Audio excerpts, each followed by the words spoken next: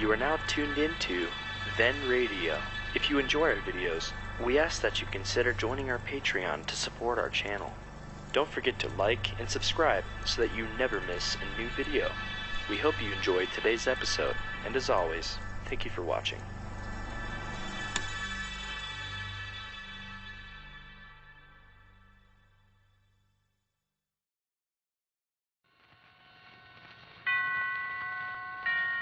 Roma Wines present Suspense.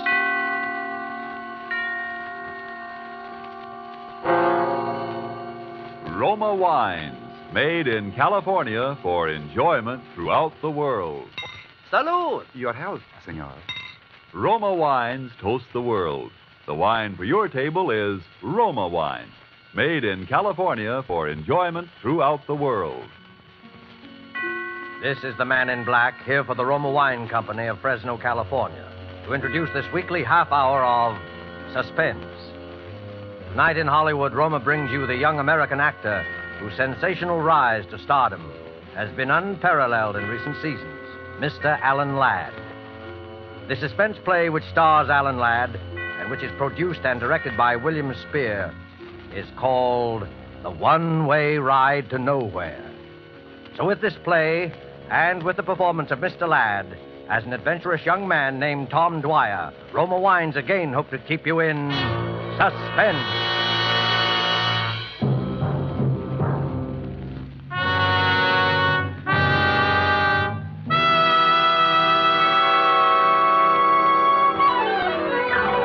Right this way, ladies and gentlemen, the thrill of a lifetime.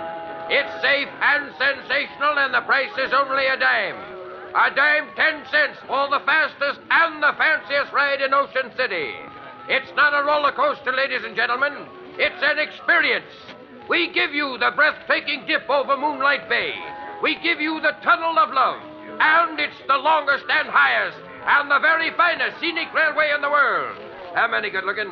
2 tickets. 2 it is. Now, listen, Tom, is this really necessary? What's the matter with you? Come on, you scared? Well, I just don't like these things, that's all. I never have. Don't be silly. It's no worse than riding to a stick-up in a prowl car. Yeah? Well, I never liked that either. Go on, get in. Oh, no, not in the last seat. That is definitely out. Okay. So we'll ride in the last seat the next time when you're over your stage fright. You'll ride in the last seat the next time. For me, this is strictly a one-shot proposition, and don't expect anything different. Your safety belt, Mac. Everybody got their safety belt buckled? Okay, folks, you're on. So here we go.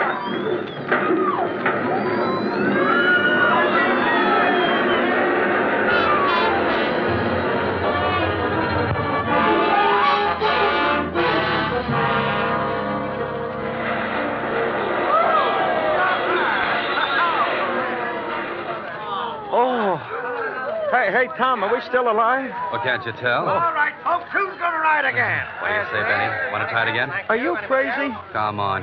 It'll do you good. Don't tell me. This thing is a menace to health and sanity. What did I tell you? Look, there's a guy passed out back there. Come on, Yeah? snap out of it. Hey, come on, get up, mister. Hey, somebody give me a hand with this guy. Here. Come here, I'll help you. All right, you get his legs. I'll take his head. Oh, I don't know why guys ride this thing if they're going to pull a fade out. Uh-oh. This guy didn't pull any fade out. Yeah, well, he ain't exactly the life of the party. You're right there, pal. He's dead. He's what? He's dead. Holy gee. Hey, well, I better call a boss. All right, folks. You'll just have to step outside the gates, please. I'm sorry, there's been a little accident here. Everybody out, please. Go on, everybody out. Hey, what's the matter, Johnny? Guy passed out. Man there says he's dead. Oh, Frank. Every season it's something. Please, folks, outside the gate, please. Yeah, go on. All right, stand back there. Stand back, everybody. What's the matter, Terry? That guy just died on us. Yeah? How come? I don't know. This man here looked him over. How do you know he's dead? You a doctor? No, officer, but it's not too hard to tell. Where is he? Back in the last seat. Come on, keep the mob outside, will you, Terry? Sure. Come on, break it up now, will you? Break it up. This the guy? Yeah. Looks like it must have been heart failure. It doesn't look to me like heart failure. Say, who are you? Dwyer's the name, Tom Dwyer. Yeah? Well, Hey, I never seen this dead guy. He never bought a ticket for me. That's right. He never had a ticket. You mean he rode for free? How could he? He rode for free, all right. say, how come you know so much about this? Me? Oh, I'm just kind of nosy. Hey, you. Yeah? Do you remember seeing this man get on the car? How do I know? They get on, they get off. I just work here. Don't you remember that my friend and I were going to get in that last seat, and then we didn't? Hey, that's right. Hey, who's this? Ben Duffy's a friend of mine. Yeah? Yeah. Now, listen. My friend and I were the last ones to get in that car. We were going to take the last seat, and then we didn't. Then the car pulled out. And when it pulled out, that last seat was empty. Hey, that's right. That last seat was empty. This dead guy never even got on the car. Yeah. Now you're getting someplace. All right, Dick Tracy, I'm listening. A roller coaster car starts out from this platform all hunky-dory and rips around the tracks about 90 miles an hour. And when it gets back here, there's a dead guy on it that wasn't on it when it started. How do you think he got on there? Dropped out of the sky? Well, figure it out for yourself, pal. If he wasn't in the car when it started, then someplace along the line he was dumped on it. And guys who have been dumped are generally guys who have been murdered.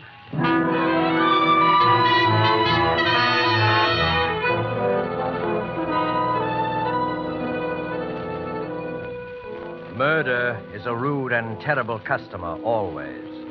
But seldom indeed has this unwelcome guest intruded more incongruously than on this particular evening when he chose to be the extra passenger on a roller coaster ride. Alan Ladd is our star of suspense in Robert L. Richards' story, The One-Way Ride to Nowhere.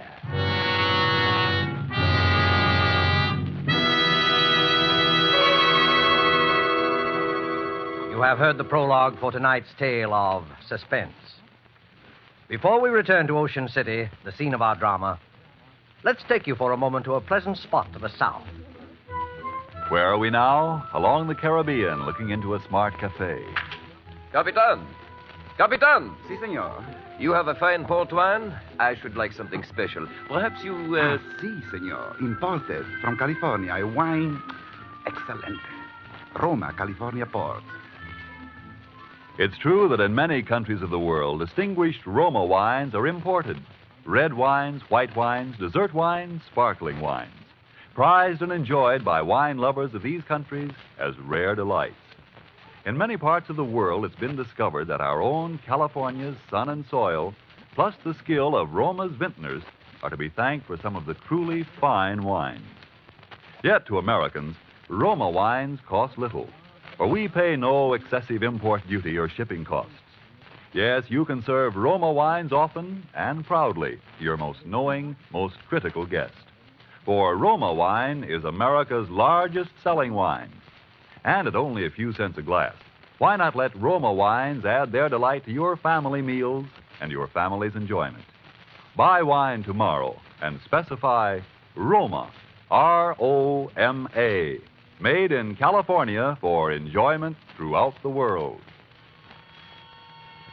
And now it is with pleasure that Roma Wines bring back to our soundstage Mr. Alan Ladd in The One-Way Ride to Nowhere, a tale well calculated to keep you in suspense.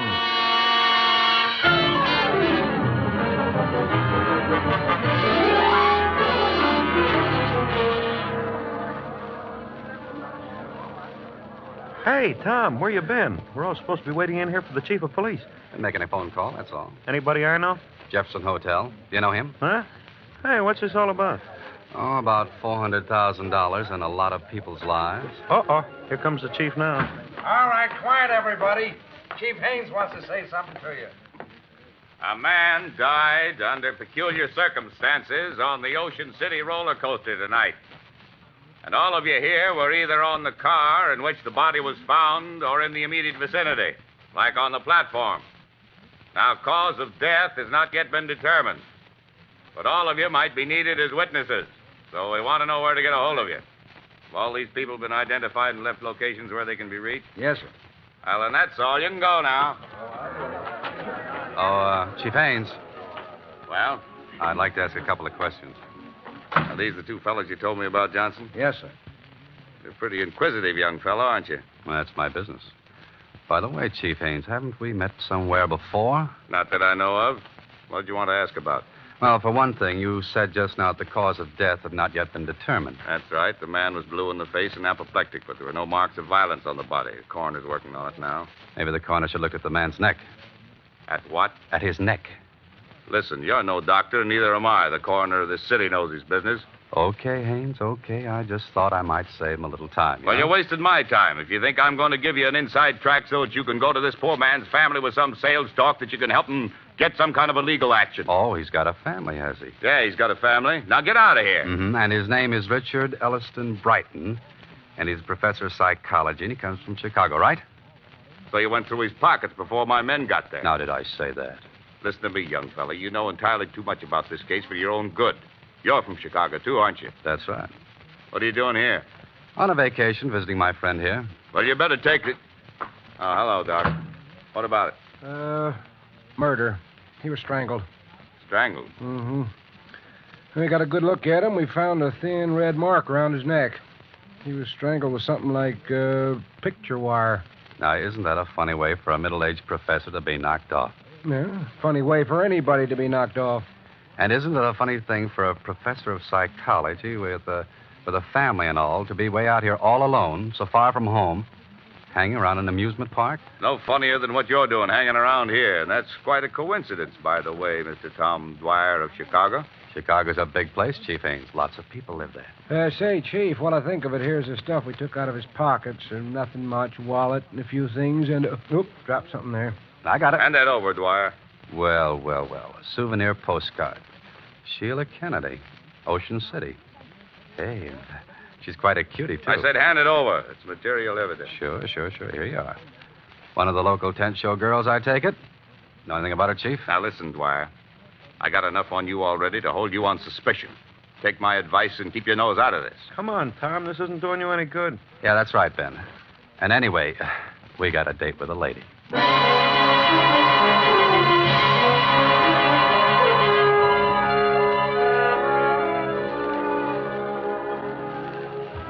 They're lovely, they're luscious, they're delightful, and they're daring.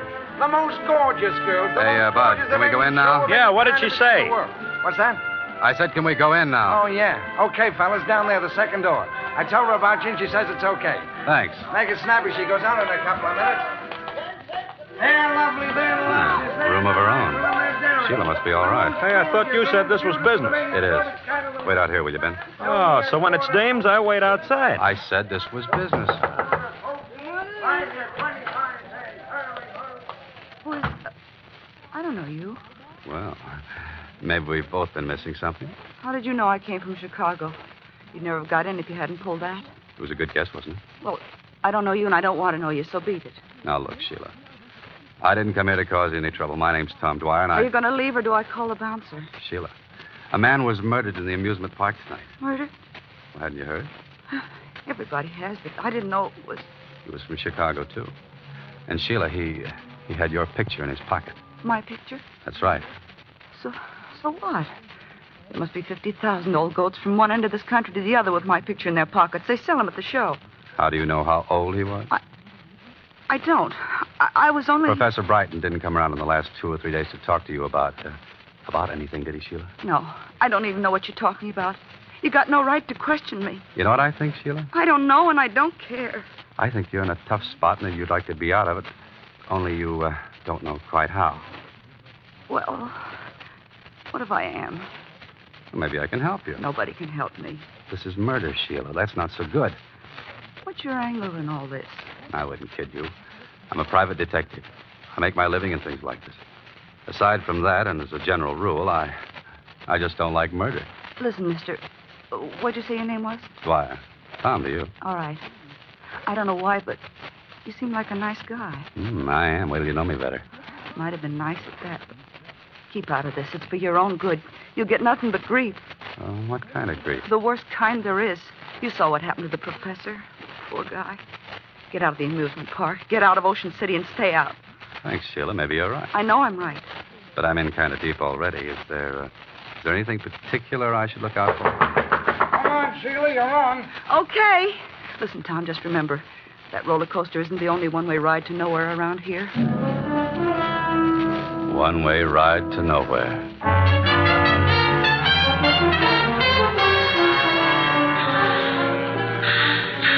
Hey, you're 10 for 25, dear. Now, who's next? 10 for 25. Yeah, what did she mean by that? It was a tip-off, man. Maybe. Red hop, they're all hop. Get the red hop. Yeah. One-way ride to nowhere, huh? That's what the professor got all right for free, but how? He was dumped on. I still say how. Well, that little problem doesn't bother me, but... The one and only, the bulletproof Hey, listen. automobile Huh? that took 3 men on a Did you hear that? one-way ride Yeah. to nowhere. Step right One-way in, ride ladies to and gentlemen. nowhere. Our Come on. show is about to begin. Hey, I think it's around there to the right. Yeah. Bulletproof automobile. Huh? Where? That tent show next to the roller coaster. Take it easy now. Okay, but Then you worry me sometimes. Did you know this thing was here? well, it wasn't here last week. How am I supposed to know what you want? If you tell a guy something once in a while, it wouldn't... Suppose you never heard of Wires McGuire either. No? Skip it. This guy's going into his routine again. Ladies and gentlemen, step right up. Inside you will see the actual bulletproof automobile in which the famous Jarvis gang sped from the scene of the $400,000 Springfield mail robbery, the most daring hold-up in modern times. Now, this is the very limousine in which they were pursued for 50 miles. 3 of them died. The 4th became a raving maniac on that last fatal one-way ride to nowhere. Step right in, ladies and gentlemen. A new show is about to Benny. begin. Benny, now I know I'm right. Is this what you came down here for? Not exactly, but there's been some funny talk lately about this mail robbery job in some funny place. I still don't get it. There were 4 guys in on that. 3 of them dead and the others in the bug house. That kind of closes the books, don't it? I'll give you a little tip, Benny. They never found the money. Huh? And the insurance company's got a standing offer of a 10% reward. 40,000 bucks. Step right over, gents. The original bulletproof automobile. Okay, maybe we'll at that. How much? 2 bits, please. Yeah. Step right inside, gentlemen. Now the car that you see before you, You is the... don't have much business, do you? Hey, what are you, a couple of public accountants? No offense. It just seems too bad. It's a swell exhibit. You're telling me. These hicks down here, they don't appreciate nothing. It must be pretty hard judging what the public will go for. Yeah. I thought this murder automobile would be a sensation, something modern, you know. And my brother found it in a junkyard in Indiana.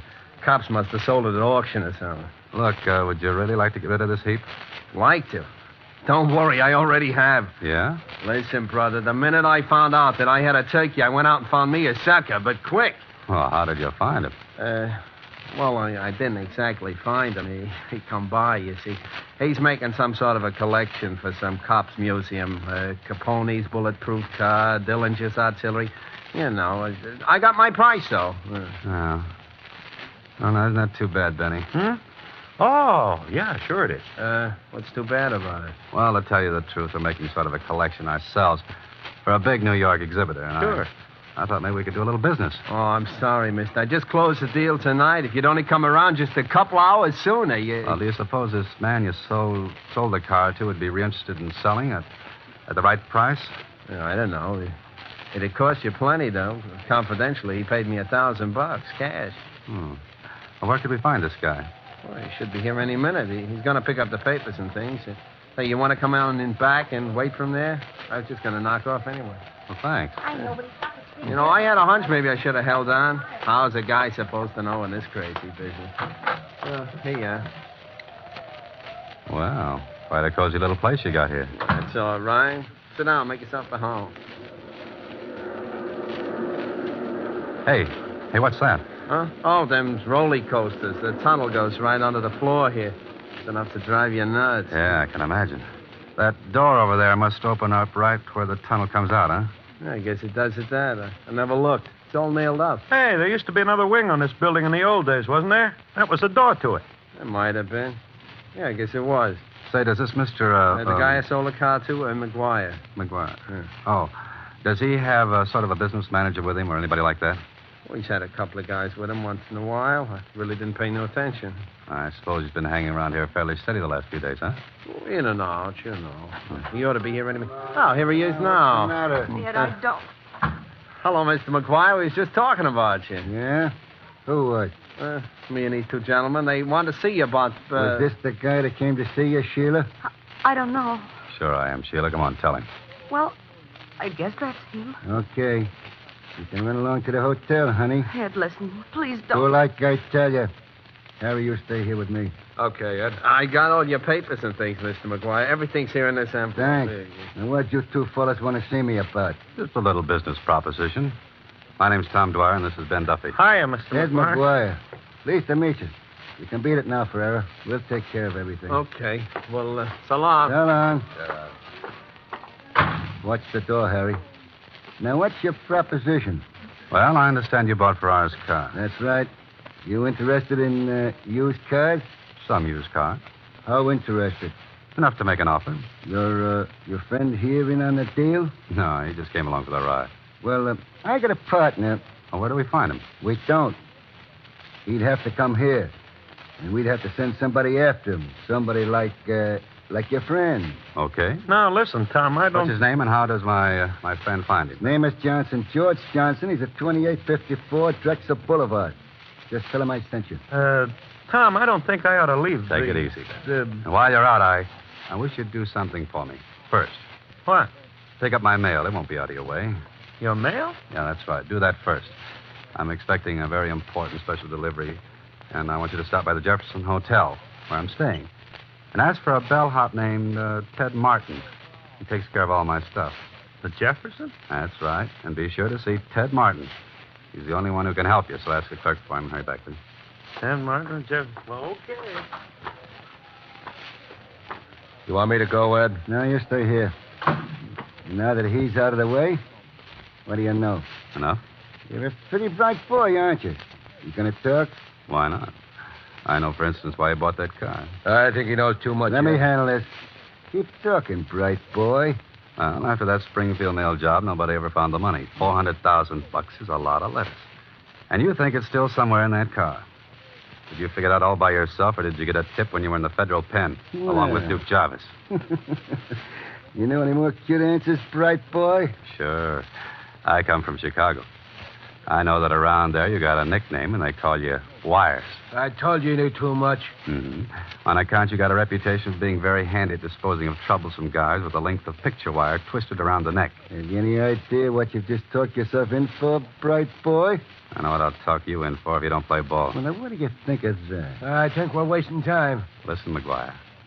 I not only know how you killed Professor Brighton, I know why. Sure you do, bright boy. Sure you do. You think I'm kidding, huh? Professor Brighton was a psychiatrist. They used to call him into the federal pen to examine guys who were wacky. They called him in to examine Duke Jarvis. Duke was the last of the Jarvis gang. The rest were all killed in the holdup. He was wacky, all right. So wacky that he let slip about the money being still hidden in the car. So when the professor heard about the car showing up, he thought he could pick up a piece of change. The poor guy, only you caught up with him first, huh? You got it all figured out, haven't you? Yeah, all but one thing. I don't think you're smart enough to have pulled this all by yourself. I think you do have a partner. I tell you, we're wasting time, Oh, man. no, we're not. Now, listen, bright boy. Who are you working for? What difference does that make? Palante. Don't you think I want to know who else is in on this? What do you say, bright boy? There's nobody. I'm working alone. Cover him, Harry. Okay. You'd better talk, bright boy. There's nothing to say. Who else knows about this? Nobody. This ain't gonna do your face any good, bright boy. Talk. Go to. Talk.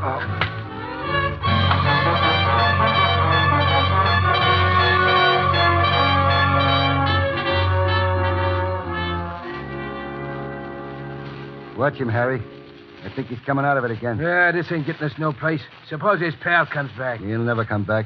By the time he finds out there ain't no such guy as George Johnson. Take a look, Harry.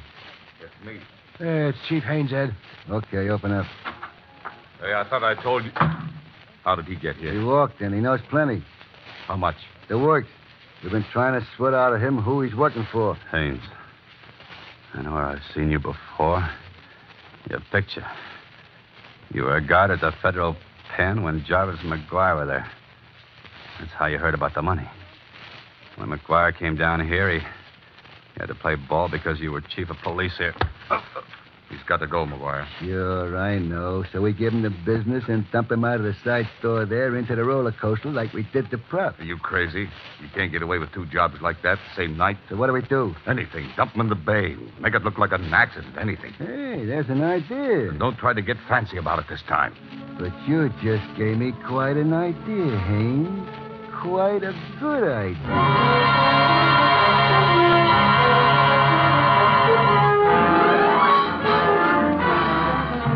The fastest and the fanciest roller coaster ride in Oakland. Keep that hat down over his face and hold him up straight. Yeah, I got him.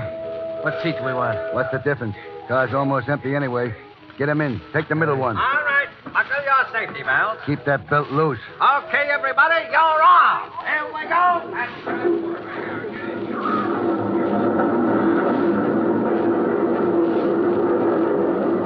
Going into the tunnel now. Tie his hands and feet while we're in the dark. Yeah, I'm doing it now. Got the sash weights on him? Yeah, around him.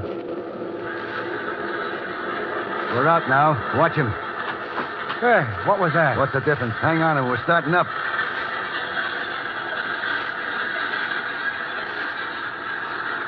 We're coming to the top. You know what to do, Harry? Yeah. When you hit the bottom of the dip over the bay. Okay. I'll yell, and we both heave together. He'll go down into that bay and sink like Okay, McGuire, put up your hands, both of you. Put them up.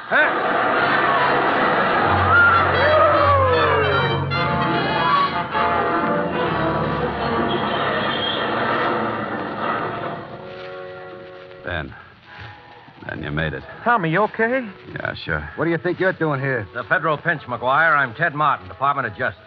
Staying at the Jefferson Hotel. Get it, McGuire? Hey, Tom, you ought to get to a dock. No, I got to get down to the police. Hey, Ted. Ted, listen, never mind about these guys. Get Haynes, chief of police. We got a couple of men down there already, Tom. When you phoned, I figured you might get mixed up with him. We've had our eye on the chief for quite a while. Well, I'll see you later. So long. Thanks, Ted. Hey, you were taking an awful chance, Tom, playing so cagey. Well, I had to be sure first. If that dame hadn't stuck around and tipped us off, we just about made it when the car went through the tunnel. That, Sheila dame, huh? Uh-huh. Say, Ben, I think I got a date with a lady. Oh? So what do I do? Well, I'll tell you. Here's a dime advance out of your $20,000 reward. Go take a ride on the roller coaster.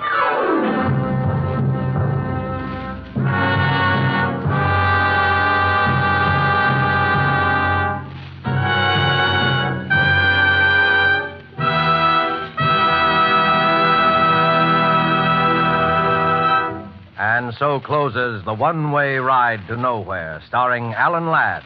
Tonight's tale of Suspense.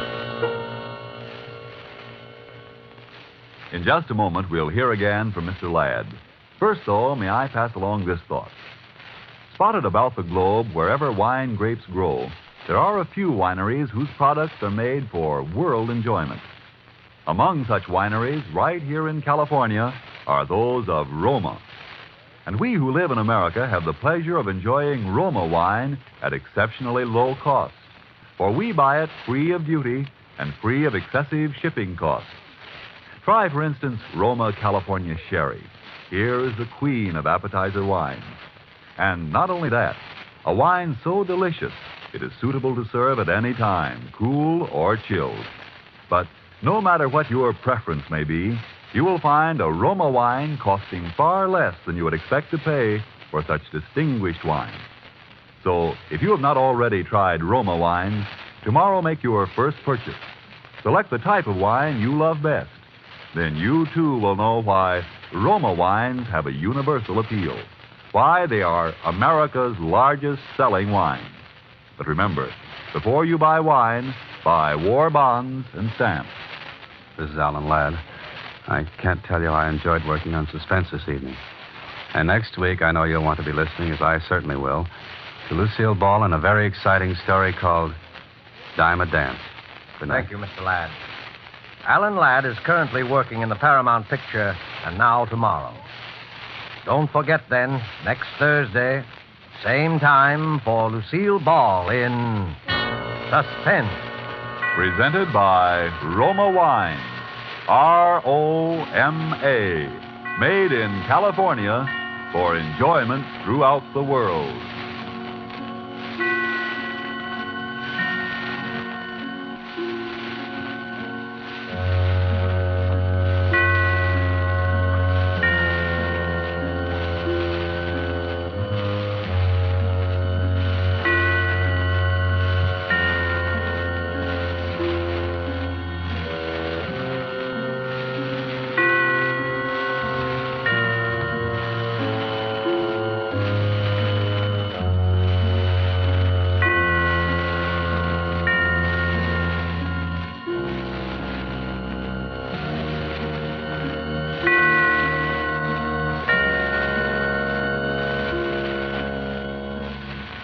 This is the Columbia Broadcasting System.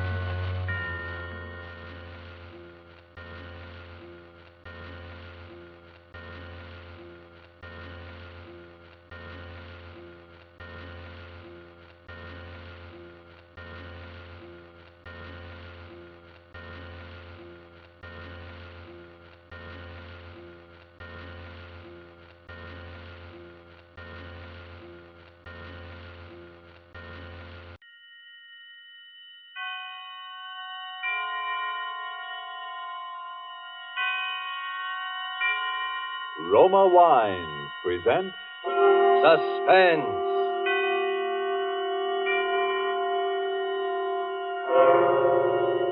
Roma Wines, made in California for enjoyment throughout the world. Salud. Your health, senor. Roma Wines toast the world. The wine for your table is Roma Wine, made in California for enjoyment throughout the world. This is the man in black, here for the Roma Wine Company of Fresno, California, to introduce this weekly half hour of Suspense. Tonight in Hollywood, Roma Wines bring you the MGM star, Miss Lucille Ball. The suspense play which stars Miss Ball, which is produced and directed by William Spear, is called Dime a Dance. It deals, as you will presently know, with Broadway life and sudden death, both set to music. And so with Dime a Dance and with the performance of Lucille Ball as a red-haired young lady named Ginger Allen, Roma Wines again hope to keep you in suspense. Have you ever danced with a murder? Doesn't cost any more for the extra thrill. It's only a dime. How could I do it, you say? I had to save my own life. I'm a taxi dancer from the Joyland Palace. One of the places just off Broadway in the 40s, you know the kind of place. Second-rate dance bands like Frankie Froman's 15 Frolickers. I was late to work that night. I ran down Broadway, scrambling through the crowd to the entrance of the Joyland. 50 beautiful girls upstairs, boys. Come in and count them yourself. No admission, 10 cents a dance. Come in, we're just getting started. The music is the very... Hello, Max.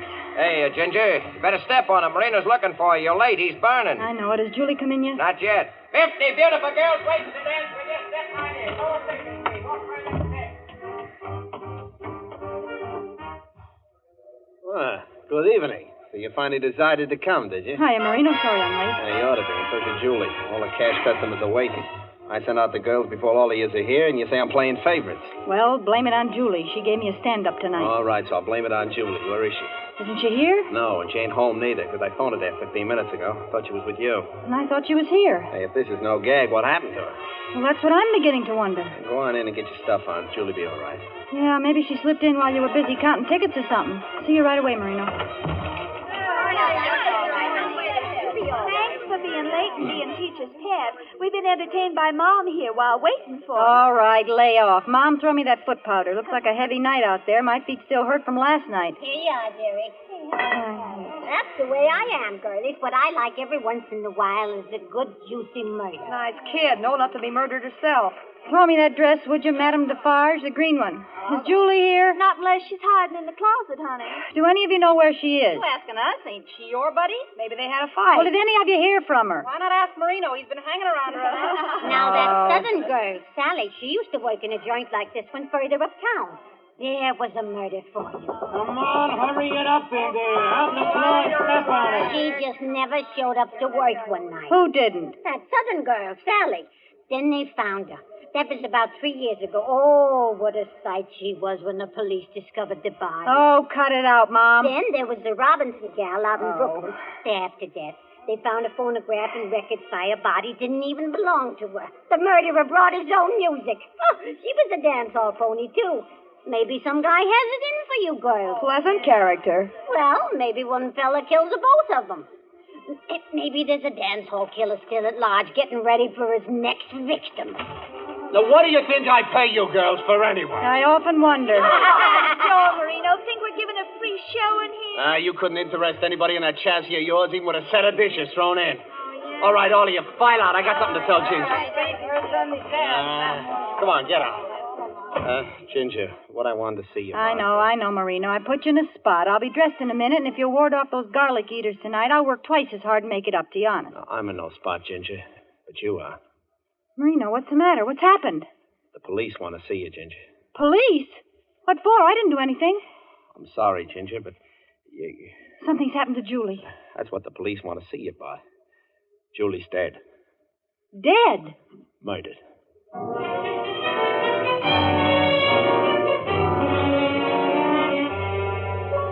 Tonight in our Suspense Theater, death is a dancing thing. Roma Wines is bringing you Lucille Ball, a star of suspense, in the Cornell Woolrich story, Dime a Dance.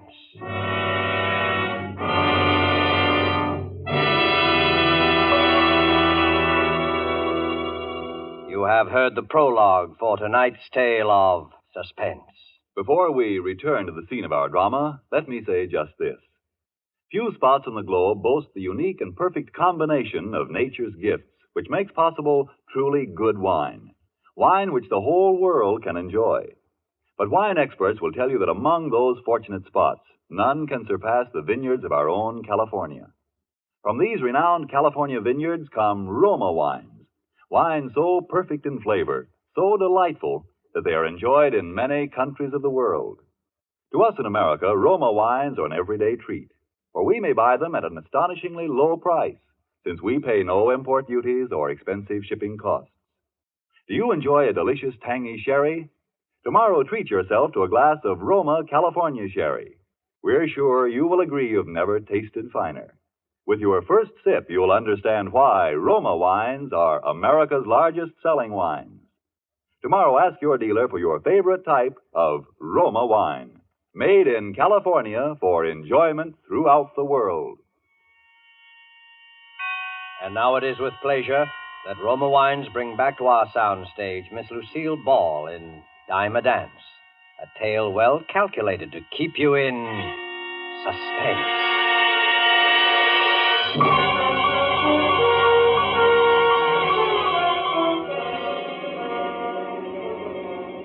All the way over in that police car with those two flat feet from homicide, I could see Marino's face when he said murdered. Poor Marino. We got out and walked up to the third floor of the building, to Julie's room. Marino never said a word. All right, sister, in here. Is she still in there? No, you won't have to look at her. Oh. How did it happen? Strangled. Why didn't she yell out? There were plenty of people around. Now, look, Ginger, we're asking the question. Yeah, but since you raise it, we figured the person who could get close enough to kill her was someone she felt safe with. She was murdered by someone she trusted, by a friend. Well, I was the only friend she had. Yeah, so they tell us. Unless she had a boyfriend. And who was her boyfriend? Yeah. If she was strangled, where did all the blood come from? Flatfoot didn't answer Marino. He shut up all at once, as if he didn't have the heart to tell us the rest of it. His eyes gave him away, though. I got the whole score just following his gaze around the room. First, he looked at the little phonograph. By using bamboo needles, she could play it late at night. Soft, so no one could hear it. The needle was worn down halfway, all shredded as though it had been played over and over.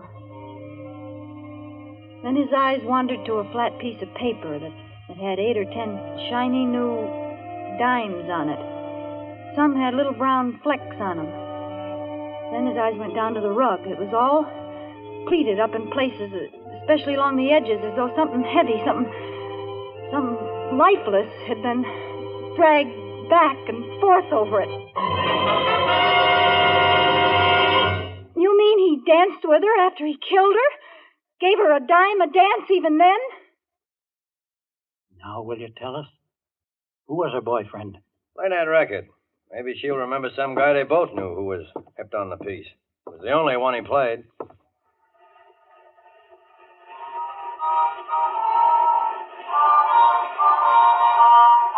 You just must die for butterflies. Turn it off! Stop it! Stop that music! That wasn't hers. She never had that record. Poor butterfly. She hated it. She couldn't stand it. Someone brought that record here with him. Sure, someone did. Maybe her boyfriend sort of. It was no boyfriend. It was someone who waited for her in that room in the dark and killed her before she could scream. It was the same madman who killed those 2 other dance hall girls. He pays a dime a dance. A dime a dance whether you're alive or dead.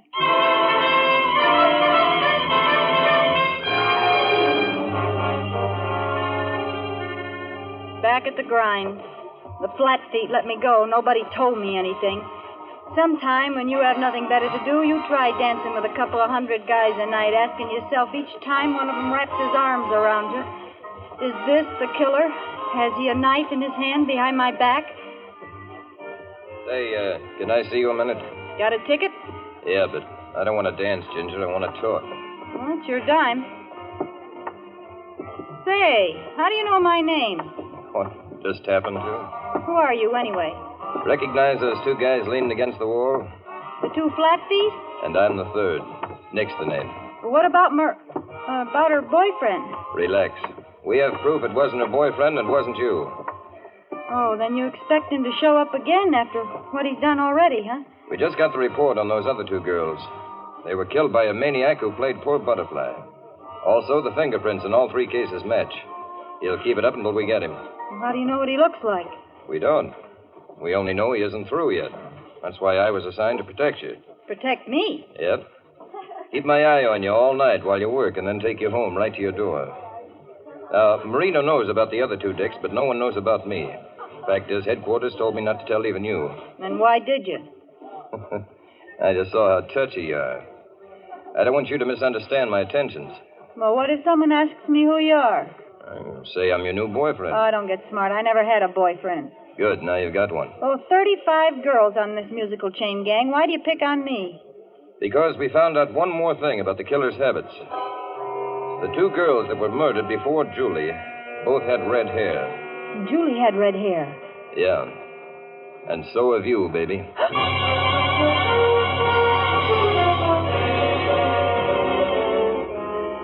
So I was set up as victim number 4. Nice thought. But every night, like the milkman, just when the girls filed out to feast the arms and eyes of the wolves, there was Nick. Now, that was some comfort. Nothing personal, you understand. It was also a comfort to see those other 2 flat feet on the job night after night. How's Ginger? Fine. How's Nick? Hey, you're 4 minutes late. Miss me? Oh, I'm just a taxpayer that wants to see a public servant earn his money. If the city got broke, I'd do this job for nothing. Uh-oh. Your straw boss, Marino's, giving you the high sign. Oh, I'll go see what he wants. You wait here. What's on your mind, Marino? Say, who is that monkey hanging around you every night? Well, he pays for his tickets, doesn't he? Yeah, but he never uses them. Who is he? My boyfriend. Oh, you known him long? Long enough. Take care of yourself, Ginger. Don't worry, Marino. I know my way around, but thanks. Besides, we're not running any matrimonial bureau around here. You got to spread yourself around a little more. Share the wealth. There's other customers. All right. Now, watch out, will you? All right. What did he want? Oh, nothing. Nick, is there any news? You know, it's a month since Julie was... No. Calm down, redhead. That's just it, that red hair. Look, why won't you let me dye it? Oh, I've got my reasons. Yeah. You great, big, silent, strong cop. That's right. Those cops. And then came that night. That horrible night. I was late as usual, got to the dressing room planning to dress in no seconds flat so I could get out on the floor and be with Nick. Somehow I felt that I was going to need him that night. Some instinct told me it was a matter of life or death. It's been a whole month since the last one. What I like every once in a while is a good juicy murder. Come on, snap it up. What do you think I pay you girls for anyway? Who are you looking out the door for, Ginger? Now, you take that killing of Julie. There was a real juicy case. Oh, shut up, Mom. Will you cut it out? Oh, I'm sorry, dearie. I keep forgetting you, and she was so cross. Well, that's all right. I'm jittery. Laverne, have you seen my boyfriend?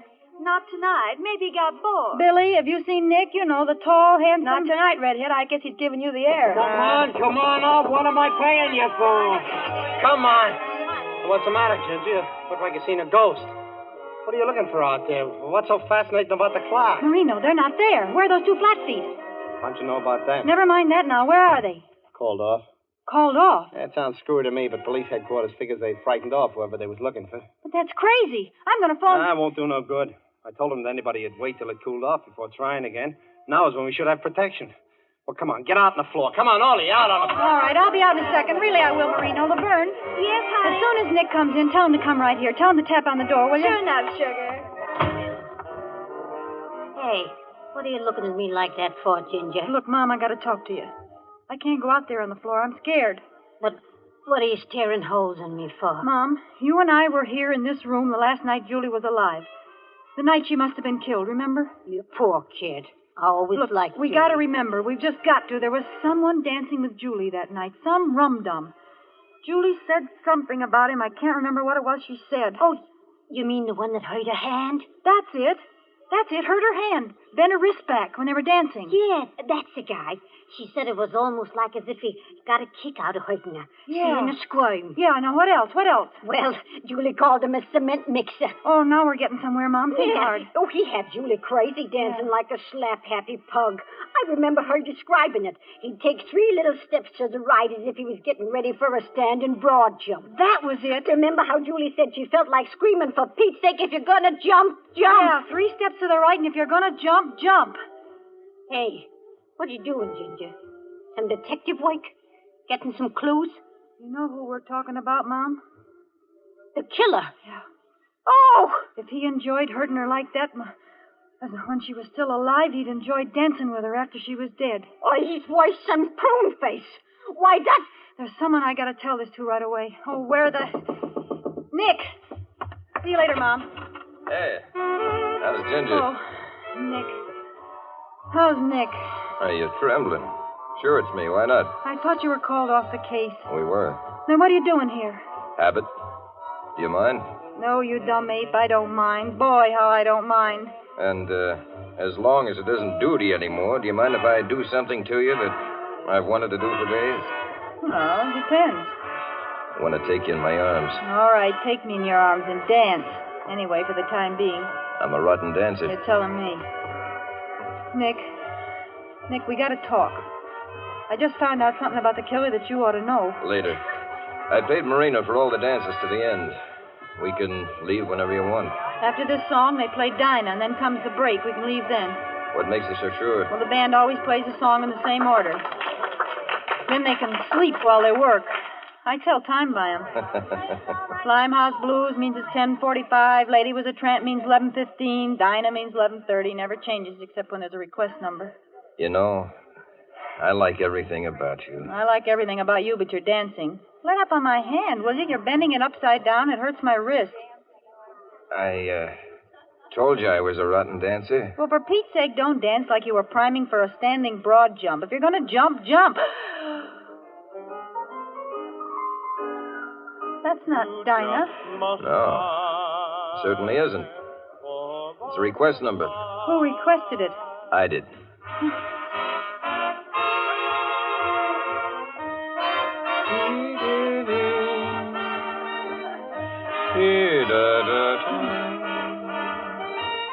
What's the matter, baby? I look sick. I feel just awful. I do feel sick. Am I dancing that bad? No, Nick, I'll have to stop. It's the air, I guess. I'll go in and get a drink of water. Yeah, drink of water in the ladies' room. Oh, I'm sorry. I'll wait here for you. I'll just be a minute.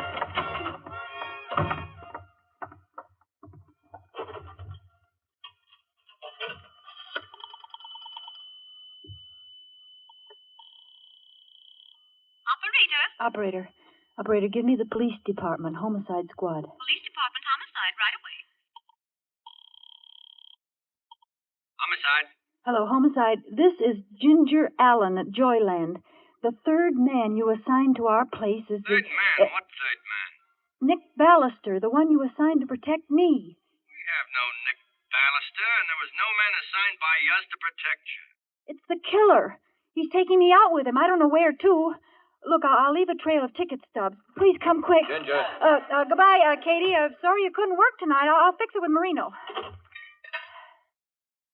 How you feeling? You shouldn't have come in here, Nick. Didn't you see the sign? All that? Men keep out, violators subject to arrest? Didn't say positively. Besides, they wouldn't arrest a cop. Why couldn't you leave me in here alone? You were gone so long, I Thought something had happened. Nothing's happened. Yet.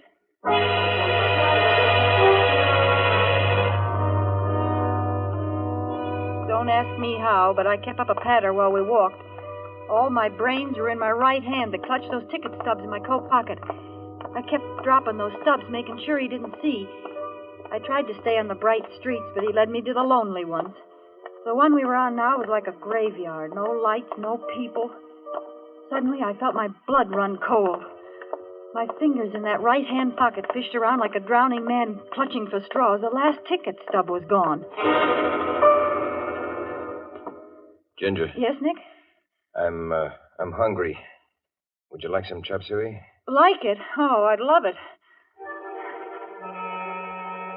He ate that chop suey with an appetite, like a guy who had work to do. Work he was going to enjoy. I side-sneaked a glance at the jukebox without turning my head, just my eyes. What a relief. All kinds of songs, but no poor butterfly. Nick was beginning to act nervous. He'd guzzle a cup of tea, pour another, and keep looking over his shoulder like he was worried somebody might be following us. Then he'd grin like he used to and reach over for my hand. He pressed my fingers till they hurt. Hard, like he never pressed them before. I guess he couldn't wait. And suddenly he stood up. Ask the waiter for the check, Ginger. I'm just going to wash my hands. Then it's time we left. Waiter, quick. Yes, ma'am. What will it be? I'm leaving. When my boyfriend comes out, tell him you think I went back to the powder room. A gag, he's a deadbeat. I want to shake him. Maybe don't understand. Marino, how did you get here? Mom told me, and I followed your ticket stubs. He almost saw me. Come on, quick. Marino, thank heaven you got here. Hurry up.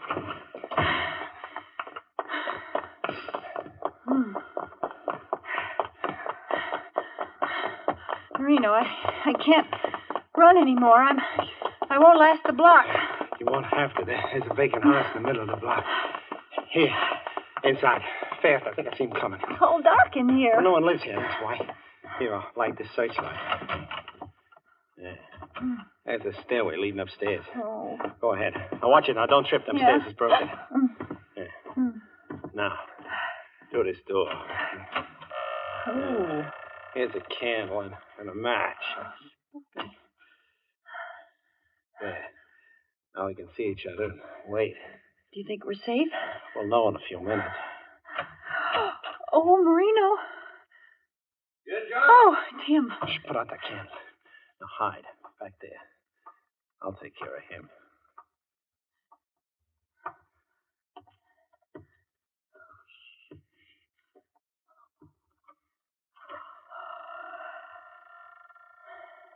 Ginger. Tim. All right, you ask for it. We'll see about that.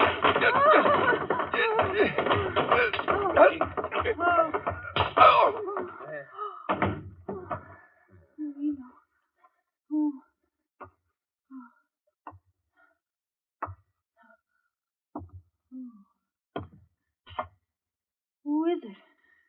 Who is it? Answer me. Answer me, please. Oh.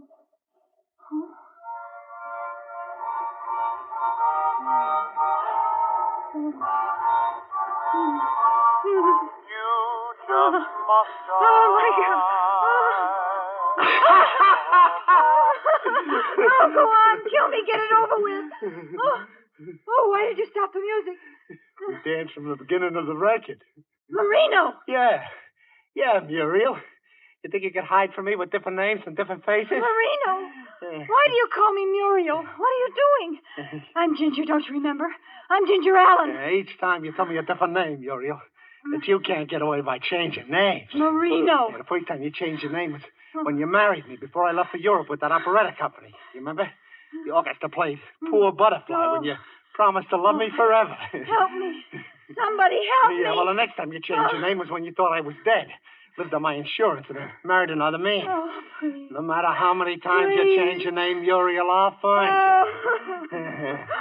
No, not me. You killed her. You killed her, Marino, again and again. You only killed her last month, Marino. Each time I think I have, she rises again. This time I'm going to kill you and your lover. This is the last time. Oh, Nick! And now we dance. Now we dance. Here are your dimes. The road you were coming right. There. boy dance. And then you just must die.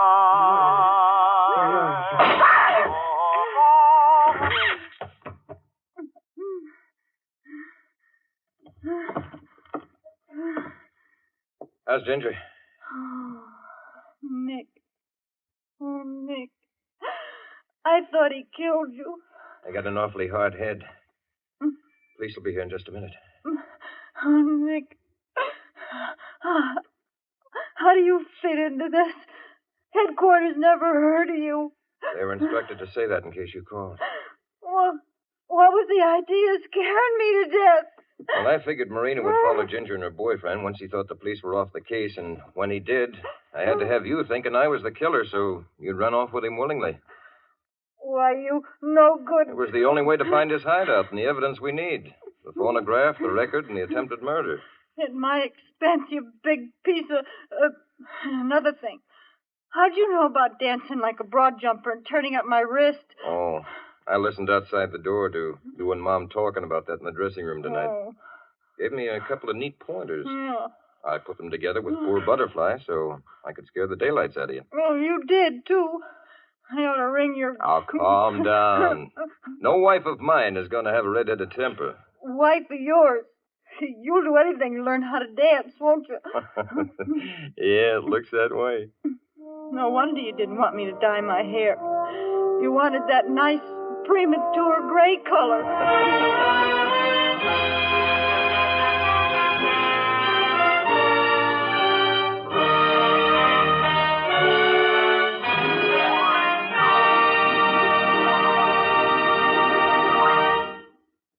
And so closes Dime a Dance, presented by Roma Wines, and starring Lucille Ball, tonight's tale of Suspense. In just a moment, we'll hear again from Miss Ball. First, though, let's visit a glamorous casino somewhere on the sunny Caribbean. Smartly dressed people stroll about the gardens. The strains of a Cuban song float out. Two men watch from a table on the terrace. One is a Cuban, the other a North American. One is about to propose a toast. To your beautiful country, Jose. I drink to that. Now I propose a toast to this wine in which we drink our toast. It comes from North America, from California. Its name is Roma. Only a few places in the world produce wines so fine that many countries enjoy them. And among these enjoyable wines are Roma wines, for they come from vineyard districts that are among the finest in the world, our own sunny California. What better testimonial to the quality of Roma wines could you ask than the fact that Roma wines are made in California for the enjoyment of the world? There is a fine Roma wine for you, whether your taste calls for a sherry, a burgundy, or sauterne. And no matter what type of Roma wine you buy, you know you're receiving a truly fine wine at a price made possible because Roma wines are the overwhelming favorite of Americans, America's largest selling wines.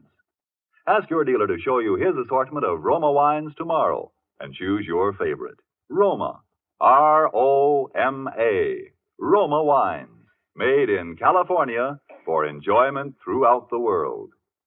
Remember, this is the year of decision, and that means that this year, more than ever before, we should all buy more and even more war bonds and stamps. This is Lucille Ball. It's been a great pleasure to appear on Suspense this evening. Next week, I know you'll want to be listening, as I certainly will, to a very wonderful actor, Mr. Paul Lucas, who will appear in a suspense play called A World of Darkness. Thank you, Miss Ball. Lucille Ball appeared tonight through the courtesy of Metro-Goldwyn-Mayer, producers of Madame Curie. Don't forget, then, next Thursday, same time, for Paul Lucas in Suspense.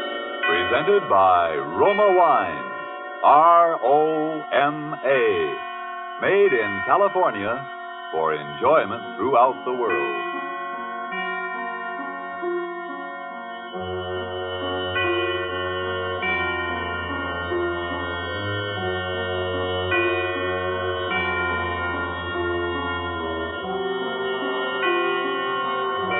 This is the Columbia Broadcasting System.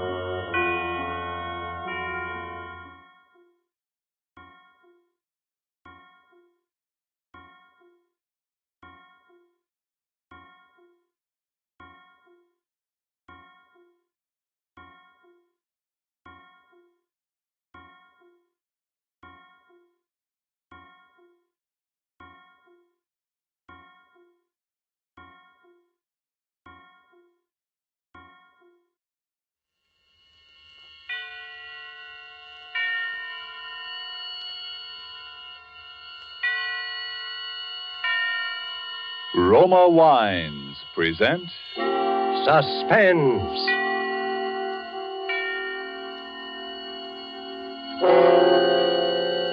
Roma Wines, made in California for enjoyment throughout the world. Salud. Your health, senor. Roma Wines toast the world. The wine for your table is Roma Wine, made in California for enjoyment throughout the world. This is the man in black, here for the Roma Wine Company of Fresno, California, to introduce this weekly half hour of Suspense. Tonight in Hollywood, Roma Wines bring you the distinguished actor who has just won the New York Film Critics Award for his performance in Watch on the Rhine, Mr. Paul Lucas. The suspense play which stars Mr. Lucas and which is produced and directed by William Spear is called A World of Darkness. And so with the performance of Paul Lucas as the musician named Anton Rizak, to whom the world was a world of darkness, we again hope to keep you in suspense.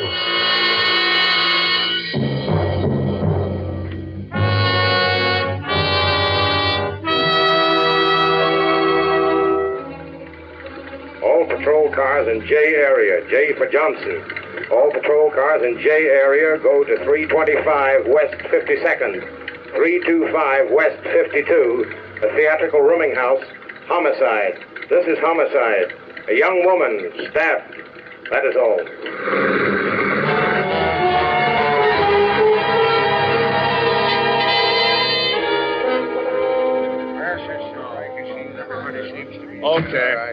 Okay. Is everybody here now? Yes, I think I've got all of them. There's Mrs. Collins, Mr. Farrell, Miss Walker, Mr. Gunther. Yes, they're all here, Lieutenant. You're the landlady, Mrs. Washburn, right? Well, if you want to be blunt about it.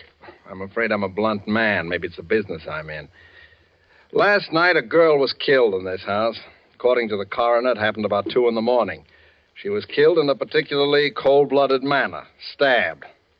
And that's murder. There's no two ways about it.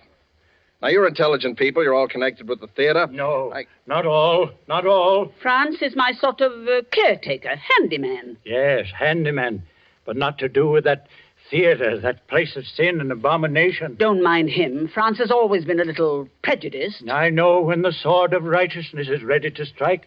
Where were you at 2 o'clock in the morning? I was in my room waiting. What were you waiting for? Now, look, don't you people realize what you're up against? Till you can account for your actions last night, you're all under suspicion of murder. What makes you so sure one of us did it? Oh, you were Miss Nancy Collins' fiancé, is that right, Mr. Farrell? Yes. What were you doing last night? I was out working. Anybody see you? I don't know. I don't think so. How do I know? What were you doing out walking around at 2 o'clock in the morning? Well, after what happened, Oh? What happened? Oh, nothing. I was upset, that's all. Why don't you tell him the truth, Daniel? The truth? What's the use of all this talking? It's not going to bring her back. What did you mean by that, Mrs. Collins? What truth? It's not my place to say. Daniel considers it a personal matter. It couldn't have had anything to do with what... Oh, I'm sure no one is concealing anything of the slightest importance. Everyone loved Nancy. Everyone. Please. I know what you're getting around to. Why, Kay. That everyone loved her but me. That I hated her. But I didn't. Well, not enough to do a thing like that. Where were you at 2 this morning, Miss Walker? In my room. Can you prove that? No, of course I can't. That's the whole thing, don't you see? No, listen. Who's playing that piano? That's Mr. Rejek in the room across the hall. He's a musician. Does he live here? Yes. Why didn't you tell me? I thought you said everybody was here. No use talking to him. He doesn't even know about it. Will you please let me handle this? Really, Lieutenant, he couldn't tell you anything. You see, You get him in here, Haggerty. Go get him. Okay. Now, listen. You people have got an awful lot of explaining to do. None of you can prove where you were or what you were doing or why you were doing it. What about you, Mrs. Collins? You don't think... After all, I am poor Nancy's mother. Mrs. Collins, I'm just trying to get at the facts. You have the room next to Nancy. Didn't you even hear anything? No. I've had insomnia for years. I have to take a strong sedative every night. Here comes Mr. Rejek. Oh, Mr. Rejek, I'm sorry to disturb you, sir. I didn't realize that... That I was blind? Oh, it is no matter. I was waiting for you to send for me, officer. You knew the police were here? But of course. Oh, Mrs. Washburn, has anyone seen anything of Carl yet this morning? No, not yet. Who is Carl, Mr. A.J.? My Belgian police dog, who guides me. He has wandered off somewhere. Although I cannot say I blame him. It is not much fun being a companion only to a blind man. Oh, well, he'll come back. That kind always does. Oh, I'm not worried. But now you wish to speak of the terrible thing that has happened to poor Nancy. Oh, you know about that? Unfortunately, yes. By the way, here is the key to her room. It was locked and you were obliged to force it, were you not? Why, yes, but how did you... How do I have the key? And how do I know? You see, I'm a blind man. But there are many ways for a blind man to know many, many things. Yes, I see. Poor Nancy. Poor child.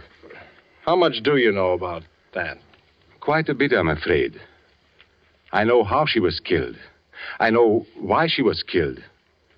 And I know who killed her.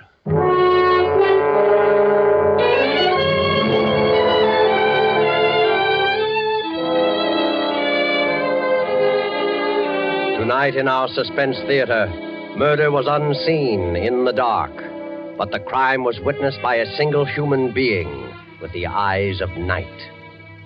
Roma Wines is bringing you Paul Lucas as star of Suspense in the Robert L. Richards story, A World of Darkness.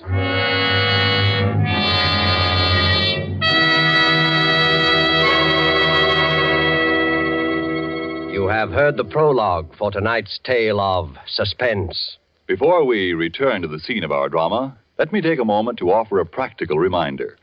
Sudden calls on your hospitality suggest the advantages of having several Roma wines always on hand. For smart and gracious entertaining, nothing can take the place of a glass of Roma wine, whether as an enjoyable beverage by itself or on the table with meals. And look how economical entertainment centered around good wine can be. Only a few cents a glass when you choose the largest selling wines of America, Roma wines. Location of Roma wineries in favored wine districts of California and Roma's vast experience and skill as winemakers explain why wine connoisseurs of other lands hail Roma wines and keenly enjoy them. So you know you are complimenting your guests' good taste when you serve Roma wines, made in California for enjoyment throughout the world. And now it is with pleasure that Roma Wines bring back to our soundstage Mr. Paul Lucas in A World of Darkness, a tale well calculated to keep you in suspense.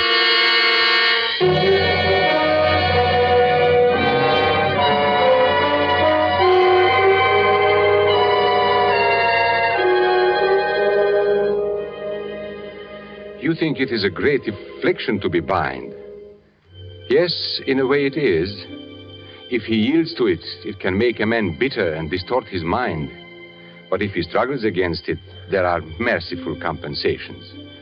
In time, he reaches out into the world again and finds he can perceive the meaning of the life around him without his eyes.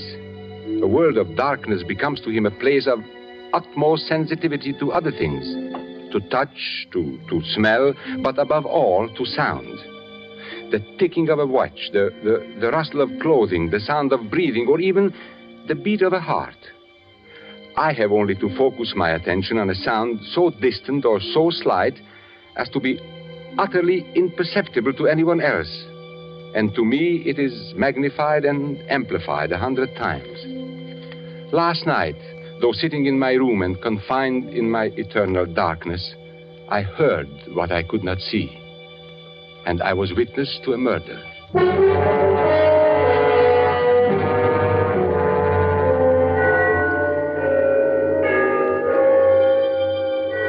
The bells of Trinity had just run the 3/4 hour. They are at the lower extremity of the city, but I always like to listen for them.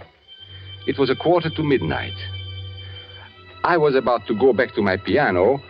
I had been working on a little composition of my own when I heard Nancy coming down the street from the direction of the theater. She was walking very fast.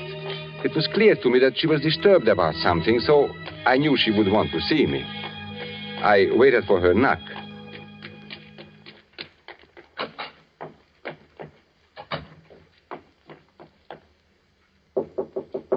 Anton. Yes, Nancy, come in. Oh, you are troubled. What is it? How did you know? You know I can always tell these things. See, even Carl knows. Oh, hello, Carl. He's so nice. You're both so nice. Carl and I. Huh? You know he loves you, Nancy. I think he really does. Almost as much as he loves me. I know. Oh, I'm going to miss you both terribly. You are going away? Anton, I'm going to marry Danny Farrell. To marry? Yes, he's quitting the stage and he's going into the army. I'm going with him. That's what I want to tell you about. I see. Anton, you've always been so good to me. You've helped me so much, and I've always felt that you liked me. More than that, Nancy. I'm very, very fond of you. Oh, Anton, you're the best friend I've ever had. But I'm nearly twice your age and blind. Oh, that doesn't matter. We've had some wonderful times together. Yes.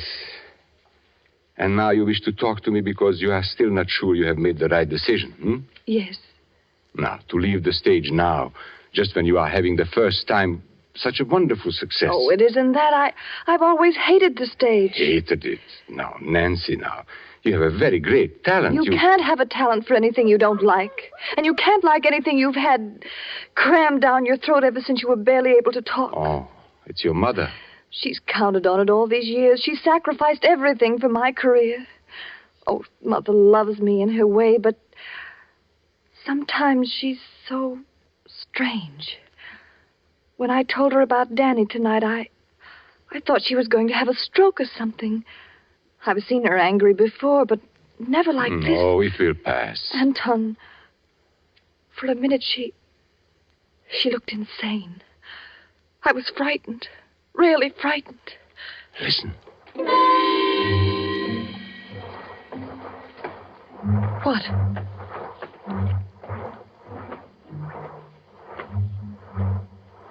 Anton, what is it? Your mother, leaving her room.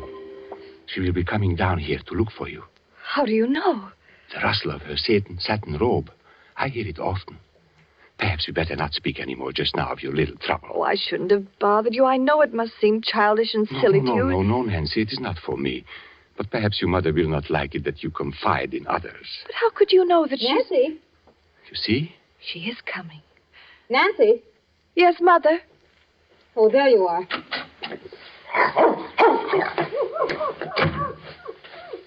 I thought you might be here. Good evening, Edna. Nancy, you really must come upstairs now. If I'm going to have your new dress ready for the equity party, I've got to cut it from the pattern tonight, and I want you to help me. Mother, I'm not going to the party. Why, Nancy, of course you are.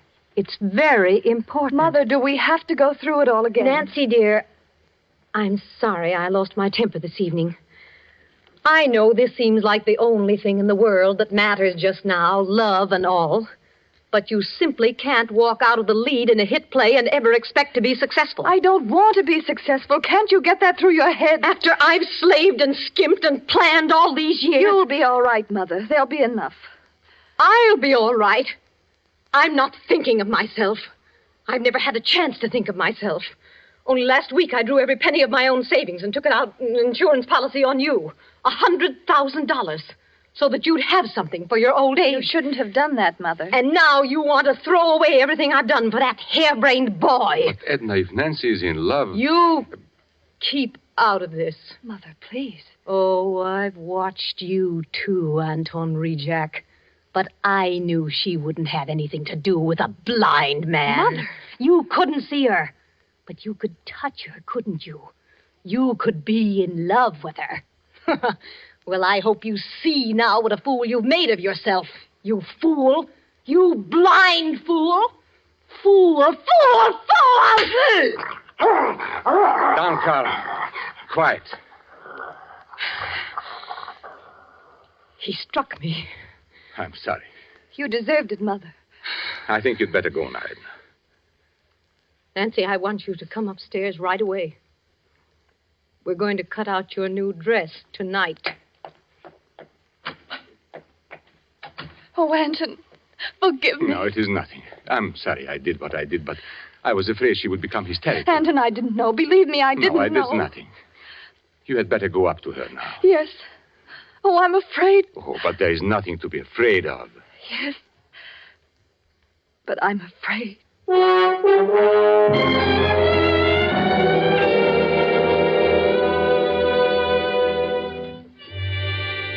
I could not sleep, although it was late. I tried to go back to my work, but my attention wandered. I could not keep from mind from what was going on in that room upstairs. I heard each sound as clearly as though the cause of it were there at my very side.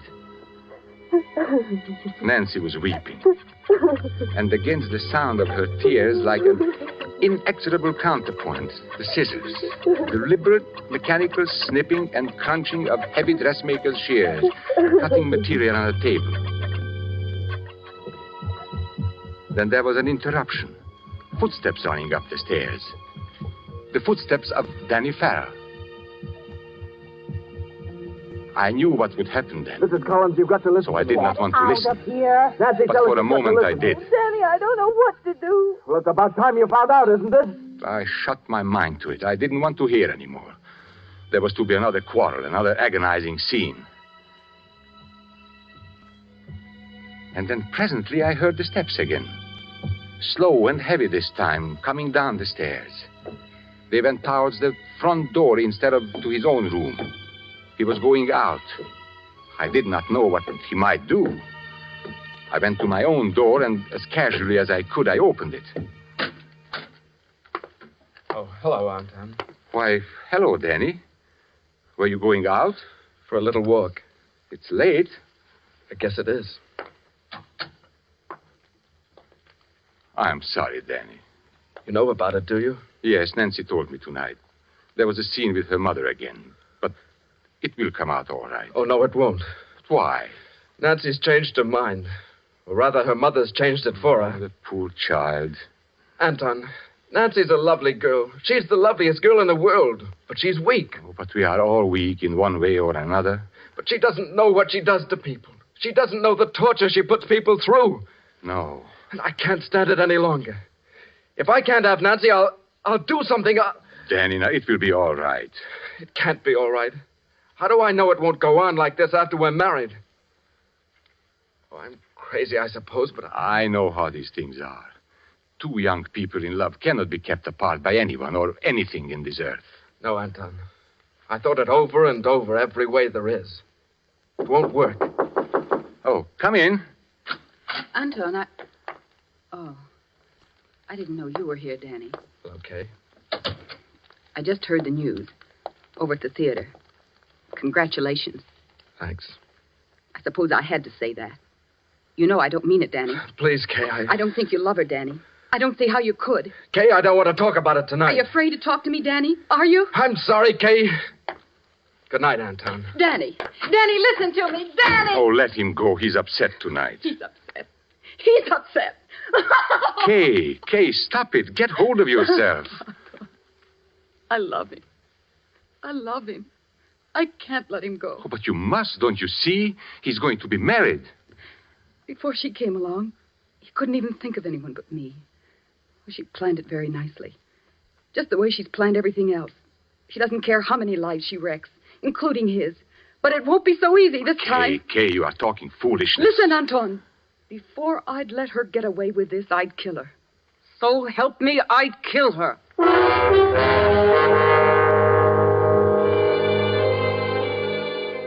She left me at last. I paid no heed to where she went. I was disturbed and troubled. I sat in the darkness of my mind thinking. Then I heard steps again. Those odd, dragging steps coming towards my door. Franz? Yes, Mr. Reject. Did you want to see me, Franz? No, I was only listening. Listening? To what? Don't you hear it? The beating of the wings? They've been close about the house all evening. Oh, have they? The time is very near. Are you a good man, Mr. Reject? Now, I don't know, Franz. I try to be. The black angel with the bright sword of righteousness and vengeance. Do you think we can escape him? Well, I hope so. No. Don't you know what goes on in this house? Haven't you seen them? With their painted lips, the tinkling rings and bracelets, and the vanity and the scoffing? Yes, Franz. What have you in your bag there?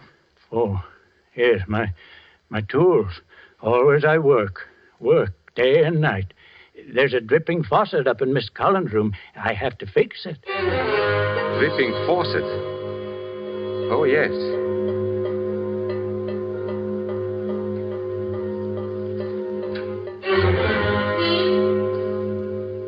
What's the matter, Mr. Reject? Did you think of something? Oh, yes. I was thinking that I must take Carl out for a walk. Oh, now, Carl, down. Hello there, Carl. He's a fine dog, eh? Franz. Yes. Go along. Do what I told you. It's late. Yes. I do what I'm told. Remove out of the midst of Babylon and go forth out of the land of the Chaldeans.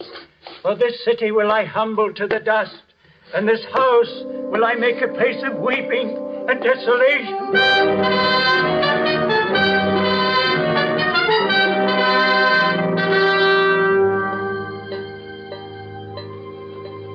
The moment the old man called my attention to the faucet, I had heard it. When I went back into my room, I still heard it. I heard the old man tinkering with the pipes. Then the dripping grew less and stopped. Then the shears began again.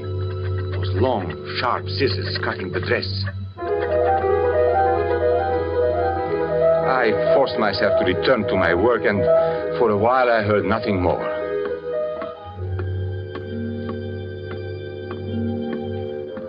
Then I heard it. The dripping had begun again. But this time it was no longer water that was dripping. It was then that I knew. I sat frozen with horror. It was the most terrible sound I had ever heard in my life. At last I got up and took my cane and went to the door. Carl wished to go with me, but I closed the door on him. It was later, somehow in my confusion, that he slipped away. I started up the stairs. That terrible sound grew louder. It came from Nancy's room. I had just reached the top of the stairs. There was no way for anyone to leave Nancy's room except in my direction. It was then I heard the telltale whisper. The murderer had passed me in the darkness. I went to Nancy's door. There was no need to go in. I knew what was there as surely as though I had seen it happen with the eyes I no longer have. For I could hear the steady dripping of her blood.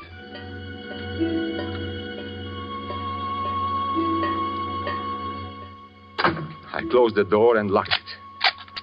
I put the key in my pocket. I wished to make certain that the criminal would have no chance to return and cover up any evidence of the crime. Then I returned to my room to wait for you officers of the police to come. And now you would know, as I knew, why Nancy Collins died and who killed her.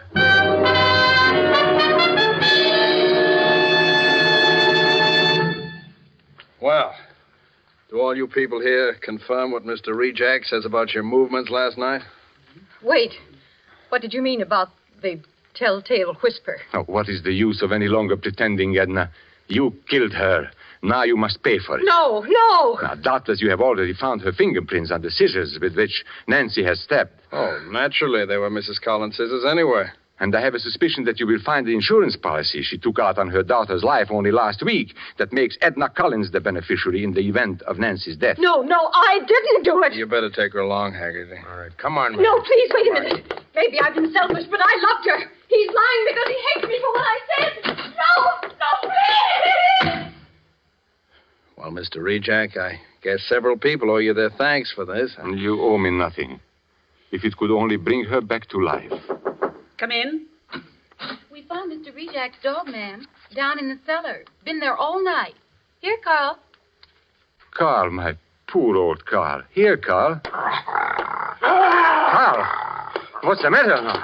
Where are you? Grab him, somebody. Grab him. Pull it back, you. Carl, Kill him. Carl, what's the matter? Don't you know me? Mr. Rejak, you say you shut your dog in your room before you went upstairs last night. Yes. Yes. You're certain? Well, but of course. And you say you did not go into Nancy Collins' room after you discovered the murder? No. No, I did not. Well, that's very strange, Mr. Rejak, because your dog did. His coat is matted with her blood.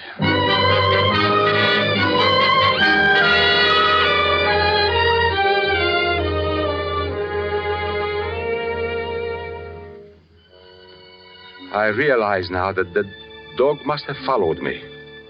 I heard him whimper when I struck. Then somehow he disappeared. But before I locked the room, the beast must have fawned on her where she fell. Yes, I killed her.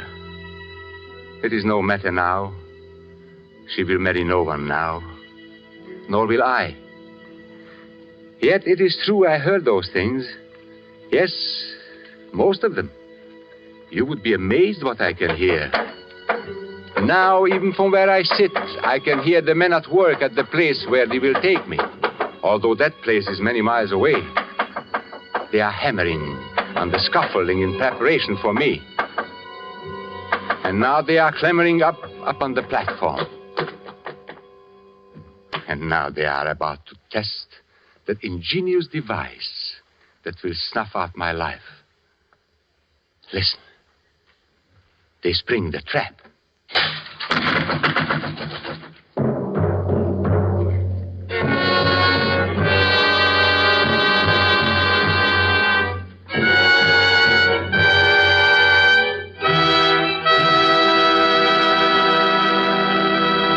And so closes A World of Darkness, presented by Roma Wines and starring Paul Lucas. Tonight's tale of Suspense. In just a moment, we'll hear again from Mr. Lucas. First, though, let's visit one of the great airports in our country.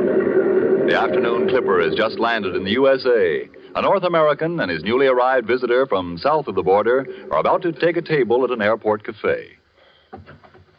Well, Elliot, I promised to return your visit, and here I am. I'll try to make things as pleasant for you here as you made them for me in your beautiful home in Las Palmas. How about some wine before dinner, Carlos? Oh, thank you. Some sherry, perhaps? Certainly. Waiter. Oh, Elliot, can we get here that wonderful Roma wine we had the day you left my country? Well, of course, Carlos. Here we can have Roma wine anytime. To wine connoisseurs abroad, Roma wines are a rare treat because shipping now is difficult and duty is high. But here at home, you can enjoy these great wines as often as you like. For Roma wines of all types are made in our own California. Highly prized and high-priced elsewhere, Roma wines here cost little enough to be served even at everyday family meals. And what a difference they make in meal enjoyment.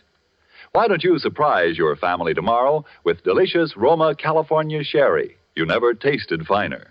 You don't need a special menu or special glasses either. Just chill the wine beforehand, and when your folks come home, pour them a delightful glass of Roma. Almost all wine dealers have complete assortments of Roma wines. They're America's largest selling wines. Ask for Roma, R-O-M-A, made in California for enjoyment throughout the world. But before you buy wine, buy war bonds and stamps. This is Paul Lucas again, ladies and gentlemen. Germany murders her cripples. We protect ours, help them back to normal lives. And we fight the major cause of crippling, infantile paralysis. Every night from now till January 31st, sort out all the dimes you have, then enlist them in the March of Dimes. Send your contribution to President Roosevelt at the White House. It's the American way. Thank you, Mr. Lucas. Next Thursday, same time, your stars will be Virginia Bruce and Alan Jocelyn in Suspense. Presented by Roma Wines, R-O-M-A, made in California for enjoyment throughout the world. This is the Columbia Broadcasting System.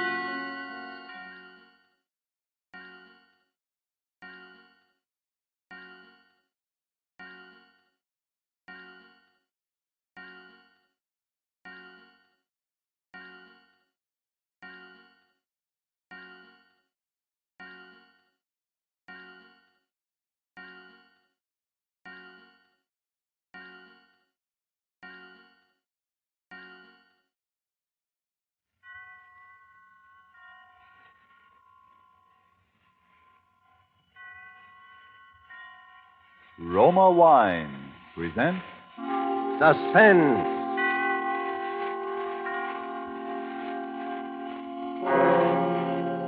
Roma Wine, made in California for enjoyment throughout the world. Salud. Your health, senor. Roma Wines host the world. The wine for your table is Roma Wine, made in California for enjoyment throughout the world. This is the man in black, here for the Roma Wine Company of Fresno, California, to introduce this weekly half hour of Suspense.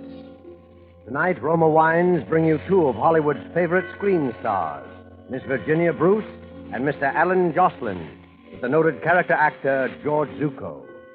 Our suspense play, which is produced and directed by William Spear, presents a rather neat problem. That of a crime committed while no criminal was present.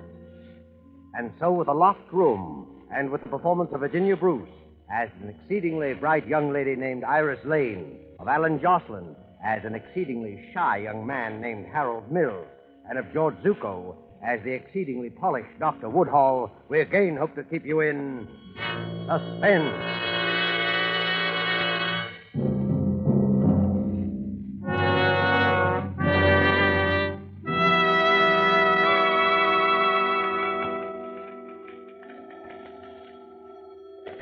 Hello, Mr. Seaton's residence.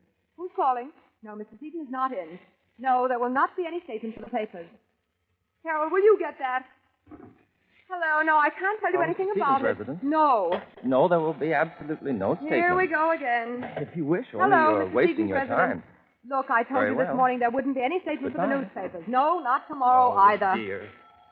I'm sorry, I'm awfully busy right now. I said I was busy. Busy.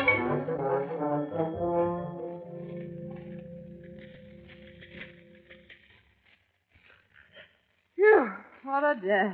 It's rather disturbing how quickly the reporters got wind of it. I do hope no harm's been done. Well, we did our best.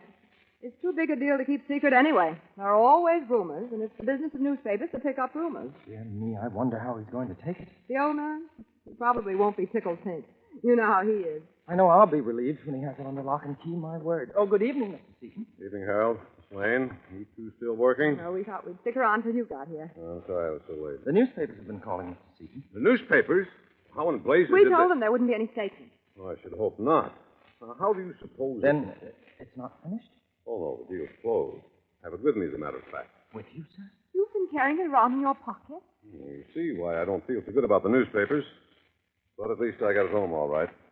Like to see it? Oh, yes. Doesn't look like much, wrapped up like this. Well, there it is. Like it? The Lavella diamond. What a beauty. It's enormous. Yes. But tomorrow we start to cut it. And within a year, it'll be just so many engagement rings. You know, I hate to see it change. It's so beautiful the way it is. Oh, there's no money in it for me this way. Oh, Dr. Woodhall called. He wants to give you a checkup if he can catch it before dinner. No, Dr. Woodhall's an old woman. Treats me like an invalid. Oh, well. Anything else? Nothing important. Oh, Harold, will you answer? Yes, certainly. Mr. Seaton's residence. Who's calling, please? Just a moment. Mr. Seaton, Mr. Van Houten. Van Houten? Yes, he wants to speak to you. Oh, tell him I'm out of town. Mr. Van Houten, Mr. Seaton's out of town. Well, dear me, you can think what you like, but Mr. Seaton is not here. Goodbye. Odd. What'd he say? He said he has information that you are here, and he insists on coming up here now. It sounds most disagreeable. Oh, I don't think he's likely to show up. If he does, don't let him in. All right, Mr. Seaton. I'll be in my study until Woodhall gets here. But don't forget your medicine, Mr. Seaton. I put it right beside the seltzer bottle. Oh, I won't forget. I hope Dr. Woodhall hurries. I'm dead. I'm sure you must be. Mr. Seaton seemed awfully proud of his new stone, didn't he? I thought he was cool as a cucumber. How would you feel if you just bought the biggest diamond in the world? Oh, the second biggest, I believe, Iris. Not that that's anything to belittle. What do you suppose he paid for it? I understand the price was something under $1 million, but he expects to get back over $1.5 million once it's cut and polished. Harold, putting that kind of money into a piece of stone. I know if I had $1 million, I'd never buy diamonds. Dear me, for that matter, neither would I. But for some people, diamonds take the place of other things. Power, love. What would you do if you had $1 million? I don't know. There are a lot of swell people I'd like to help out. Then I'd like to travel. Oh, there are lots of things. What would you do? You really want to know? Of course I do. I don't think I should say this, but if I had $1 million or even much less, I'd ask you to marry me. Why, Harold... No, please, I don't want you to say anything. You don't have to. I know I'm not the sort for you, really. I'm not like Dr. Woodhall, sure of myself. It's not that, Harold. Honestly, it's just that you never said anything before. You never even... What was that? It sounded as if it came from the study. Mr. Seaton? Mr. Seaton, is anything wrong? He doesn't answer. Mr. Seaton! The door's locked. Yes, have you your key, Iris? He's right here. Mr. Seaton!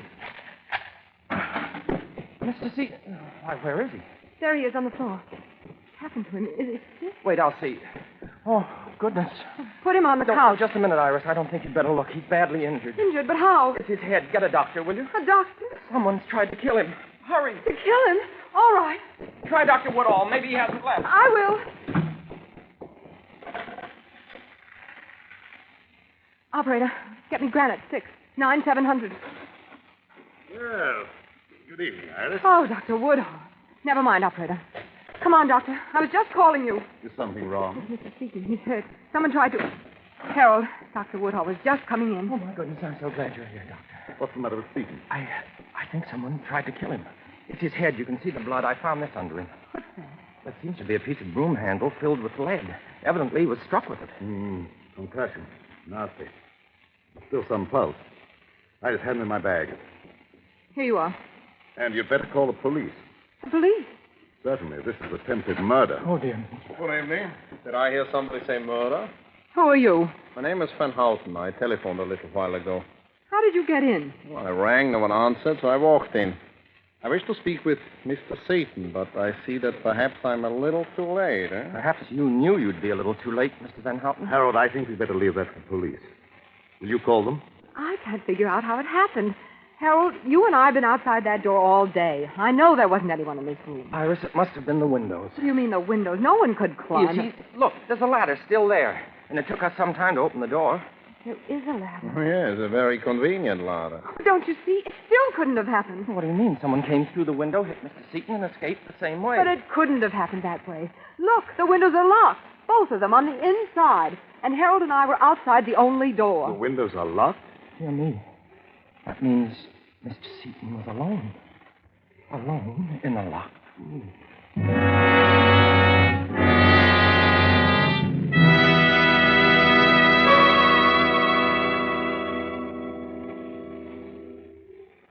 Before we return to the scene of our suspense play, let me describe another scene that might even now be taking place in the handsome cafe of the Hotel Nacional de Cuba in Havana.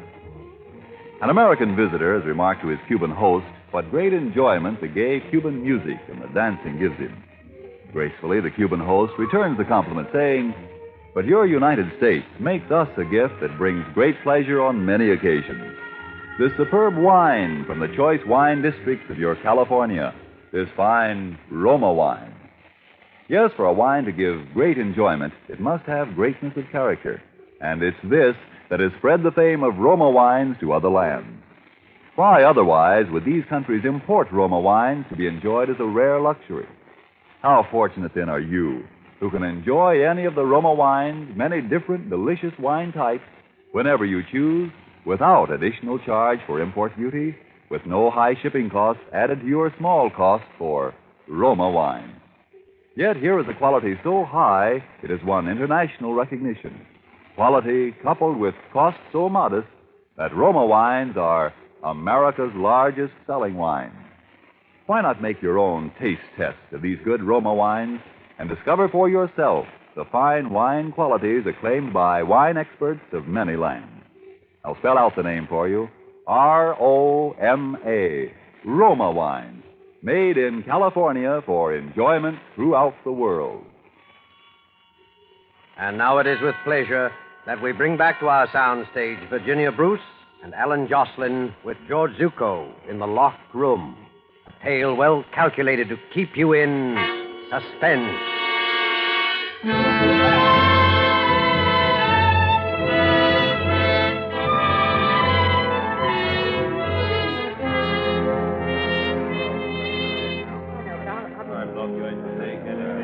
All right, folks, are you all here? There's Miss Iris Lane, Yes? Dr. Charles Woodhull. Yes. Harold Mills. Present. And Mr. Alex Van Houten. Yeah. Now let's get down to business. We know some of the facts, but not enough of them. We know that you four were the only people in the house when Mr. Seaton was robbed, outside of the cook, and she was in the kitchen. We know Seaton had the diamond on him when he went into the study, and that someone lifted it before we got here. We haven't located the diamond yet, but we will. Now, this business of the windows being locked, somebody here knows who locked them. One of you hasn't come clean, or all of you. It's easy to see what you're thinking, Captain Hadley. As we tell it, it looks as though Harold and I did the job. But we didn't, that's all. That's all. The only door locked and watched before and after, windows locked before and after, no one hidden in the room before or after, and I don't believe in ghosts, so the thing's impossible. Now, which one of you locked those windows? Mr. Mills? Well, really, dear me, officer, why would I do the one thing to make it look as if Iris and I had committed this crime? Yes, Harold's got something there. If the windows hadn't been locked, you'd know someone from outside did it. Look, I'm trying to be patient with you people. But if Mr. Seaton doesn't die, which he hasn't yet, he'll tell us who did it. So I advise you to come clean now. Dr. Woodhull? Yes, officer? You and our friend, Mr. Van Houten here, were, as the young lady puts it, outside when it happened. Maybe you managed to lock the windows afterwards. How could he? He was too busy helping Mr. Seaton to get anywhere near the windows. And neither did Mr. Van Houten, I'd swear to that. Well, thank you, dear lady. I did not expect such a kindness. Pardon, Captain. Well, Barton? Nurse has to tell you that Seaton's come to. He's talking. Talking? Mm-hmm. Is he out of his head, or does he make sense? She says you can ask him some questions if you don't tax him too much. Well, now we'll get someplace. I think all of you had better come with me. Here's the captain, miss. We'll try not to upset him too much, nurse. Captain, maybe being a suspect, I shouldn't say anything. But if you don't mind, I don't think it's safe to question him. Safe for who, Doctor? Nonsense, Woodhull. I want to tell what I can. Mr. Seaton, I know your condition. I don't think you should exert Shut up, yourself. Woodhull. Shut up. I was in the study. Just sat down at the desk. I was waiting for Dr. Woodhull. The chair facing the door into the office. I heard Harold and Iris talking outside. Both of them? Yes. Sound carries pretty well through the door. They were talking. Some nonsense about what they do if they had $1 million. You heard what we said? Then I think Harold was proposing or something. Oh, dear me, Mr. Seaton, I never realized that you... Well, I could. I was taking my medicine, and then I heard, I think, a footstep behind me. I set my glass down and started to get up. Did you turn around? Didn't have time. Something smashed down on my head, and that's all. Then you didn't know who it was? No. And I don't know how. What do you mean, how? Because I had locked the windows, both of them. You locked the windows? Yeah. I saw someone put a ladder up. I suppose it was the gardener or somebody. But I didn't want to be climbing around, so I locked both windows. You're sure no one was hidden in the room? Positive. Captain, I think you've had enough. Yes, I guess you're right, Doctor. Will you people step outside? I'll be there in a minute. Come on, Doctor. Harold. Now, Mr. Seaton, what I want to know is... Criminal to make him keep talking. Poor Mr. Seaton, he does look awfully bad. Yeah, I suppose it's proper to feel pity for even Francis Seaton. Look, Mr. Van Houten, you've made several remarks like that. Maybe you've got your reasons, but I don't think it would sound so good to the police. Well, believe me, dear lady, my distaste for Mr. Seaton is purely objective. It's terribly perplexing, isn't it? Now that Mr. Seaton's confirmed us on the locked windows, I can't see how the police are going to prove anything. Look, let's not kid ourselves. We're all supposed to be nice, civilized people. But one of the four of us is a thug. A thug who beat a defenseless man over the head and took that diamond. Dear me, as I see it, that's just the point. It proves that none of us could have done it. Well, if Mr. Seaton's story proves that we couldn't, it proves 100 times more that no one else could. Well, Captain, is there anything more we can do? Yes. You'll all be searched again for the diamond. And none of you are to leave this house until further notice. Not leave the house. What about my practice? I've got nothing work to do. Surely it requires more evidence than you have to hold us over the supposed disappearance of a diamond. I'm not holding you because of the diamond. I'm holding you on suspicion of murder. Mr. Seaton is dead.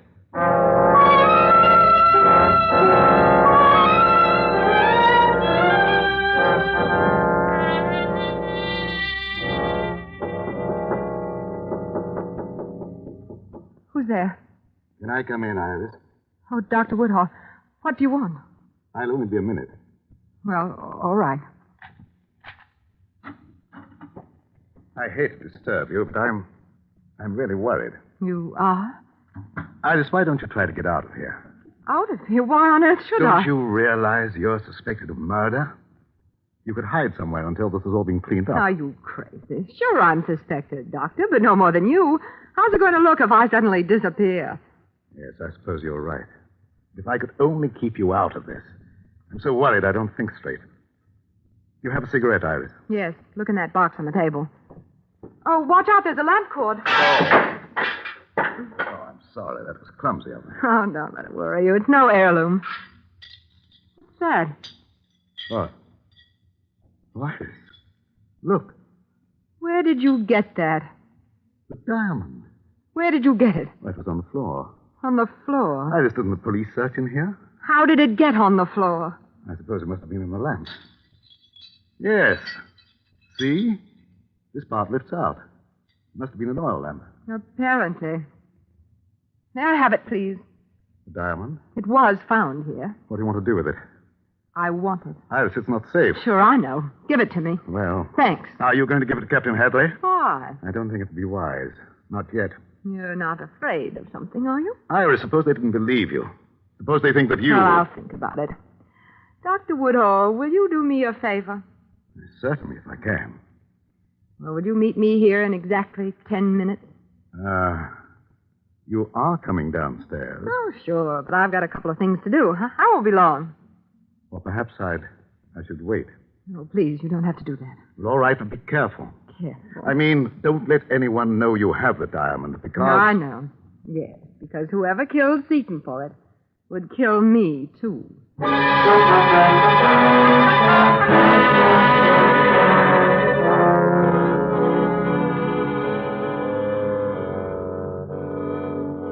know it will be soon. Tonight. It has to be. What? Yes, I'll do it as loud as I can, but don't slip because I'm counting on you and... Iris, are you ready? Oh, yes, Anne, darling, I'm sorry. I'm really stuck for a couple of days, but we'll make it soon. Sure, dinner and a show. All right, darling. Goodbye. I didn't mean to barge in. Oh, that's okay. Let's go downstairs. Where are the others? You mean Harold and Van Houten? I think I heard them when I came up. Yes, they're in the office. Listen. Come on, let's go in. Only be for a few days. Oh, we wondered if you were coming down, Iris. My, you startled me. We're not intruding. Intruding? It sounded like you were having a little argument. Oh, no, it wasn't that exactly. You see, we were talking about, well, dear me, I don't know why I shouldn't tell you, about an engagement ring. An engagement ring? Harold. Mm-hmm. I didn't want you to know I'm buying one for Mr. Van Houten. I don't have quite enough money, and I won't have for a few days. Mr. Van Houten sells rings. Oh, I thought that was understood. It's my profession. I deal in diamonds in a small way. Diamonds? To the police? Is the word diamond so surprising, sir? Naturally, the police would have to know my business with Mr. Yes, Seaton. Yes, I'm sure they would. It's only... You're hinting at my apparent dislike for the late Mr. Seaton, Doctor. Well, I hated him. He was a cheat and a fraud. I cheated me. Doesn't sound like Mr. Seaton. My dear young lady, there are 100 men in Amsterdam who would be glad to know that he suffered.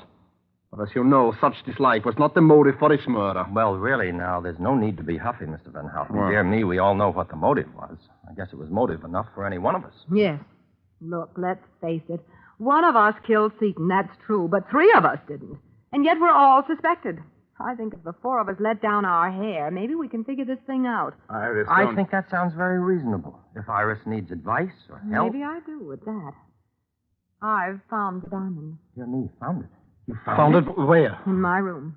Dr. Woodhall accidentally knocked over a lamp. It was inside. And where is it now? I brought it with me. It's here in my purse. Then the police do not know, huh? So here I am, stuck with this thing, and I don't know what to do about it. Oh, dear. Iris, I'm really ashamed.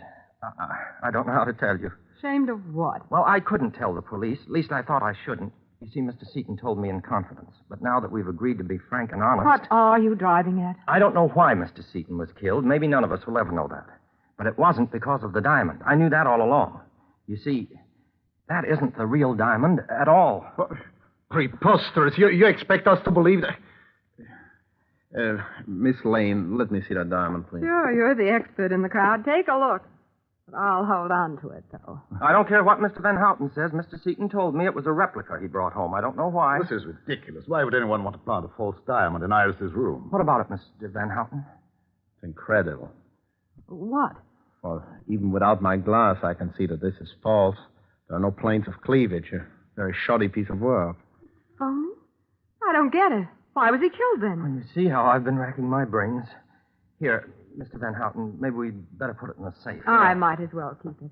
You'll have to give it to the captain anyway. Yes, I suppose we'd better tell him. Dear me, he'll be terribly distressed, I'm afraid. No, I hate to admit it, but this is beginning to get me down, Harold. I feel jumpy and sort of sick. Oh, it's probably my fault. I should have told you. Not just about the diamonds. Everything. The locked windows. The way he looked before he died. Iris, do you feel bad? You look as if you I'm might... sorry. I hate to be so silly. I do feel sort of shaky. Maybe if I lie down. Would you help me into the study? Here, Iris, let me open the door, please, Doctor. On the couch, Iris? Yes, please. I'll lie down right here. Oh, Dr. Woodhall, do you have something that I could take for this headache? I feel really sick. Why, yes, if you think you need it. Is there a glass? I have something here. Well, here's a glass, Doctor. This is a mild sedative, Iris. Now a little water? Here, Doctor. Here's the seltzer bottle. Oh, that'll do it. Now drink this down, Iris. Set it right there. I'll drink it. I just want to close my eyes for a minute. And will you switch out the lights when you go out? And maybe you should lock the door. Yes, of course. We'll call you for dinner. Try to sleep. Poor girl. She was very calm.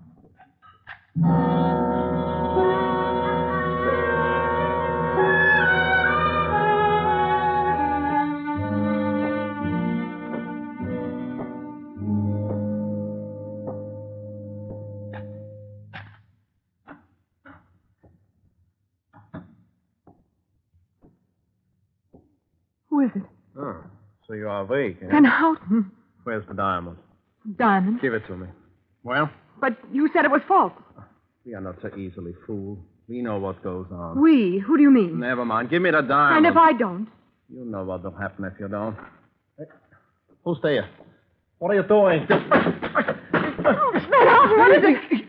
What's happened? Who is it? Turn on the lights. Harold. Well, I seem to have arrived just in time. Harold, you hit him. No, he's only knocked out. How are you feeling? Much better. Oh, you didn't take your medicine. No, I didn't. Oh, dear me. I was afraid you were too smart for that. Iris, I think you and I should have a serious talk. You don't mind if I lock the door? Oh, would it make any difference if Very I did? little, I admit. Now, Iris, just how much do you know? About what? Oh, come. There's no need for you to be reticent. I shall have to kill you in any case. Oh, but you can't do that. And who will stop me? Dr. Woodhall? No, Iris. He'll be very busy for a little while. The cook has become quite ill. You poisoned her. No, it's nothing much. She'll recover. Tell me just how much do you know? I know about the seltzer bottle. That's how you knocked out Seaton. Oh, that's very good. You're so clever. Dear me, if I had more time, I'd be inclined not to kill you, but it's late, and I sailed with the diamond at midnight. I'm signed on as a steward on a freighter bound for Argentina. So you see, it's really time that makes this unpleasantness necessary. You know, Harold, they'll find me before midnight. Ah, but they will find with you Mr. Van Houten. Poor Van Houten. He'll be very confused. You know, I actually persuaded him that you and Dr. Woodhall were the culprits. That's why he came here to get the diamond. And now you're going to frame him with my murder. You're a pretty smart boy, aren't you? Oh, Harold? thank you, my dear. They'll probably suspect me, too, after they find out I've gone. Tell me, how did you guess about the seltzer bottle? The condemned woman ate a hearty breakfast. Okay, I'll talk. Well, I knew it must have been the seltzer bottle when I realized it was one of those kind you fill yourself with a capsule to make the bubbles. But what did you put in it? A concoction known as a Mickey Finn. But it felt so much like a blow on the head that even Seaton confirmed my little story. I knew whoever did it would try the same thing on me to get the diamond. You were the one who got me the seltzer for my medicine tonight. I suppose you saw it coming. Your little trap? Yes, I'm afraid I did. Dear me, we're just too smart for each other, aren't we? And you hit Seaton over the head when I was phoning for a doctor just to make it look good, right? Yes, of course. Oh, I wish Seaton hadn't locked those windows. Maybe you think I don't. Well, Iris. Well? I really hate to do this, Iris. Oh, Iris, I'll give you a choice. Choice of what? I have here a fairly efficient gun, but it's noisy and it's messy, too. I don't like to use it. But if I have to... What else? Or you could drink what I put for you in the glass from the seltzer bottle. It would be much easier for you. It's practically tasteless. After you drink it, you won't mind what else is necessary. What? I suppose... Yes, that's right. Pick it up. Now, drink it. Quickly. All right. Here goes. Why, you...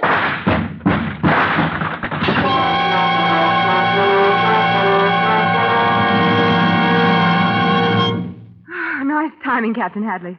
The glass wasn't a bad signal. It was nice timing on your part, Miss Lane, throwing yourself on the floor. You hadn't figured on the gun. No, I hadn't. Is Van Houten coming around, Doctor? Yes, he'll be all right. Okay. Come along, Harold. Oh, this is such a shame.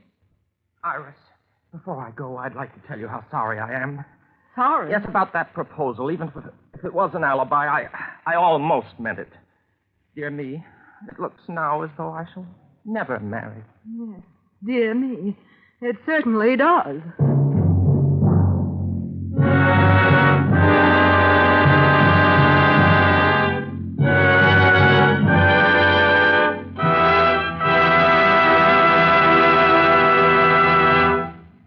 And so closes The Locked Room, starring Virginia Bruce and Alan Jocelyn with George Zucco.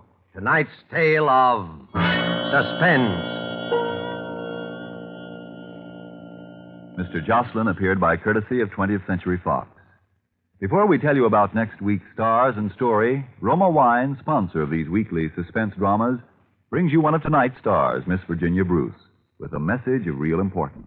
Miss Bruce. Somewhere the other day, I came across a small news item. It mentioned that the men and women of our armed forces, most of whose pay averages very little more than $50 a month, have subscribed a huge total of $250 million worth of United States war bonds. Ladies and gentlemen, if you need a testimonial to the worth of subscribing to the Fourth War Loan, which is now on, I think this news item supplies it. If the men and women who are fighting this war have that kind of faith in the future of our country, how can we have less? This is the time when our armed forces are making ready for the final extra effort, which will bring us victory. They need your extra support from extra purchases of war bonds. For the Fourth War Loan, one extra $100 war bond, please.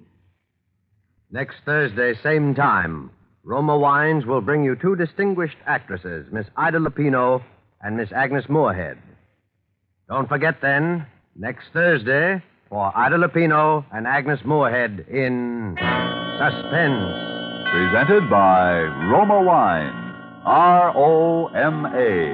Made in California for enjoyment throughout the world.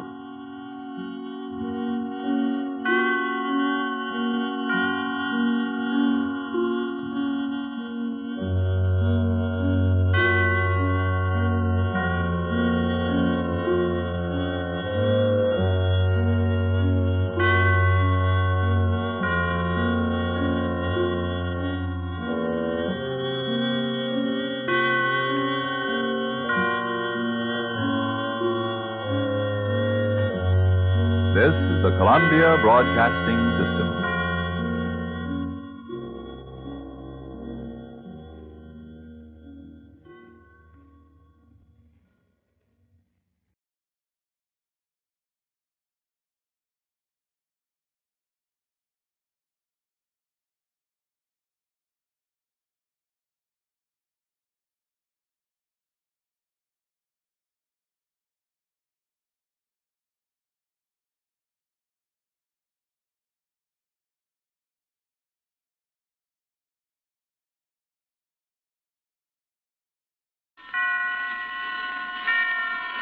Roma Wines present Suspense.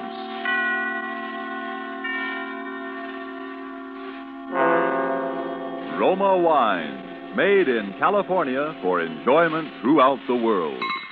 Salud! Your health, senor. Roma Wines toast the world. The wine for your table is Roma Wine, made in California for enjoyment throughout the world. This is the Man in Black, here to introduce this weekly half hour of Suspense. Tonight, as stars, we bring you two of Hollywood's outstanding actresses, Miss Ida Lupino and Miss Agnes Moorehead.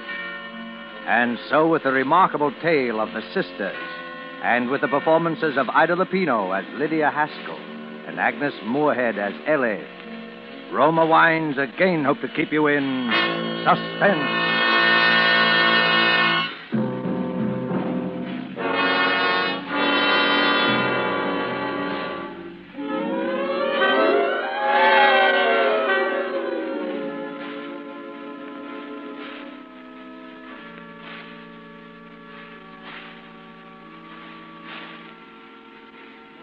Here is one I think would be very lovely. It has a far superior lining, pure silk, much heavier than the others we've looked at. Do you care for this one, Miss Haskell? Oh, yes. That's very nice. But I believe I'd like to see something perhaps even a little better. Of course. If you just step over this way, Miss Haskell. Now here is an exquisite casket. Something that really does honor to the departed. Yes, it's beautiful. Now, the interior is just the same as the last, but the casket itself is of bronze, solid bronze. Well, won't that be rather heavy? Yes, but not too heavy. Will there be 6 pallbearers? I don't know. Well, it doesn't matter, really. 4 men can carry this very easily. Very. Miss Haskell, I want you to notice the floral design here. All hand-wrought, every bit of it. And, oh yes, notice the seams in this casket. Airtight and watertight, guaranteed. You know, of course, how important that is. Yes. Yes. But this casket in 100 years, or even 200 years, will be just as strong and will look just as beautiful as it does on this stand today. You couldn't buy a finer piece of workmanship. How much is this one, please? This casket? A Duravo, by the way. Duravo for durability, we say in the trade. This casket is priced at, $775. But we can't bring back the departed. No, our only solace is the knowledge that we've done them the last possible honor. Very well. I'll take this one. Well, I'm sure you're making a very wise choice. In all my years as a mortician, I've never found a family that regretted money spent on a Duravo. And now, let me see. I'll give you a check. Oh, no, that won't be necessary. Not immediately. After the funeral will do. Oh, by the way, we haven't mentioned it. Are we handling the funeral arrangement? I really don't know yet.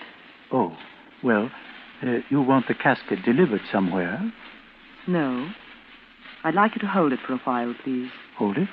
But, for how long? For 3 weeks. 3 weeks? I don't understand. Who is the party, the deceased? Who is this casket for? It's for me.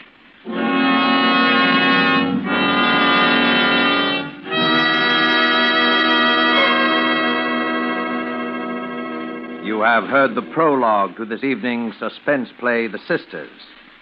Before we return to the scene of our drama, here is a message from your host, the Roma Wine Company of Fresno, California. You remember the old saying, the grass is always greener in the other fellow's yard?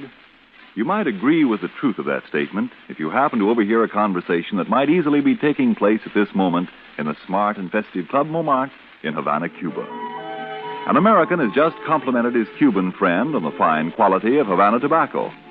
Graciously, the Cuban replies, "But you of the United States need have no envy of us. Nature has made a great gift of perfection to your country, too, the magnificent wine which we also enjoy. It is Roma wine, made in your own California." Friends, that little anecdote is typical of many countries where wine is truly enjoyed. For in other lands, Roma wines must be imported over long distances from our own California. a luxury to be enjoyed on special occasions, while lucky you can enjoy these superb Roma wines as a daily delight, with no import duty, no expensive shipping charges added to your cost for Roma wines. Whichever one of Roma wine's many types your own taste test names as favorite, you'll agree here is truly superb wine that could come only from truly choice wine districts. And you'll say, no wonder Roma wines are America's largest selling wines. I'll spell out the name for you. R-O-M-A, Roma wines, made in California for enjoyment throughout the world. And now it is with pleasure that Roma Wines bring back to our soundstage Ida Lupino as Lydia Haskell and Agnes Moorehead as Ellie in The Sisters. A tale well calculated to keep you in suspense.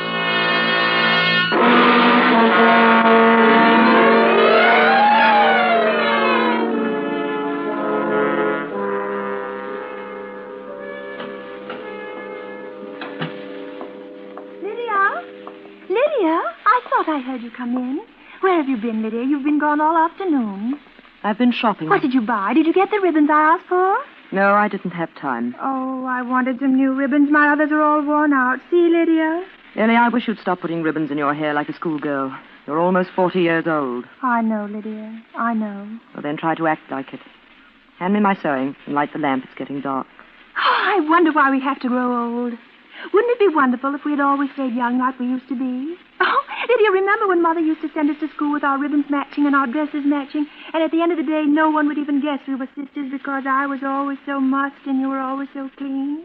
Oh, I wish we were young again, Lydia. Stop talking nonsense, Ellie. It is nonsense, isn't it? Oh, the doorbell rang while you were out just before you came home. You didn't answer it? Oh, no, you told me never to answer it. I just looked out of the upstairs window. Did you see who it was? Oh, yes. It was a man, a rather big man. He rang a long time, and then he went away. Well, he didn't see you, did he? Oh, no. I just peeked ever so carefully from behind the curtains. Then I came down here and watched him going down the walk. You came downstairs? Yes, I told you never to come down those stairs when I'm not in the house. It was all right, Lydia. I held on very tight to the banisters all the way, and I didn't once look down the stairwell, so I didn't get dizzy, and I didn't want to jump. Well, don't do it again.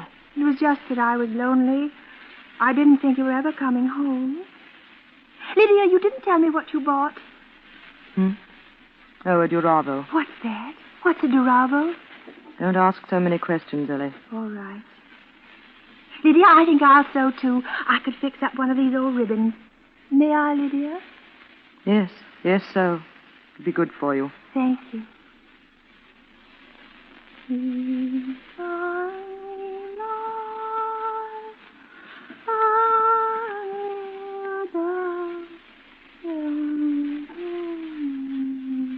Lydia?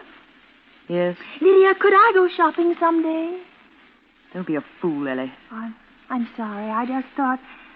No, I suppose you're right. It wouldn't do. Not yet.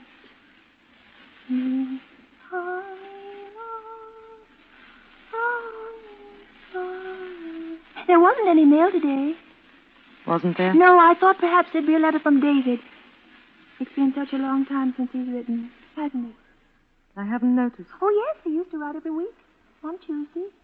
And I'd get the letter on Thursday. But there wasn't one this week or last or the week before that. It's strange, isn't it? But perhaps he's been busy. Perhaps. Still, he never used to be too busy to write. I can't understand it. You suppose there's some other reason? What are you trying to say, Ellie? Are you hinting that perhaps I'm keeping your mail from you? Oh, no. Well, you seem to be. Why should I keep David's letters from you? But I didn't say that. I just said it was strange that David hasn't written, that's all. He wouldn't keep David's letters. I know that, Lydia. Go on with your sewing. Oh, yes, I want to finish these ribbons.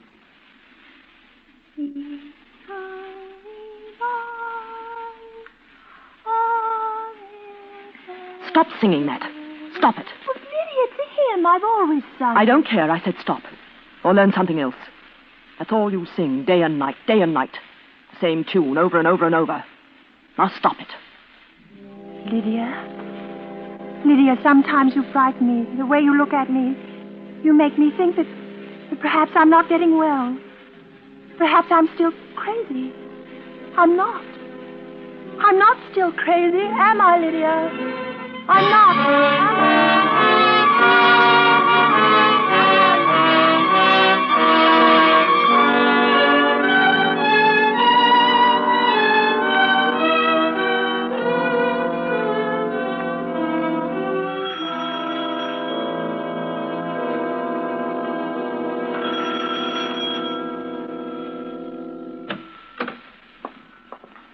Yes? Evening. Are you Miss Lydia Haskell? Why, yes.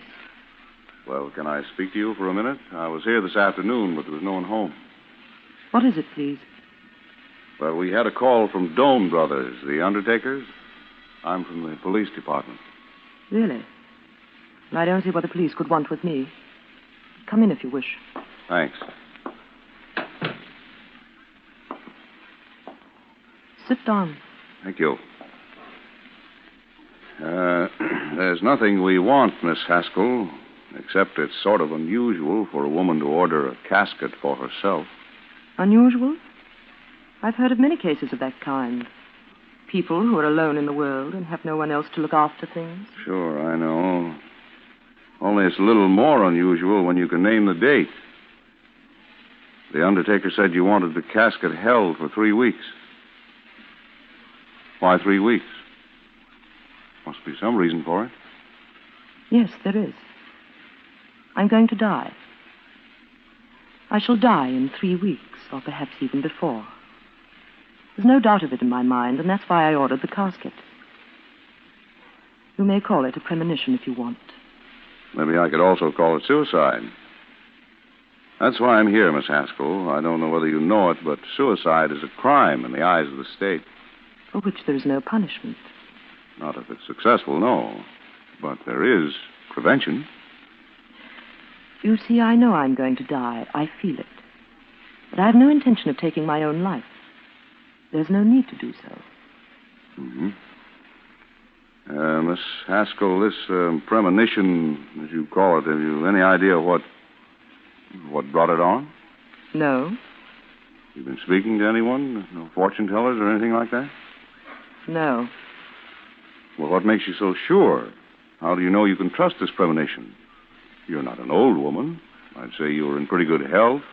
You have a lot of good years ahead of you. I have a religion. Not a church religion, just one of my own. It preaches that people go on living until they've outgrown their usefulness. Then they die, from one cause or another. When that time comes, the desire to live is gone. And you see, only desire keeps the body alive and breathing. I don't understand that.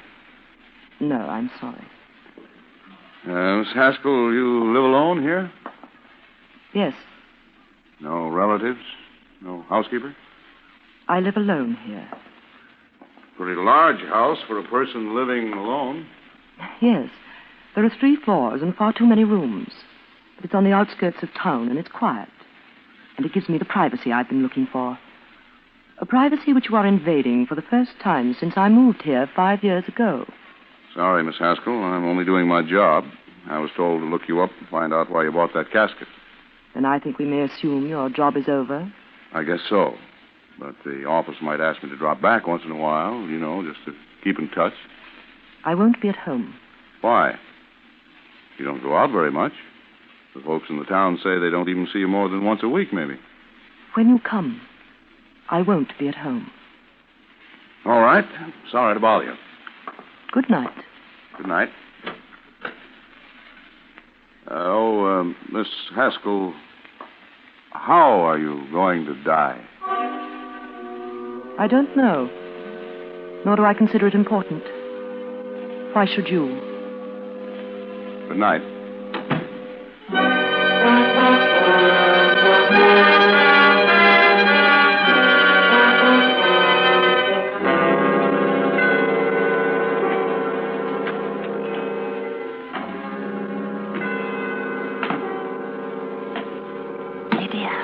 Ellie, what are you doing down here?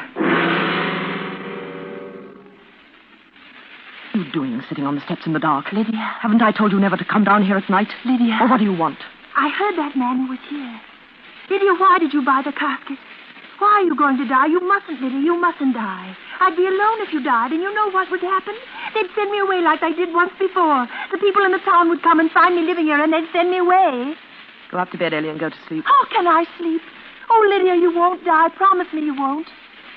I promise you. I'll go to bed. But why did you buy the casket? And the things you said to that man as if you wanted to die. Why, Lydia? Why do you want to die? I don't want to die. No one does. No, you have such a lot to live for, haven't you, Ellie? Yes. I've been happy, Lydia. You've made me happy. And someday when I'm well again, I'll go back home and David will be waiting for me. You know he'll be there. You've always told me he'd be waiting. And he'll see that I'm well again and he'll take me back. I'm not so old, am I? David won't see me as old. He told me that when I was well, no matter how long it took, he'd still see me as a young girl. That's why I've been happy. Just waiting for the time I can go back to David. Ellie, haven't you learned yet? Don't you know yet that you're mad? And that you'll always be mad? No, don't say that. I'm getting better, Lydia. You know I'm getting better. Yes. Putting bows in your hair. Sewing ribbons all day long. Sneaking about the house at night, spying on me. Singing the same hymn over and over and over. Until I think I'm going mad, too. Is that why you want to die? To get away from me? I thought you loved me, Lydia. Why should I love you? Look what life has given me and tell me why. You've always spoiled everything for me, Ellie. Even from the time we were children. How could I spoil everything? We were just like the same child, Lydia. Twins. You were I and I was you. We looked the same, yes. We were born the same day, yes. And that's where it ended. You were the nice one. I used to hear them say so. You were even the prettiest, they said. As if they could see any difference between us. Whatever you wanted, you had. You smiled so beautifully. But I never smiled. So I was the sullen one, the dark cloud in the house. You made it so, Lydia. We all loved you. When a doll was broken, they gave you mine. When you tore your dancing dress, you'd take mine. You gave it to me, Lydia. I remember you gave it to me. I've always given things to you, Ellie. I gave you the best of everything we had. I've given you my whole life. I even gave you David. Lydia, you were in love with David? He came to our house. Was it you he came to see? Oh, Lydia, I didn't know. No, you never knew. No one did. I had to stand by and watch you take him from me. And when you had your first attack, I was glad. People said what a shame it was. But I was very glad. Lydia. Because I knew then that he could never have you. Oh, yes, you were going to be cured, and he was going to wait. It won't matter how long he waits. You'll never be cured, and he'll never have you. Never. You hate me. You've always hated me. I see it now. Even when you've been taking care of me. When we came to this town, you didn't bring me here so I'd be cured. You wanted to keep me this way, mad. That's why you took me out of that place, because they might have made me well again. Go upstairs. You hate me, and now you're going to die and leave me without anyone. I told you I'm not going to die. Oh, Ellie. Ellie, I'm sorry we've had this quarrel. I didn't mean to upset you. It's just that I'm upset myself, tired. I didn't mean the things I said. You bought a casket. Well, it was only an idea I had in case anything ever happened You bought to me. a casket. Lydia, was it for yourself or is it for me? Ellie. You wouldn't, would you, Lydia? What are you talking about? Hold the lamp up. Hold it close to you. I want to see your face. Ellie, go off to bed. Yes, I can see it in your eyes. It is for me. You're going to kill me. You're going to murder me. Don't be a fool, Ellie. It's so you want to get rid of me because you hate me.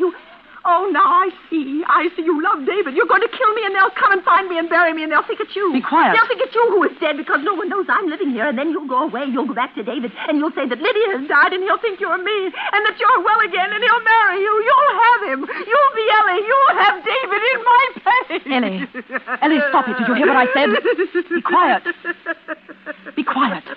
I'll go upstairs and get to bed. Oh, Lydia, how can you be so wicked?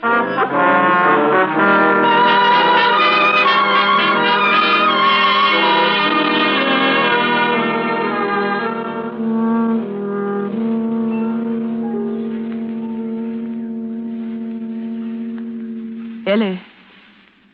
Ellie, are you awake? Ellie, dear, you mustn't think any more about what we said tonight. Do you hear? It's not so, Ellie. It's just your imagination, dear. Now, you mustn't think about it. It will be bad for you. Are you asleep, Ellie? She's not asleep. She's lying over there on the other side of the room, staring at me through the dark. She knows it was the truth tonight. she's going to die and that I'm going to kill her.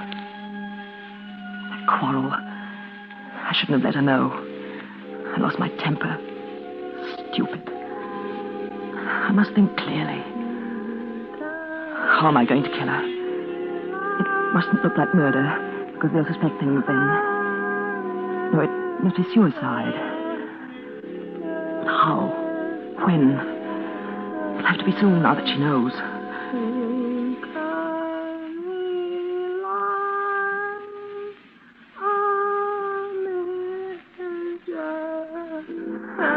There. Listen. She's starting again.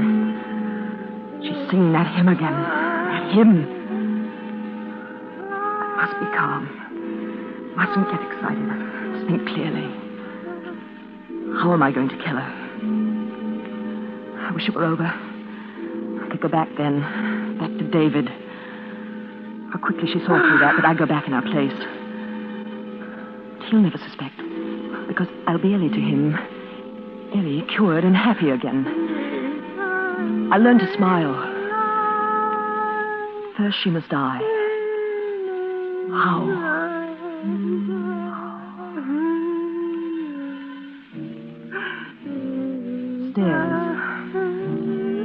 Stairwell.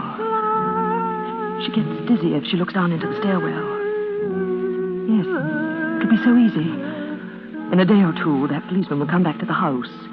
They'll find her, and they'll think it's me. Of course. The stairwell. 3 floors from the attic here. 3 floors straight down. So easy when you think clearly. The stairwell. Of course.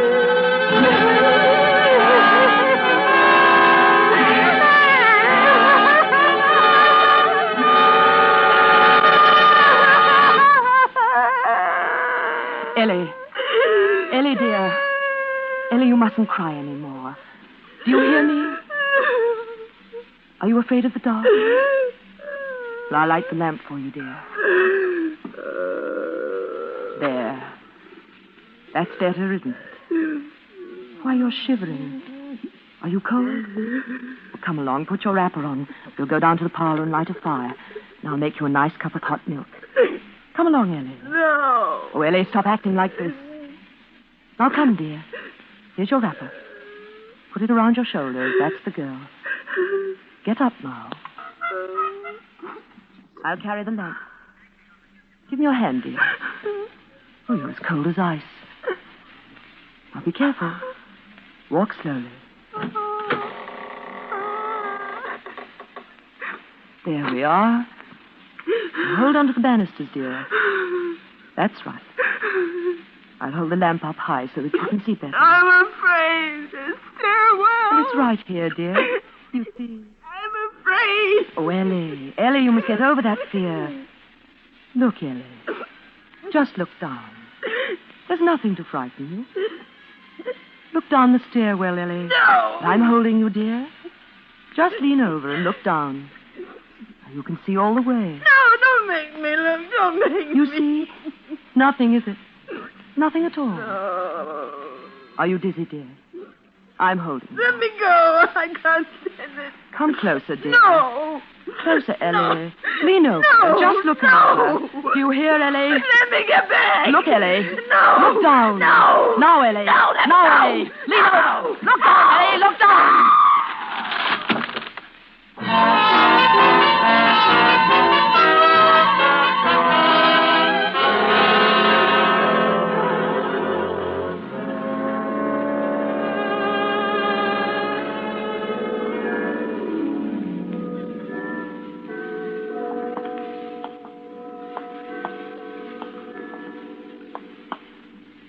Very strange thing, yes. It was brought to my mind, of course, because this is the house, just here, the next one we're coming to. Yes, she was in to see us just a few days ago. Came in to order the casket. She saw a casket she wanted, and then she told me it was for herself. Well, she must have had a premonition. Yes. I notified the police, of course. She said she wanted me to hold the casket 3 weeks. Then, just the day before yesterday, the police came back to the house here and found her lying at the bottom of the stairwell, dead. She'd been dead about 2 days. Funny how she knew. The banister up on the attic floor broke away, and she fell. She have any people? No, lived alone, they tell me. We're going to bury her tomorrow. Haskell, her name was. Haskell. That's strange, living all by herself here in a big 3-story frame house. Yes, isn't it? Hey. What is it? My imagination, I guess. I could have sworn I saw a light in the attic window just now. Well, it couldn't have been. The police have shut it up. Of course. That story of yours really gave me the creeps. Come on, let's walk on. What a queer thing the power of suggestion is, to be sure. You've conveyed it to me, of course. You know, just now I thought I could hear someone upstairs in there. A woman. A woman singing. A woman? Yes. Sort of crooning to herself. Some kind of a hymn.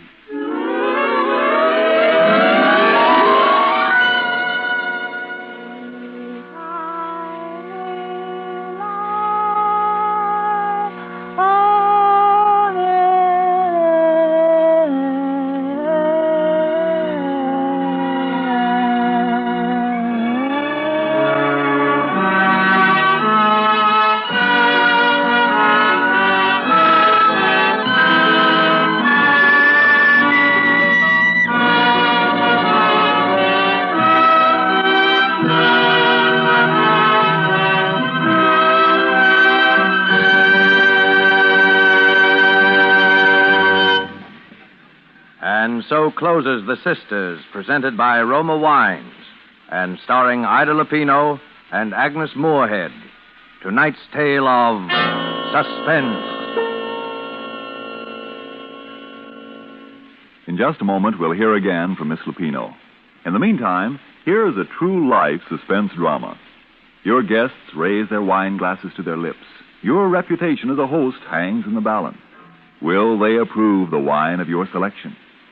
Well, no need to feel the least bit concerned if you have elected to serve any of Roma Wine's many different types of taste-delighting California wines. Perhaps the tangy, appetizing Roma Sherry, or the richly satisfying Roma Burgundy, or the delicately delicious Roma Sauterne. And notwithstanding, your cost for any of these good Roma wines is only pennies a glass. Your guest's verdict is sure to agree with this verdict of wine connoisseurs of many lands. Roma wines son verdaderamente magníficos. Les Roma wines sont vraiment magnifiques. Roma wines are truly magnificent.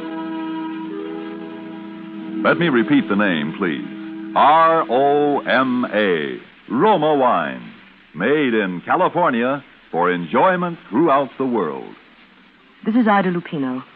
It is my sincere hope that you enjoyed our suspense play this evening. Miss Moorhead and I trust you will join us in listening to Suspense next week, when Charles Ruggles is your star. One more word. Remember, Americans, this is the critical year of the war, calling for more of everything to win. You answer the call when you buy more war bonds. Miss Lupino will soon be seen in the Warner Brothers picture In Our Time. Suspense is produced and directed by William Spear. Tonight's play was written by George Wells. Don't forget, then, next Monday, same time, Charles Ruggles will star in Suspense. Presented by Roma Wine, made in California for enjoyment throughout the world.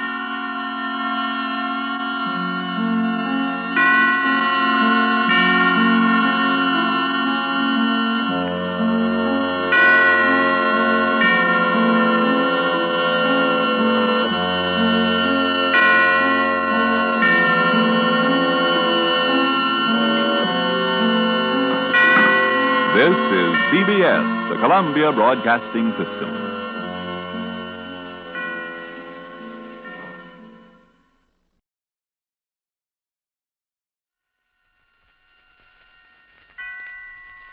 Roma Wines presents Suspense.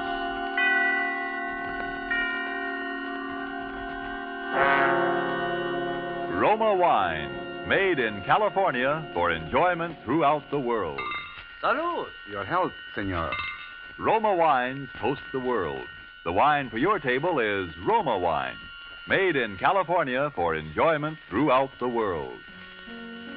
This is the Man in Black, here to introduce this weekly half hour of Suspense.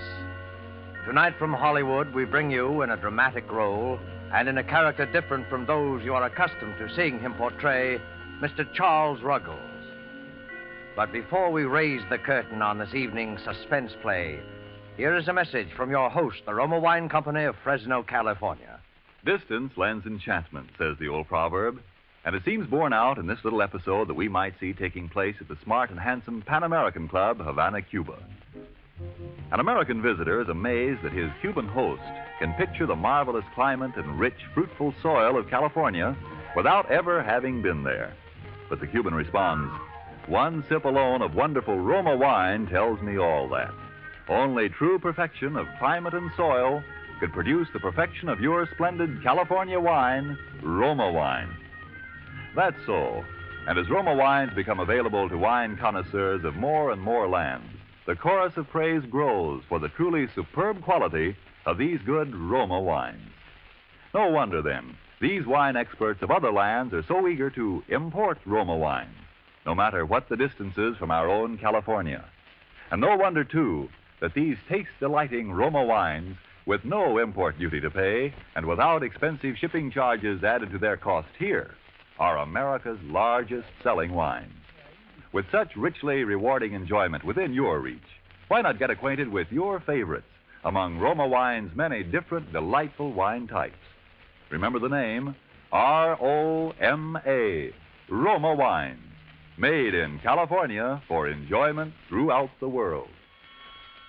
And now with Dorothy L. Sayers' story, Suspicion, and with the performance of Charles Ruggles as Mr. Hubert Mummery, Roma Wines again hope to keep you in suspense.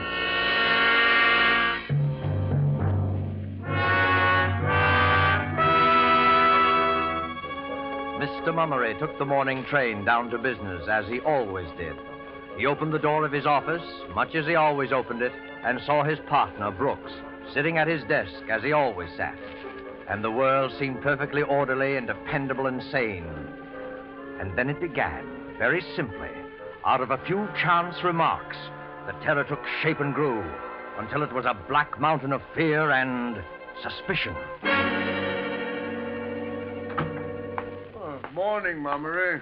Pleasant morning, what? Yeah? Oh, quite. I've been looking through some bank accounts. I've an idea they're trying to put us off until... Hubert Mummery, what's the matter with you? With me? Well, you gave me a start. Why, man, you're as white as a sheet. Oh, am I? Well, I'm not feeling quite myself this morning. Breakfast didn't agree with me. Didn't agree with me at all. Well, you'd better look after yourself. We're none of us as young as we once were. You know? Yeah, always had a beastly stomach, always. Well, I can't remember you having an attack like this in years, Mummery. Huh. That new missus of yours giving you proper food? Good, mild, digestible thing? No, I'm afraid Ethel knows nothing at all about a kitchen. Well, that's what you get for marrying a girl without showing it to a friend. Doing it in such a rush, 10-day courtship, and at your age, Mummery. Well, you'll see why when you meet her. Besides, it doesn't matter in the least. After all, I was a bachelor up until a few weeks ago and rather used to taking care of myself, you know. Oh, my dear man, you're not telling me that you manage the household. Oh, hardly. No need for that. We've engaged a housekeeper who's a gem, really. Capable, motherly soul named Sutton. Ethel's delighted with her, and so am I. Exceptional cook and all that. Well, that's excellent. We can all do that sort of thing, you know. I say you better take it easy and keep off your feet today. A man's health comes first, you know. Thanks. I'll be all right. I took one of my tablets on the train. Well, if you need anything, you let me know, huh? Yes. Oh, by the way, Mummery, I suppose your wife doesn't know another of those cooking gems, does she? Well, I don't know. They aren't so easy to find nowadays. Don't tell me your cook is leaving you. Oh, good Lord. No. Perish the thought. It's for the Phillipsons. Their girl is getting married. Yeah, well, always said marriage is the graveyard of good cooks. Positively. You know, I think it should be a criminal offense for cooks to feel the mating urge. Leaves the family high and dry. Yeah. You know, I said to Phillipson, you mind what you're doing, I said. You get somebody you know something about, or you may find yourself landed with this poisoning woman. What's her name? Mrs. Andrews, Carolyn Andrews. I don't want to be sending wreaths to your funeral yet while I said. Wasn't that a dreadful thing, though, that Andrews case? Ethel read some of it to me out of the newspapers. My. Gave me the cold horrors. Oh, it's a disgrace, I call it. 3 people dead of poisoning, falling ill one by one, gradually getting worse and worse, and suddenly dying off like flies after a month or so of her cooking. Man. And all the police say is they think she's hanging around the neighborhood and may seek employment as a cook. As a cook. Now, I ask you. Puts us all in the shadow of the grave, doesn't it? Well, rather. Well, it's only to be hoped that they'll catch this charming Mrs. Andrews before she tries her arsenic seasoning on somebody else. And that's why I told Phillipson to be careful about hiring a strange woman. Well, quite right, too. One can't be too careful about a thing like that. I'll ask Sutton if she knows of another cook as good as she is. You won't need worry about anyone she recommends. Oh, excellent. I suppose she's worked for the right sort of people, Mummery. Right sort? Well, I imagine so. I don't know. Well, didn't she bring references? Why, yes, she did. A great pile of them. Glowing ones, too. But I don't know. Ethel and I were so glad to get someone that we haven't bothered to look them up, really. Oh. Well, it's 10:30. I must get back to work. Would you mind dictating a few letters, Mummery? Some dunners? I do it, but I've some bills to get out in the next room. All right, I'm glad to. Well, I'll have Penny take them down. Miss Penny, will you step in here a moment, please? Coming, Mr. Brooks. Now, don't exert yourself, old man, because... Oh, Penny, Mr. Mummery will give you some letters for our forgetful customer. Yes, sir. And I'll be in the next office if I'm needed, Mummery. And do ask that sterling cook of yours to find someone for poor Phillipson, eh? I'll speak to Sutton as soon as I get home. Good man. You're looking a bit pale this morning, Mr. Mummery. Yes, I know. Let's get down to the letters, Penny, shall we? Yes, sir. Dear sirs, unless payment on your account is immediately forthcoming, we must institute proceedings which... Yes, sir. Which, sir? I was thinking. Wonderfully clever how that Mrs. Andrews manages to get positions with respectable families. Wasn't nothing so clever about the last one, sir. No? No. She brought plenty of references. Glowing ones, too, the paper said. Where in the world would such a woman come by honest references? Oh, there wasn't no question of their honesty, Mr. Mummery. What do you mean by that? Oh, the poor deceased family was so glad to get someone that they never even bothered to look him up. Oh. Why, whatever is the matter, sir? Have I said something that I shouldn't? No. I'm going to go home, Miss Penny. I don't feel well. Not at all well.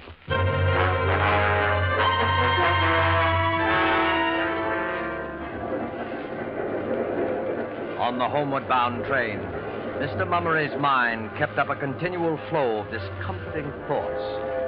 Those references of Sutton's. How did he know, after all? Yes, Brooks was quite right. One can't be too careful. Be sure you get someone you know something about, or you may find yourself landed with this poisoning woman, this Mrs. Andrews. The pain in Mr. Mummery's stomach gave a sudden twinge. He gripped the edge of his seat. He had eaten too quickly. His breakfast had been too heavy. He must speak to Ethel about Sutton. Sutton!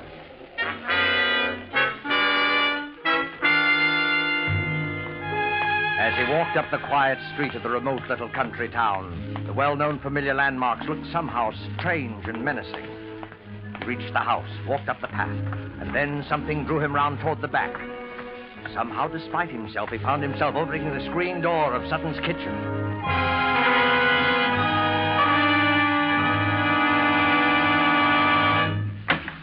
Miss Sutton. Oh, Lord. Lord, sir. You did give me a turn, Mr. Mummery. I was so taken up waiting for the potatoes to boil that I didn't hear the front door go at all, sir. Well, I used my key, Sutton. Where is Mrs. Mummery? Oh, the poor dear was feeling a bit sickish after breakfast this morning, and I made her lie down for a bit. She was looking so poorly. Ethel's sick? Ethel's never sick. I don't understand. Oh, it was working about too much that done it, if you ask me. I told her to go light with it, but she's that restless she can't abide to be doing nothing. Where is she now? Well, that young Mr. Welbeck called by to get some flowers she's promised his mother, and he cheered her up a bit. She needed cheering, too, by the look of her, poor lamb. Where are they, Sutton? They're having their tea in the garden. She's a deal better than she was, sir. A deal better. Well, I'm glad of that. I'll step out and have a word with her. Oh, Mr. Mumley. Yes? Before you go, I'd like to show you what I got for your dinner. But I... Just a moment, Mr. Mumley, sir. There. Have a look at that now. But that's steak and kidney pie, isn't it? You'll find it beautiful and light, sir. It's made with butter, it is. So you'll have no trouble at all digesting it. No, well, very good. And it's seasoned something wonderful. Yes, I'm sure it's excellent. Well, I'll wander out and see Mrs. Mummery now, if you don't mind. Oh, by all means, sir. And try to get up a good appetite for your dinner, won't you, Mr. Mumley, sir? Yeah, I'll do my best. Thank you, Sutton. Ethel. Oh, Ethel. Who's that? It's I, Tiddlywinks. Hubert. Oh, I wasn't expecting you so early. Oh, well, I quit before time. I didn't startle you, did I, Pet? Yes, you did. I'm sorry. I thought something was wrong. I don't like to be startled. Hello, Mummery. Well, hello, Welbeck. I didn't see you. How are you? Oh, I'm all right, thanks. But I'm afraid I found Ethel feeling rather badly. Yes, Sutton told me. Are you better now, dearest? I'm feeling dreadfully upset. Unsteady. I suppose I'll be all right by morning. Do sit down and have your tea, Hubert. Well, thank you. I need it. Biscuit? Are they good? Melt in your mouth. I'd devour the lot if I didn't have to be getting home to dinner. Oh, you're leaving? I must. Mother's waiting. I'll have the gardener wrap her flowers. Give them to Oh, me. no, don't bother. Oh, no bother at all. Heaven knows he's paid enough for puttering about. Thomas! Thomas! Come in, ma'am. Is the tea still warm, dear? Just right, thanks. You was calling me, Mrs. Mummery? Oh, Thomas, will you please wrap these flowers for me and bring them into the house? Righto, ma'am. I'll take Mr. Welbeck to the door. Oh, no, don't bother to get up, dear. Just tell Mr. Welbeck goodbye and finish your tea like a good boy. Yes, indeed. Keep your seat. Well, do come and see us soon again, won't you, Welbeck? Love to. But I can't leave Mother alone very often. She's extremely nervous lately. Terribly so. Oh, that's too bad. She's not really been herself since that Andrews poisoning business started in the newspapers. Alarmed her more than you believe. Yes, well, it's rather unnerved everyone, if you ask me. I do hope they catch her soon. They may. What do you mean? There were a couple of blokes from Scotland Yard in the village this morning. Rumor is they've got a new line on Mrs. Andrews. It's time they had. Think of it. That fiend has been on the loose for, well, let's see now. Exactly 1, 2, 3, 4. Yes, almost 4 weeks to the day. I'd rather not think about it if no one minds. Quite right, my dear. Let's not. Let's not. I have too many other things on my mind. Oh, by the way, Hubert. I forgot to tell you to bring some cash home from the city with you today. I know you did, Tiddlywinks, but I remembered it all by myself. Oh, a good thing, too. The greengrocer had a rather glum look on his face this morning. Well, we'll be able to stare him in the eye tomorrow. And then there's Sutton's salary. Well, I'm not sure I brought enough for that. Oh, that's too bad. I do so want to be prompt with her. Prompt? Yes, dear. Sutton's been with us exactly 1 month tonight. I must drop along now. See you soon again, Mummery. I say thanks for the tea. Hubert, what's the matter? Mr. Welbeck said thanks for tea. Didn't you hear? Huh? Oh, yes. Oh, I'm sorry. You seem so far away, dear. No, not at all, not at all. I was a bit tired, I suppose. Let the old gent rest his weary bones. He's worked much too hard lately. Come along, Mr. Welbeck. I'll do the honors for the family. Coming. 4 weeks. Exactly 1 month. Oh, sir, the missus wanted some zinnias for the bouquet, and I just found a little patch in the back bed. I thought they... Thomas, do we have any old newspapers about? Old newspapers? Why, yes, sir. There's a stack of them in the greenhouse. I was just going down to get some to wrap up this bouquet. What would you be needing them for, sir? I want to look up some photographs, Thomas. Photographs? Of who, sir? Of Mrs. Andrews.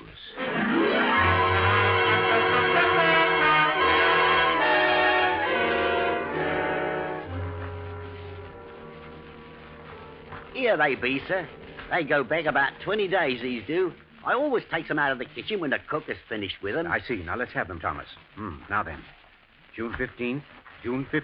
Yes, that was just about the time. Should be an article about Mrs. Carolyn Andrews in this one. Of course, she'll have managed to change her appearance, but there should be a resemblance. Now, let's see. Ought to be about on... Thomas. Yes, sir? Where did you say you got these papers? Out of the kitchen, sir. Why, what is it, Mr. Mummery? Somebody's been through them with the scissors, Thomas. Every line about the Andrews case has been clipped out. Every line. Mr. Mummery, sir. Don't. Now look for yourself. There. But I don't understand it, do you, sir? I'm afraid to try, Thomas. Are there any more papers about? There's a few more under this shelf where I keep them. Oh, botheration. Look at that. Meddlers, that's what they are. Meddling with my things. Don't waste time with that now, Thomas. But look at it, sir. All spilled and wasted. It costs good money, too. Well, all right. We'll buy more of whatever it is. Only a bit left. And it ain't so easy to get, I'll tell you. It's just about the best weed killer there is. Them weeds just fold up and die the minute it touches them. If somebody hadn't tampered with the stopper, there wouldn't have been a drop lost. Thomas. Yes, sir? Let me see that can. Yes, sir. Arsenical weed killer. Contains arsenic. Deadly poison. Stopper was loose, sir. Somebody had it out. I never leaves like that, nothing like that. Thomas. Yes, sir, yes, sir. Oh, good Lord, Mr. Mummery, what is it, sir? I don't think I should have had that tea, Thomas. I'll call the missus. No. You mustn't alarm her, whatever you do. Don't alarm her. She's not to be excited.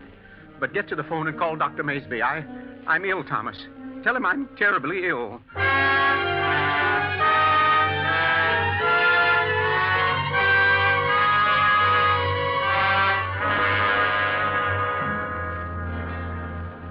How is he, Dr. Maysby? How is he? Now then, Mrs. Mummery, he's not so bad as all that. He's really far better than he was last night.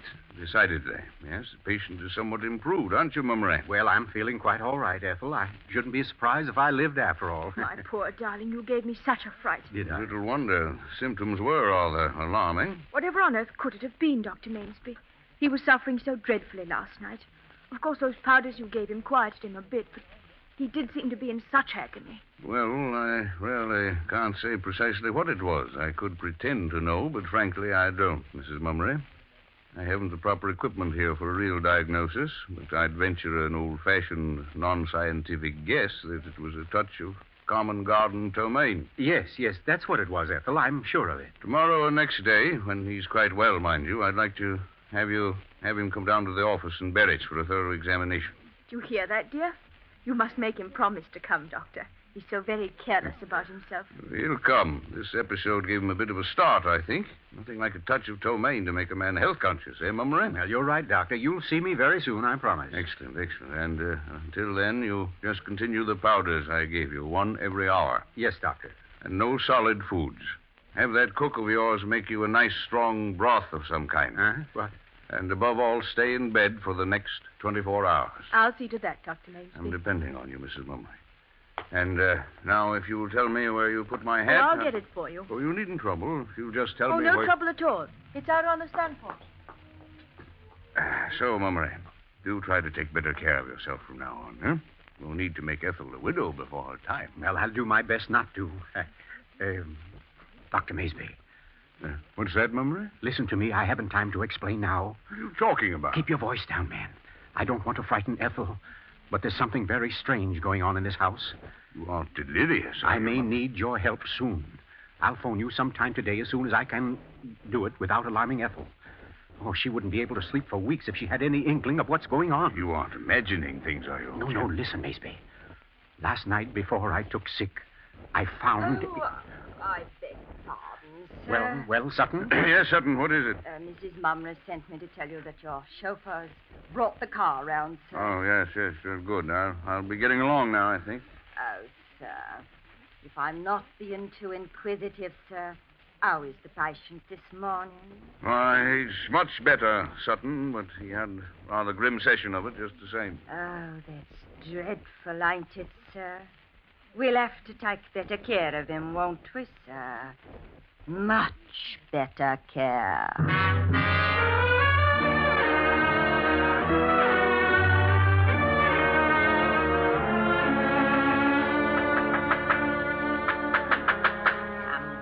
Around my greenhouse, will they now? Upsetting my things. Oh, will they now? Not much they won't. I'll put a lock on this door that... Thomas. Who's that? Why, Mr. Mummery, you ain't supposed to be up and about, are you? You're supposed to be in your bed, ain't you, sir? I want to get those papers we were looking at yesterday, Thomas. Does the missus know you're walking around out here?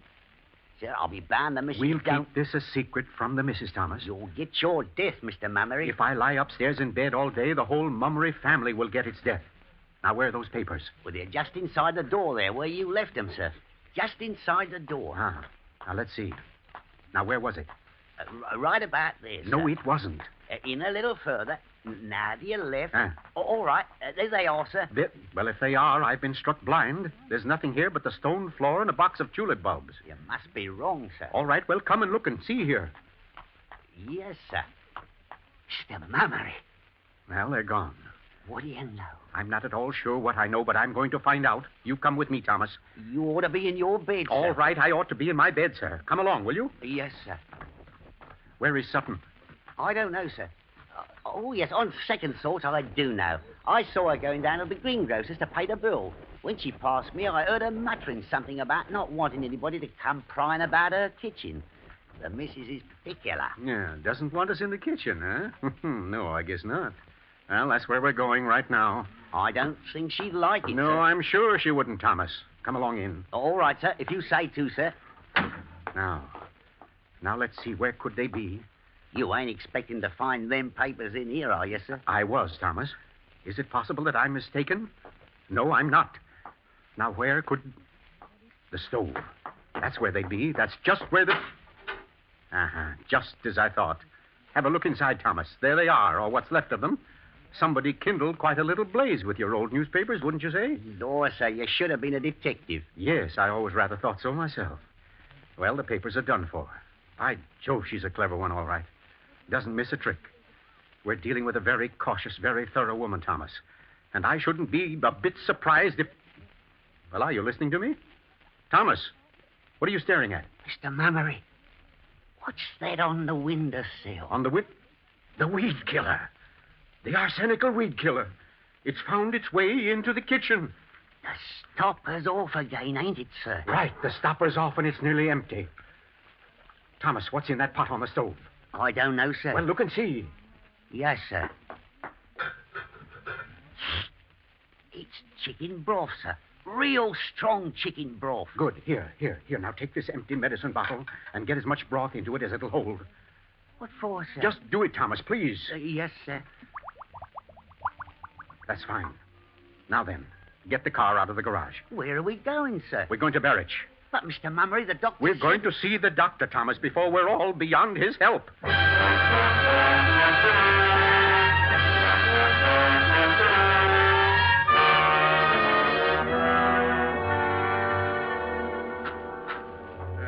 Sorry to kept you waiting so long, Mummery, but it's quite a lengthy process. I don't mind the waiting, Doctor. It isn't that, but Ethel's there alone in the house with her, and I want to know. I can tell you now. You finished? I've analyzed every drop of the contents, used Marsh's test for arsenic. I'm able to tell you a very definite answer, my boy. What is it, Maysby? Yes. You mean there is arsenic in that broth? And I mean that broth is chock full of arsenic. Mrs. Andrews is taking no chances this time. There's enough poison there to kill your entire household.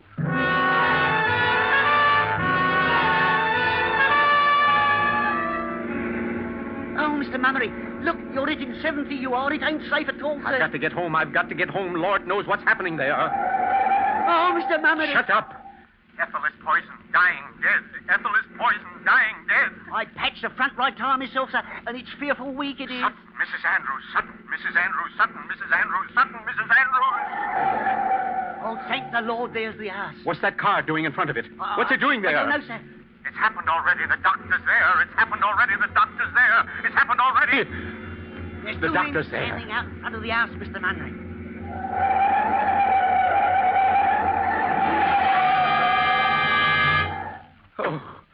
Oh, it's my fault. I did it. It's my fault. I left her here. I did it. I killed her. Oh, Mr. Mummery, sir. Oh, Ethel! Ethel! Ethel! Ethel, where is she? Welbeck, what are you doing here? I'm Scotland Yard, Mummery. Easy now. Take it easy. Well, where is she? Tell me. I have a right to know. Who is he, Inspector? I'm Hubert Mummery. Where's my wife? Now, try to be calm, Mummery, won't you? That's a good fellow. What do you mean? Why are you sitting down here? Is she beyond help? I'm afraid she is, sir. Oh, Lord. Oh. Can I see her? I'm afraid not, Mummery. It'd only be painful. Oh, Lord.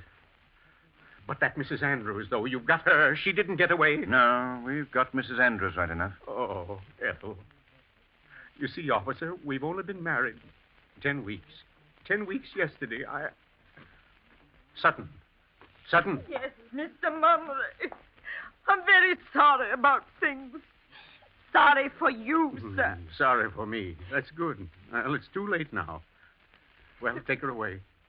Take her away. Oh, Mr. Mummery, I'm so Take sorry. her away. You'd better go, Sutton. Go ahead. He's upset, of course. Wants to be alone. Oh, you see, Mrs. Mummery and I were in desperate need of a cook. But it's just as I said to Brooks. One can't be too careful about taking a strange person into the house. Why, I didn't even suspect her until yesterday. I had no idea there were... Go. Are you letting her go? Well, you can't let her go. That's Mrs. Andrews. Don't... Oh, please, This sir. broth, it's chock full of arsenic. I didn't have no hand in that broth, sir. It was made while I was at the greengrocer. You can't let her go. Why, this... And I didn't make your tea yesterday, nor your breakfast yesterday morning. So help me, Mr. Mummery, sir. I didn't. Ethel. Oh, Ethel, my darling. I thought you were... Oh, are you all right, Ethel? Ethel, dear, what is it? I overheard what you said you told Brooks about taking a strange person into your house. You were right, you know, Hubert. Well, I don't understand. Ready? Quite.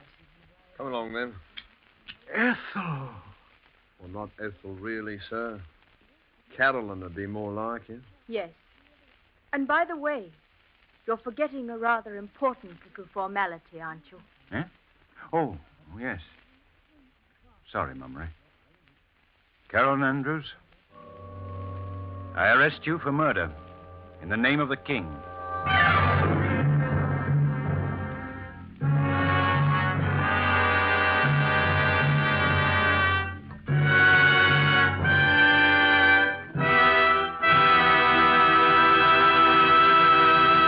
And so closes Suspicion, presented by Roma Wines and starring Charles Ruggles. Tonight's tale of suspense. In just a moment, we will hear again from Mr. Ruggles. First, a message from the sponsor of Suspense. Why is the making of good wine like a proverb? Because both are based on long experience. For you to enjoy the many different taste-delighting Roma California wines, first there had to be long years of painstaking cultivation of some of the world's finest vineyards. Plus, year upon year of development of the art and skill that go into the making of these fine Roma wines. Your first sip of any of the good-tasting Roma wines will confirm the presence of these needed years of preparation, will tell you why Roma wines are America's largest-selling wines. Your taste will thrill to the superb quality and the downright satisfaction when you try, say, the tangy, delicious Roma sherry, or the rich, hearty Roma Burgundy, or the sweeter, heavier Roma Port. You'll be thrilled, too, when you learn such great enjoyment costs so little, mere pennies a glass. You'll want to add your voice to the international praise of Roma wines now rising in many lands in these words: Roma wines are truly magnificent. Let me repeat the name: R-O-M-A, Roma wines, made in California for enjoyment throughout the world. And now here is Charles Ruggles. Thank you. Well, it was a great pleasure for me to appear on Suspense this evening, and I'll be listening next week, as I hope you will, when Fay Bainter and a distinguished Hollywood cast will be starred. And one more word. As the enemy's desperate resistance grows greater, make sure that our fighting men suffer no lack in their need for more of the weapons of war. Buy more war bonds. Suspense is produced and directed by William Spear. Don't forget, then, next Thursday, same time, Fay Bainter and other stars in Suspense. Presented by Roma Wines, made in California for enjoyment throughout the world. This is CBS, the Columbia Broadcasting System.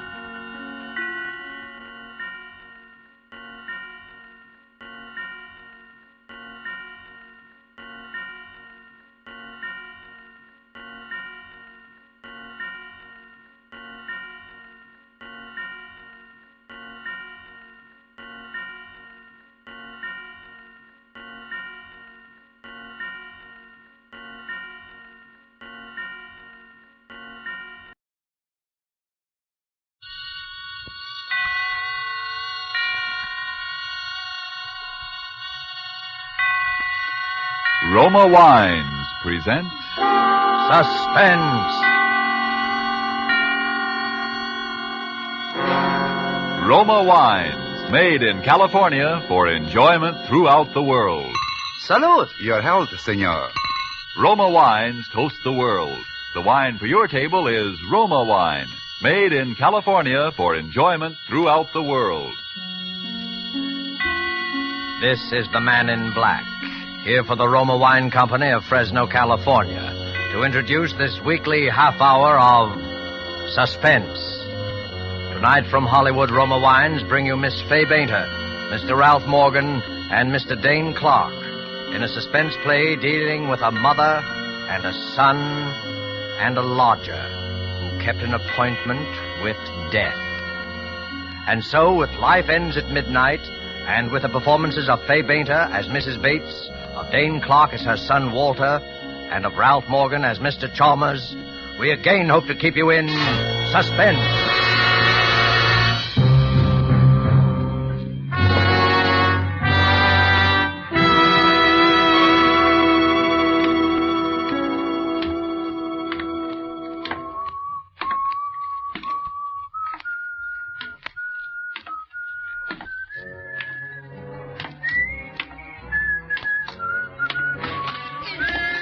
Walter!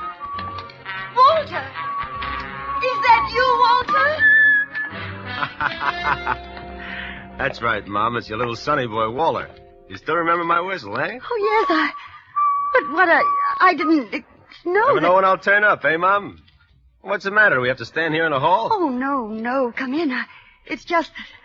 Come in, Walter. Well, it's the same old crummy joint. I do my best to keep it clean, Walter. Yeah, I know. Regular old Mother Hubbard. You'll have to clean up the whole south side before you get the magoo out of this flea bag. Oh. Boy, am I tired. Up all night in a stinking day coach full of snoring jerks and squalling babies. Babies are the worst. All they do is bawl and slobber. You left Pittsburgh last night? 1 a.m, didn't sleep a wink. Yeah, look at my collar. But tomorrow is Monday. You have to be at work in the morning. Sure, What's the matter? You worried? Oh, no. I just... Don't just. Can't a guy come home and see his mother once in 6 months? That's a mother for you. You break your back, you sit up all night to see your mother for 1 day, and she tells you have to be at work in the morning. How do you like? Walter, I'm sorry. I didn't miss you so. I just worried about... Yeah, I know. Well, don't worry so much. It makes me nervous. Here, sit at the table, dear. You must be starved. Oh, all right. Now it's like coming home. Oh, my baby. I'm so glad to see you. You did come just to see me, didn't you? Who else? Hattie Lamar? Well, of course you came to see me. It's just that I always worry so about you, Forget it. Well, what's to eat? I was just making a chop for my lunch. That's all there seems to be in the house right now. That'll be enough for me. It'll be ready in a minute. Now tell me about yourself, your job. Never mind about me. How are you doing? Well, I try not to complain, Walter. Things are not easy, prices high, rents going up all the time, even on this old house. Honest, I don't know what I'm going to do if things don't... You had some bonds Papa left you. You had about $2,000 bonds he left you. You still got them? I'm trying to tell you, Walter, things haven't been easy. And... Always the poor mouth. Every time I see her, she's putting on a poor mouth. I'm just saying things aren't easy. And for me, do you think it's a picnic? I got enough trouble, and for what? For what? All year I worked like crazy. For what? A man must work, Walter. A man must work, Walter. Yes, that's true. A man must work and live like a person, and not be afraid so that he can sleep without worrying about... About what? About a bell ringing at night, or a knock on the door in the morning, or someone touching you on the arm. Yes, it's a nice feeling and a free feeling to be able to walk down the street in the sun with your eyes meeting another man's without wondering if he's... Shut up! I ain't in trouble against her. Stop mouthing at me. You're always mouthing at me. You haven't... You know what the judge said the last time, Walter? He was nice. Now, he gave you another chance. He saw you were really a good boy, and he gave you another chance. He got you a nice job, and you promised to... You must... Oh, you're all right, Walter. You didn't... Meatball. A herring on a plate all your life. You're a tomcat in the garbage. You find a fish head and you say, thank you, mister. You chew a fish good and you smile pretty. Well, not for me. You take a chance and you throw away the fish heads. You get one break and you're out of the garbage can for life. You throw a time clocks and shiny pants. You're in a higher brackets and nobody gets you. Yeah, you're a mister with a future. You hold your nose when you walk from the day coach to your compartment. You leave the stinks behind in a pot of dusty air in front of you, and that's for me. One break. One break and you're as hot as a rocket shooting diamonds for sparks. Walter! You're a P-38 in a world full of flivvers. A buck gets you two gets you four. Walter! Good for one blonde to kick her and a kiss her. Walter! It's all right. I took another chance. I tried to run it up. No dice. I gotta make it good. Tomorrow morning, I gotta make it good. The books at the office will show it, and I gotta make it good. How much? $1,500. $1,500. By midnight tonight, $1,500. If I miss that 12:20 for Pittsburgh, it's all up. I might as well take gas. $1,500. By midnight tonight. Where am I going to get it, Walter? The bonds. You got the bonds, Papa. The bonds. How do you think I got you out of the last trouble? Bribes, bail, paying back every dime. Where do you think I got it? I'll get 10 years. You heard the judge last time. What can I do? What? 10 What? years and stir. 10 years. There won't be no reform school this time. Walter, Oh, look, Walter. please, Ma, please, get me the money. I'll get it for me. I'll be good. I'll work hard. I won't give you no more trouble, but help me now. Please, Mama, please. Will Where you, can I get it, Walter? I've nothing left.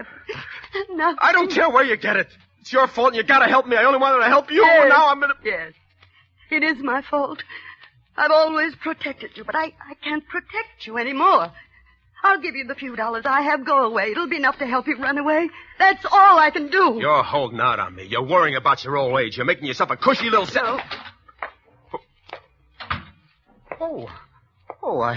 I'm sorry. I hope I'm not intruding. Who's this? Oh, Mr. Chalmers. This is Mr. Chalmers, Walter. He has the back bedroom. This is my son, Walter, Mr. Chalmers. How do you do, Mr. Bates? I feel that I know you very well. Your mother and I sit here in the kitchen sometimes over a cup of tea, and she talks about you for hours and hours.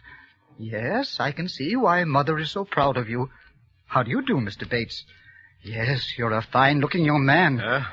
Mrs. Bates, if you'll excuse me, I'm just going to the corner for my paper.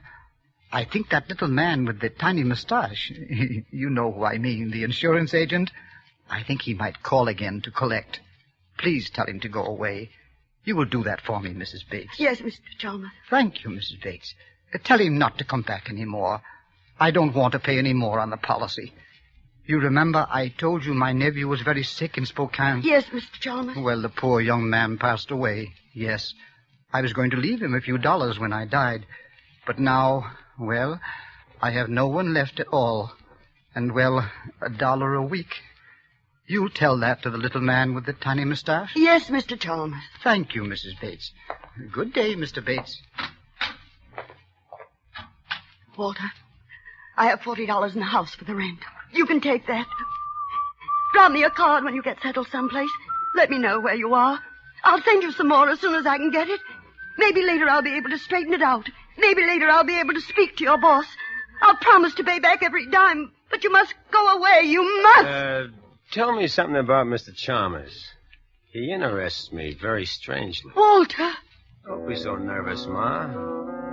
We got plenty of time. We got till midnight.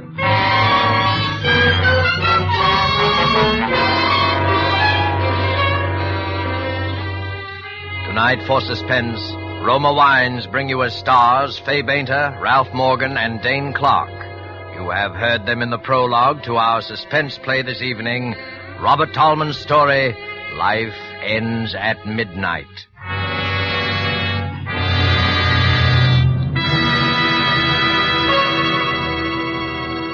Before we return to the scene of our play, let us journey in fancy to Havana and sit at a table in the gay Restaurant Paris. At the next table, we see perhaps a farewell party given for an American visitor. The American is wondering how he'll be able to repay in his own country the hospitality shown him in Cuba. Reassuringly, his Cuban host might remark, "Es muy fácil, amigo. Just be sure to serve wonderful Roma wine. It is wine imported by us from your own country. Roma wine." Indeed, Americans can well be proud that judges of fine wines in so many lands now acclaim the wines of California among the world's most enjoyable of all time. Of these truly superb wines, Roma wines are especially honored by the number of countries now importing them for enjoyment as rare luxuries. But Roma wines are not lacking in honors bestowed them here in America, because Roma wines are America's largest selling wines. If you aren't already one of the millions enjoying Roma wines regularly, as a delicious beverage any time, to add sparkle to any meal, to smarten your entertaining, make your own taste test to choose your favorite, choosing from Roma Wine's many different wine types. When you learn their modest cost here in America, with no import duty to pay, no expensive shipping charges to absorb, you'll know why we say Roma wines are for your daily enjoyment. I'll spell out the name for you. R-O-M-A, Roma Wines. Made in California for enjoyment throughout the world. And now it is with pleasure that we bring back to our soundstage Fay Beta, Ralph Morgan, and Dane Clark in Life Ends at Midnight, a tale well calculated to keep you in suspense.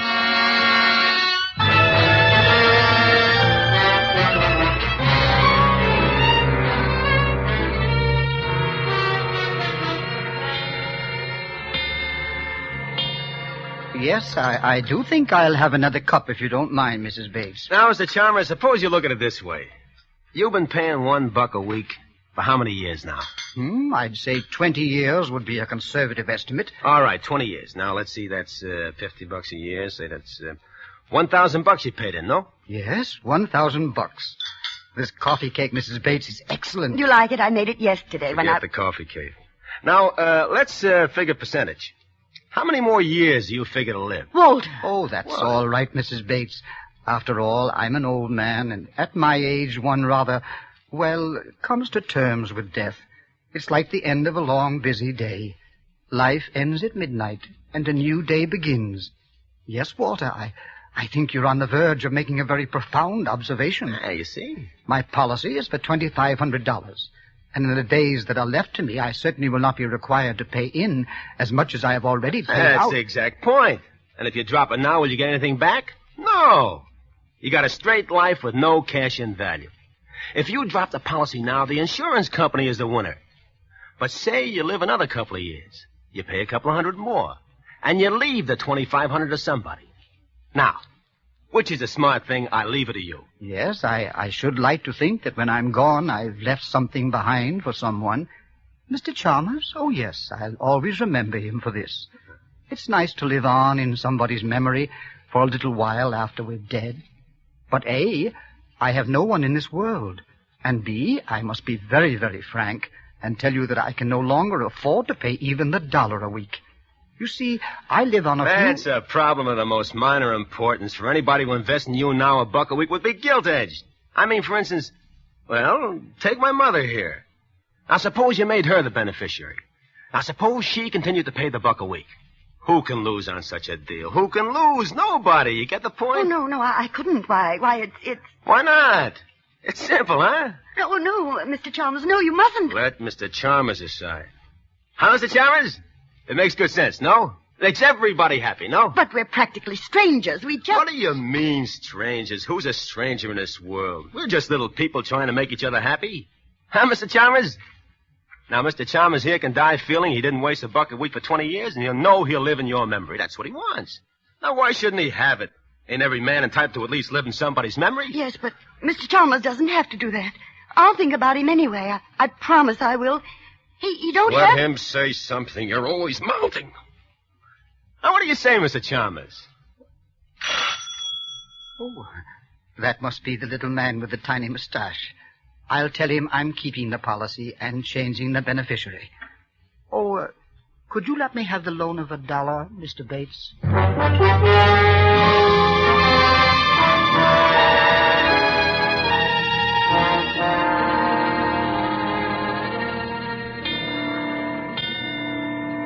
Hurry it up, will you? The old man's coming home in a minute or two. He takes his nap about this time. I want this ready for him. Oh, relax, Sonny, relax. I can't finish this job today. What are you giving me? It'll take a joint and another length of pipe. Oh, fix it up. You're a good plumber. You can fix it up for now. Hey, the room's pretty small. Oh.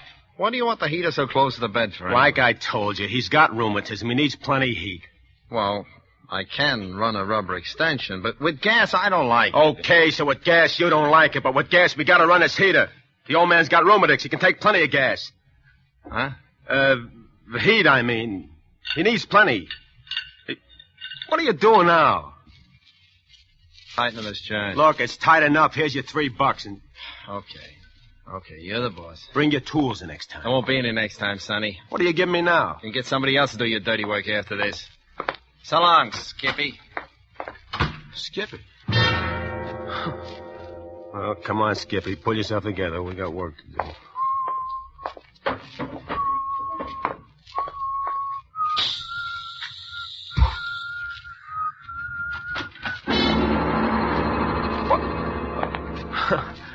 Hiya, Pop. Well, this is a pleasant surprise. Yeah, this used to be my room. The steam don't come up here so good, so I talked the old lady into fixing this up for you. Well, that was very thoughtful of you, Walter. Thanks. I stuffed up the cracks in the window, too. 0 weather. It gets plenty of drafty in this room. You thought of everything, didn't you, Walter? Huh? Yeah, it ought to work out just fine. It'll do the job, I think. I'm going to take a little nap before dinner.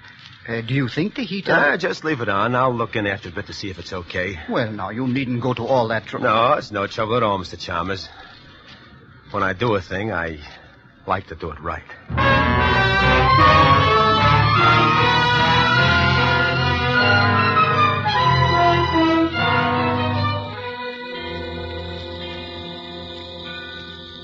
Oh. Well, who's there? Is that you, Walter? Yeah, go on back to sleep, Pop. I'm just turning the heater off. It's getting stuffy in here. Oh, you're a good, considerate boy, Walter. Oh, skip it. Go on back to sleep.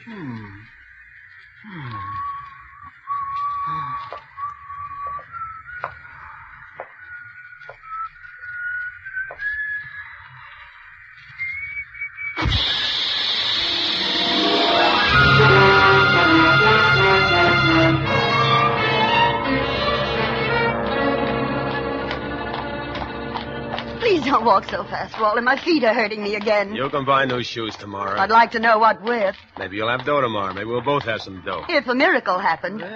Maybe miracles do happen. Maybe if you're smart. Where are you taking me to, Walter? Nowhere in particular. I thought we'd stroll around the old neighborhood. You know, like old times. Why, that's a nice idea, Walter, but my feet... Hello, Mrs. Bates. Good evening, Officer Flanagan. This is my son, Walter. He's just here from Pittsburgh. Glad to know you.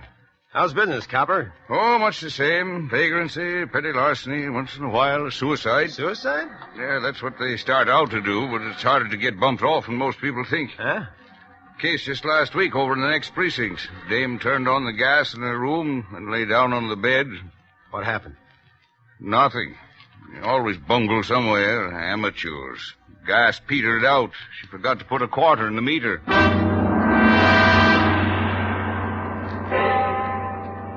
7 o'clock. I got to call in. Well, good night, Mr. Bates. Good night, Officer. Nice to meet you, Walter.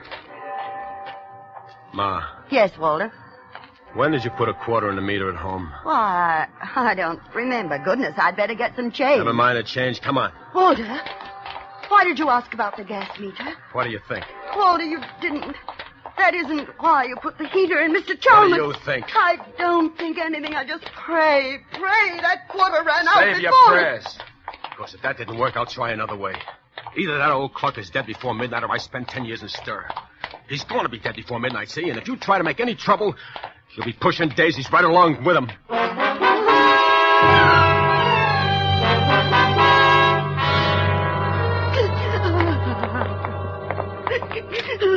Stop sniveling. We're going in there now. Now, look, if it took, scream your head off, or I'll give you a reason to scream. Gas. I can smell it. Come on.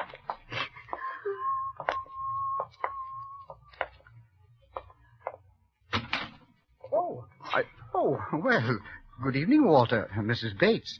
I was just on my way out. Oh, Mr. Chalmers, you're all right. You're all right. Of course he's all right. What's eating you? I have a slight headache, it's true, but a brisk walk in the open air will cure that, I'm sure. Hey, will you look at this? What is it, Walter? Well, this hose on a heater. Huh. Got unhitched. No wonder you got a headache. I thought I smelled gas. Boy, it's lucky for you Mom forgot to put a quarter in the meter. Providence works in strange ways, doesn't it, Walter? Well, I must be getting on. I'll be coming home rather late, Mrs. Bates, so I'll just let myself in. How late? Well, I thought I'd stop at the neighborhood picture house for dinner. That'll be around 9 o'clock. So I imagine I won't be home much before 11. Mr. Chalmers, there's something I wanted to... Yes, Mrs. Bates. Walter's a good boy at heart, you know, but he's been in some trouble lately, and... Is there anything I can do to help, Walter? Yeah, plenty. I'll tell you all about it when you get back. Come on, you better run along now, Mr. Chalmers. You don't want to be late for that picture. Yes, of course. Well, good night, Mrs. Bates. Mr. Chalmers, Good night, Mr. Chalmers. Yes, good night. Oh, Walter, Walter! Walter, no! No, my book, no! You were going to tell him, weren't you? Walter! You'd like to send me to the chair, wouldn't you? You struck me, Walter. You struck your own mother. I ought to have messed up your sad monkey face for good. Oh, It's no, your fault I balled us up in the first place. Why didn't you remember to put a quarter on that meter? Why didn't you? I'm glad I forgot.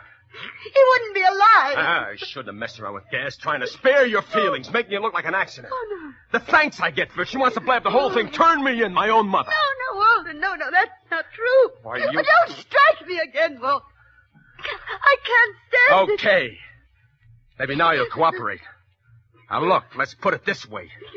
It's either you or him.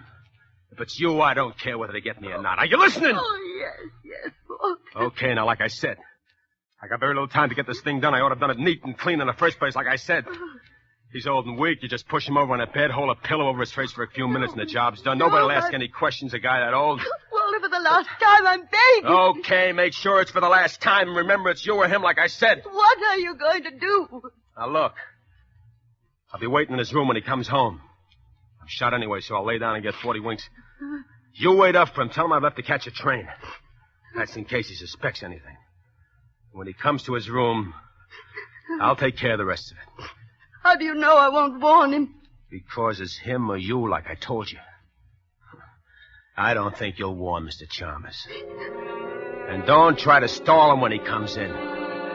He's got to be dead by midnight. Or else.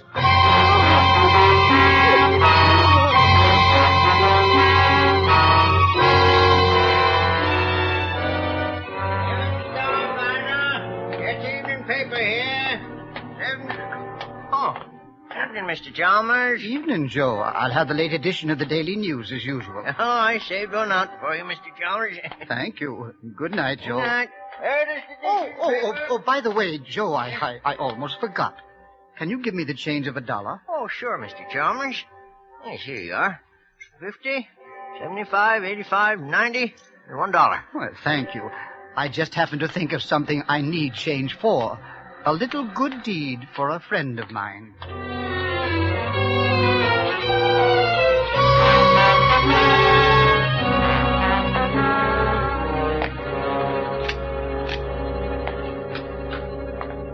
Oh, Mr. Chalmers. Well, I didn't think you'd be up so late, Mrs. Bates. I waited up especially. I wanted to talk to you about Walter. Mrs. Bates, your eye, it's all discolored. Yes, the light burned out in the bathroom, and when I went to replace it in the dark, that is, I bumped into the door. Now, I would have thought Walter would have done that for you. No, Walter didn't. I mean, Walter's left already. He had to catch the 12:20 for Pittsburgh, you know. But it's only 11 now. The clock... Perhaps he had some things to do on the way, I mean. Of course. Well, I'm afraid I must be getting on to bed. No, not just yet. I mean, won't you sit down for a minute and have a cup of tea with me? Well, I'd like to, but tea keeps me awake, Mrs. Bates. I'll be getting along to my room now, if you don't mind. No, don't go into that room, Mr. Chalmers. Why, Mrs. Bates, whatever's the trouble? My son, Walter, there's something I must tell you. Forgive me, Mrs. Bates, but I'm an old man, and I need my rest. If it could possibly wait until morning... No, it can't wait until morning. It's got to be told before midnight. What was that? Sounds like someone moving about in the back of the house. One of the shutters. It's loose. The wind...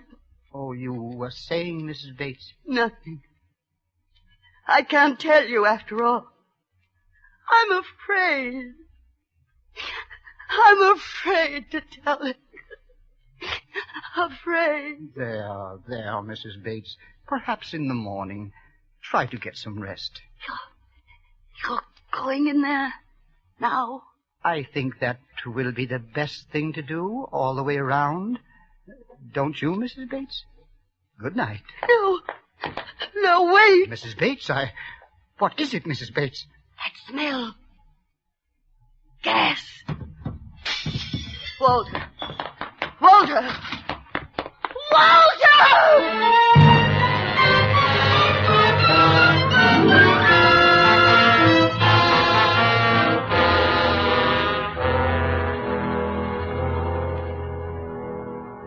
Why don't you lie down for a few minutes, Mrs. Bates? I'll call you when the ambulance arrives. Listen. It's striking 12. Dead before midnight. That's what he said. Dead before midnight. Poor lad. Fell asleep. If only I hadn't remembered to go back for that change. You did it.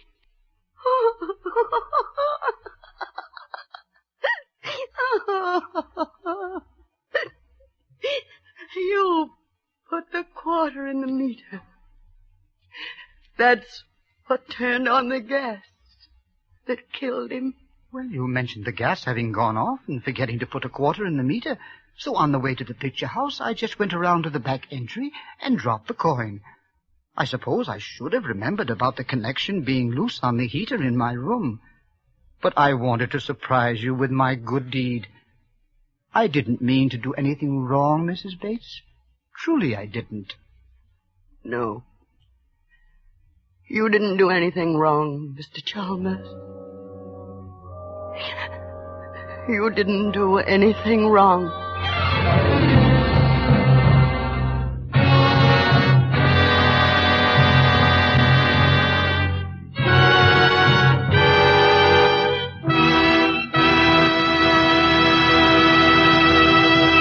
And so closes Life Ends at Midnight, starring Fay Bainter, Ralph Morgan, and Dane Clark. Tonight's tale of suspense. Miss Bainter appeared by courtesy of Metro-Goldwyn-Mayer, producers of Madame Curie. Dane Clark is currently being seen in the Warner Brothers production Destination Tokyo. Before Ralph Morgan returns to our microphone, let me give you a suggestion. A suggestion you will find can add to the success of your next dinner party at home. At one end of the dining table, place a bottle of Roma wines, not sweet, not dry, Burgundy. At the other table end, place a bottle of Roma wines, delicately delicious Sauterne. Then, let each of your guests select the Roma wine to his liking. You'll know that whatever the individual choice of a guest, both of these Roma California wines will delight by their superb quality, the quality that has made Roma wines America's largest selling wines. Whichever of Roma wine's many different California wine types you choose at your dealers, the small purchase price he asks will surprise and delight you, while the superb quality of these good Roma wines will win your full accord with the judgment of wine experts of many lands that Roma wines are truly magnificent. Let me repeat the name. R-O-M-A, Roma wines, made in California for enjoyment throughout the world. This is Ralph Morgan. First, I'm sure I speak for all of us, Miss Bainter, Mr. Clark, and myself, in saying how much we've enjoyed appearing on Suspense this evening. We will all be listening, as we hope you will, next week when Miss Agnes Moorehead is your star in one of the most talked-about plays ever to be presented in this series, called Sorry, Wrong Number. And now one more word. Here's something our fighting men may never forget. The price of victory is sacrifice. You help bring the victory nearer when you make the sacrifices that make it possible for you to buy more war bonds. Thank you. Suspense is produced and directed by William Spear. Don't forget then next Monday for Agnes Moorehead in Suspense. Presented by Roma Wines, R-O-M-A, made in California for enjoyment throughout the world.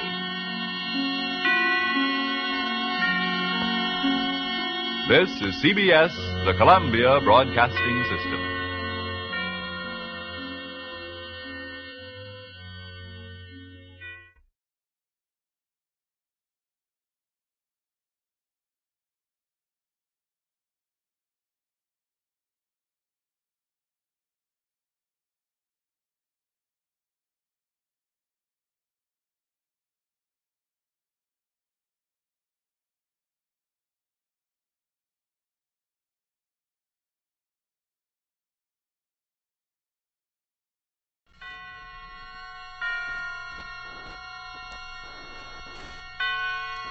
Roma Wines presents Suspense.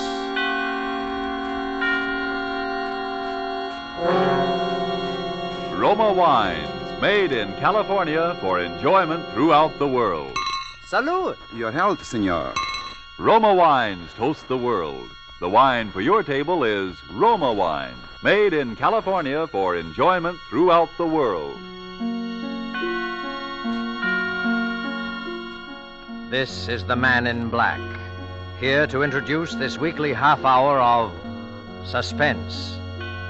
Tonight from Hollywood, we bring you, in response to requests from many thousands of listeners, Miss Agnes Moorehead, in one of the most famous suspense plays this series has ever presented, Sorry, Wrong Number. But before we raise the curtain on suspense, here is a message from your host, the Roma Wine Company of Fresno, California. Sometimes it seems we must go far afield to discover riches that were right at hand all the time. As you discover in listening to a conversation which might be taking place at the smart Coral Beach and Tennis Club in Bermuda. An American about to depart for the States thanks his Bermudian friend for the gracious hospitality shown him, in particular for the especially enjoyable wine his friend served. He remarks how much he'd like to be able to get some of that same wine at home. The Bermudian chuckles as he says, "But my friend, that wine you enjoyed so much, it comes from the great wine districts of your own California. It is Roma wine."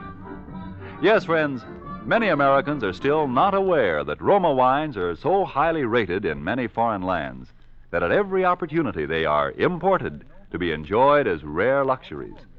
But here in America, we can enjoy these superb Roma wines as a daily pleasure, well within reach of the most modest purse, with no high import duty, no expensive shipping costs included.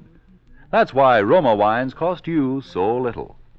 Have you been overlooking the enjoyment these richly satisfying Roma wines offer as a delectable beverage at any time, as the addition that can make any meal an occasion, as a sure to be appreciated offering to your guests when you entertain? You get some idea of the great worth of these fine Roma wines when you learn Roma wines are America's largest selling wines. Why put off your enjoyment of Roma wines another day? I'll spell out the name for you. R-O-M-A, Roma Wines, made in California for enjoyment throughout the world. And now with Lucille Fletcher's study in terror called Sorry, Wrong Number, and with the performance of Agnes Moorehead, we again hope to keep you in suspense.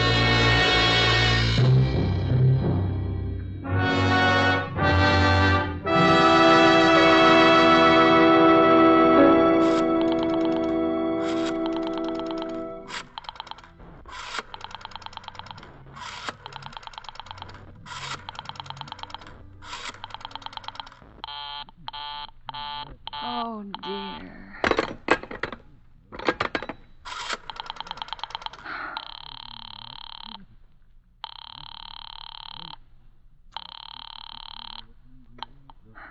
Your call, please. Operator, I've been dialing Murray Hill 40098 now for the last 3/4 of an hour, and the line is always busy.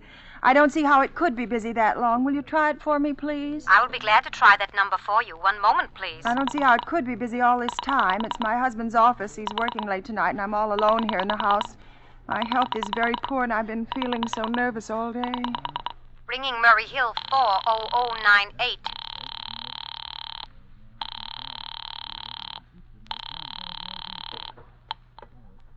Hello? Hello? Hello, is Mr. Stevenson there? Hello? Hello? Hello? Hello? George? Yes, sir. This is George speaking. Hello? Who's this? What number am I calling, please? I'm here with our client. Oh, good. Is everything okay? Is the coast clear for tonight? Yes, George. He says the coast is clear for tonight. Okay. Where are you now? In a phone booth. Don't worry. Everything's okay. Very well. You know the address. Yes, I know. Let's see now. At 11 o'clock, the private patrolman goes around to the bar on 2nd Avenue for a beer. That's right. 11 o'clock. Okay. And be sure that all the lights downstairs are out. There should be only one light visible from the street. Okay. What's that? Oh, just a minute, George. Oh, our client tells me that at 11:15 a train crosses the bridge. It makes a noise in case her window is open and she should scream. Hello. What number is this, please? Okay, I understand. That's 11:15, the train, huh? Yeah. Do you remember everything else, George? Yeah. I'll make it quick, as little blood as possible, because our client does not wish to make her suffer long. Huh? That's right. You'll use a knife? Yes, a knife will be okay. Then afterwards, I remove the rings and the bracelets, and the jewelry in the bureau drawer, because our client wishes it to look like simple robbery. Huh? Don't worry, everything's okay. I know. Oh, how awful. How unspeakably awful. Oh. Your call, please. Operator, I've just been cut off. I'm sorry, what number were you calling? Why, it was supposed to be Murray Hill 40098, but it wasn't. Some wires must have got crossed. I was cut into a wrong number, and I've just heard the most dreadful thing, something about a murder. And, operator, you'll simply have to retrace that call at once. I beg your pardon. May I help you? Oh, I know it was a wrong number, and I had no business listening, but these two men, they were cold-blooded fiends, and they were going to murder somebody, some poor innocent woman who was all alone in a house near a bridge. And we've got to stop them. We just got to. What number are you calling? Well, that doesn't matter. This was a wrong number, and you dialed it for me, and we've got to find out what it was immediately. What number did you call? Oh, why are you so stupid? What time is it?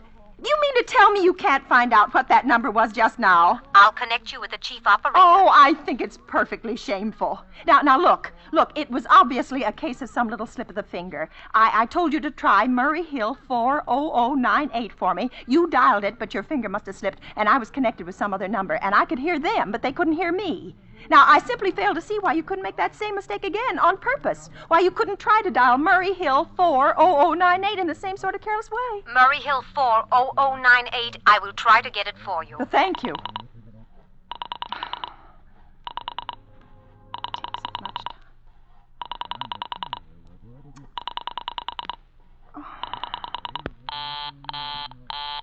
I am sorry, Murray Hill 40098 is busy. I will call you Operator! Your call, please. You didn't try to get that wrong number at all. I asked you explicitly, and all you did was dial correctly. I am sorry. What number are you calling? Well, can't you for once forget what number I'm calling and do something for me? Now, I want to trace that call. It's my civic duty, and it's your civic duty to trace that call and apprehend those dangerous killers. And if you won't... I will connect you with the chief operator. Well, please. This talk, I can't make anyone understand. It takes so much time. This is the chief operator. Oh, chief operator. I want you to trace a call, a telephone call, immediately. I don't know where it came from or who was making it, but it's absolutely necessary that it be tracked down because it was about a murder that someone's planning, a terrible, cold-blooded murder of a poor, innocent woman tonight at 11:15. I see. Can you trace it for me? Can you track down those men? Well, I'm not certain. It depends. Depends on what? It depends on whether the call is still going on. If it's a live call, we can trace it on the equipment. If it's been disconnected, we can't. Disconnected? If the parties have stopped talking to each other. Oh, but of course they must have stopped talking to each other by now. That was at least 5 minutes ago, and they didn't sound like the type who would make a long call. Well, I can try tracing it. May I have your name, please? Mrs. Stevenson. Mrs. Albert Stevenson. But and listen, your telephone number, please. Plaza 32098. But if you go on wasting all Why this do time... you want this call traced, please? Why? Oh, no reason. I mean, I merely felt very strongly that something ought to be done about it. These men sounded like killers. They're dangerous. They're going to murder this woman at 11:15 tonight, and I thought the police ought to know. Have you reported this to the police? Well, no, not yet. You want this call checked purely as a private individual? Yes, but meanwhile... I'm sorry, Mrs. Stevenson, but I'm afraid we couldn't make this check for you and trace the call just on your say-so as a private individual. We'd have to have something more official. Oh, for heaven's sake. You mean to tell me I can't report that there's going to be a murder without getting tied up in all this red tape? Why, it's perfectly idiotic. Well, all right. I'll call the police. Thank you. I'm sure that would be the best way to do it. It's ridiculous. I've heard such nonsense. I Your call, please. The police department. Get me the police department, please. Thank you. Ringing the police department. Oh, can't you ring them direct? This time.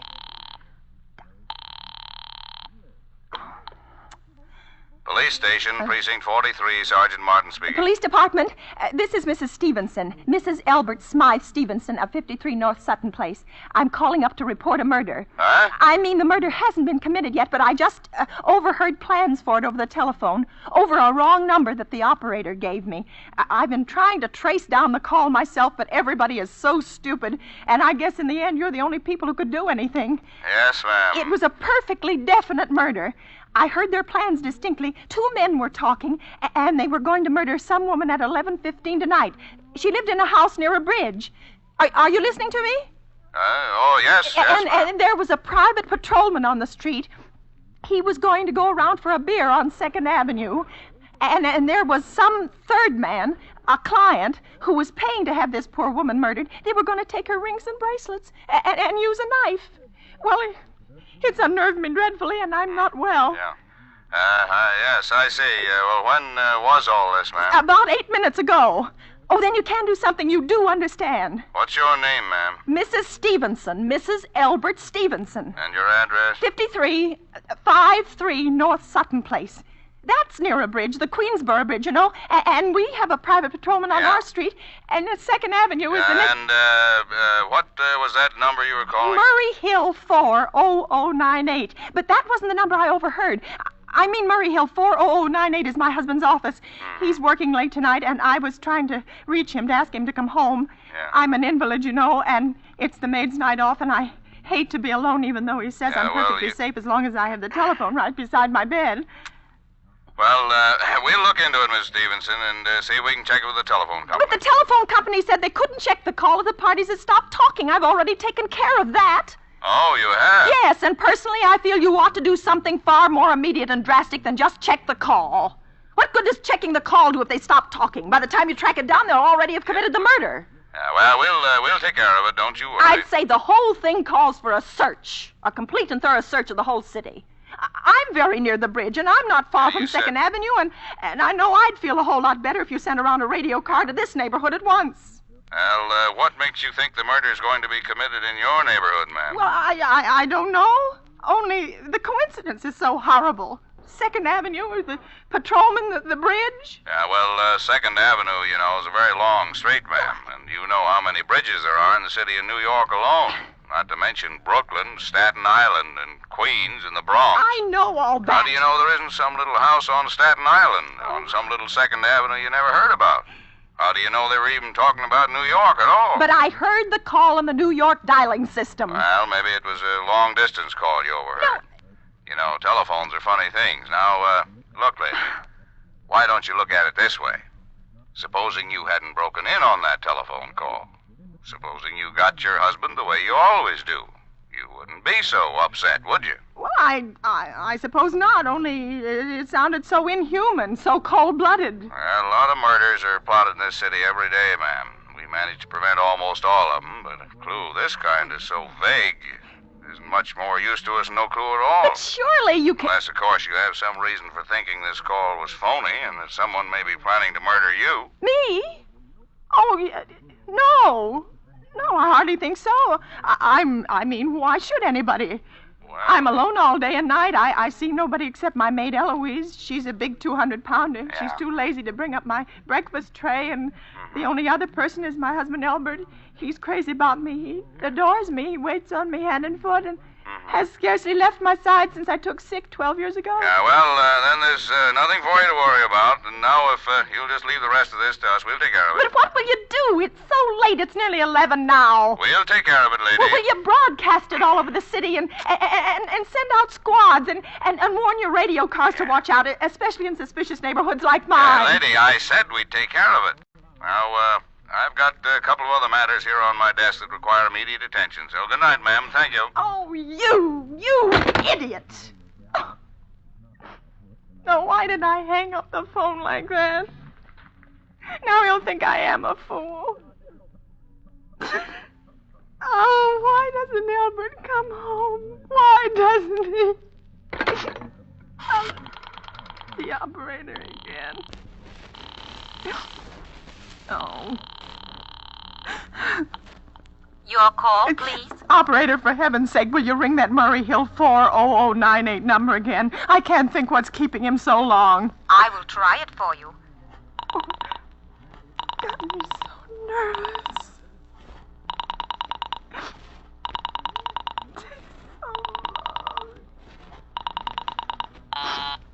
Oh. I'm sorry, Murray Hill 40098 is busy.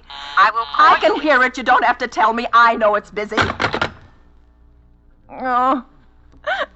If I could only get out of this bed for a little while. If I could get a breath of fresh air or just lean out of the window and see the street. Hello? Albert?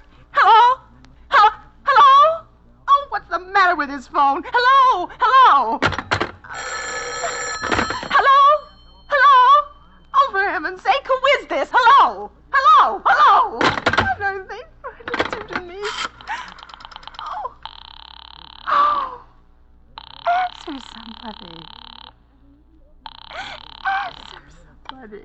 Your call, please. Hello, operator. I don't know what's the matter with this telephone tonight, but it's positively driving me crazy. I've never seen such inefficient, miserable service. Now, look, I'm an invalid, and I'm very nervous, and I'm not supposed to be annoyed. But if this keeps on much longer... What seems to be the trouble, please? Well, everything's wrong. I haven't had one bit of satisfaction out of one call I've made this evening. The whole world could be murdered for all you people care, and now my phone keeps ringing and ringing and ringing and ringing every 5 seconds or so, and when I pick it up, there's no one there. I am sorry. If you will hang up, I will test it for you. I don't want you to test it for me. I want you to put that call through, whatever it is, at once. I'm afraid I cannot do that. You can't? And why? Why, may I ask? The dial system is automatic. If someone is trying to dial your number, there is no way to check whether the call is coming through the system or not, unless the person who is trying to reach you complains to his particular operator. Well, of all the stupid... And meanwhile, I've got to sit here in my bed, suffering every time that phone rings, imagining everything. I will try to check the trouble for you, madam. Check it. That's all anybody can do. Oh, what's the use of talking to you? You're so stupid. I'll fix her. Volley, impudent. How dare she speak to me like that? How dare she speak to me like that? No satisfaction out of anybody. Answer. Your call, please. Young woman, I don't know your name, but there are ways of finding you out. And I'm going to report you to your superiors for the most unpardonable rudeness and insolence it has ever been my privilege.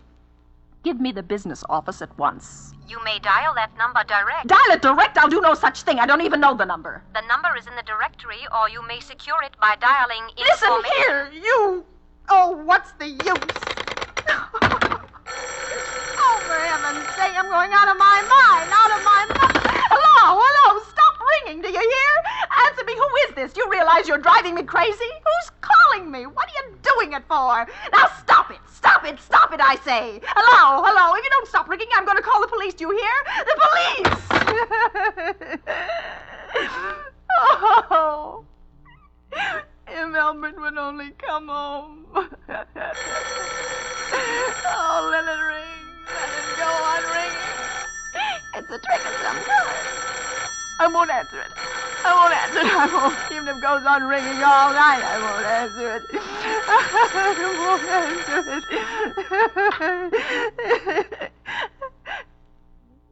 Now, what's the matter? Why do they stop ringing all of a sudden? What time is it? Where's my clock? Where is it? 5 to 11. They've decided something. They're sure I'm home. They've heard my voice answering them just now. That's why they've been ringing me. Why no one has answered me. Oh, where is she? Why doesn't she answer? Your call, please. Where were you just now? Why didn't you answer at once? Give me the police department.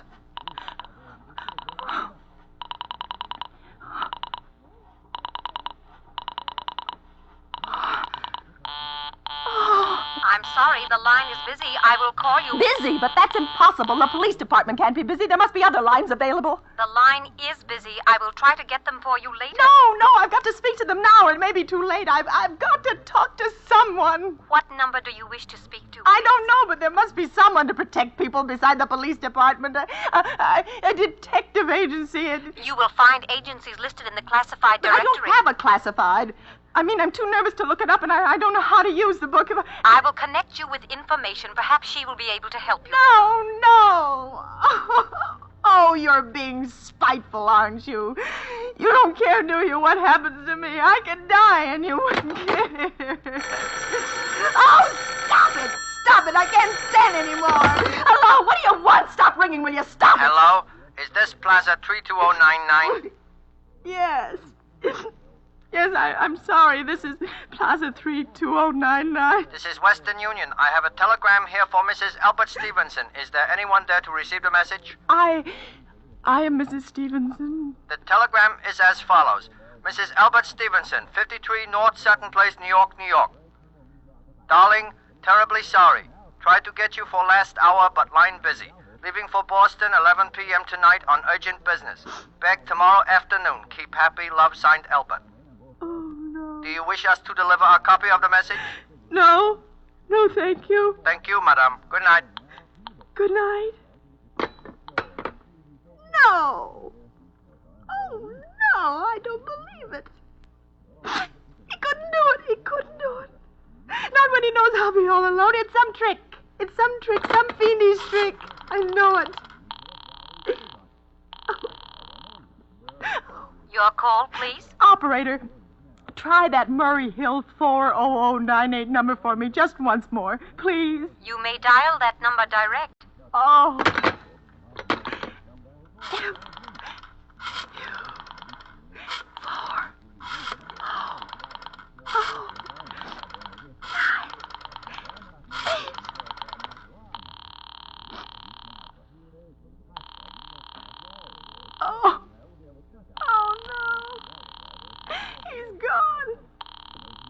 Oh, Albert, how could you?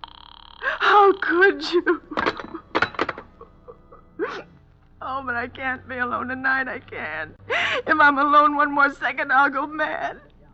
I don't care what he says or what the expense is. I'm a sick woman. I'm entitled to some consideration.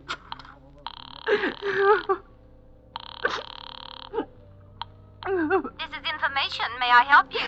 I want the telephone number of Henchley Hospital. Henchley Hospital. Do you have the street address? No, it's somewhere in the 70s. It's a very small, private, and exclusive hospital where I had my appendix out 2 years ago. Henchley, Henchel. 1 moment, please. Please hurry. And please, what is the time? You may find out the time by dialing Meridian 71212. Oh, for heaven's sake, I've no time to be dialing. The number of Henchley Hospital is Butterfield 89970. You.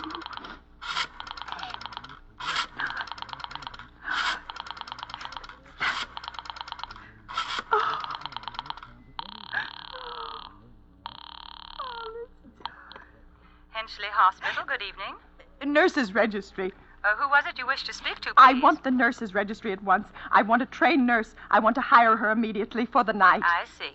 And what is the nature of the case, madam? Nerves. I'm very nervous. I need soothing and companionship. You see, my husband is away, and I'm... have you been recommended to us by any doctor in particular, madam? No, but I really don't see why all this catechizing is necessary. I want a trained nurse. I was a patient in your hospital 2 years ago, and after all, I do expect to pay this person for attending me. We quite understand that, madam.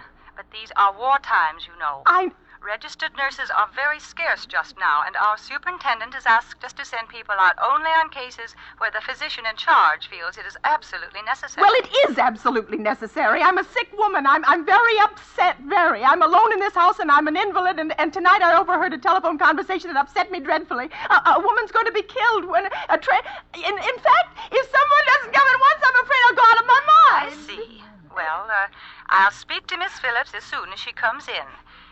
What is your name, Miss madam? Phillips. And when do you expect her in? I really couldn't say. She went out to supper at 11 o'clock.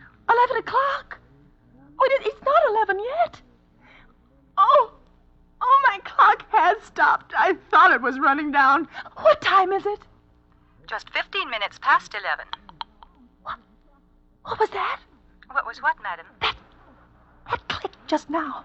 in my own telephone, as though someone has lifted the receiver off the hook, off the extension telephone downstairs. I didn't hear it, madam. Now, about But this... I did! There's someone in this house. Someone downstairs in the kitchen, and they're listening to me now. I won't pick it up. I won't let them hear me. I'll be quiet and they'll think. But if I don't call someone now, while they're still down there, there'll be no time. I've got to get that operator.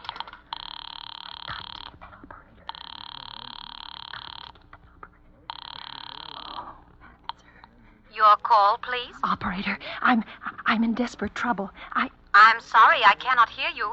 Please speak louder. Oh, dear, there's someone listening. Can you hear me now? I am sorry. But you've got to hear me. Please, you've got to help me. There's someone in this house. Someone who's going to murder me, and you've got to get in touch with the... There it is. He's put it down. He's put down the extension phone. He's coming upstairs. He's coming up the stairs. Give me the police department. The police department. One moment, please. I will connect you. Okay, please. I don't... Oh, no, come here. Oh, please, I didn't do anything. Oh, no, come here. Please, don't. Please, don't.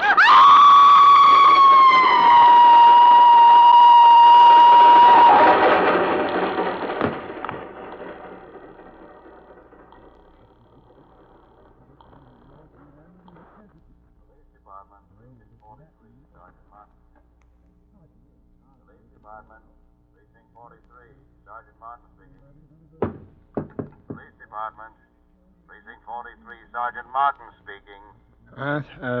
Police Department? Well, I'm sorry. Must have got the wrong number.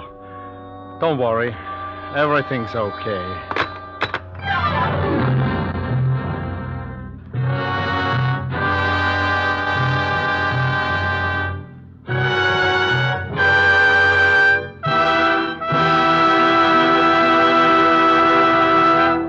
And so closes Sorry, Wrong Number, starring Agnes Moorehead. Tonight's tale of suspense. Before we tell you about next week's stars and story, Roma Wine, sponsor of these weekly suspense dramas, asks you to consider this. When entertaining guests at your home, are you able to go into your Roma wine cellar and say, which would you prefer, this delightful sherry or this sweeter, heavier port? Whichever of these or any others of the many equally fine Roma California wines you offered your guest, they would find you had poured a world of satisfaction into their glasses. If you are not one of the millions already enjoying these good Roma wines, don't put off this great treat another day. You'll be surprised at the tiny cost your Roma wine dealer will ask for such great enjoyment. Only pennies a glass by actual check. Now you can boast of your own private wine cellar, your private Roma wine cellar. And then, inspired by the great qualities of Roma wines, you will add your voice to the swelling international chorus that says, Roma wines are truly magnificent. Let me repeat the name. R-O-M-A, Roma wines. Made in California for enjoyment throughout the world. This is Agnes Moorehead. I'm always flattered and delighted when I'm asked to appear on Suspense, because I've such very great admiration for this program. I know you'll want to be listening next week, as I will, when Michelle Morgan and Philip Dorn will be your stars with George Coulouris. One more word. The attack for victory is on. You help make the victory surer and bring it sooner when you buy more war bonds. Suspense is produced and directed by William Spear. Don't forget then next Monday, same time, for Michelle Morgan, Philip Dorn, with George Coulouris in Suspense. Presented by Roma Wines, made in California for enjoyment throughout the world.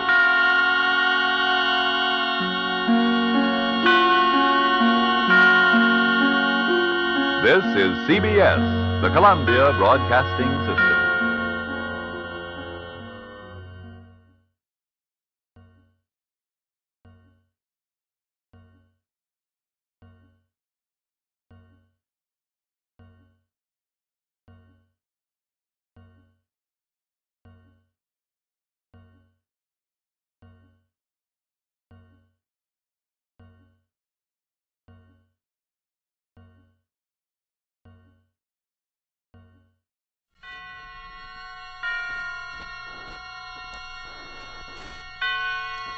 Roma Wines present Suspense.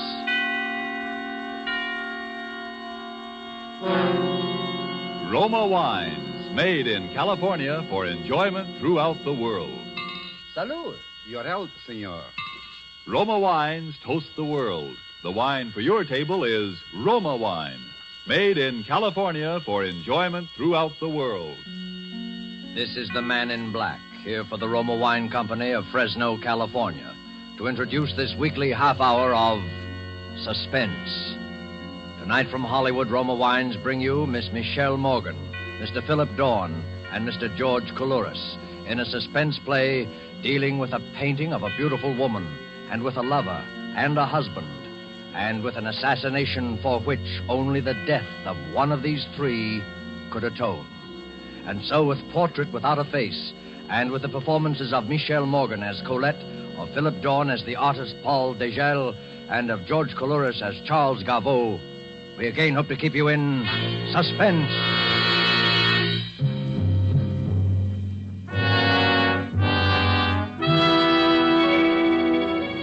It was just twilight as she came out of the cathedral on Fifth Avenue and stood for a moment on the north steps.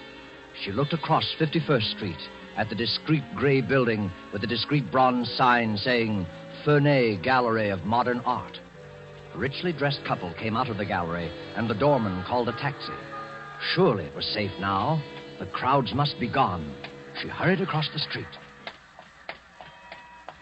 Good evening. The gallery's still open for a few minutes, isn't it? Well, I'm sorry, miss. It's just closing up now. Oh, you can't be. I've come all the way from Boston, and Well, I'm sorry, miss. We're half an hour past closing now. We open again at 11 tomorrow. 11? But I can't possibly wait over. Do you think $5 would... No, miss. I could even go as high as 10. No, miss. I could even go as high as... No, miss. Oh, but there's a picture on exhibit that I must see. I'd stay only a moment. I must see it, really. It's called... I know, miss. It's called Portrait Without a Face. Half of New York was in to see it today, and the other half will be in tomorrow. And if you'll excuse me now... Wait a moment, please. Have you seen the picture? Me? What did I be doing looking at pictures? Waste of time. But I can tell you this. Sure got people talking. One of those critics was in here this morning, and you... Hey, hold on, miss. Maybe you can go in after all. You see that man coming down from Madison Avenue? That's Paul Degel, the artist who painted the picture. Now, maybe if you had asked him... Degel? Oh, no. No, thank you. I've changed my mind. I'll come back some other time. Taxi!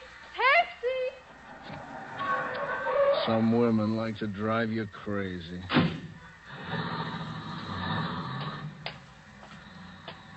Evening, Mr. Degel. Hello, John. How are you? Thank you, fine. Is the exhibit driving people away?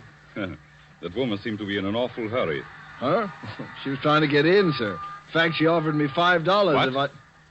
She offered me $5 if I'd let her in, and then she raised it to 10. And Wait. She offered you money? Did she want to see Portrait Without a Face? That and nothing else, sir. She was pretty insistent about it, too. She must have known about your work in France, Mr. Degel. Had quite a foreign accent. Foreign accent, you said. John, is Mr. Fernet in? Well, yes, sir, he is. He's in the back. There's some men with him. Good. I want to see those men. I want to see them immediately.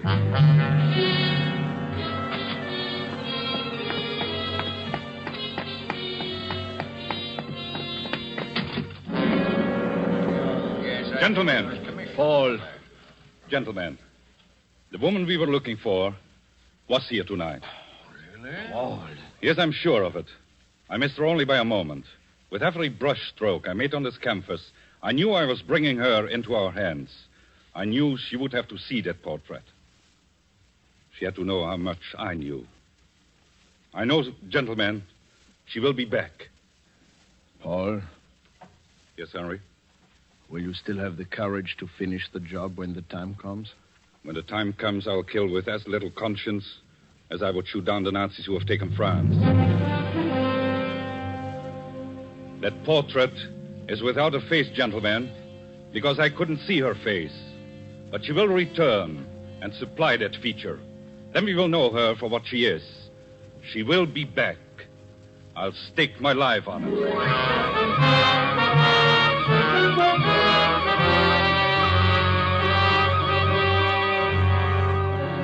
Tonight, for Suspense, Roma Wines bring you as stars Michelle Morgan and Philip Dorn with George Coulouris.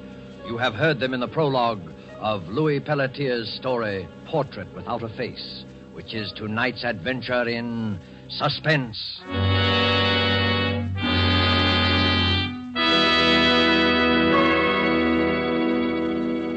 During this intermission of tonight's suspense drama presented by Roma Wines, let us picture a scene in the fashionable restaurant El Patio in Havana, Cuba. From the next table, we hear a Cuban judge of fine wines describe in glowing terms the wonderful climate and soil of our own California. When his American guest points out that his Cuban host has never been to the United States, the Cuban answers, "It is true, I've never visited your California, but from only such perfect wine country could come sherry of such superb quality as we have enjoyed, Roma California sherry." Yes, by their example, wine connoisseurs of many other lands tell you that in Roma wines are all the great qualities that must be present in a wine for great enjoyment. It's for this reason these wine experts of other lands import Roma wines from great distances to be enjoyed as a rare luxury. But for you, this luxury of other lands becomes a daily pleasure, because you can enjoy any of Roma wine's many different, taste-appealing wine types without additional charge for import duties and expensive shipment from great distance. These two great Roma wine features, superb quality and small cost, have made Roma wines America's largest selling wines. Why put off another day your enjoyment of this splendid quality, such thrilling taste appeal? I'll spell out the name for you. R-O-M-A, Roma Wines, made in California for enjoyment throughout the world. And now it is with pleasure that we bring back to our soundstage Michelle Morgan, Philip Dorn, and George Coulouris in Portrait Without a Face, a tale well calculated to keep you in suspense.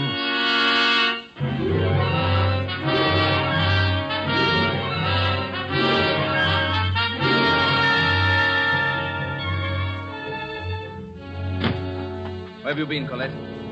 For a walk, Charles, along Fifth Avenue. I needed a breath of air. You're lying. You're at the Ferney Gallery. Then I'm lying. I was at the Ferney Gallery. You fool. I told you that they'd kill you once they're sure. Yes, you told me, Charles. I'm going to bed. Did you see the picture? I'm going to bed, Charles. Answer my question. No, I didn't see it. What, the gallery was closed? Yes. Ah, that's good. Good. Well, drink? No, thank you. You don't mind if I do? I haven't minded what you do since the second week of our marriage, Charles. Really? Oh, that distresses me. Oh, Colette. Yes? Before you go to bed, there's something here I want you to read. What is it, Charles? This art magazine, my dear, that just came on the newsstands today. It contains a charming series of reviews of the exhibit at the Ferney Gallery. René Lautrec, the French critic, has done a little piece on the picture that you're so anxious to see. He heads his review, The Murderers. Read it. Please, Read Charles. it. It'll satisfy your curiosity once and for all. Begin here. This portrait. This portrait without a face is no ordinary canvas. This is a portrait of a crime etched on the mind of a man who must have been there to see it happen. One cannot describe the portrait in words, only in action. This way. The artist is sitting in a darkened room, resting from the noise of a party upstairs in the big house. Yes, the reception for General Vauban, Paris, 1939. Go on. The artist is resting in the darkened room. Suddenly there are two shots. The sliding doors to the library open. Standing in the doorway is the silhouette of a woman in evening dress. Charles, I Give can't... it to me. The woman's back is towards the artist. He doesn't see her face. At the woman's feet is a hand outstretched. The hand of a dead man. Who is the man, Colette? Vauban. General Vauban's dead. All this happens in an instant. The picture is photographed on the brain of the artist. A woman in evening dress standing in a doorway, her back turned. That is, Portrait Without a Face. Colette, it's time to move boldly. Paul Degel will have to be put out of the way now. He knows enough to be dangerous. I suppose it's somewhat of a pity to eliminate such a promising young artist. He might have gone places. However, tomorrow morning, you will telephone Paul Degel at his apartment. You will tell him you saw his name in the art magazine. You will ask him where he's been all these years. You will say that you must see him.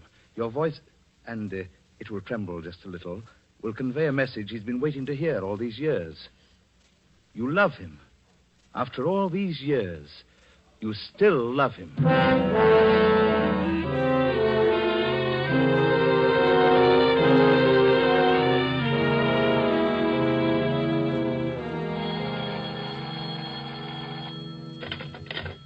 Hello? Yes, this is Paul Dugel. Colette. Darling, where are you? Where are you? Yes. Naturally, every day, every moment. Of course. Anywhere you say. Then the Carlton? The Carlton. What time? 1 or 2? 2. Then at 2 o'clock, dear. Till then... Yes, till then. I'm so happy, Colette. Goodbye, darling. Goodbye, Paul. Oh, that was very convincing, my dear. So much sentiment in your voice. See that it doesn't affect your actions. It's your life or his, Colette. So you've told me. Well, remember it. Stand up. Let me have a look at you. Oh, yes. Oh, you're crying, Colette. How touching. The lovers parted. The lovers reunited. April in Paris. Chestnuts in blossom. Charles, please. Wouldn't he love to know you married me? Me, of all people. And how I'd love to see you two meet. Colette, what will you say to him? What can you say, Colette?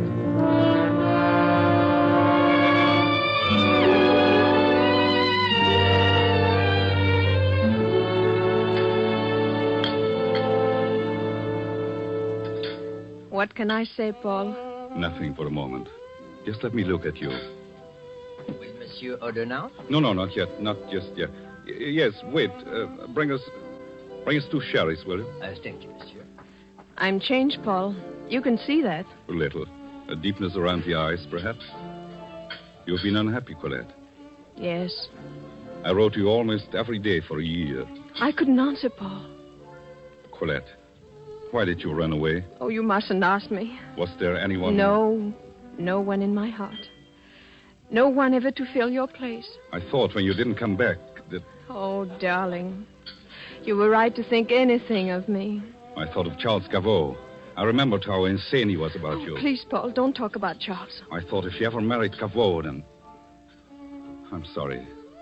There's so much I don't know about your life. 4 years. Oh, I knew everything about you. Press notices. I wanted to be a success. For you, Colette. I followed everything you did. The prison camp, I remember that. When you escaped to this country, your first exhibit here. I have all the clippings. Oh, I was so happy for you, Paul. I was so glad they believed in you as I did. Yes, they have been good to me in this country. Very good to me. More than I deserve. No, not more. Only you're just you. I know. I've read the reviews of the exhibit at the Ferney Gallery. Yes, they seem to like that. Paul, I want to see that exhibit. Of course, Colette. Any time. No, not any time. I want you to show it to me tonight. Tonight? Please, Paul. After the crowds have gone from the gallery, my first look at your work in so many years, I don't want to share it with anyone. I just want there to be you and I. Well, then that's how you shall have it. Darling, of course, I want you to see it. I want you to see every piece in the exhibit. There is one that has attracted considerable attention. Portrait without a face. Oh, yes. I read about that one. There is much of my life in that painting, Colette. Certainly much of the past 4 years. But your work on it has been so worthwhile. No, not entirely. Not just yet. Colette, do you remember the death of General Vauban? Vauban? That was sometime in 1940, wasn't it? 1939. The year you left Paris. Oh, yes, that's right. As you recall, Vauban was our greatest advocate of air power. There were people in Paris who hated Vauban and wanted him out of the way. Your friend Charles Gaveau and his newspapers were the general's bitterest enemies. And do you know a curious thing, Colette? What, Paul? Some of the best people in France were duped by Cavot's newspapers into believing that Vauban was an arch criminal. Yes, I remember. Briefly, some deluded woman fancied herself a modern Joan of Arc and killed Vauban, thinking she was saving her country. A woman? But they say the crime was never solved. It wasn't, but it will be, I think, very soon. Yes, I'm sure that... Forgive me, darling. I hadn't meant to burden you with this. Oh, it is yourself you must not burden, Paul. You have given this matter much of your life. Much of your thought, haven't you? All of my thought, Colette. When I wasn't thinking of you. Or painting. Painting? When I was painting, I thought of you most. I think that in every picture there was something of you. Sometimes the light on your hair. Sometimes the way you hold your hand. Even in Portrait Without a Face? Is there something of me in that one? In that one? 2 sherries, monsieur. Oh, yes, thank you. Yes, Colette. I think that even in that one there's something of you. And it's very strange because you... Well, anyway, tonight you'll see for yourself. To you, darling. To our reunion, Paul.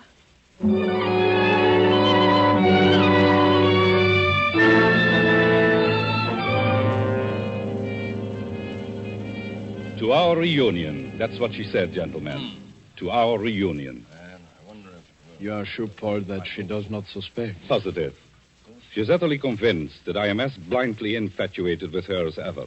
She is convinced that in my blindness I shall step out upon the stage she has set for me. We shall see who has set the stage. We shall see who portrays the victim. It will take courage, Paul. Perhaps. There are not many who have your kind of courage. No. There are not many who have my kind of hate, or who have waited so long to spend it. But have no fear, gentlemen. You will see that I do not fail. You will be with me tonight. All of you. With you? I do not understand. I should have said you will be present in the wings just off the stage. It's just 10 now. In less than an hour, my guest will arrive.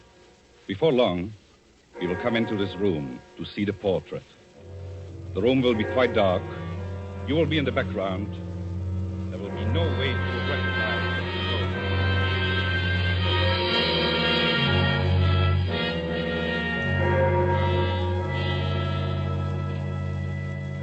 You haven't much time. Are you ready? Yes. Wait, which purse are you carrying? That black one on the table. Hand it to me.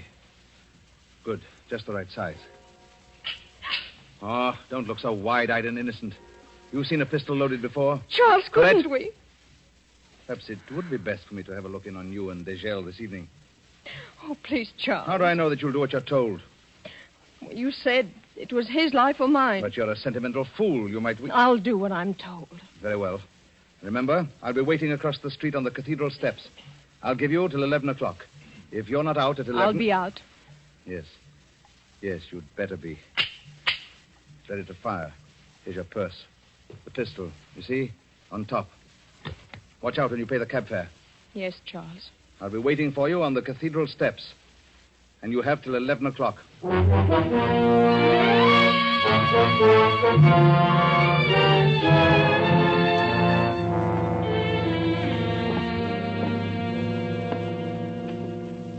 Do you remember this picture, Colette? Oh, Paul, of course. That was the summer we were at Nice. Lovely summer, wasn't it? Oh, so lovely. You see the fishing boat? L'Hirondelle? Remember her? Oh, too well. She made me seasick once. But it was a beautiful summer, Paul. Wonderful summer. Yes. Yes, it was. Well, that's all of the Paris pictures. Now I guess you would like to see the portrait.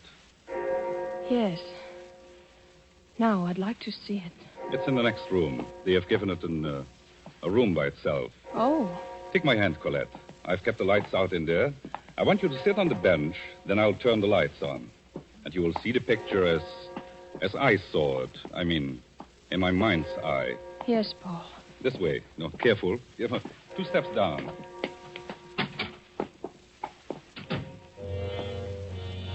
You are trembling, Colette. I've always been afraid of the dark. Here's the bench. Sit here. No. Sit here. You're in front of the picture now. I'm going to turn on the light. Hurry, Paul. I don't like this. I just want to give you the full effect of it. Are you watching? Straight ahead. Yes, Paul. So, may I present then my portrait without a face? Oh, Paul! Oh, Paul. I thought you would find it effective. Now we'll put aside pretense. You know who that woman is. She's Colette, standing in the doorway of General Vauban's library. The hand of the dead man at her feet is the hand of General Vauban, my friend. That blood on the floor is the blood of Vauban. The blood that is touching the evening slipper of Colette. Stop it, Paul. Stop it. I've waited a long time for you, Colette. 4 years. I said then that I would make someone pay for the murder of General Vauban. We have a committee, Colette. We formed it back there in Paris in the dark days just before the war broke out. The committee knows everything about the people who planned the death of Vauban. The committee knows who did the murder itself. Settling with that person has been my special assignment. I have been your special assignment. Your special prize. Is that what you mean? That's what I mean. Oh, I don't care, really. Not now. You cared enough to want to fight back. You came here armed. Oh, no. Don't open your purse. I took the trouble to remove the pistol while you were taking off your coat. No, not this one in my right hand. That's mine. This one. This pistol here. It is yours, isn't it? Yes. French make. Did Charles give it to you? Charles? Yes, Charles. I knew you married Charles. I found it out just before I lost track of you 2 years ago. I knew you married Charles, and I knew why. And you told me this afternoon. Yes, I made you believe that I didn't know about Charles. I want you to come up here to the gallery. I knew you had to come here to find out how much I knew. Charles was right. He said it was your life or mine. He's very clever, Charles. Do you remember when you first met him? I warned you away. I remember. You were impressed by Charles and his politically wise friends. But you didn't know that Charles had sold out his country. I didn't know. You had duped him to believing that Vauban was a traitor. Charles dominated your mind. He controlled you as an hypnotist. They needed someone to murder Vauban, so you were chosen. You were to be the savior of France. You exulted in the role, and you believed it. Yes, up to the very last. Up to the last moment. Then I didn't see how I could go through with it. I couldn't bear the thought of killing a man. You're lying, Colette. No, Paul, no, listen to me. I stood there looking at Vauban, the pistol in my hand. He looked up. He started walking toward me, telling me to give him the pistol. I felt dizzy. Oh, I wanted to run away, But I raised the pistol. There were 2 shots. And he fell at my feet. I dropped the gun. Then you opened the library door to escape. Yes. I ran out on the terrace and through the garden. I ran blindly and fell. Then I felt a strong pair of arms lift me up. Charles was there. You told him you had killed Vauban. Yes, I begged him to take me away I needed someone desperately. He promised me to take me out of France and let me forget. Oh, Paul. Paul, turn out the light on that horrible picture, please. The light stays on, Colette. I want you to keep looking at the picture. That picture was painted for a purpose. And now the purpose is going to be fulfilled. Paul, will you believe that I didn't want to kill Vauban? 4 years I've waited, Colette. Now it works out according to plan. I didn't want to kill a man. I didn't want to go away with Charles, but I was in too deep. Paul, listen to me. I've loved you, always. You must know that. After tonight? After you're coming here to kill me? Open my gun, Paul. Open it up. You'll see that it's empty. I took the shells out on my way here. Oh, why don't you do it, Paul? It's true. I knew I couldn't go through with it. Not this time. Not with you. Paul. It's too late, Colette. Paul.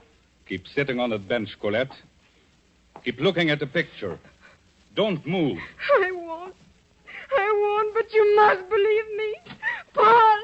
Paul, wait! Just look at the picture, Colette. The picture. Listen. Please listen. I'm telling the truth, Paul. My gun wasn't loaded. Listen, Paul! For you, Degel. And you, monsieur!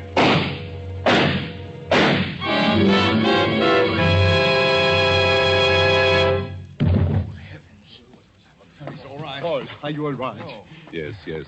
I'm all right, gentlemen. Gentlemen, may I present the late Monsieur Charles Caveau. 4 years. 4 years of painting and planning and waiting. Paul, take me out of here. Yes, darling. Colette, I'm sorry I had to do this to you. It was the only way to find him. I knew he was here to kill again. Both of us. Charles? Charles killed Vauban. I picked up the pistol you dropped that night, Colette.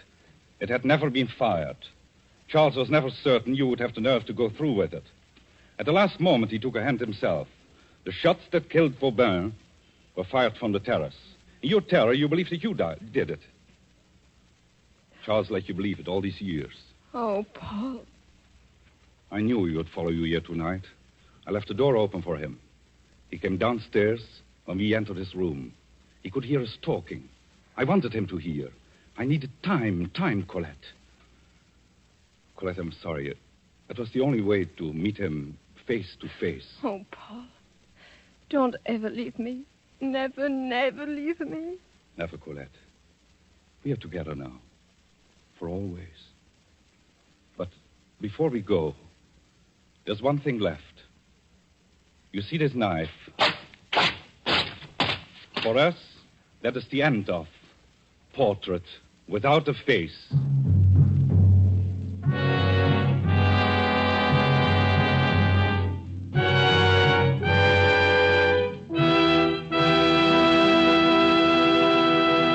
And so closes Portrait Without a Face, starring Michelle Morgan, Philip Dorn, and George Coulouris. Tonight's tale of suspense. Miss Morgan is currently being seen in Warner Brothers' Passage to Marseille. Mr. Dorn appeared through the courtesy of Metro-Goldwyn-Mayer, producers of Madame Curie. You know, if we could bring to this microphone a man typical of all Roma wine dealers, this is what he might tell you.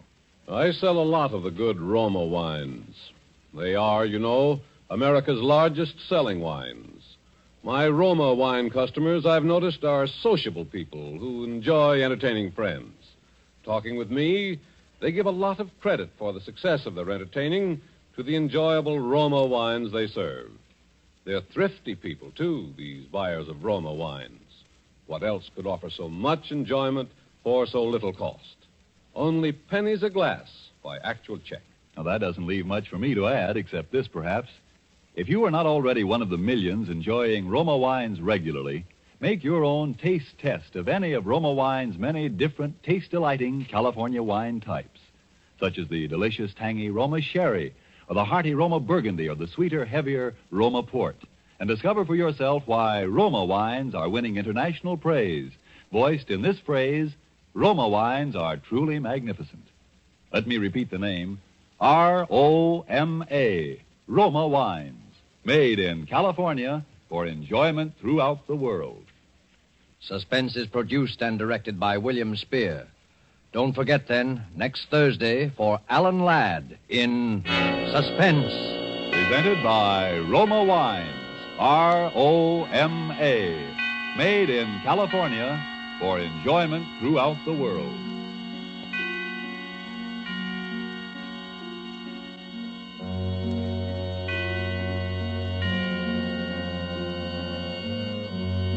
This is CBS, the Columbia Broadcasting System.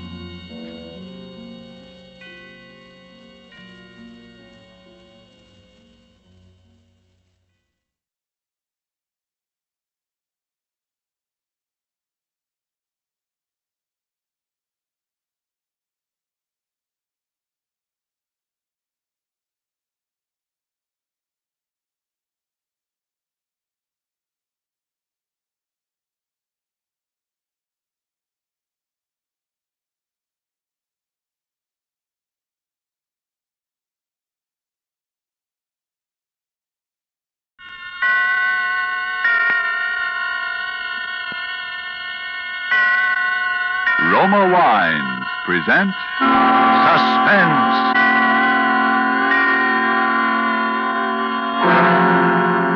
Roma Wines, made in California for enjoyment throughout the world.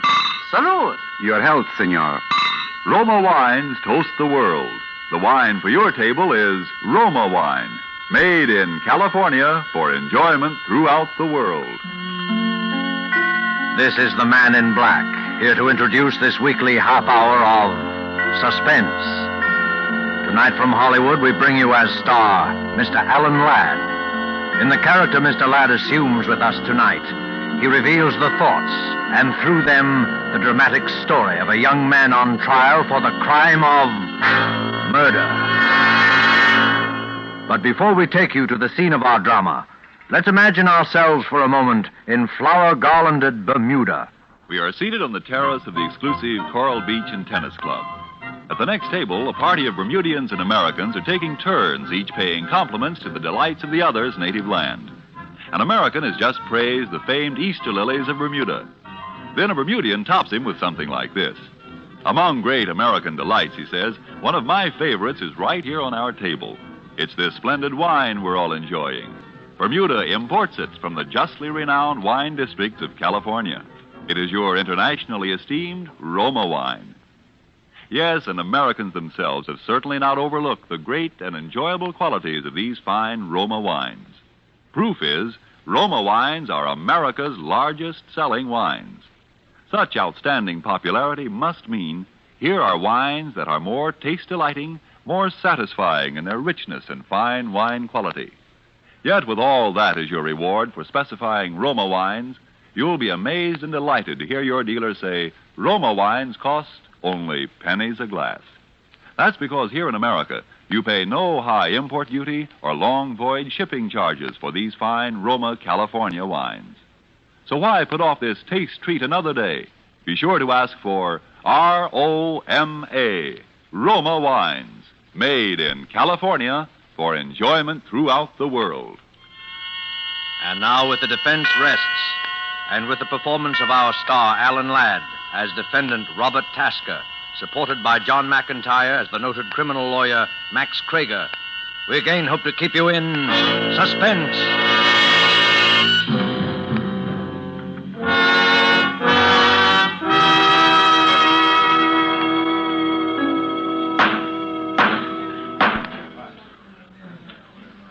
The People versus Robert Tasker. The defendant charged on the indictment with murder in the first degree. Is counsel for the defense prepared to proceed? I am, Your Honor. Very well, Mr. Krager. Your Honor, if the court please, I think it is fitting that for a moment I should speak openly to Your Honor and to the jury of a matter which has, albeit indirectly, nonetheless a substantial bearing on this case. I refer, of course, to the rather unique relationship existing between myself and the defendant, Robert Tasker. It's true that my interest in him and in his fate is far greater than the normal interest of a lawyer and his client. It's true that that interest might be reasonably described, as it has been so many times, as fatherly. Yet I ask Your Honor and the gentlemen of the jury to think of me in all fairness and without bias, simply as a lawyer defending his client. It needs no expatiation on legal or practical ethics to demonstrate that if I did not believe with my whole heart and mind, this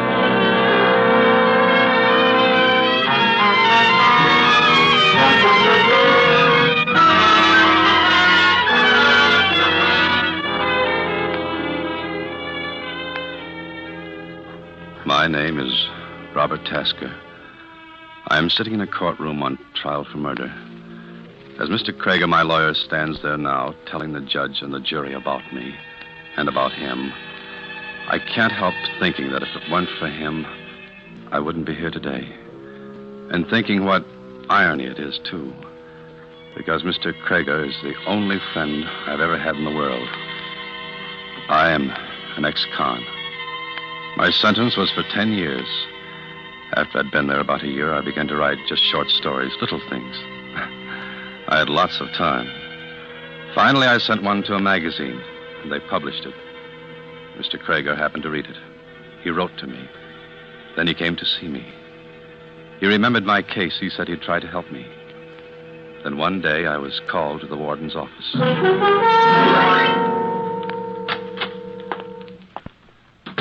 Hello, Robert.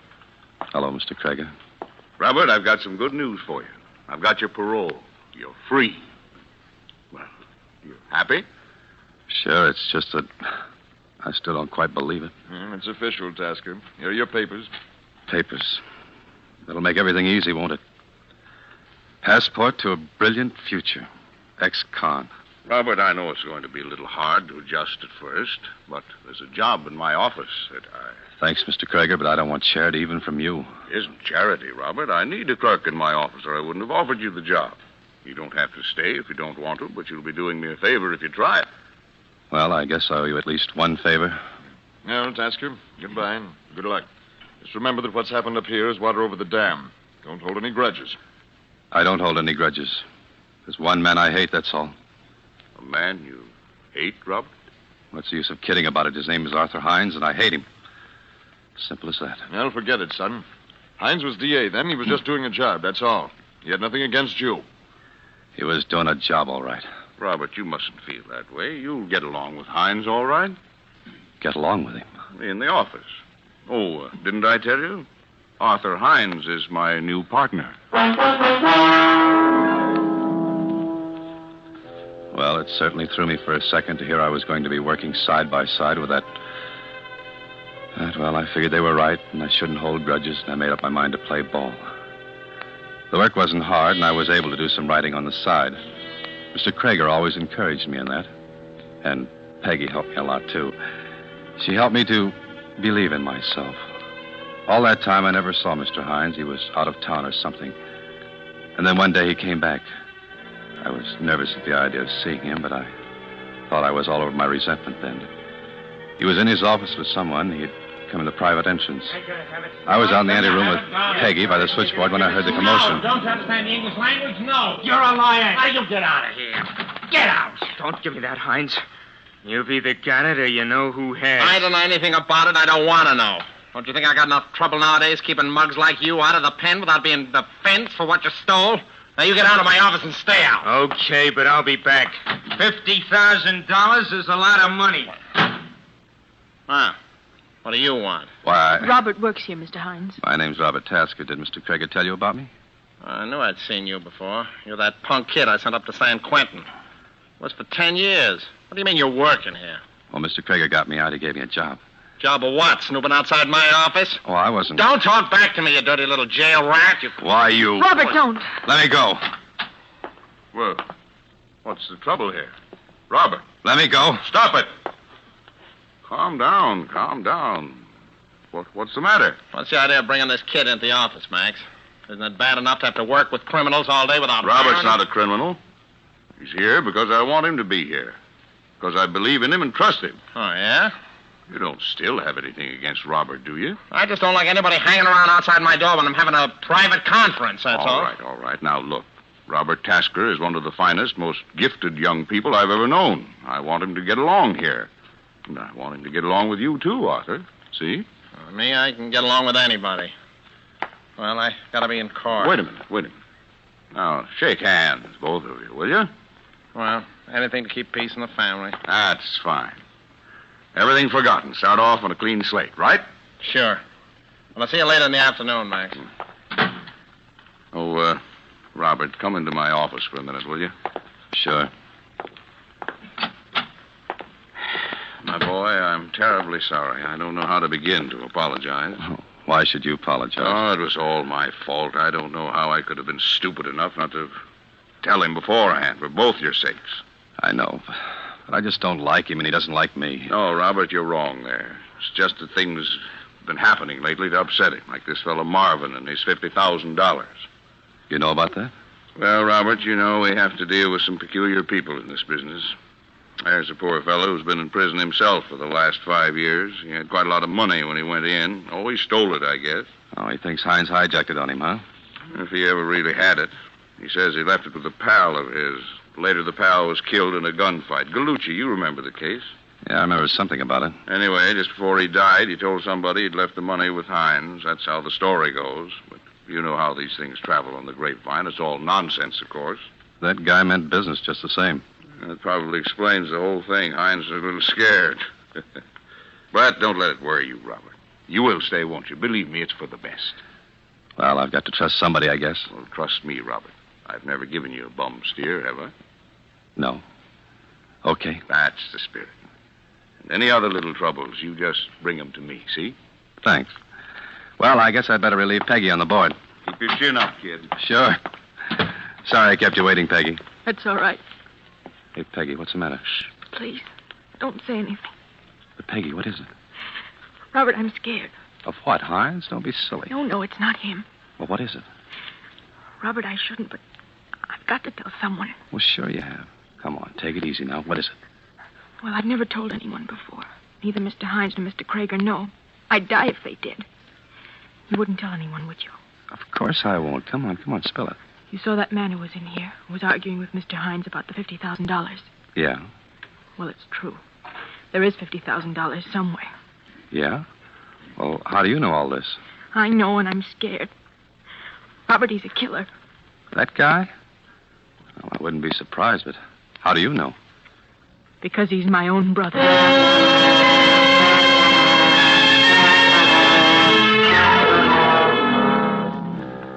I had a hunch till I'm out of there right then.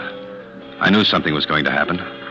But I hated to run out on Peggy when she was in jam and might need help. And I didn't want to let Mr. Krager down either. So I stayed. Then one day, about 2 weeks later, it came. I hadn't had any more trouble with Hines. He was out of town most of the time anyway. He was still out of town that day. The day that he died.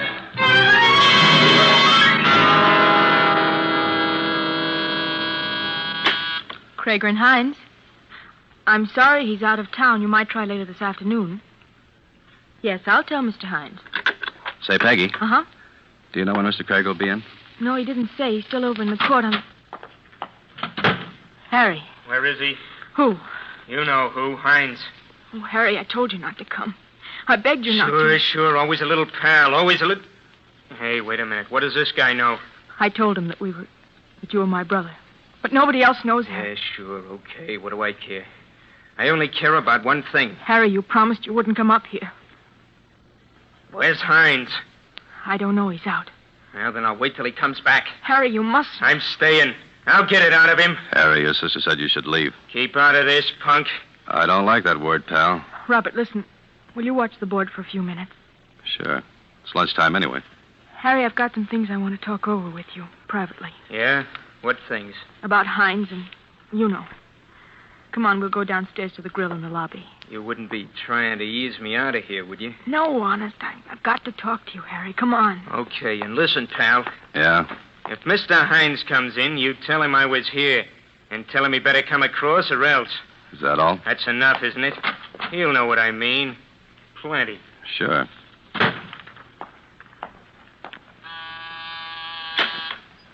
Krager and Hines. Hello, Robert. This is Max Krager. Oh, yes, Mr. Krager. You there all alone? Peggy out to lunch, huh? Yes, she is. Well, that can't be helped. I'm in a hurry now. I'll tell you what I want you to do. Yes, sir? I'm across the street in the courthouse, Judge Andrews' court, the Ellsworth case. Now, there's some notes I've got to have over here right away. They're in my own handwriting in pencil and clearly marked Ellsworth. Yes, sir. You'll find them in Mr. Hines' office. The pages are all clipped together. I don't know exactly where in his office. It may be on his desk, or maybe one of the drawers, or in the files, or under the blotter. But keep looking, you see? Keep looking until you find it. All right, sir. Then bring it over to me right away. Got it? Yes, sir. I'll be waiting for you. I left the switchboard and went into Mr. Hines' office. I started looking around for the notes. I looked everywhere. The desk drawers, the filing cabinet. I even tried to look in the safe, but it was locked. Then I noticed some yellow papers on top of the bookcase. I reached up and took them down. I was standing there with my back to the private entrance, looking the papers over to be sure they were right ones when... What are you doing in here? Mr. Krager wanted some papers, Mr. Hines. I thought I told you to stay away from my office. What are you snooping around in here for? Well, Mr. Krager told me to look in here for... Yeah? There's something mighty funny going on around this office. There's nothing funny, Mr. Krager just said. I say there is. What's that switchboard girl doing sneaking around the lobby with Harry Marvin? Tried to duck me, but I saw him. First, the switchboard girl turns out to have a crazy ex-convict for a boyfriend, and That's now... a lie. He's her brother. Her brother? Oh, so that's it. I shouldn't have said that, Mr. Hines. I don't know anything about it, really. You don't, eh? Well, I do. I get it now. I knew there was something. All of a sudden, I get it. Mr. Hines, there's nothing to get. Yeah, so the girl and her brother go down to the lobby and set themselves an alibi because they know I'll suspect them. And then they get you to do their dirty work for a nice fat cut, I suppose. That's what you think. Please, Mr. Hines, don't talk that way. Well, you didn't find it, did you? And you won't. Now get out of here, you little punk, before I... I said don't talk that way. Oh, you dirty, thieving little stirbuck. I told you not to talk that way.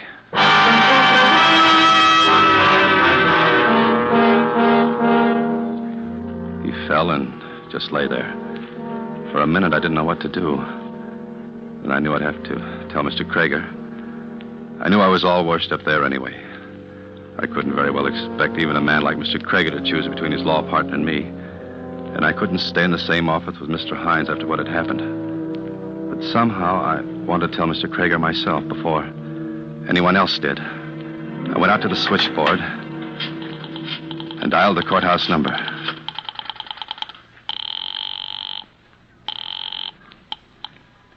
Judge Andrews Court, Johnson speaking. I want to speak to Mr. Max Krager. This is office calling, please.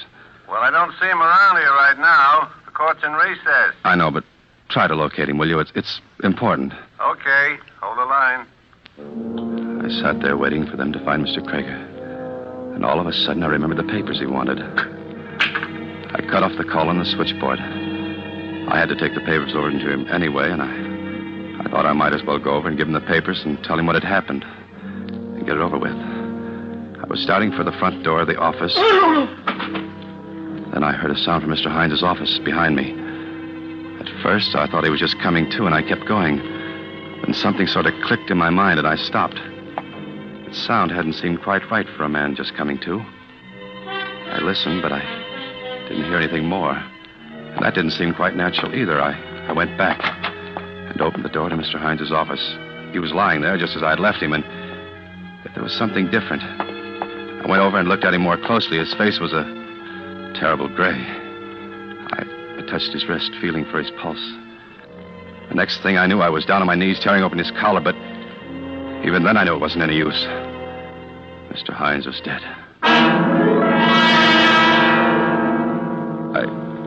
I don't know how long I stood there in the room. It might have been hours, it might have been only a couple of minutes. I just stood there, my mind dazed, and yet at the same time racing through 1,000 half-formed plots and schemes of escape, of what I could say, of some way out of it. And the switchboard began to buzz with an incoming call. It sort of brought me to my senses, more out of habit than anything else. I went to answer it. Krager and Hines. Robert, you still there?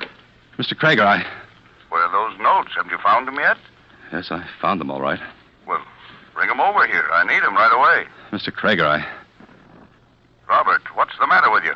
I just killed Mr. Hines.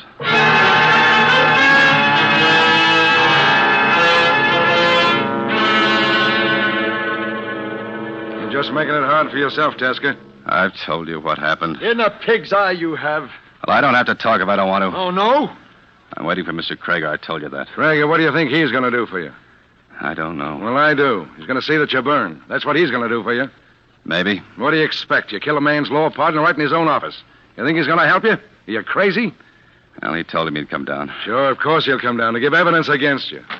Now, listen, Tasker. You give a full confession, we may be able to get you a break. All right. Mr. Krager's outside, Captain. He wants to see you. Sure. Send him in. Okay, Mr. Krager. Thank you. Hi, boys. Hey, Mr. Krager. Hello, Robert. Hello, Mr. Krager. I've been treating you all right? Pretty good. Fine. I don't like to have my people treated roughly. You what? You heard me, Captain, and while you're at it, you might as well take those handcuffs off of him. Because from this moment, he's out on bond, released in my custody. I've got the papers right here. Say, are you crazy? Certainly not. I simply don't believe the boy did it, that's all. Well, I'll be... All right, Hawkshaw. Who do you think did it? That, Captain, is your department. My job is simply to defend an innocent man. Now, look, Krager, don't try to kid us. It's an open and shut case. Tasker's the only person who had the opportunity. The only one who had a motive. Uh-huh. Well? Not to speak ill of the deed, Captain, and although Arthur Hines was my law partner, it is unfortunately true that quite a number of people at least thought they had a motive. Sure. So maybe this ex-con Harry Marvin had a motive, or even the dame on the switchboard had a motive, for all I know. But they couldn't have done it. 50 people saw him together downstairs in the lobby of the building at the time the murder was committed. Oh, you talked to him, have you? Sure. So what? Listen, this kid admits he had a quarrel with Hines. He always hated him anyway. He admits he hit him. So he picks the paperweight off the desk and smashes him over the head. Wait a minute. You didn't say anything about that, Robert? No, I didn't even know about it before. I didn't hit him with a paperweight. Stop it, will you? The back of the man's head is bashed in with that paperweight. This kid's fingerprints are all over it. What's so funny? This is murder, mister. I'm sorry, but you'll find out if you ever try to bring this boy to trial for killing Arthur Hines with a paperweight. Listen, Krager, I know you're pretty smart. I know you go around bragging you never lost a case. And that goes for this one. Double. But you're not going to make a chump out of me. This boy's going to be indicted for murder. He's going to be convicted of murder.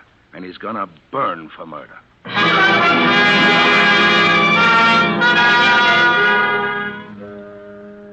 Indicted, convicted, burned. 3 promises.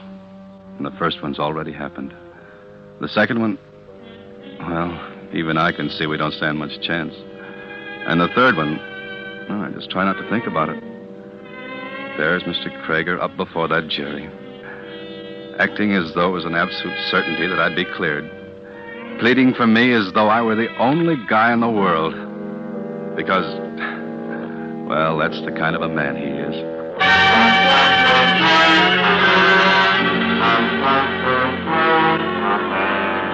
Ladies and gentlemen, it is my firm conviction that when you've heard this boy's story from his own lips, and when through it you have in some measure, as I have in large measure, gained insight into the depth and integrity of his character and spirit, you will also believe him innocent. He is innocent. Now, Robert, I'll ask you to take the stand. Raise your right hand. You swear to tell the truth, the whole truth, nothing but the truth, so help you God? I do. Now, Robert, just for the record, will you tell the court your full name? Robert Loring Tasker. Your age? 24. Your mother and father are dead. You have no living relatives? No, not one. Now, before you begin your story, there are 1 or 2 extremely important points that I particularly wish to emphasize to the court. Now, tell me, Robert, how long was it between the time you quarreled with Mr. Hines and the time you went back into his office and found him dead? Not long. 6 or 7 minutes, perhaps. But it was long enough for someone to have entered Mr. Hines' office by the back entrance, struck him, and left again, was it not? Yes, it was long enough for that to have happened. Would you have necessarily heard such a person enter the office? No, you can't hear much from outside when the door's closed. Particularly if there were no conversation, because Mr. Hines is already unconscious. Is that correct? Yes, then I wouldn't have heard anything. Now, concerning this famous paperweight the prosecution has talked so much about, I have it here. Do you recognize it? Yes, it was always on Mr. Hines's desk. Now, when you went into his office at my order to look for certain papers, you touched this paperweight, did you not? Yes, I touched just about everything on the desk. Exactly. In other words, your fingerprints would be found not only on this paperweight, but on practically everything else in the room. Well, yes, they would. In due course, Your Honor, we shall demonstrate that such is, in fact, precisely the case. Now, Robert, when Mr. Hines found you in his room, he was irate and highly suspicious, was he not? Yes, he was. In fact, he even suspected that there was some plot against him involving Peggy, the switchboard girl, and a client of his named Harry Marvin. Yes, he did. You denied this, saying that, in fact, they were brother and sister? Yes. Yes, that's right. How is that again? You denied the charge of a plot, saying that Peggy and Harry Marvin were brother and sister. Then Mr. Hines went so far as to accuse you of stealing... Your Honor. Yes? Your Honor, there's something I've just thought of. Some new evidence. I'd like a few minutes alone with my lawyer, please. Well, if counsel has no objection. Robert, what is it? It's just something that I think I ought to tell you in private. Very well. If Your Honor, please, then. By all means. Perhaps you would like to use my chambers. Thank you, Your Honor. Come along, Robert.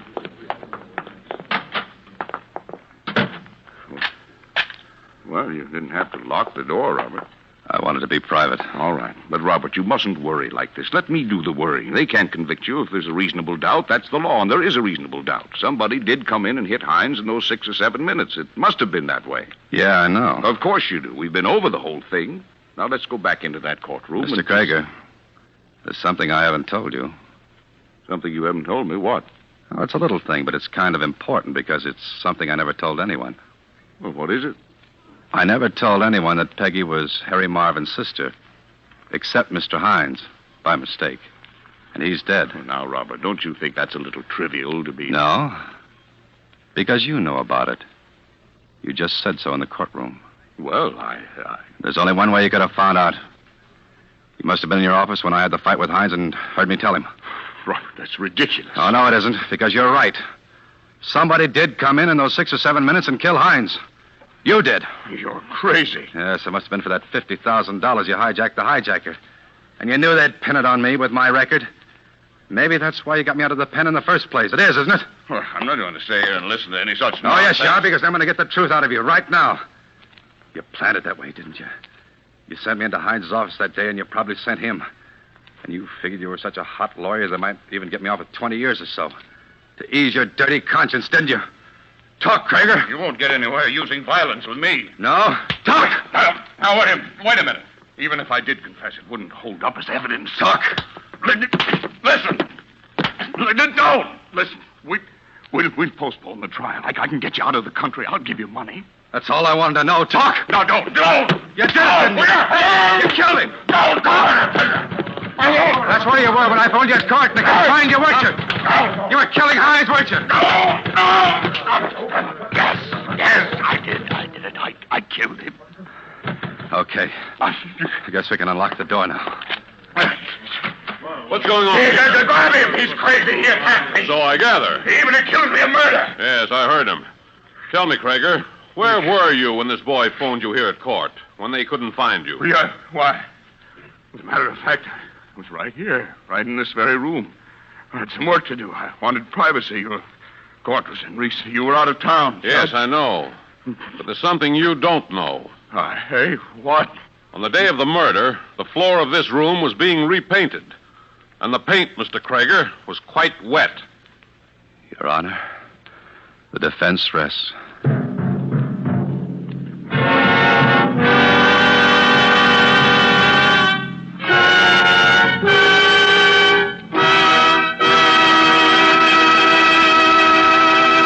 And so closes The Defense Rest, starring Alan Ladd. Tonight's tale of suspense.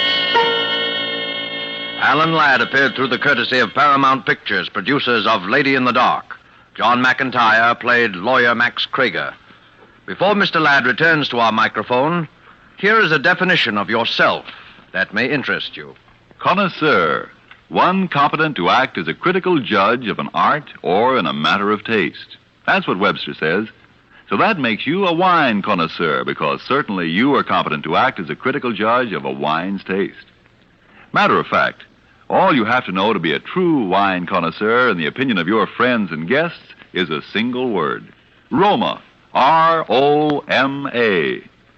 To get the proof, make your own taste test of the tangy, appetizing Roma Sherry, the hearty, satisfying Roma Burgundy, the heavier, sweeter Roma Port, or any of the many different, delicious Roma California wines. If your favorite dealer is temporarily out of the kind of Roma wine you prefer, ask for it again, please. Just be sure to say R-O-M-A, Roma Wines, made in California for enjoyment throughout the world. This is Alan Ladd. It was a pleasure to make another appearance on this program, which is a great favorite of mine. Next week, they tell me Laird Krieger will be your star, and I know you'll want to be listening, because I certainly will. Good night. Suspense is produced and directed by William Spear. Tonight's play was written by Roland Brown and Robert L. Richards. Don't forget, then, next Thursday for Laird Krieger in Suspense. Presented by Roma Wines, R-O-M-A, made in California for enjoyment throughout the world. This is CBS, the Columbia Broadcasting System.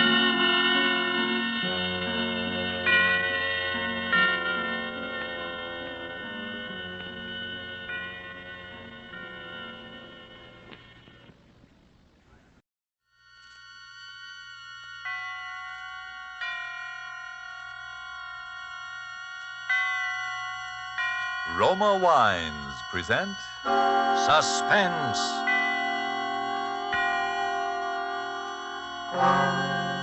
Roma Wines, made in California for enjoyment throughout the world.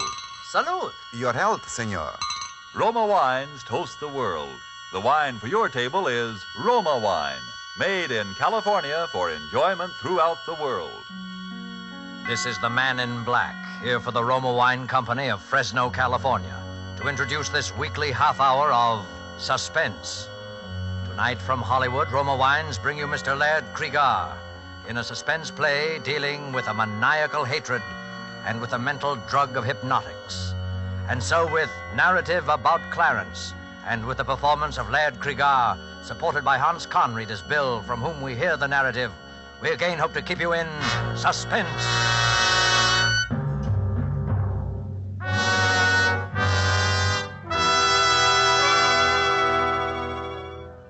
I never wanted to kill anyone. Not till he came along. I didn't even want to kill him at first. I kept thinking there must be some other way. If anybody had told me 6 months ago that I was capable of murder, I would have thought he was crazy. What I'm getting at is this. There are circumstances, people, that can make anybody want to commit murder. And he was one of those people. He brought the circumstances with him, a whole set of them. I never heard of the guy till one day last summer. We were having breakfast. My wife was looking over the morning mail. Bill, look at this. Postmark Calcutta. It must be from Clarence. Who's Clarence? He's my brother. You never told me you had a brother. Didn't I? Well, it's not so surprising. He's only my half-brother, and I haven't seen him since I was a child. He's never even written to me before. That's funny. Wonder why I decided to write now. I can't imagine. Well, what's he say? He's coming to America. What for? Now, Bill, don't be like that. Well, you're not going to ask him to stay with us, are you? Well, what else can I do? He says he's coming straight here from the boat. Well, so what? There are several first-class hotels in this town. Well, I'll just ask him kind of half-heartedly so he can refuse if he wants to. Good girl. There's just one thing that worries me. What's that? He says at the end of the letter, I'm most anxious to meet your daughter, who, it has been revealed to me, closely resembles her grandmother. Well, Jeannie does look like the pictures of your mother at that. But how does he know? He couldn't even know we have a child. Unless... Unless what? Well, unless someone told him, or...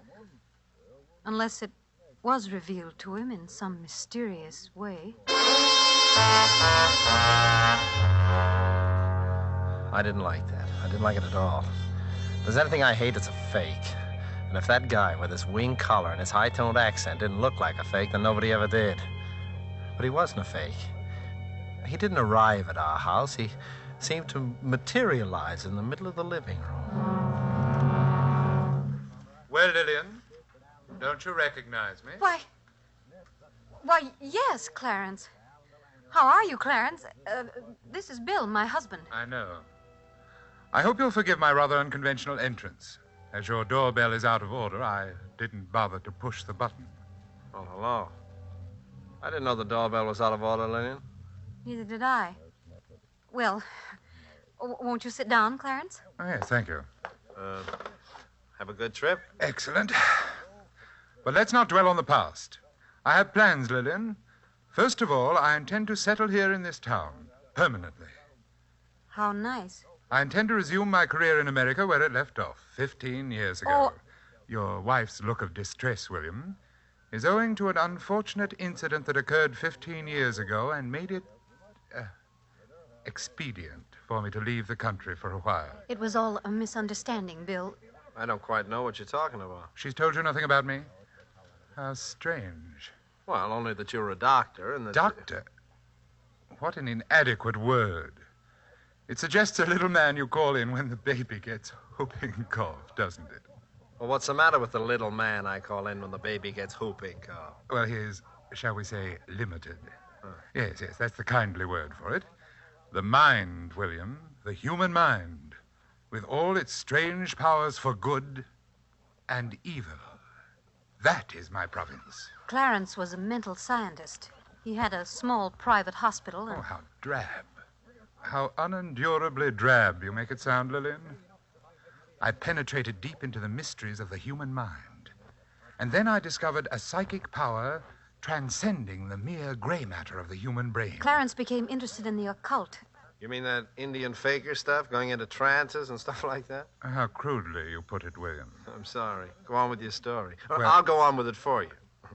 You started using this mysterious East hocus pocus on your mental patients, and their relatives got sore, right? Your husband, Lillian, is a man of rare perception. Yeah. And now you're back from India with a new bag of tricks, and you're going to set up shop again. Precisely, William. There's only one thing wrong with your statement, the tone of it. I intend to establish a small private sanitarium dedicated to the treatment of the mentally ill. And I shall continue my investigations into what your wife chooses to call the occult. Is that clear? Quite clear. Now then, Lillian, you will prepare the little room off William's study for me, the one with the dark green walls. Well, of course, you're welcome to stay with us if you want to, Clarence, but the house is rather small and... Yes. It's fortunate that the house is small. I'd counted on that. You seem to have counted on a great deal, Clarence. By the way, how'd you know that the room has green walls? Yes, and how did you know... My dear, engaging kinsmen, all things are revealed to him who can survive the ordeal of true enlightenment. That is as much as I'm permitted to tell you at the present time. And now, will you be so good as to open the outside door? Your daughter is about to ring the doorbell, and it's out of order. Remember? But how did you... You didn't... Go and let her in, Lillian. I'm eager to meet Jeannie. Mama, guess what happened today? Sally Bates fell off the seesaw and Miss Thompson had to drive her home and then... Oh, I didn't know we had company. This is your Uncle Clarence from India, dear. Oh. Yes.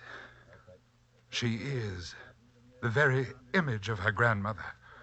Was that Mother's mother? Yes, dear. Mama and Uncle Clarence had the same mother, but different fathers. Oh, then he's not really my uncle. He's only my half-uncle. I think, little Jeannie, that you will find we have a great deal in common, nevertheless. You will be very close to your Uncle Clarence. Very close. What do you do those funny things with your eyes? Never mind, dear. Uncle Clarence is tired from his long journey. You come on upstairs. Mom will help you change for dinner. All right. See you later, Uncle Clarence. What's so funny, Doctor? Oh, William, I do hope that my stay here won't be complicated by your rudeness. Why did you try to frighten Jeannie just now? My dear fellow, it's the very furthest thing from my wishes to frighten your child. It is essential to my plan for her that she have confidence in me. Now, look, get this straight, Clarence. You're welcome in this house as a guest because you're my wife's brother. Your yogi ideas, or whatever they are welcome only so long as you keep them to yourself. I quite intend to, William. That, too, is part of my plan. What is this plan you keep talking about? For the time being, William, I will take your advice and keep that to myself.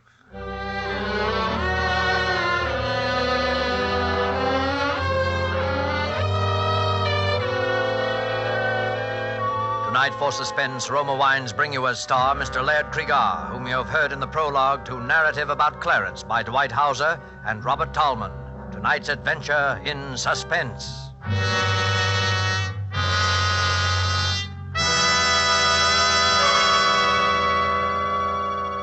Let's leave the scene of our play for a moment and take a little journey. We'll let a bottle of Roma wine serve as Aladdin's lamp. I touch the label, and presto, we're all transported to that capital of gaiety, Havana, Cuba. And now we find ourselves in the charming Pan American Club. At a table nearby, an American has just voiced his delight at the uncommon beauty of the scene.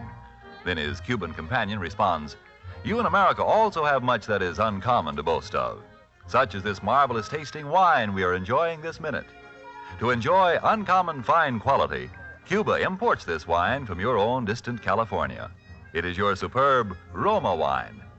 Now just realize what it means when other countries import Roma wines from such great distances.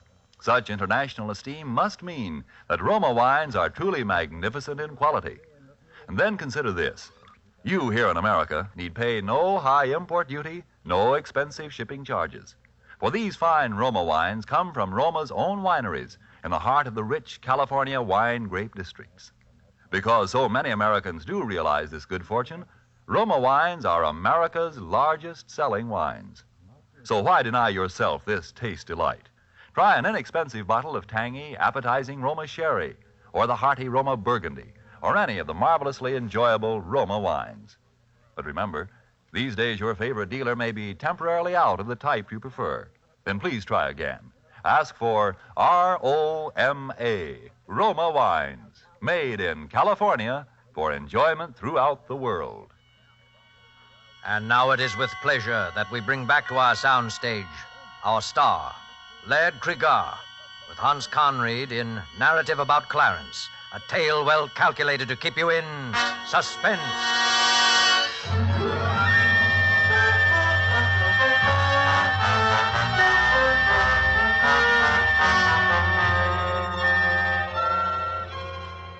Well, you see now how I was beginning to feel about my dear half-brother-in-law, Clarence. At first, it was nothing but just pure hatred. I didn't have any cause yet for fear. And then came that day with little Jeannie. Doesn't take much imagination to know what happened before I got home. Mama, I'm all ready for school. Mama. Hello, Jeannie. Oh, hello, Uncle Clarence. Did you see Mama? Your mother's gone out for a while, but... Well, there's some good in everything, isn't there, Jeannie? This gives us a chance to get acquainted. Well, I'll be late for school. Oh, bother the school. I'll bet Sally Bates wouldn't worry about school if she had an uncle visiting her who'd come all the way from India. India? Do they really lie on beds of nails and all those things? No. Those are just the fakirs. They do those stunts for money, like your circus performers over here. I never saw anything like that at a circus. Did you ever see anything like this, Jeannie? It's just a ring, isn't it? Like a cat's eye. Oh, it makes me dizzy to look at it. If you look at it long enough, you'll see all the mysterious secrets of the East. I'm afraid to look again, Uncle Clarence. That light in it, like a cat's eye, scares me. Oh, come now. A big girl like you afraid in the broad daylight. Why do you do those funny things with your eyes? Perhaps because my eyes see so many wonderful things. Just as yours will if you will only look at the ring. Is it magic? Perhaps. Look and see if it isn't. Look right in the center of the cat's eye. That's it. It makes me feel sleepy. That's the way it works. First you feel terribly, terribly sleepy. And then you see the most wonderful things. First, you feel sleepy. And then...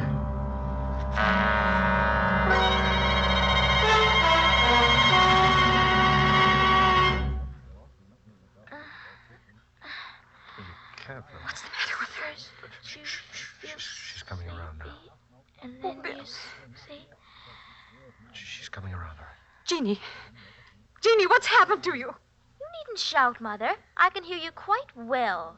Oh, thank heaven you're all right. She is all right, isn't she, Bill? Huh? Oh, sure. Do you feel well enough to go to school, dear? I shan't be going back to that school, Mother. Miss Thompson bores me. What kind of talk is that? I think we'll get a doctor for you, young lady. Please, Father. I will let you know when I'm in need of medical assistance. Bill, she's not all right. Just come outside with me, Mother. You go to sleep again now, Jeannie. Bill, her whole personality has changed. She speaks with that strange accent and a vocabulary like... Tell me, where was Clarence while you were getting that car out? Why, in his room, I suppose. You ever notice that ring he wears? Yes. It's a cat's eye, isn't it? Very well-defined cat's eye. Kind of ring you always see on professional hypnotists.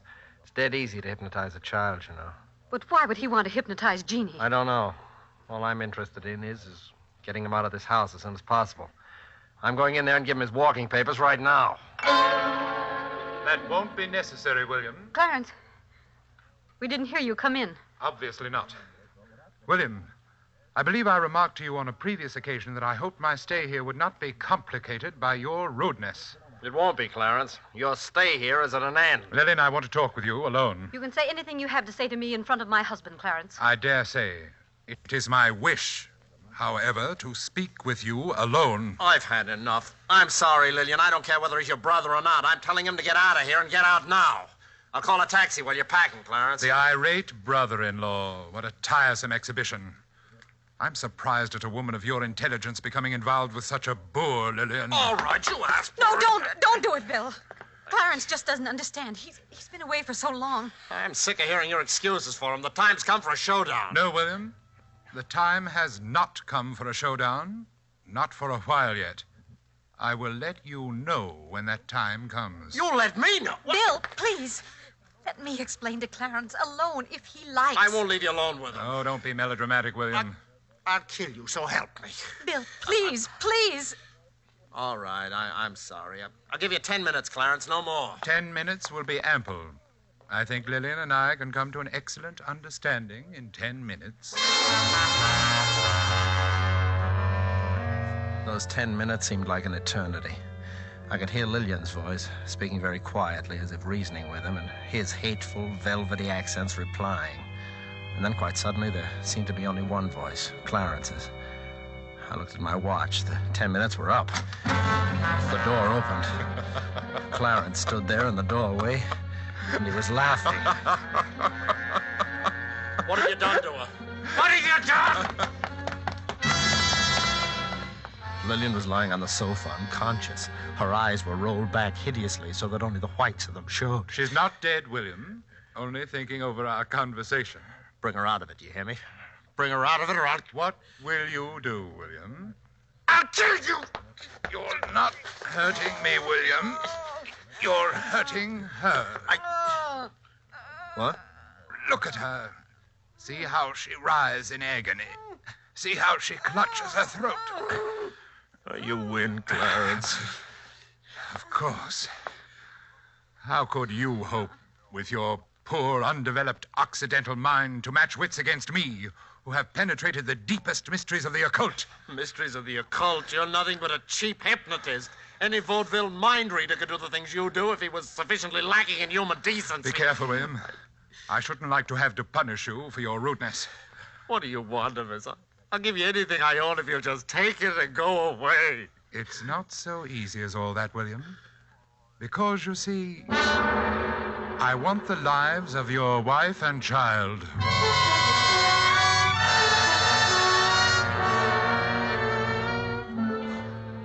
I knew then that he was insane. And that realization filled me with hope. It'd be quite simple to call in an alienist and have him committed to an asylum. When Lillian regained consciousness, she insisted on his staying, as I expected.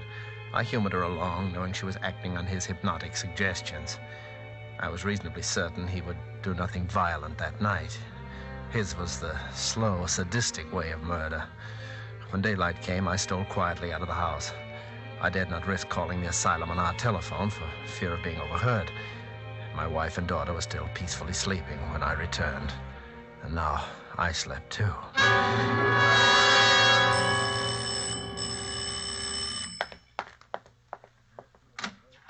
Good morning.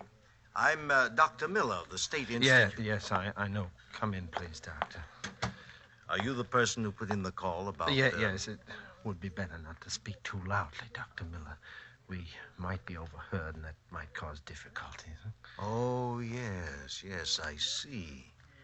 Well, tell me about the patient. I told him the whole story, word for word, as it had happened. I should have known better. When I'd finished, there was disbelief written all over his face. Mr. Gilchrist, I don't for a moment doubt that you have an unwelcome relative on your hands who is probably emotionally highly unstable as well. But isn't it possible that you're exaggerating certain aspects of the matter? I mean, Dr. Miller, I ask you to examine the man and draw your own conclusions as to his sanity. I'll be glad to. Where is he now? I think William has probably been talking to you about me, Doctor. Oh, sit down, won't you? Thank you. Really, I must apologize for your being inconvenienced this way, Doctor. I try to keep an eye on William, but one must sleep, you know, and, well, occasionally he eludes me and gets out of the house. I suppose he's told you that I'm a hypnotist and that I wish to murder his wife and child. Why do you think he told me that? Well, it's always the same story. Well, why should I believe your story rather than Mr. Gilchrist's? Oh, mine is a little easier to believe, I should think. But if you wish further proof... Oh, Lillian! Yes, Clarence? Come down here, will you? William's got out again and told that story. I'll be right down. And bring Jeannie with you. You dare bring my daughter into this? His daughter doesn't know. You'll be tactful, won't you, Doctor? Yes, of course. Bill, what is the meaning of this? Haven't we warned you time and again what might happen if you go out like that? Lillian, you don't know what you're saying. This man is your husband, madam? Yes. He's been under the care of a psychiatrist for several years now. What? He seemed to be getting better. I'm sure he's getting better. The doctor said we must expect little lapses. Oh, she doesn't know what she's saying, Doctor. She's acting under his hypnotic suggestion.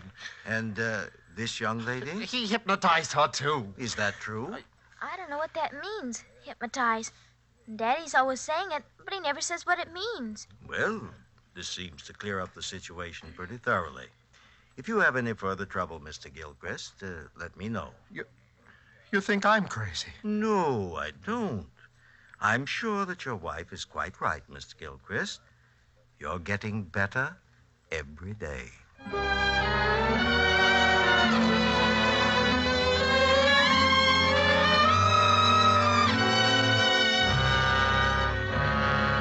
He was insane, and diabolically insane.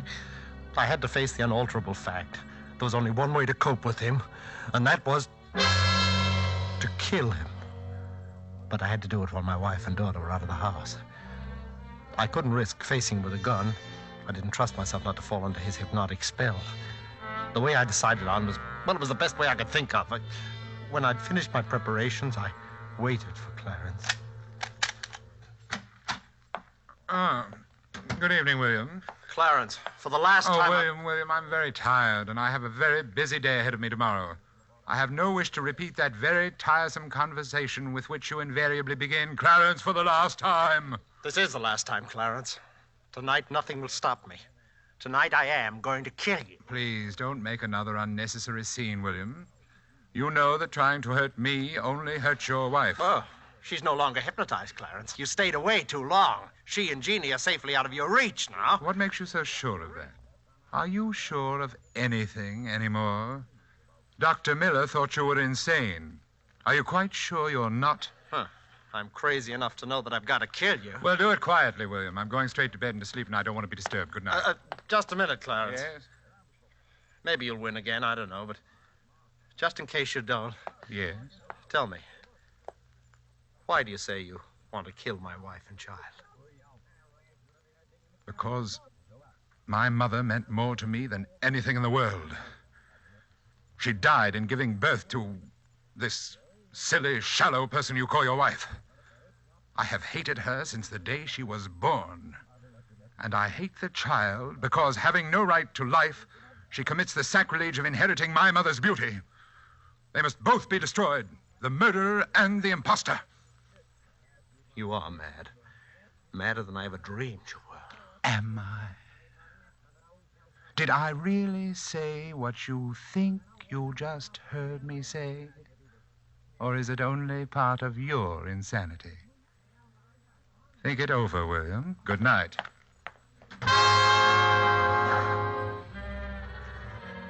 I had everything ready. The heavy boards to nail across the door, the cotton waste, and a gallon of benzene. The shutters over the window of his room I'd already nailed shut and barred. As I nailed the boards across the door, I felt as if I were driving nails into his cop. William, stop it! You don't know what you're doing! Lillian and Jeannie are upstairs. They came in the back way. William! Where are your great powers now, Clarence? William, you fool! Can the secrets of the East help you now? You're trapped, Clarence. You're out of your mind, William! In a moment, the whole house will be in flames. You'll be burnt alive. You don't know what you're doing, William. Listen, Clarence, listen. I'm striking the match now. You smell the smoke, Clarence? Never mind. You will in a moment. Oh, I wish you could see the flames now, Clarence. They're roaring up the stairwell. You don't know what you're doing. It's beautiful. William, you fool! I'll have to leave you now, Clarence. It's getting too warm in here for me. But you should be used to the heat, though, after all those years in India.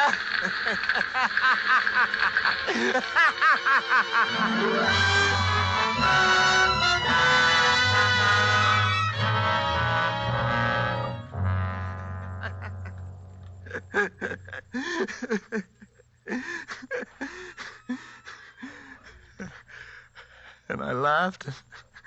I laughed. I guess the relief from all that tension.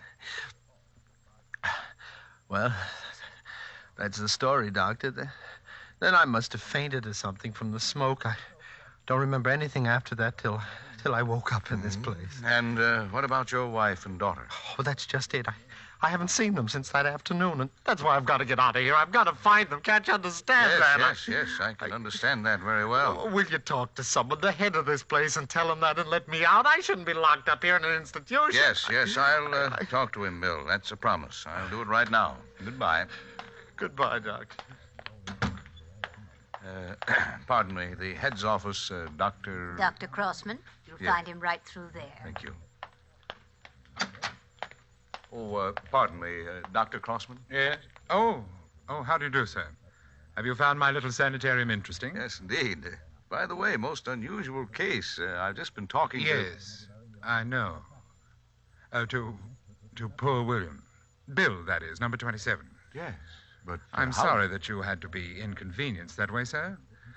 We do our best to keep the garrulous patients well out of a visiting doctor's way, but accidents will happen. Oh, I'm glad I ran into him, Dr. Crossman. His story interests me very much. He doesn't strike me as a homicidal lunatic. No, he's not.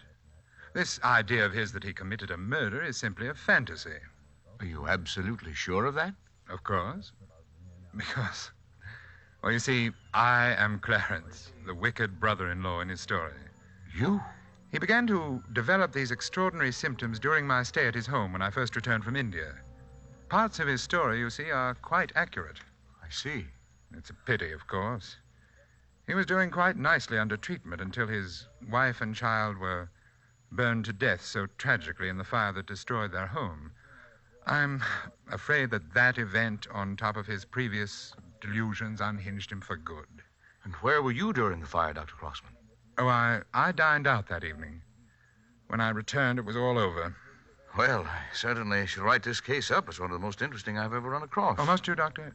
I mean, poor chap, I feel he's entitled at least to some privacy. Have you any personal reasons for wanting to keep this case quiet, sir? Yes, I have. Do you see this scar on my face? That's a burn, wasn't it? A very nasty burn, too. Precisely, Doctor.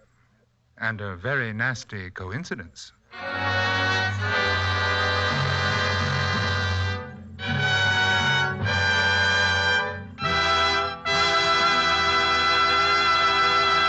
And so closes narrative about Clarence, starring Laird Cregar with Hans Conried, tonight's tale of Suspense.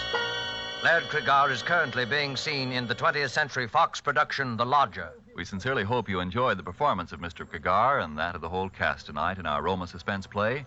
And here's a thought. To discover the enjoyment these suspense programs offer, you first had to sample one. And so you must first sample one of the many delicious Roma wines to discover for yourself their wonderful taste and quality, the excellence that makes Roma America's largest selling wines. You'll discover, as of other millions before you, that Roma wines are super quality, are super tasting, and are super easy on your pocketbook, too, costing only pennies a glass. Why put off this taste treat another day? Be sure you get R-O-M-A, Roma wines, made in California for enjoyment throughout the world. This is Laird Cregar. It is my very great pleasure to tell you that next week the star who will keep you in suspense will be Joseph Cotton. Suspense is produced and directed by William Spear. Don't forget then next Monday, same time, for Joseph Cotton in Suspense. Presented by Roma Wines, made in California for enjoyment throughout the world. This is CBS, the Columbia Broadcasting System.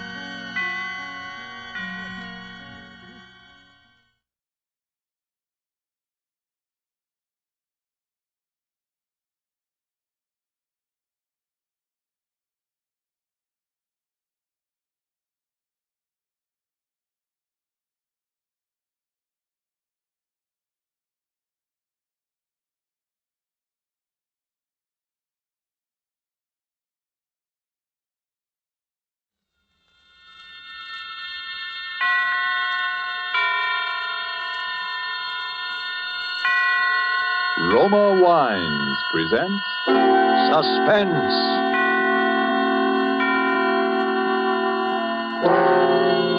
Roma Wines, made in California for enjoyment throughout the world. Salud. Your health, senor. Roma Wines toast the world. The wine for your table is Roma Wine, made in California for enjoyment throughout the world. This is the man in black, here for the Roma Wine Company of Fresno, California, to introduce this weekly half hour of Suspense. Tonight from Hollywood, Roma Wines bring you Joseph Cotton in a suspense play called Sneak Preview, which tells of a rather remarkable adventure experienced by that noted director of screen thrillers, Frank Henderson. And so, with Mr. Henderson's by far stranger-than-fiction story, as related and enacted by Joseph Cotton, we again hope to keep you in suspense. Go ahead, please, Mr. Henderson. This all began, you say, 2 weeks ago? Yes, that's right. I just finished the final cutting and dubbing on my newest picture, Escape to Destiny. Think you'll like it, by the way. Lou Ellis... Yes, go on. Well, I took the film east with me, and the first day I got there, we ran it in the projection room for a few of the boys in the New York office. They seemed to like it pretty well, which, of course... Ruth, now that it's all over, and we're safe... Yes? Well, there's one thing that still worries me. What's that? It's... Ruth... Will you marry me? Darling, that's the one thing I've known the answer to from the very beginning.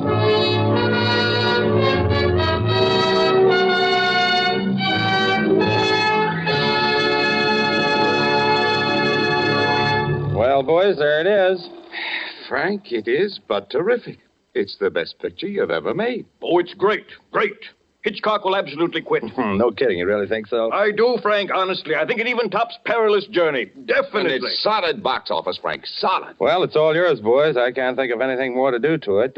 We might lighten the music a little under that scene of the wine cellars. I'll get it. Hello? Who? What does he want? Okay, put him on. Hello? Yes, this is Frank Henderson. Who? I don't think I know any Captain McNeil. Oh, well, may I ask why the chief of the Security Bureau wants to... I hope there's nothing wrong. I see. All right, I'll be there. Who was it, Frank? Somebody at police headquarters. Police headquarters? What's he want? That's what I'd like to know.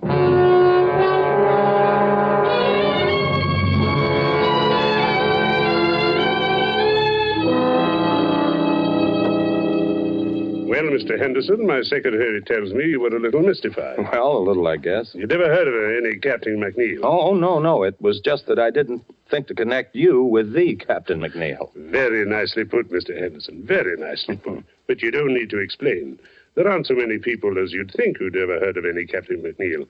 An undercover agent isn't very much good if everybody knows him. No, is he? I guess not. Mr. Henderson, when I heard you were going to be in New York, I just couldn't resist meeting you. You see, Mr. Henderson, I'm probably your greatest living admirer. Well, thank you. I guess I've seen every picture of yours since the first one you directed, most of them 3 or 4 times. I'll have to remember you in my will. You know, you'd have made a first-class professional detective. I'm not so sure about that. There's a lot of difference between fact and fiction, I guess. Not so much. I've always followed the reasoning in your pictures with complete agreement. Well, I'm glad to hear that. Yes, but with one exception. Huh? What was that? I couldn't go along with you there. It was in your 5th picture, Murder in the Morning. You remember near the end of the picture where the killer has the detective and his pal at gunpoint in an empty room? I remember. The friend is allowed to leave. He's helpless anyway, unless... And here was the point. Unless the detective is able to get over certain vital information to the friend in the presence of the killer, but without his knowledge. You remember? Sure. And when the friend is leaving, the detective hands him his hat. Mm-hmm. And inside the hat band, he slipped a piece of paper with the information on it. Is that what you mean? Exactly. And that's where I disagree. Although I realize it probably wasn't your fault. Probably the writer or the producer. Oh, no. As a matter of fact, that was my own idea. It's too simple, too unimaginative, if you'll forgive me the word. No intelligent criminal would allow a thing like that to happen right under his nose. But the way the thing was done, I thought... Even so, how is the friend to know that this paper is under his hatband? Oh, well, you see... It isn't something you'd likely to notice. You don't look under your hatband every time you put on your hat. I know, but it's far too fetched. It's not true to life. It's fiction. Excuse me a moment. Hello? Yes? Yes, I see. I'll be down in just a few minutes. Pardon the interruption. Oh, not at all, Captain. I really ought to be going. I've kept you too long now. Mr. Henderson, I wonder if you're interested in real crime. Real crime? Have you ever seen an actual murderer? Well, you do make me feel like an amateur now. No, to tell you the truth, I never have. Come on, then. It might give you an idea. It's down the hall. As a matter of fact, I've never seen this particular murderer myself. But you know he is a murderer? Sure. Not much like a character in one of your pictures, though. There's nothing romantic or exciting. Was he clever? Oh, yes, indeed. His career has been 20 years. There's never been enough evidence to convict him. There isn't even a photograph of him. Here we are. But if you don't know any more than that, what charge are you holding him on? Charge? You don't need any charge when you hold him here. There he is. Oh, dead. Dead, at last. How did he die? Shot in the back. We found him in Central Park. Well, there you are. Gregory Sarko. Murderer, spy, drug addict, and about everything else in the book. Know who killed him? Who knows? Who cares? There are plenty of people who'd have been happy to do it if they dared. I suppose he had identification on him. Sure. Bank book, wallet, a few inconsequential papers. Is that all? That's all. Oh, a little money, a handkerchief, a tin of aspirin. Aspirin? Sure. Criminals have headaches just like other people. It was aspirin, I suppose. We professionals may not be romantic, Mr. Henderson. We are thorough. Oh, of course. Yes, it was aspirin. I remember you saying he was a drug addict. So that was all he had on him, huh? That's right. Nothing very sensational or exciting. No clues. What about that bank book? Was it in his own name? Oh, he had a lot of names. Gregory Sarko was the one in the bank book. His own, by the way. Why? Because a perfectly crazy notion has just entered my head. For a new picture? It could be. But, well, here am I in New York. Little time on my hands, and, well, the guy intrigues me, that's all. A dead man intrigues you? His life intrigues me, sure. Finding out more about it intrigues me. What's the difference? The guy's dead. What have I got to lose? Well, now, I don't to say it's likely, Mr. Henderson, but it's possible, just barely possible, that you might lose your life.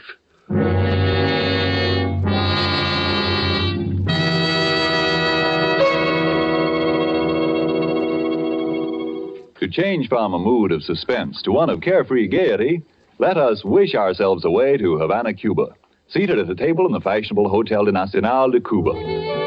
Near us, a group of Cubans are entertaining an American visitor. Our American has just remarked that in point of great enjoyment, the Cuban rumba is one of America's most delighting imported dances. And then, raising his wine glass, the Cuban host responds, "Then we have perhaps discharged some part of our debt to you Americans for this wonderful tasting wine that gives us such great enjoyment. It is wine that Cuba imports from your faraway California. It is Roma wine."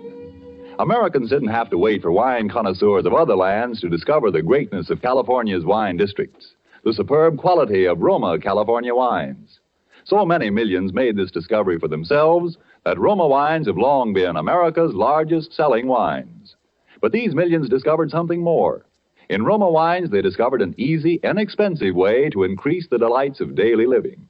Yes, millions have discovered that Roma wines is a beverage on the table, and when used in entertaining, add charm of a special and wholesome kind. I told you Roma wines cost little. That's because here in America you pay no high import duty, no expensive shipping charges. Too, Roma wines are made in Roma's own wineries in the heart of choice California vineyard districts. So cost to you is only pennies a glass for R-O-M-A, Roma wines, made in California for enjoyment throughout the world. And now it is with pleasure that we bring back to our soundstage Joseph Cotton as movie director Frank Henderson and Robert L. Richards' sneak preview, a tale well calculated to keep you in suspense.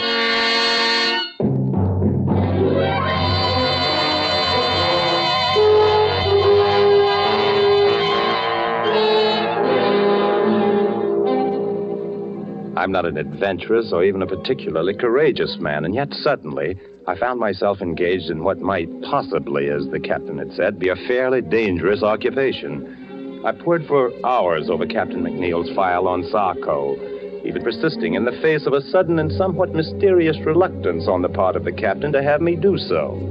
The next thing I did was to inquire at the bank, which had issued Sarko's bank book, and found out exactly nothing. I was pretty discouraged and about ready to quit when I went back to my hotel that evening.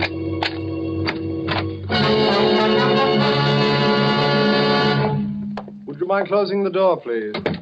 Thank you, Mr. Henderson. My name is Edwards. How do you say? What's the big idea? No, Mr. Henderson. Keep away from the telephone, please. Are you threatening me with that gun? I regret it, Mr. Henderson. I deeply regret it, but unfortunately I cannot deny it. Listen, this whole thing is ridiculous and melodramatic. Mr. Henderson, why are you so interested in Gregory Sarko? Sarko? Yes, Sarko. Just what, if you will forgive a B-picture expression, is your racket? Racket? Oh, no, Mr. Henderson. I just like to make money, that's all. Look, Mr. Edwards, or whatever your name is, if it's any of your business, and I don't see that it is, my interest in Sarko is simple curiosity. I was talking with a Captain McNeil at police headquarters. He showed me his file on Sarko. Of that much I'm quite aware, sir. Well, if you know so much, what are you doing up here acting like a suspense radio character? It may sound silly to you, but it was just that I'd never seen a murderer before, alive or dead, and when I saw Sarko's body at police headquarters, I got interested. Mr. Henderson, would you mind repeating that? I said I got interested. No, you said you actually saw the body of Sarko? Sure. What's so terrific about that? Did you see his face? Of course. What did he look like? Iron gray hair, dark eyes. Yes. Mr. Henderson, we simply must reach an understanding. You've no idea what possibilities this opens for me.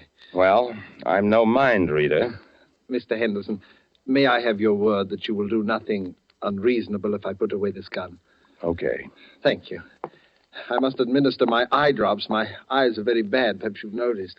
I thought you might have a cold. No, nothing so simple, unfortunately. A congenital weakness. There we are. Now, Mr. Henderson, my interest in all this is very sordid, I'm afraid. Money, to the extent of, shall we say, $300,000. Nice, tidy little sum. Half of that sum could be yours, Mr. Henderson. You'll forgive me if I don't jump at such a handsome offer without knowing a little more about it.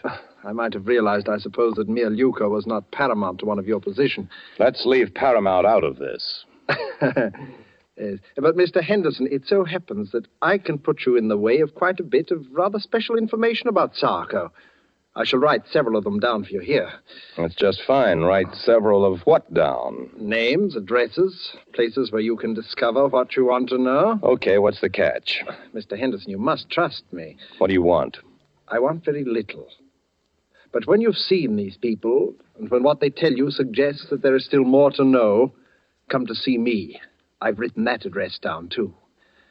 Good night, and good hunting.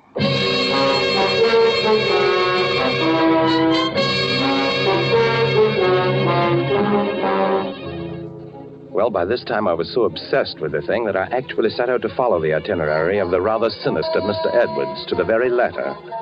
There was the man serving a life term at Sing Sing. His name was Coletti. Well, it didn't used to be so healthy to talk about Sarko, but seeing he's dead, yeah, I know him pretty well. Did you ever do any business with him? Yeah, we had one little deal. He helped me in some business I had with Senator O'Malley. You remember him? He was chairman of the Foreign Affairs Committee during the disarmament conferences after the last war. That's right, until 1927. Was that the year you and Sarko had your business with him? Oh, that's right. That was the year he was assassinated, wasn't it? Yeah. It was quite a coincidence, Mr. Henderson. Quite a coincidence.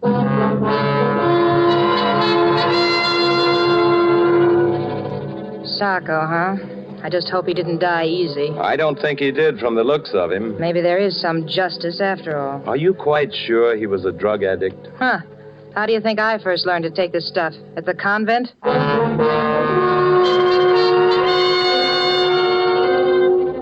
Yeah, there is one guy who might talk. I never seen him, but they called him Eddie the Greek. He used to hang around Doyle's gambling place.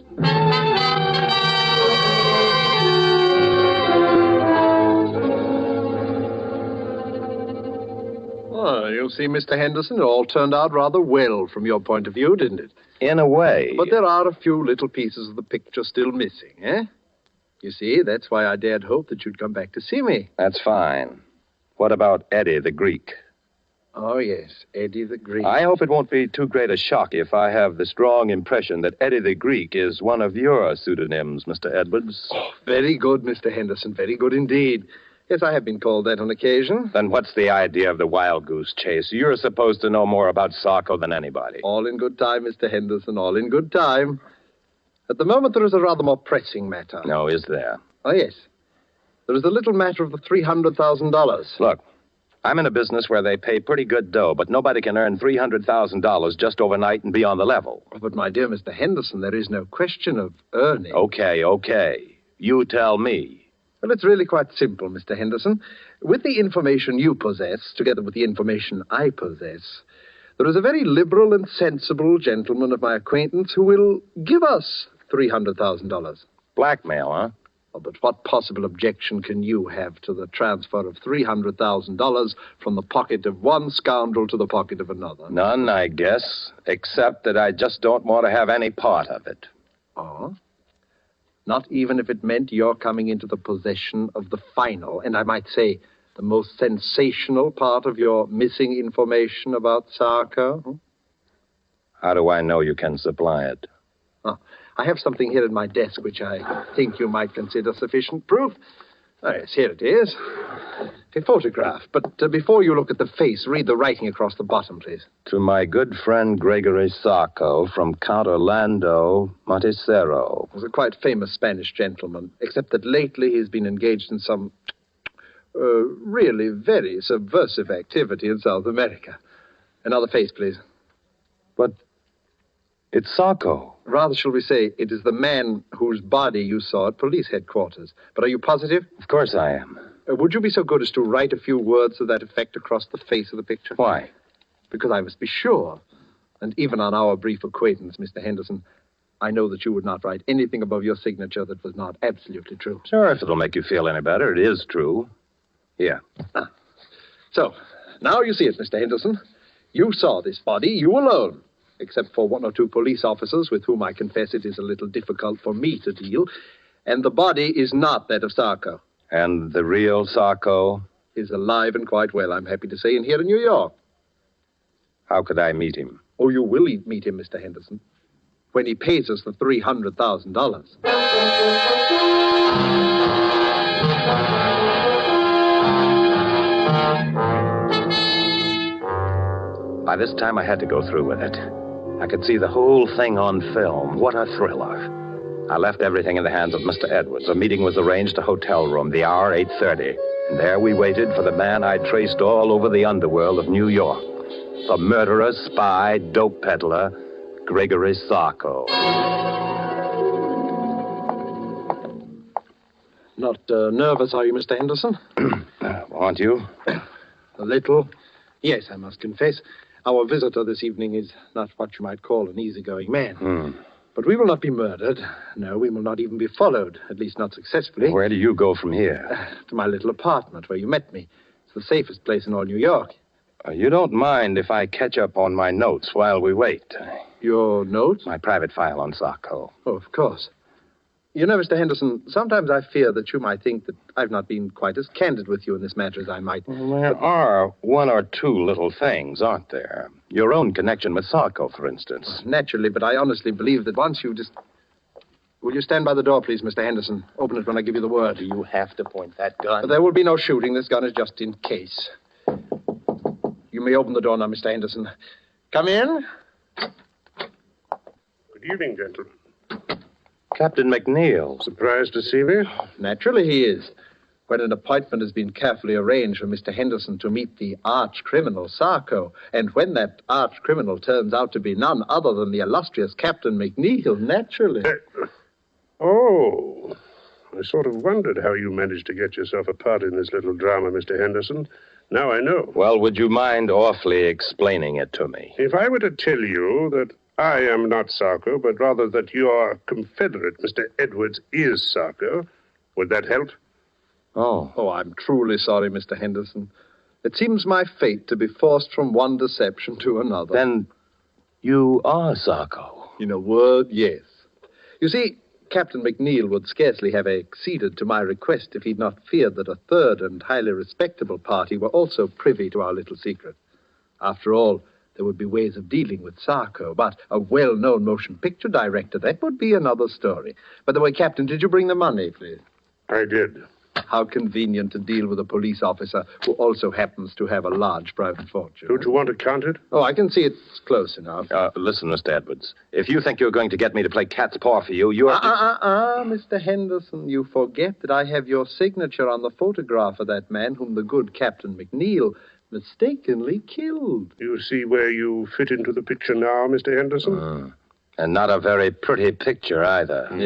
Yes, it would be most inconvenient for Captain McNeil if it were known that he had accidentally liquidated the good Count Montresero, even though from a patriotic standpoint it is undoubtedly an excellent thing that he did. But there might even be international complications, might there not, Captain? Mr. Henderson, if I'd only resisted the temptation to show you that body. If only you had, Captain McNeil. You'll forgive me, gentlemen, if I administer my eye drops. My eyes seem to grow worse as my fortunes grow better. And you'll forgive me if I leave now? Perhaps someday there'll be another meeting. It could happen. Yes, who knows? Oh, your hat, Captain McNeil. Thank you. Good night. So you're the great Sarko, eh, Mr. Edwards? You see why I could not tell you before. Believe me, I wish to, if only because your interest was so flattering. You know, he'll catch up with you someday, Mr. Edwards. Captain McNeil? Not as long as I can prove that he killed Count Montresero. By the way, was that just a sort of happy coincidence for you, or was it? Not quite. I had done some business with the Count which had turned out rather badly. Oh, he was a pure Nazi agent, without doubt.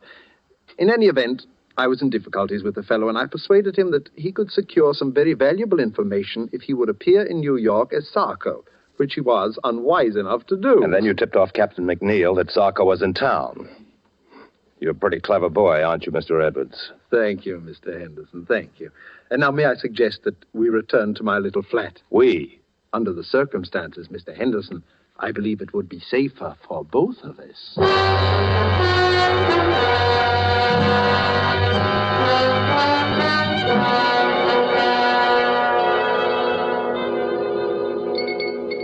Do you like your drink, Mr. Henderson? Oh, it's very good. Thanks. Mr.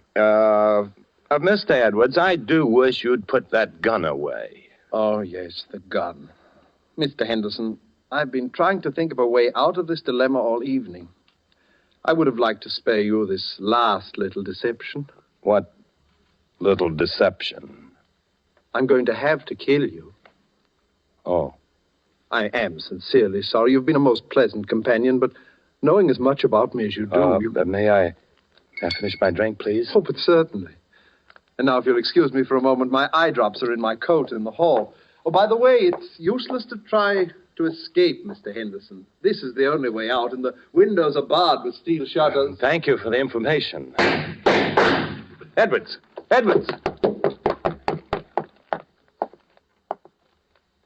Dead. Captain McNeil. I take it that someone has just liquidated our friend Sarko, or Edwards, as you prefer. So it would seem. Did you see it happen? No. Did you have much trouble finding your way here? None whatsoever, Mr. Henderson. I'm afraid I have a little confession to You don't need to. But I do. You remember the matter of the information on the piece of paper slipped under the hatband? The thing in your picture that I disagreed with? I remember. I apologize. It's a highly practical device. Highly practical. Well, perhaps it wasn't made clear enough in the picture that the paper was rolled up into a little hard ball. I suppose it hurt your head when you put your hat on. It did. and I found the address of this place when I removed it. You'd make a fine detective, Mr. Henderson. By the way, how much have you known? You know, I'm kind of surprised myself. Quite a lot, as a matter of fact. You knew about the body I showed you? Well, I was pretty sure it wasn't Sarko, a drug addict who takes the precaution of carrying aspirin for his headaches, would certainly carry his favorite drug, too. I used that in a picture once myself. Don't you remember the blue canary? So you did now, so you did. I should have remembered. And I suspected Edwards because of the eye drops. There was nothing the matter with his eyes. His particular brand of drug works on any mucous membrane, including the eyes. Mr. Henderson, you're all right. And just what are your immediate plans? Well, I'd kind of like to get out of here. Now, what about the money and the photograph? Don't let it worry you. The money and the photograph safe. I kind of thought so. And I suppose we can safely leave to the regular police force the question of who killed Sarko. I think we can. If I knew who, I'd sort of like to thank him. He did save my life, you know. And if he knew you, I'm sure he'd want to thank you as well, because, in a way, you also saved his life.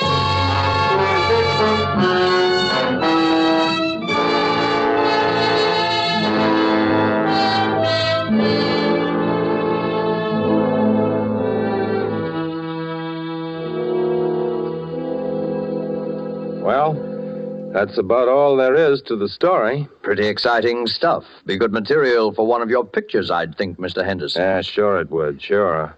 For that dumb studio of mine, I called a big meeting just before I left New York, and I told this story, changing a few names and places, of course. And what happened?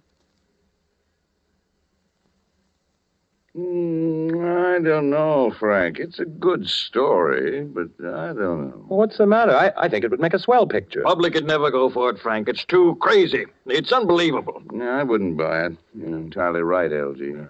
Don't make sense, Frank. A thing like that couldn't happen. Couldn't happen? Look, I'm telling you that Too arty, entirely too arty. Wouldn't gross a dime. And by the way, Frank, I wanted to talk to you about the new release. Where have you been? Me? Yeah, the last time we saw you, you beat it out of the projection room to see some cop, and nobody's heard a word from you for 2 weeks. Where you been? Me? Oh, I've been around.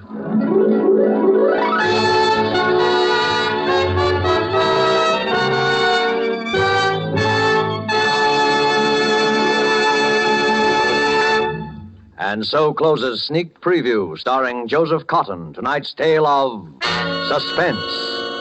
Joseph Cotton, star of the Lockheed America Ceiling Unlimited, appeared by courtesy of David O. Selznick, and will soon be seen in the all-star Selznick production, Since You Went Away. Did you know that these Roma Wine suspense dramas are setting a record for the millions of delighted listeners they are attracting? We want you to feel that by tuning in the suspense program every week, you can count on real radio enjoyment. Well, in just as dramatic style, the popularity of Roma wines is also record-breaking, because Roma wines are by far America's largest selling wines. Millions make sure of great wine enjoyment simply by asking for Roma wines. Here's something else these millions have discovered. You don't need fancy glassware or a special occasion to enjoy these zestful, taste-delighting Roma California wines. Roma wines possess lip-smacking flavor and zest because they come from Roma Wine's own wineries, right in the heart of the magnificent California wine grape districts. And you can enjoy them as a daily delight, because the cost is only pennies a glass. Ask for R-O-M-A, Roma Wines, made in California for enjoyment throughout the world. This is Joseph Cotton. It was a great pleasure to join forces with this really excellent company whose business and pleasure it is each week to keep you in suspense. I know you'll want to be listening next week, as I will, when Sonny Tufts will be your star. Suspense is produced and directed by William Spear. Next Thursday, same time, you will hear Sonny Tufts in Suspense. Presented by Roma Wines, made in California for enjoyment throughout the world.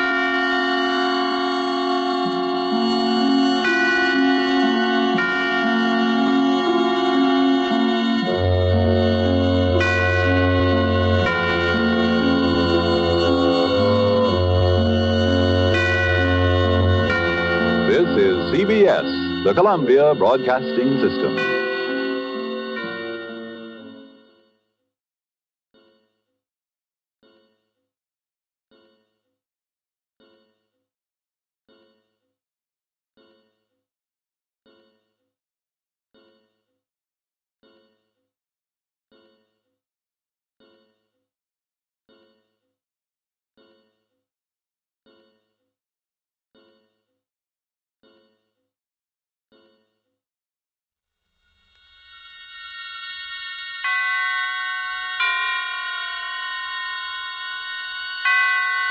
Roma Wines presents Suspense.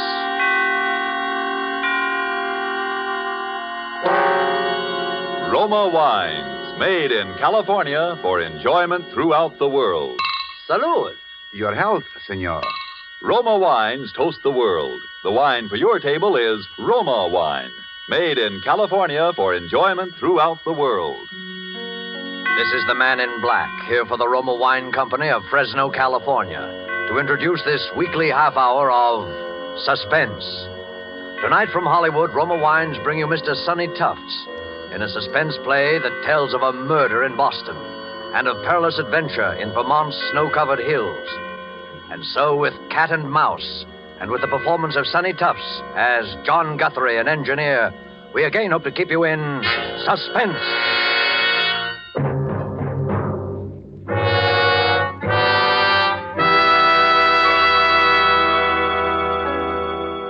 W1QXL, W1QXL, W1QXL. This is W1RBX calling W1QXL, W1QXL.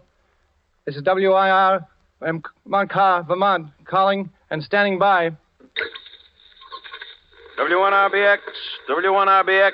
This is W1QXL in Boston, returning. Hiya, Guthrie, how you been? Signal's clear, good signal. Come in. W1QXL, W1QXL, W1RBX back.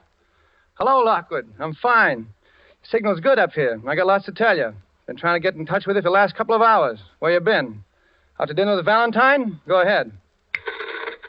Sorry, Guthrie, I haven't seen Val today. She hasn't answered her phone. Guess she's awful tired of picking it up and hearing me on the other end proposing. Anyhow, I've been working hard. Oh, had a little excitement here at the laboratory an hour or so ago. Thought we had a prowler on the grounds. But guess it was a false alarm. Nerves, I guess. What's your news, Guthrie? I've got a bit for you myself, but let's hear yours first. Go ahead. Okay. Well, as far as I'm concerned, kiddo, you can set up a date for demonstration for the Army Signal Corps and the Naval Ordnance people just as soon as you like. We're in the clear now for keeps.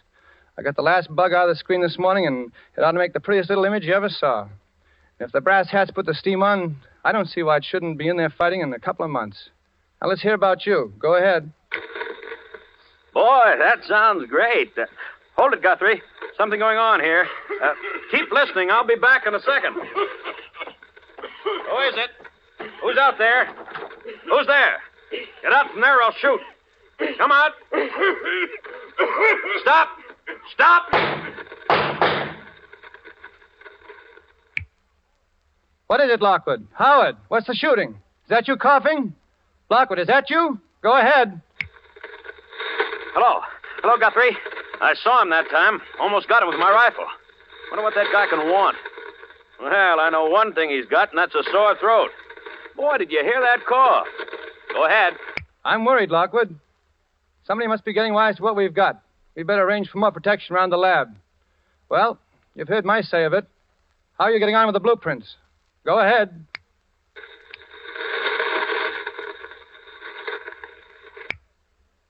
Did you hear me, Howard? Go ahead. W1QXL, W1QXL. What's happened? Come back in. Go ahead. Hello. This is W1QXL. I'm going away. I'm going skiing. I'm going skiing up in Sunbury, Vermont at the Phoenix Hotel. The Phoenix. Have you got that, Frank? Frank? What's all this about you going skiing? You've never been on skis in your life. Besides, I'm coming up to see you, and it's important. We'll get together now in the blueprints, okay? At the Phoenix Hotel. Go ahead, Frank. What's this gag calling me Frank? What's going on? I hear voices behind you. Sounds like interference. You all right? I say, are you all right? I'm leaving here for Boston in the morning. I'll bring the whole works. No, don't. And don't contact Val. If anything happens to me, the man with the cough. The man with the cough. The cough. Lockwood, what's up? You still there? Come in, Lockwood. Lockwood, come in. Lockwood, go ahead.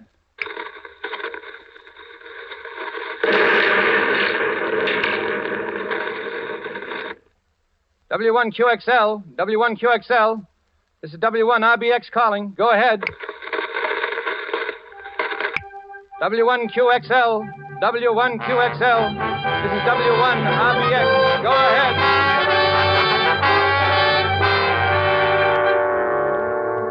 Tonight for Suspense, Roma Wines bring you a star, Mr. Sonny Tufts, whom you have heard in the prologue to Cat and Mouse by Hugh Pentecost. Tonight's adventure in Suspense.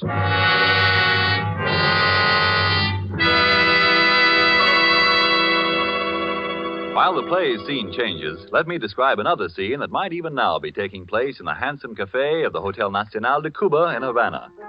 An American visitor has remarked to his Cuban host what great enjoyment the Cuban music and the dancing gives him. Gracefully, the Cuban host returns the compliment, saying, "But your United States makes us a gift that gives great pleasure on many occasions. Your superb wine from the choice wine districts of your California, your Roma wine." Yes, for a wine to give great enjoyment, it must have greatness of character, and it's this that has spread the fame of Roma wines to other lands. Why, otherwise, would these countries import Roma wines to be enjoyed as a rare luxury? How fortunate, then, are you who can enjoy any of the Roma wine's many different delicious wine types whenever you choose without additional charge for import duty, with no high shipping costs added to your small cost for Roma wines. Yet here is a quality so high it has won international recognition. Quality coupled with cost so modest that Roma wines are America's largest selling wines. Why not make your own taste test of these good Roma wines and discover for yourself the fine wine qualities acclaimed by wine experts of many lands? I'll spell out the name for you. R-O-M-A. Roma wines, made in California for enjoyment throughout the world. And now it is with pleasure that we bring back to our soundstage our star, Sonny Tufts, as Engineer John Guthrie in Cat and Mouse, a tale well calculated to keep you in suspense.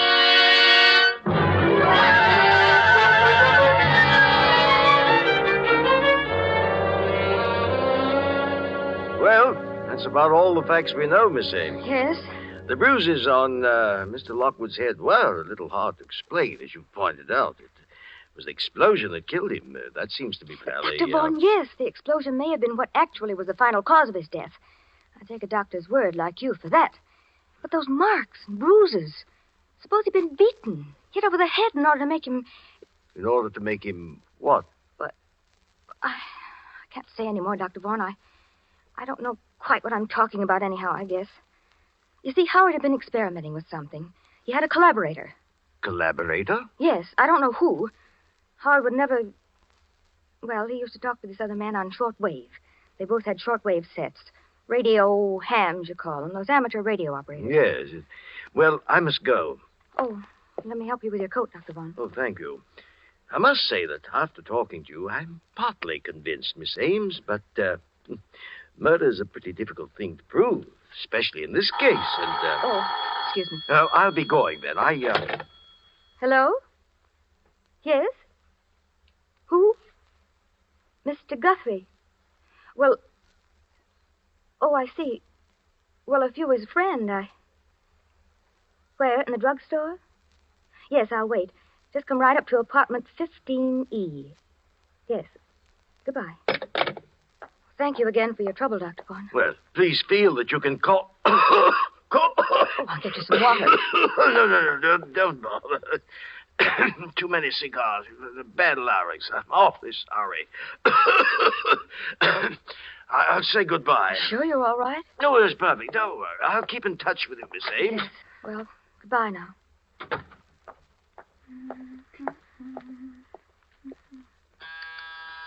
Oh, just a minute.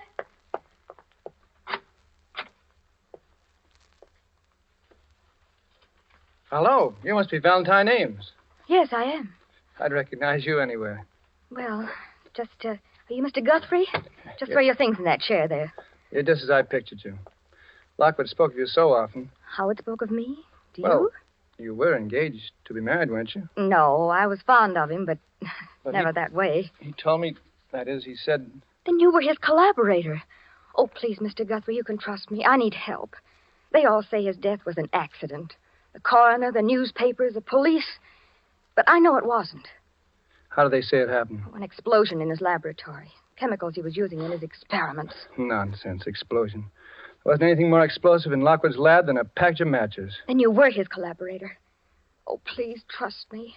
Lockwood was murdered. I know it. You think so, too, then? Yes. Well, then our job is to prove he was murdered. No, I'm sorry, Val. There's something more important that comes first. When they killed Lockwood, they stole half of our... well... Your invention? But half an invention is worthless. But I have the other half. In other words... Yeah. I'm next. We can count on that. But they don't know who you are. Maybe not yet. That was why Lockwood kept calling me Frank when he was talking to me near the end. He didn't want to give my name away to them. And you've no idea who they are? Just something we could start on? It was just one thing. That night, the night he was killed, we were talking in a shortwave, and he'd been bothered by a prowler. He spoke of it. Why, I even heard the fellow in the air. He was... Oh, that phone. Excuse me a second. Hello? Yes? Oh, Dr. Borbert. Yes, it's nice of you to call me back, and thank you so much for sending Dr. Vaughn to see me. He certainly is... Dr. Vaughn? But you sent him to see me about Dr. Lockwood. About Dr. Edwin Vaughn? You're positive? I see. Well, thank you anyway. Bye. What's up? Someone just before you came, and Dr. Edwin Vaughn said he was with the coroner's office. Called on me. And the coroner's office never heard of him. Is that it? Never. Uh-huh. Well, who was he? I mean, what did he look like? Would you recognize him if you saw him again? Well, he was just a middle-aged fellow. Poor man had a terribly bad cough, one of the really hacking coughs. A cough? Yes. It's the same one. He came to Howard's lab the night of the killing. I heard him. You're sure? Positive. You see, it fits. He was looking for me. Figured I'd come here to see you. He wants my half of an invention. Well, Val, they need what I've got, and I've got to get back what they've stolen, so... Where are you going? Skiing. What? I'm going back to Vermont to go skiing. I'll send you a card from the Phoenix Hotel.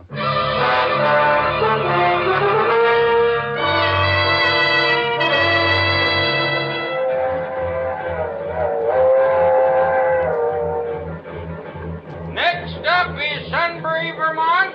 Sunbury. Bring me an orangeade, Porter. Well, hello. You're new up here. Beg your pardon? You're going to the Phoenix Hotel, of course. Get so you know a skiing fan when you see one. I know most all the Phoenix crowd. This must be your first trip to the Phoenix, huh? Yeah, it is. Name's O'Brien. John Guthrie. Oh, excuse me. Do they serve drinks in this lounge car? Yes, they do. Yeah, you're new, too. Well, yes, I've only been in the States a few weeks. Oh, no. I mean new to our weekend skiing contingent. Skiing contingent? Yeah. Oh, yes. I'm O'Brien. This is Mr. Guthrie. What'd you say your name was? Well, Thanks, Porter, thanks. And bring me a couple more cigars, will you? Here, take one of mine while you're waiting, Mr. O'Brien. Oh, thank you. Now, that's what I like about the Phoenix crowd. They're sociable. Everybody pals with everybody else. Sounds very pleasant. Yes, I suppose so. Well, well, anyway, you wait. By Monday, everyone in the place will be calling you by your first name. Oh, really? Well, I guess I'd better be getting back to my compartment. Very happy to have met you, gentlemen. See you later. Weird duck. Unsociable like. Now, I always say, you take a fellow that don't mix. Be quiet a minute. What's the matter with you, Mr. Guthrie? You look like you'd seen a ghost.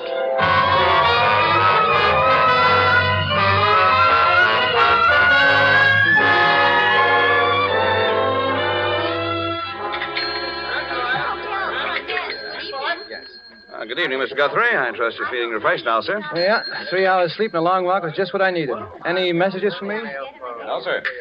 Good evening, Mr. O'Brien. Hello there, hello.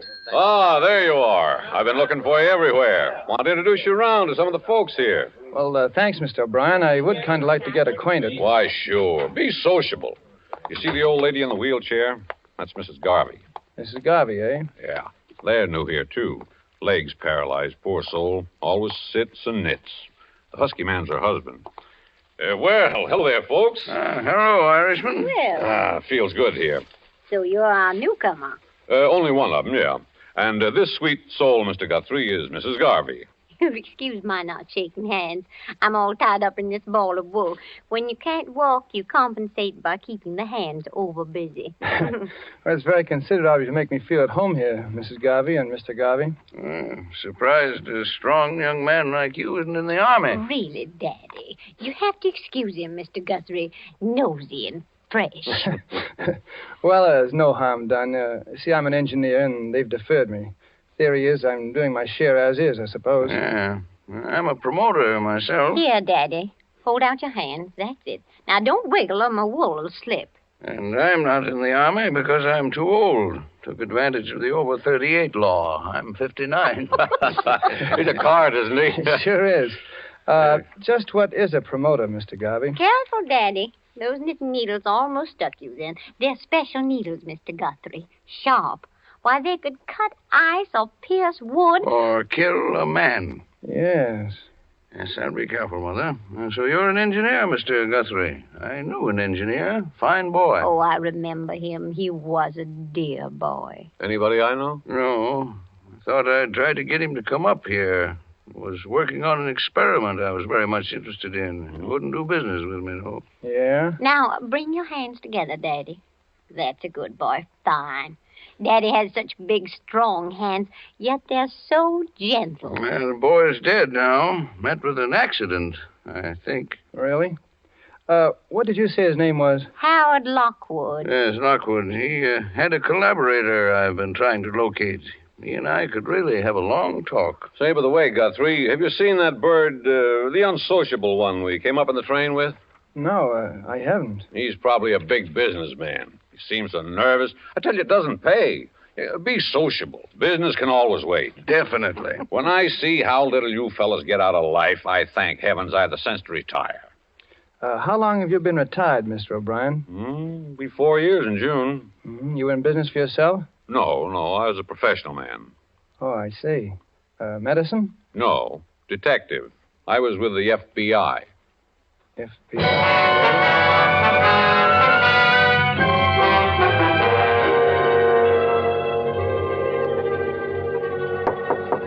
Come in.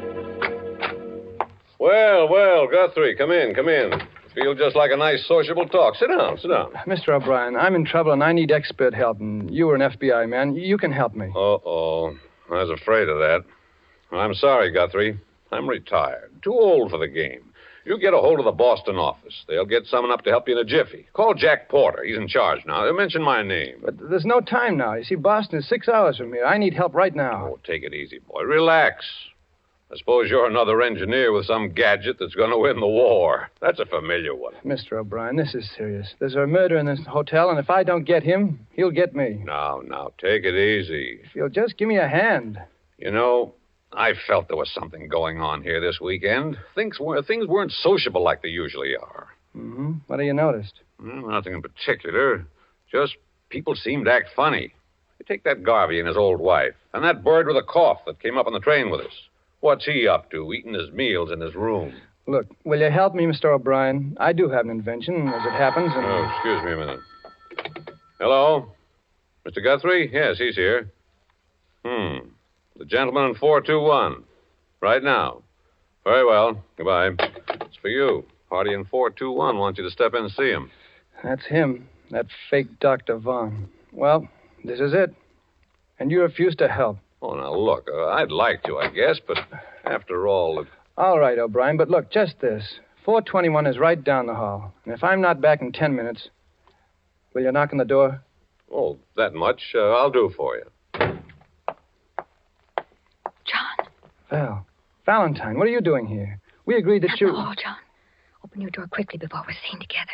Look, Val, I've got something important to do. Wait in my room for me. If I can only find a key. The door's open. That's funny. I locked it. Look! The room's been searched. My papers, the pillows, my trunk. Oh, John, they know you. Where is it? You didn't bring the blueprints with you here. Not that dumb. Well, it's gone. What? My gun.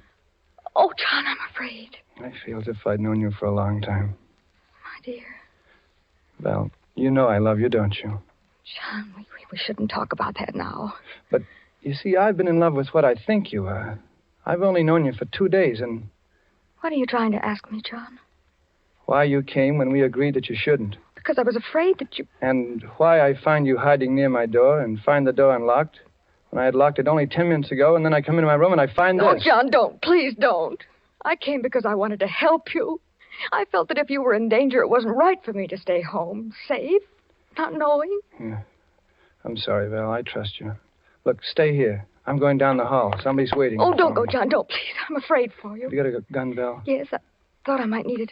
Well, give it to me. Now, kiss me. Oh, John, Wait here. If I'm not back in 10 minutes, get the police. Where are you going? Room 421. To talk to a man about his cough. I'm going with you. This is his room. I'm going in with you. You're staying outside. Step back. Don't let him see you. Open up. His door's open, too. There on the rug, the body. Dr. Vaughn, he's dead. Look at the gun. He's holding it. He killed himself. You mean he's supposed to look as if he killed himself? He was shot in the back of the head. A bit too neat. What do you mean? That gun in his hand. It's mine. Then if he wasn't the murderer, who was he? Oh, John, the gun. They'll think that you... Shh, take it easy. That gun may come in handy. Come in. Well. Oh, Brian, look here. What? This gun's mine. It's a plot to frame me. What? That's not your killer, Guthrie. That's Hilary Lawrence of Scotland Yard, assigned to this case because his government, like ours, is keenly interested in your invention. I should have listened to you before, Guthrie. You know about it then? I checked. Called FBI office in Boston. Talked to Porter.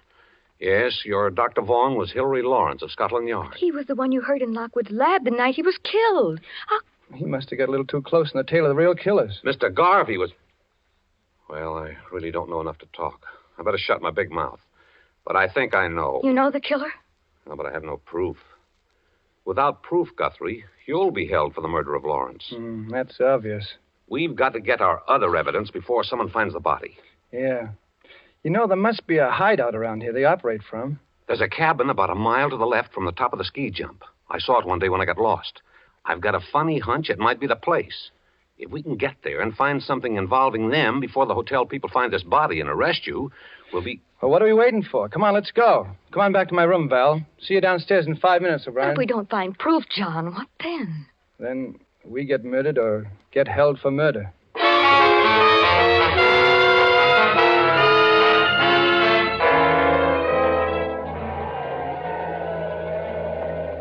The cabin's dark.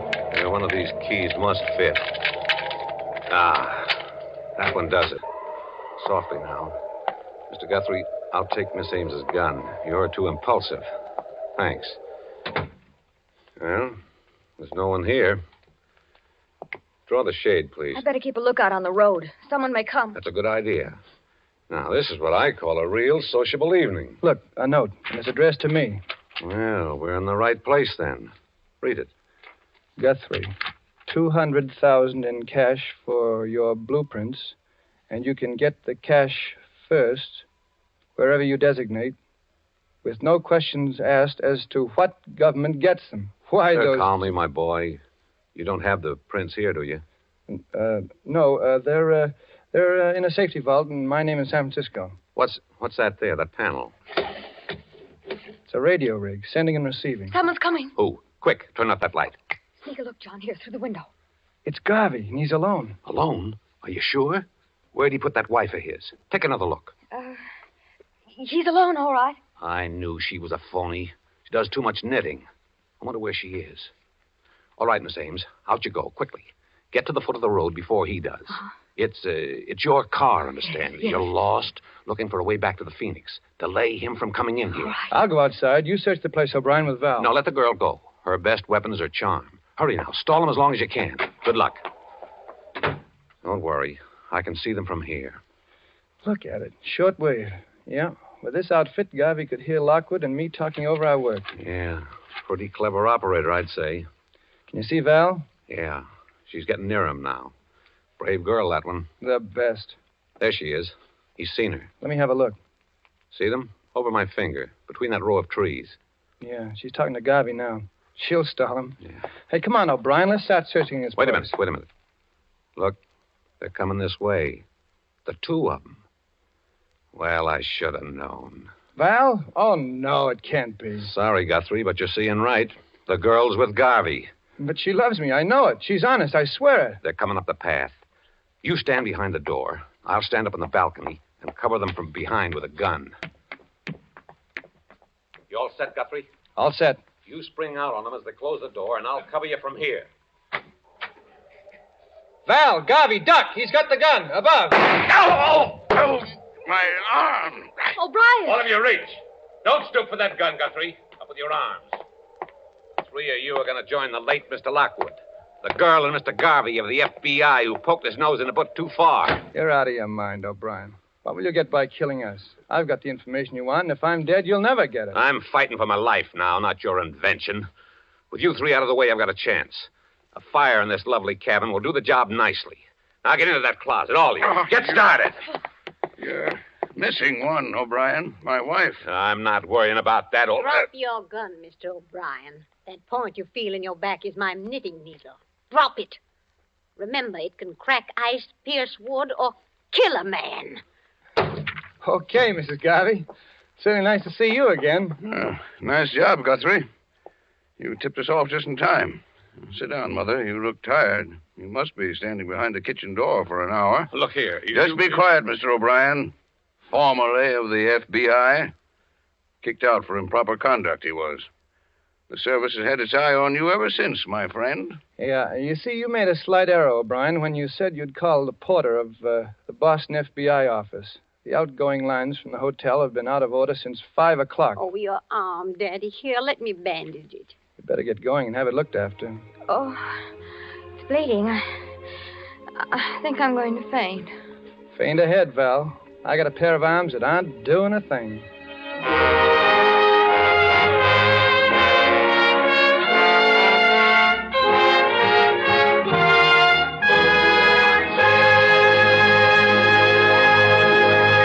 And so closes Cat and Mouse, starring Sonny Tufts, tonight's tale of Suspense.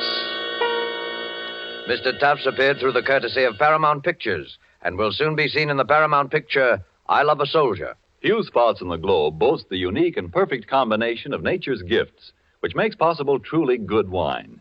Wine which the whole world can enjoy.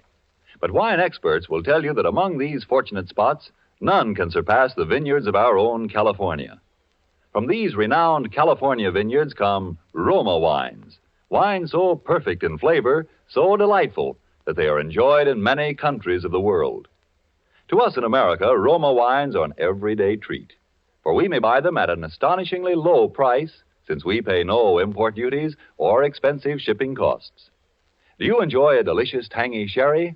Well, tomorrow treat yourself to a glass of Roma California sherry. We're sure you will agree that you have never tasted finer. With your first sip, you'll understand why Roma wines are America's largest selling wines. I'll repeat the name, R-O-M-A, Roma wine. Tomorrow, ask your dealer for your favorite type of Roma wine, made in California for enjoyment throughout the world. This is Sonny Tufts, and I hope you enjoyed our suspense play this evening. I know I had a good time.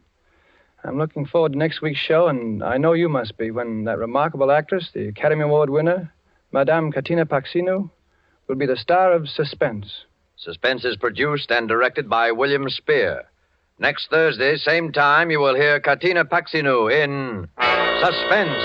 Presented by Roma Wines, made in California for enjoyment throughout the world.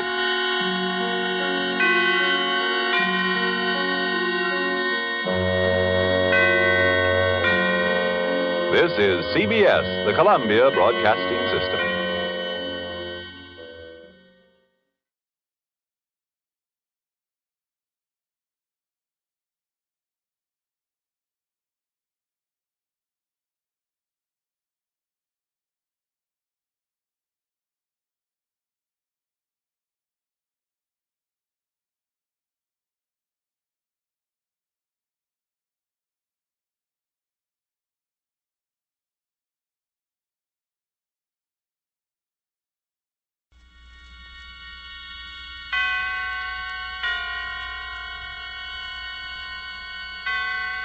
Roma Wines present Suspense.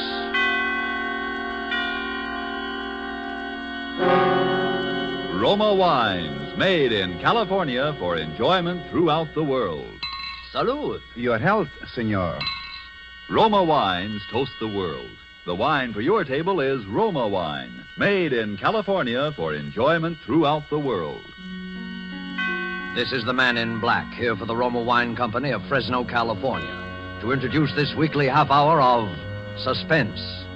Tonight from Hollywood, Roma Wines bring you the remarkable actress whose performance in the Paramount picture For Whom the Bell Tolls won her an Academy Award, Katina Paxinu.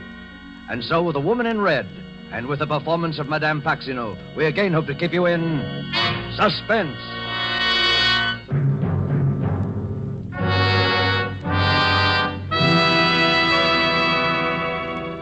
In all of London, few houses were so fine, so correct, so austere, and yet gracious with age as number 30 Henrik Square. That was true of its reception room, true of its long, quiet hallway along which the young man led the girl. Aunt Rita, this is Miss Julia Ross. The woman rested her knitting in her lap and slowly turned around. She was a giant of a woman of 60 in a bright red dress. For several seconds, she stared fixedly across at Julia. Then, in an instant, a soft, gentle smile came on her face. Perfect. How perfect. I beg your pardon? Here. Come over here, child. Let me look at you.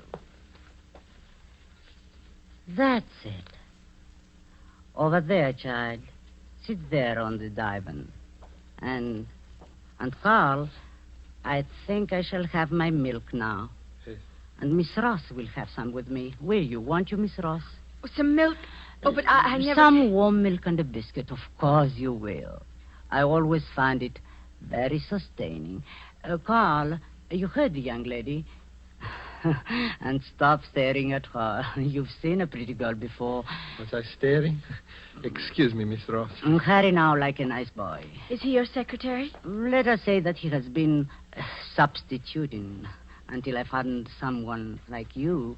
You mean you think I will do? Don't you? Well, all I know is when I saw your advertisement in the paper, Miss Crable, I couldn't believe my eyes. Wanted secretary, Irish girl, blonde hair, age about 25. It was all so perfect. It sounded just, well, it was like me. And just like Sheila. That was my former secretary, Miss Ross. Who passed away just recently. Oh. She had been with me many years. I'm so sorry, Miss I Crable. had the feeling that my loss might be lessened if I could really replace her. An old lady's whim, of course, because no one is ever exactly like someone else. You, for example, I'm sure you have friends, acquaintances, relatives, perhaps, you see now and then. Sheila didn't... But you see, I don't. What I mean is, my parents aren't living, and so far as friends or acquaintances are concerned, I hadn't had much time lately, and... Well, my landlady, of course, I know her, but... Unbelievable, Miss Ross. Because it's so perfect. You see, the less time you have for outside attractions, the more time you have for me. The milk, Aunt Rita, and the biscuits. Will this table do here? That will be fine, dear. And leave us alone. Oh, very well. My aunt is a very domineering woman, Miss Ross. But also a generous one, I think. Your milk, dear. And a biscuit? Oh, just the milk, thank you. Miss Crable, there's something you must know. Well, don't hesitate, child. Miss Crable, I'm afraid I'm not quite what you think. I mean, I've never really done any secretarial work before. I've had some business training, a little, but not actual experience. I mean it, Miss Crable. I lied in what I wrote you. I wanted the position and I needed it so much. You silly girl. You mean you still want me? Certainly. Now finish your milk before it gets cold. Oh. As a matter of fact, there will be very little secretarial work for you to do. I shall want a sort of, a companion. Now, I shall want you to start immediately. You will, of course, live here in the house and... Live in the house? But, of course, you are my companion. Oh, but I didn't understand that Yes. Well, then, I think perhaps I should make plans accordingly. I mean, I'd better leave now. I shall want to go to my boarding house and cancel my lodging. Oh, there will be plenty of time for that, child. Carl and I generally take an afternoon stroll and would like you to... But you see, there'll be other arrangements. People I must see and People? things to... But you said you knew no people.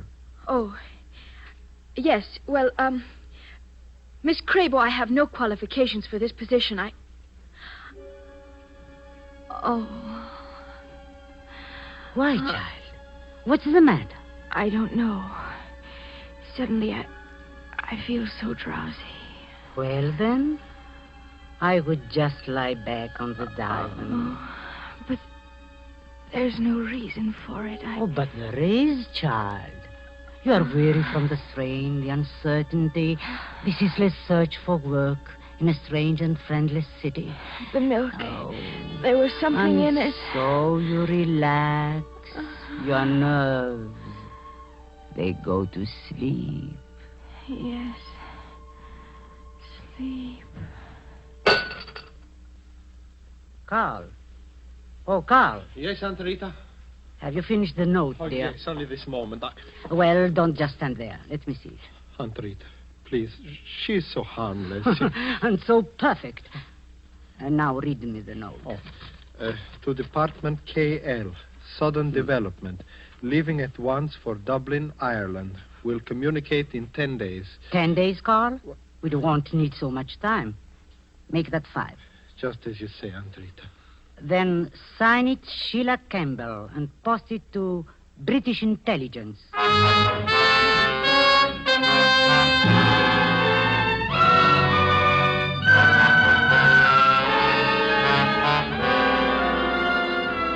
Tonight for Suspense, Roma Wines bring you as star Madame Katina Paxinu, whom you have heard in the prologue to The Woman in Red by Anthony Gilbert.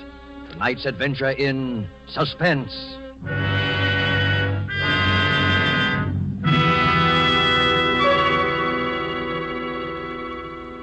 You remember the old saying, the grass is always greener in the other fellow's yard? Well, you might agree with the truth of that statement if you happen to overhear a conversation like this. Let's imagine we're seated in the smart and festive Club Montmartre in Havana, Cuba. An American has just complimented his Cuban friend on the fine quality of Havana tobacco. Graciously, the Cuban replies, "But you of the United States need have no envy of us. Nature has made a great gift of perfection to your country, too. The magnificent wine which we are all so fond of. It is Roma wine, made in your own California." Friends, that little scene is typical of many countries where wine is truly enjoyed. For in other lands, Roma wines must be imported over long distances from our own California, a luxury to be enjoyed on special occasions, while lucky you can enjoy these superb Roma wines as a daily delight, with no import duty, no expensive shipping charges added to your cost for Roma wines. Whichever one of Roma wine's many different types your own taste test names as favorite, you'll agree here is truly superb wine that could come only from truly choice wine districts. And you'll say, no wonder Roma wines are America's largest selling wines. I'll spell out the name for you. R-O-M-A, Roma wines, made in California for enjoyment throughout the world. And now it is with pleasure that we bring back to our soundstage our star, Katina Paxinu, in The Woman in Red, a tale well calculated to keep you in suspense.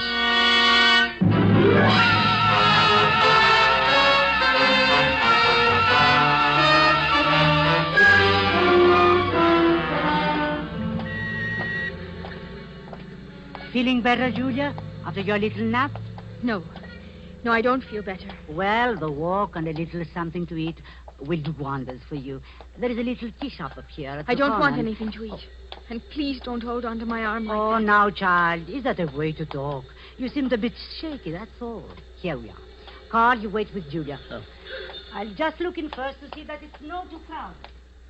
And now you have to hold my arm. Oh, no, wait, Miss Ross. I don't have to hold... Hey, no, don't! Let me go. What are you doing, Miss Ross? Why do you run like that? Please, don't you understand? If I'm to move in with Miss Crabo, I've got to get in touch with my landlady. But there'll be plenty of time. Plenty of time.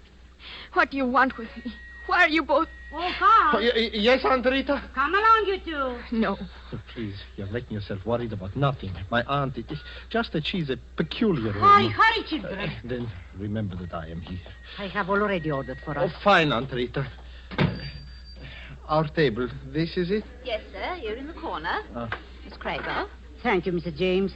And Sheila will sit here to my left. Of course. Miss Sheila. Miss Sheila? What? This is your place here, Miss Sheila. Sheila? Why are you calling me Sheila? What is it? Why are they laughing? Pay no attention, dear.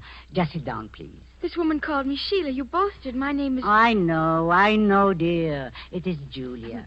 Everything is all right. Shall I serve the tea now? If you will, please. Now, Sheila, sit down, dear, like a nice girl. No. What, dear? I'm going to the restaurant. Sheila! It's all right, Miss Crabo. Don't bother. There's no other exit from that room. Oh, I'm so sorry to impose on you, Mr. James. I had no idea she would be so difficult. Oh, don't give it a thought. Once you explained the situation, we were only too glad to help. Of course, I'd never seen your secretary. I had no idea that... It's only a recent development. Oh, yes. Shall I pour the young lady's tea now? No, thank you. I can manage. Yes. You know, I was just saying to Mrs. Blandon the other day, I says, I wonder if Miss Crabo and her nephew are still in the neighbourhood, I says. Why, they haven't been in my shop for ages, I says. And she says, no, yes. You see, Mrs. James, we don't dare leave her for long.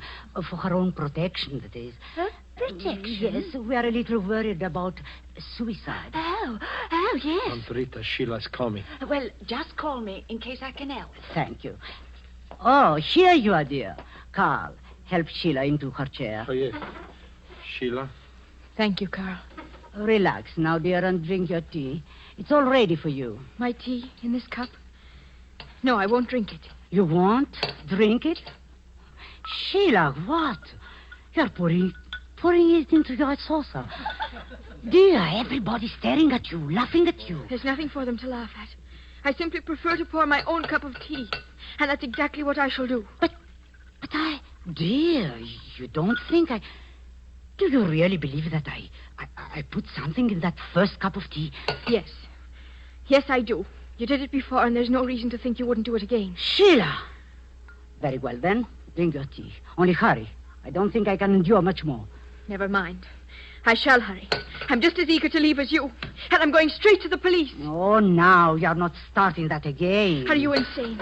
Do you think I'm helpless, that I can't get away from you? That I shall simply stand here and... Oh, it's happening. What, dear? What's happening? You had it in the teapot. Oh, you're tired again, aren't you, child? Is there something I can do, Miss Crabo? These attacks, Mrs. James, they leave her quite exhausted. Oh. If you'd be good enough to open the door. Of course, Miss Crabo, of course. No. No. She must be taken straight to her room, Carl. Please, if you just give her a hand. That's it. That's fine. You're really such a help to me, Carl.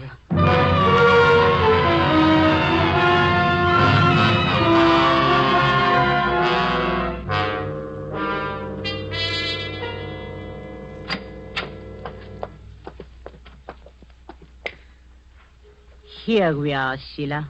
Right here. Now, just go to bed, dear. Let me alone. Come along, then, Carl. Sheila is quite tired. Yes, Aunt Rita, I shall. You said you'd always be here. You've got to help me. What can I do? Here. I've had it in my pocket.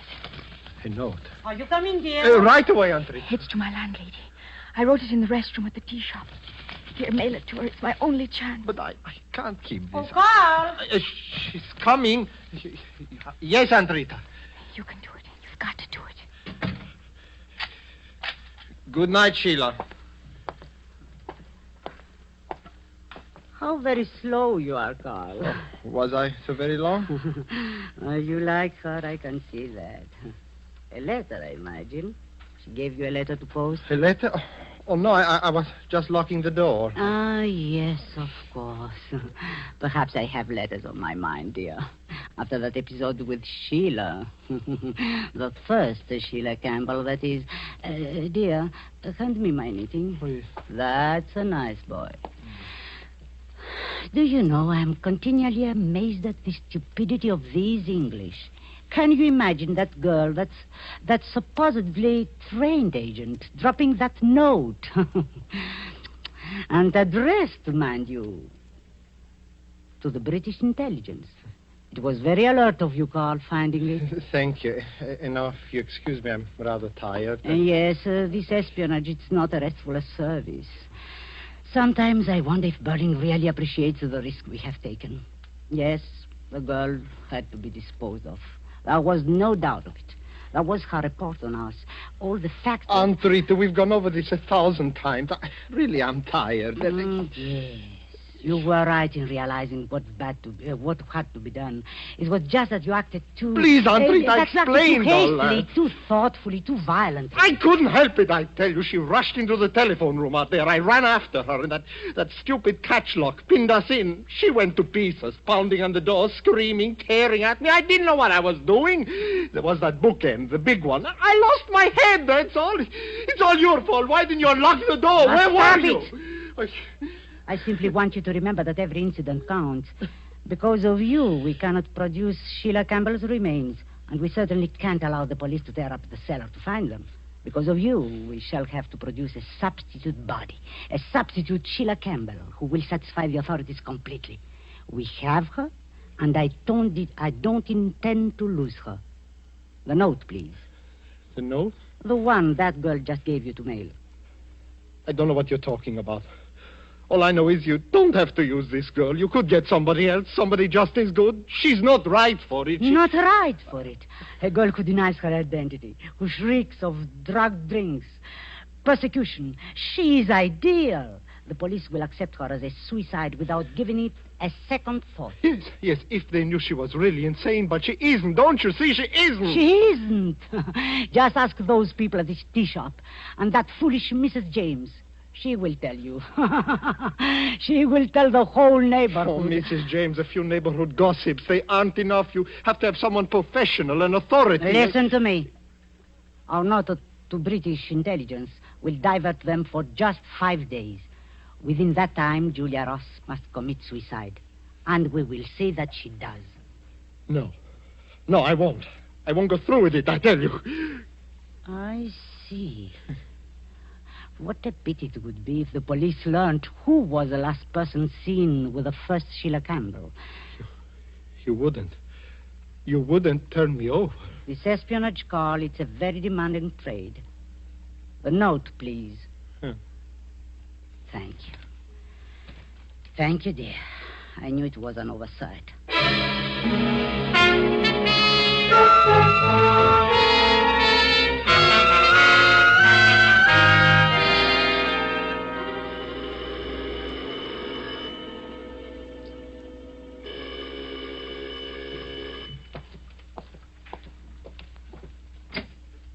Yes, sir?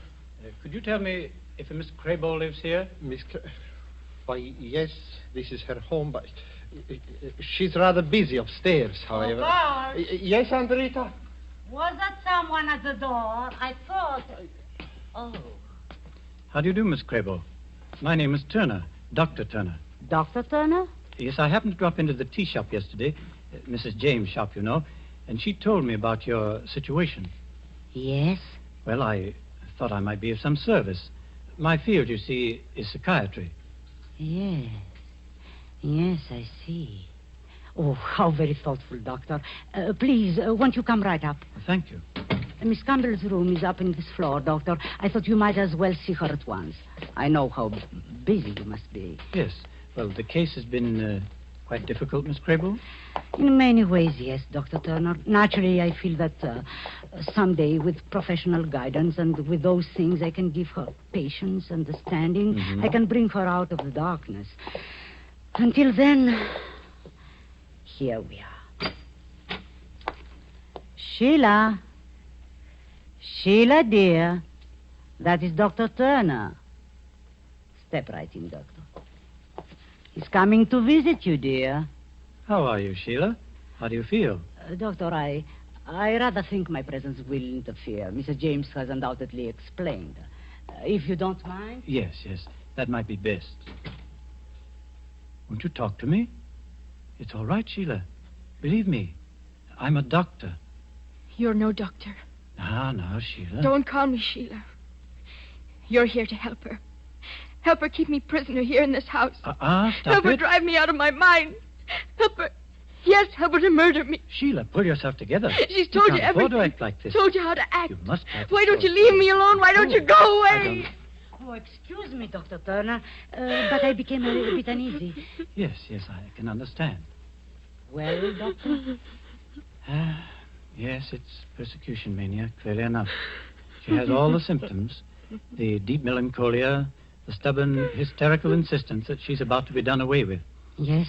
I happen to be attached to the King James General Asylum, and I'm somewhat familiar with this type of case. There is one important thing, Miss Crabo. Over here, please. Yes, Doctor? The matter of Miss Campbell's protection. Her protection? Yes, from herself. You undoubtedly are not aware of it, but her type is often inclined toward suicide. How dreadful. In case those tendencies should become apparent, naturally you'd let me know. Naturally, Doctor. She would then require professional care. Meanwhile, I'm sure your own treatment will be as effective as any. Patience and understanding. Torture me like this, will they? Murder me here in this house. Sheila! No, I won't let them. I'll kill myself first. Miss Campbell. I'll kill myself. That's what I'll do. The window. Stop her. Carl, Carl. Yes, the window. Yes, that's it, the window. I'll jump through the window. Young woman, control yourself. Let me go. Don't let me down. What's going on here? What happened? Well, this girl, she just tried to kill herself.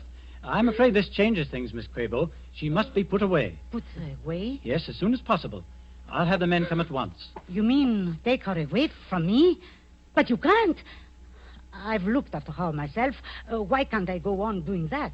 Because it's beyond you now, Miss Crabo. No. No, I'm sorry, but there's nothing else I can do.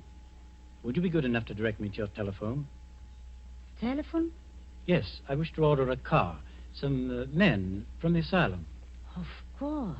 There is a small telephone room right on down the hall. This way, please. I know how you must feel, Miss Crabo. But you see, it's the sort The of thing- telephone, Dr. Turner, is in this room, right here. Just sit down there at the desk. Well, thank you. You're sure the young man can handle the girl? I mean... I will go back myself and take charge. Well, that will be safer, I'm sure. Excuse me. Hello? Turner speaking. Yes, Dr. Turner. I'd like you to send a car right away. And 3 men. The address? It's number 30... just a moment. Miss Crabo. Miss Crabo! Yes, Dr. Turner? I can't open the door. It's locked. Oh, sorry, Doctor. I'll have to get the keys from Carl. Keys to unlock this door? This very special lock, Dr. Turner. You don't need any keys. Just open the door from your side. Miss Crabo! Miss Crabo! Where are you? Miss Crabo! Antarita, she won't stop crying. I just can't get her to stop. I will get her to stop. A clever one, aren't you, child? Pretending to commit suicide so the doctor would take you away. The doctor, where is he? A splendid idea you had, leaping out that window. We'll see if we can help you this time. No, don't come near me. Carl, we've only a very few seconds. Get her across into the window. Don't make me do it, Antarita. Please, you don't. You wretched, sniveling coward. Do you want us both to hang? Help me get this girl to that window. You'll be sorry you made me, Antarita. You will.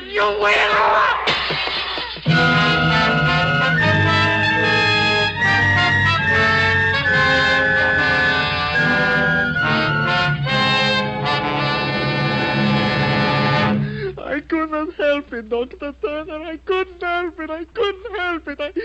I just lost my head, that's all. But she made me do it. Don't you see? Don't you understand how it was? She made me do it. She drove me, Dr. Turner. All right, now settle down. And do stop calling me Dr. Turner. Stop calling you doctor. You? Well, no, I'm not a psychiatrist. But I'm going to see that you meet one. Huh? I happen to be from British intelligence, Carl. I suppose I have you to thank for that letter. Letter? Yes, the one supposedly signed by Sheila Campbell, telling us she was off to Dublin, Ireland. Oh, yes. Would communicate with us in 5 days. Well, Aunt Rita, she made me do that, too. That was an inexcusable mistake, Carl. You see, Sheila would never have written Dublin, Ireland. No, an Irishman assumes that everybody knows where Dublin is. How about that, Miss Ross? Am I right? Well, I know where it is, all right. And I'm going back there as fast as I can. Oh, now, Julia, London isn't as bad as all that, you know. Maybe not. I suppose it all depends upon the murderers you meet. Why, child, you wouldn't want to meet a nicer lad than Carl here. After all, it isn't everybody who'd pitch his aunt through a bedroom window just to save your life. Yes, he's really a very nice boy. Sergeant, you better take him down to the cellar now and have him show you where he buried Sheila Campbell. Aunt Rita, she made me do I it. know, she made you do that, too. A woman of character, Miss Crable. I'm sure you'll miss her very much. But that's the way it goes. This espionage, Carl, is a very uncertain trade.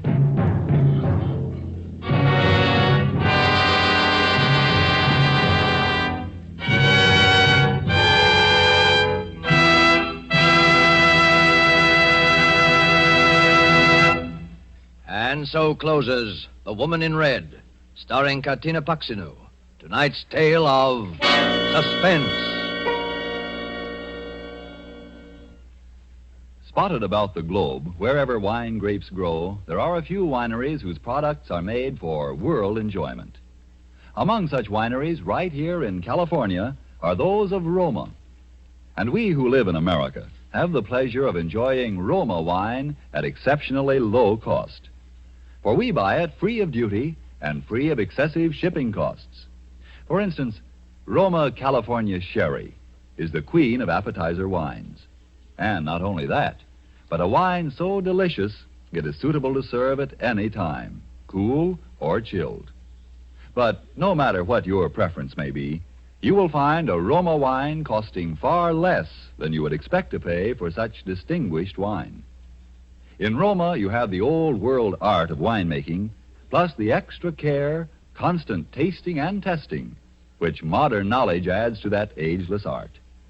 That's why Roma wines have a universal appeal, why they are America's largest selling wines. I'll spell out the name for you. R-O-M-A, Roma wines, made in California for enjoyment throughout the world. This is Katina Paxinu. I hope you enjoyed our suspense play this evening and that you don't hate me too much. I'm not really as bad as that. Next week, I know you will want to listen when Mr. Orson Welles will be your star. Suspense is produced and directed by William Spear. Don't forget, then, next Thursday for Orson Welles in Suspense. Presented by Roma Wines, R-O-M-A, made in California for enjoyment throughout the world.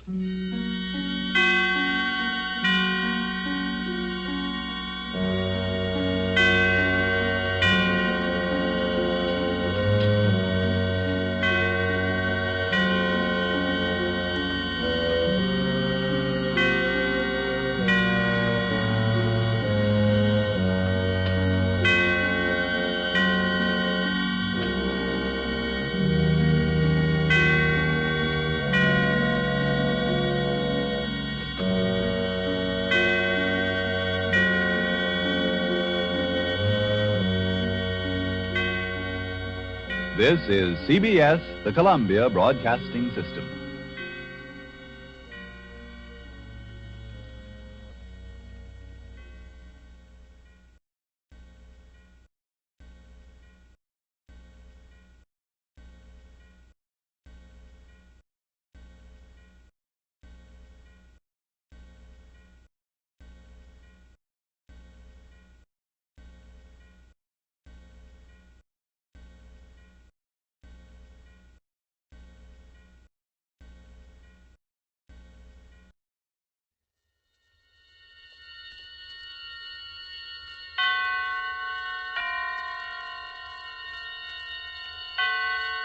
Roma Wines present Suspense.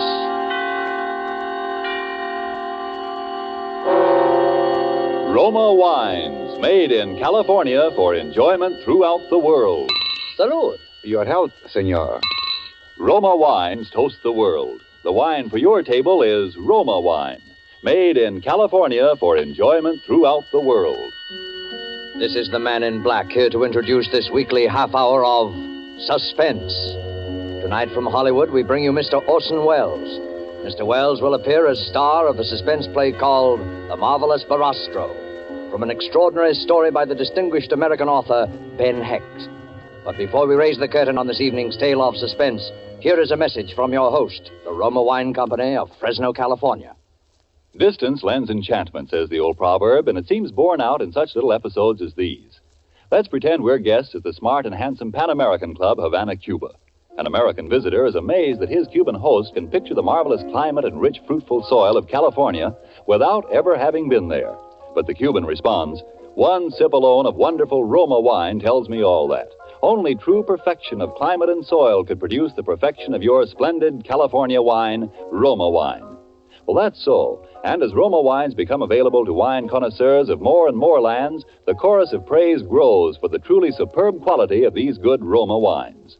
No wonder, then, these wine experts of other lands are so eager to import Roma wines, no matter what the distances from our own California. And no wonder, too, that these taste-delighting Roma wines, with no import duty to pay and without expensive shipping charges added to their cost here, are America's largest-selling wines. With such richly rewarding enjoyment within your reach, why not get acquainted with your favorites among Roma wine's many different delightful wine types? Remember the name, R-O-M-A, Roma wines, made in California for enjoyment throughout the world. And now, with The Marvelous Barastro, produced and directed by William Spear, and with the performance of Orson Welles, we again hope to keep you in suspense. This is William Spear. 3 weeks ago, I was seated in my office poring over possible future stories with which to hold you in suspense when a stranger appeared, unannounced. I am the Marvelous Barastro. I've come to tell you a story. How did you get in here? Well, I am a magician by trade. I do such things. Perhaps you've heard of me, Barastro. No. I am the greatest magician alive. No, that is not so. I am the second greatest. But soon I will be first.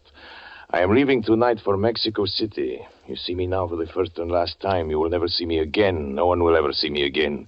It is the last of Barastro. How's that? I'm going to Mexico City to murder a man. His name is Rico Sansoni. Why are you going to kill him? Because he is the most evil man in the world. I've been waiting 20 years for his name to appear. For as long as he chose to hide, there was no hope. He's too clever, far too clever, even for me. But I knew that his vanity would betray him and that someday I would read again the name Rico Sansoni. I knew he would return to the stage. Is he a magician? The greatest who ever lived, the most profound, the most subtle, and the most evil. He's greater than I. He begins his first performance in 20 years in Mexico next week. I will be there to see it. Well, I would like to hear your story. I can tell you all but the end. That I will be unable to provide now. But you will find it out for yourself. Well, I'd like to hear what you can tell me. I will tell you, Mr. Spear, but on one condition. And that? I must have your oath not to interfere. Oh, really now? You can understand I can scarcely give you that. After all, I can't... Very well. I will take my chances with you. The story begins 20 years ago.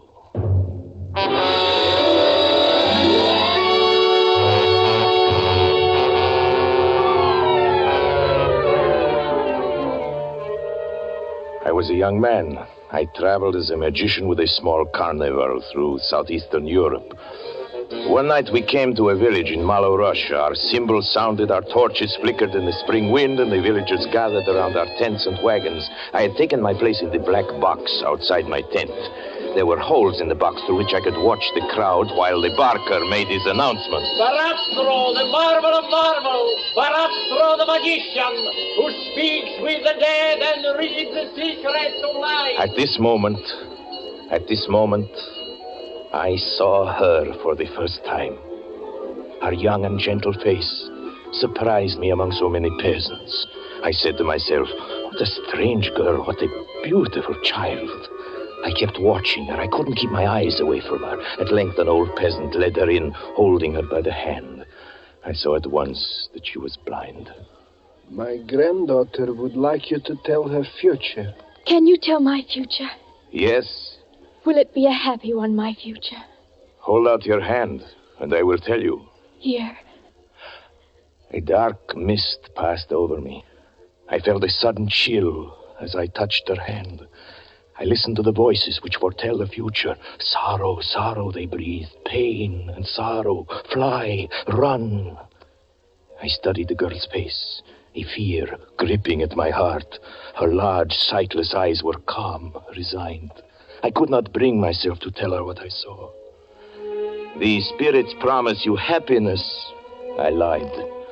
Your hands will touch beautiful things. Love and delight will await you. Oh, thank you, sir. Thank you. Thank you.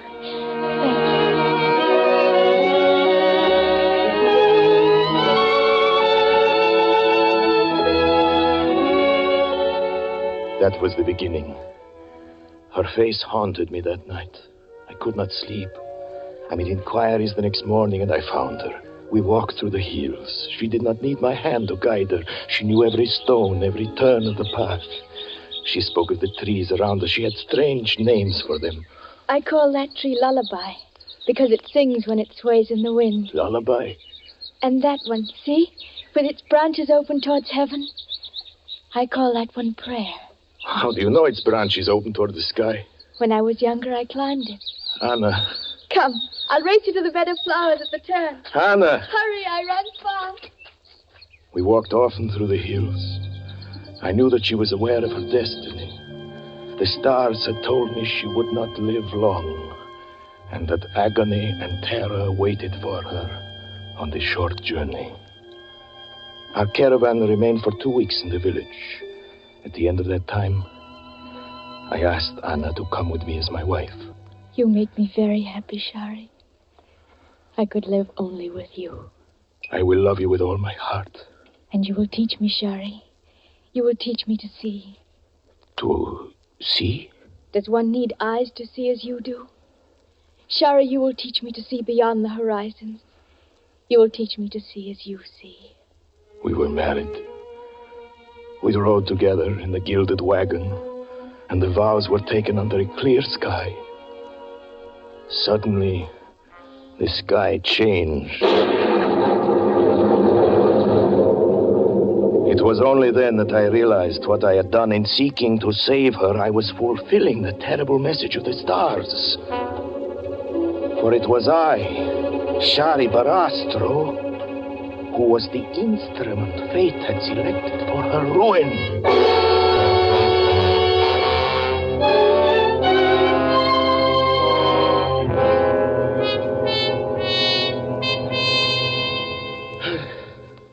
Then it came. One night, as I stood in the black box outside my tent, I knew that I needed no further word from the mists of prophecy. It was there. It had come.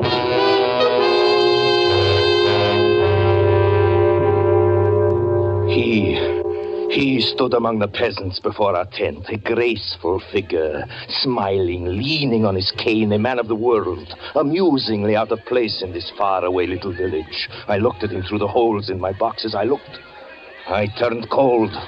I watched him, and I felt afraid. He was studying Anna. Never once did he stop looking at her. My temper is quick and fiery. I went up to him as he was watching Anna. How subtle he was, how graceful. I seized his arm and demanded to know what he meant by staring at my wife. He removed my hand as if I were a child. I can tell you there was something terrifying in his strength. I most humbly beg your pardon for this misunderstanding. Let me introduce myself. My name is Rico Sansoni. I'm a student of the occult, traveling about the world in search of knowledge. Inside of me, I feel that girl has remarkable psychic powers.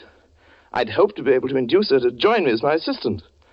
Soon planning to go on the stage, but now that I know she's your wife, I apologize again for my seeming forwardness.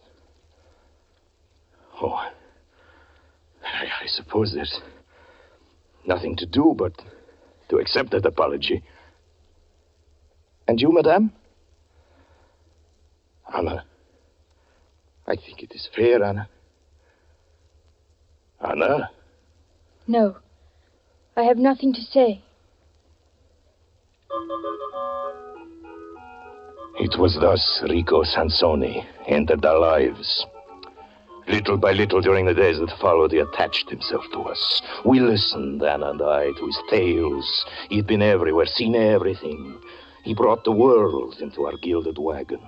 In his presence, I always felt elated and flattered. Thus does a man move in the grip of his destiny. Thus do we dig with our own hands the appointed grave for our happiness. For one night, Anna came to me and took my hands and told me something that made my heart grow black. Shari, Rico Sansoni has made love to me. I've done nothing wrong. I'm afraid of Rico. I tell you this so you will understand my fear. Do you want to tell me about it now? Yes. Tell me then. Rico came to me this afternoon while I was alone. He took my hand and held it gently in his. I suspected nothing until he asked me if I loved you and how deeply I loved you. Then he asked me if I love you more than happiness or life. I took my hand from him and said, I cannot talk of love to you. Even of my love for my husband. Please go. Yes? Rico. Oh, she's told you.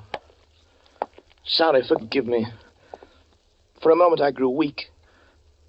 Let me remain your friend. I brought you both some flowers. I picked them myself. Will you accept them? You won't accept them?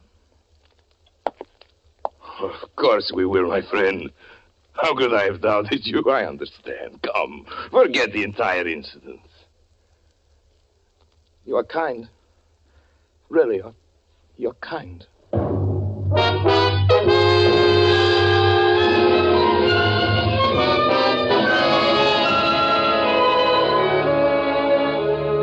This was the third month of our friendship, and now I began to feel it was my companionship he desired, not Anna's. We spent long hours together. Without Anna, under his care, my mind was expanding, my powers developing. He seemed interested in my every move.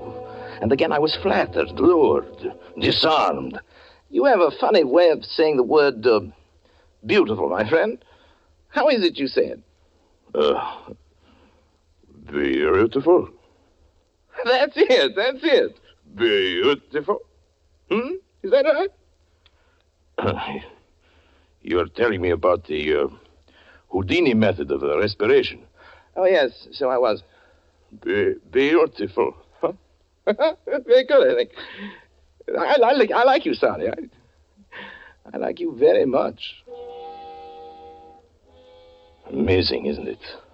Amazing how one can be drawn in by flattery and charm. Then one day I was sitting in my tent. When a curious sense came over me, I felt a pressure on my heart as if a hand were closing around it. It was a warning. I left quickly. I hurried to the apartment. Anna had remained there. She frequently did in the afternoon.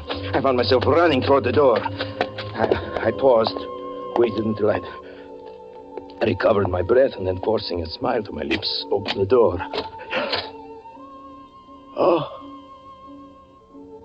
I saw Rico. Rico, standing with his arms around her, her face raised to his lips. Speechless, powerless, I looked at them. I heard her voice murmuring words of love. Her arms moved around his neck, and she kissed him. Then I heard his voice. Anna, my darling. Shari, my love. Anna, my darling. My beautiful darling. The sound of his voice, a horror seized me. Now I knew why he had spent so many hours with me, why he was so interested. It was my voice. It was Barastro talking. It was a voice that seemed to come from my own throat, a horrible, familiar voice, and I understood what had happened. I sprang forward, shouting his name, Rico! He turned and faced me. He pointed his finger at me as if he were an image in a mirror. Rico! He echoed.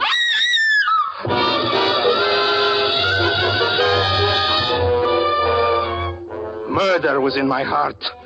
I flew at this monster. We struggled across the room. He answered my cries with cries that echoed each note, each inflection of my voice. I saw him through my rage. His face was contorted like my own. His every feature had changed. He was Barastro. There were two Barastros, screaming together, tumbling over each other.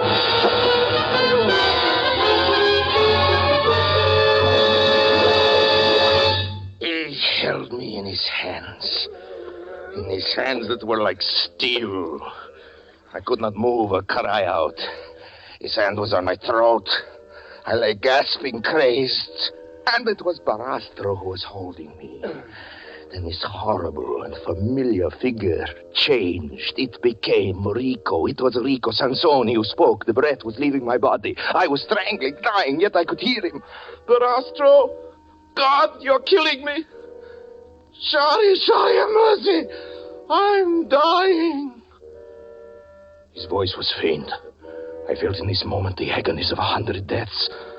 For as my eyes grew dark, I saw with horror the thing he had in his mind. He was pretending it was I who was killing him. And thus he would kill me and go to her as Barastro. It would be Rico Sansoni who would be buried. It would be Barastro who remained. For a moment I caught a glimpse of his cold, ruthless eyes burning now over my face as he enacted his false death, groaning, pleading for mercy. And the strength drawn from the soul filled my lungs. I cried out with all my might, Anna! Anna! Knowing that by this she would understand it was I who was dying. And darkness seized me.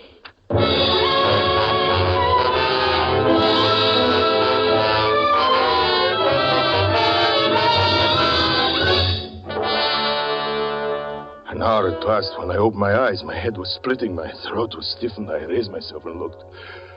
He was gone. I saw her. She was standing in the corner of the room, crouched against the wall, her hand against her teeth, and staring into the terrible dark around her. Anna! I whispered to her. Anna! It is I, Anna. I, Shari. Anna! Oh, God. Anna, please. Anna, darling, listen to me. Anna, give me your hand.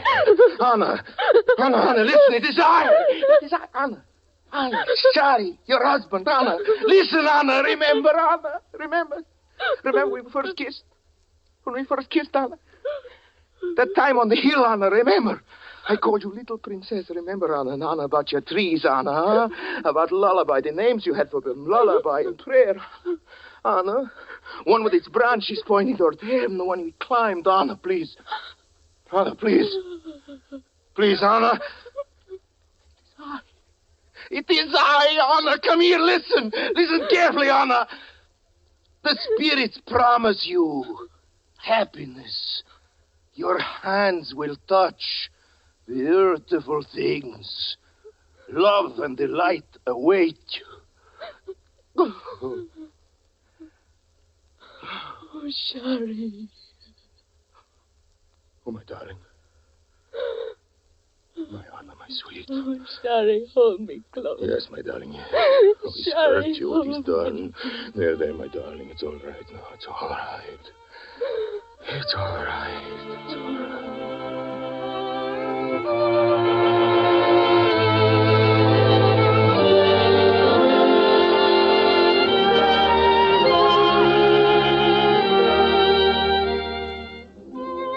Rico had disappeared. We laid our plans, Anna and I. As soon as she was able to walk, we abandoned the carnival. We were inseparable then. She could not bear to have me away even for a moment. I understood everything in her soul. Yes, even the trembling that would seize her sometimes when I took her in my hand. It was I alone he could not deceive, I alone. To anyone else, he could become Barastro. Even to her, whose senses had learned every breath, every inflection of the man she loved. Even to her, he had been Barastro. The months passed. Our life had become again almost like a honeymoon. Almost, I say, for there were nights when I would awake to find her fingers tracing the contours of my face. Then it was I pretended to be ill and remained at her side. We said nothing, but we knew the shadow in each other's mind. Everything went smoothly, though, until one evening. When I entered the cabaret where I was performing, I felt unusually disturbed. It was winter.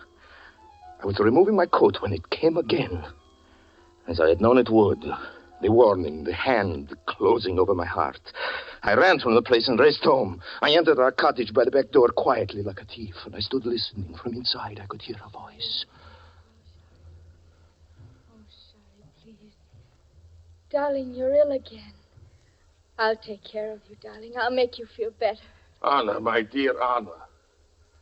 How I love you. He was back.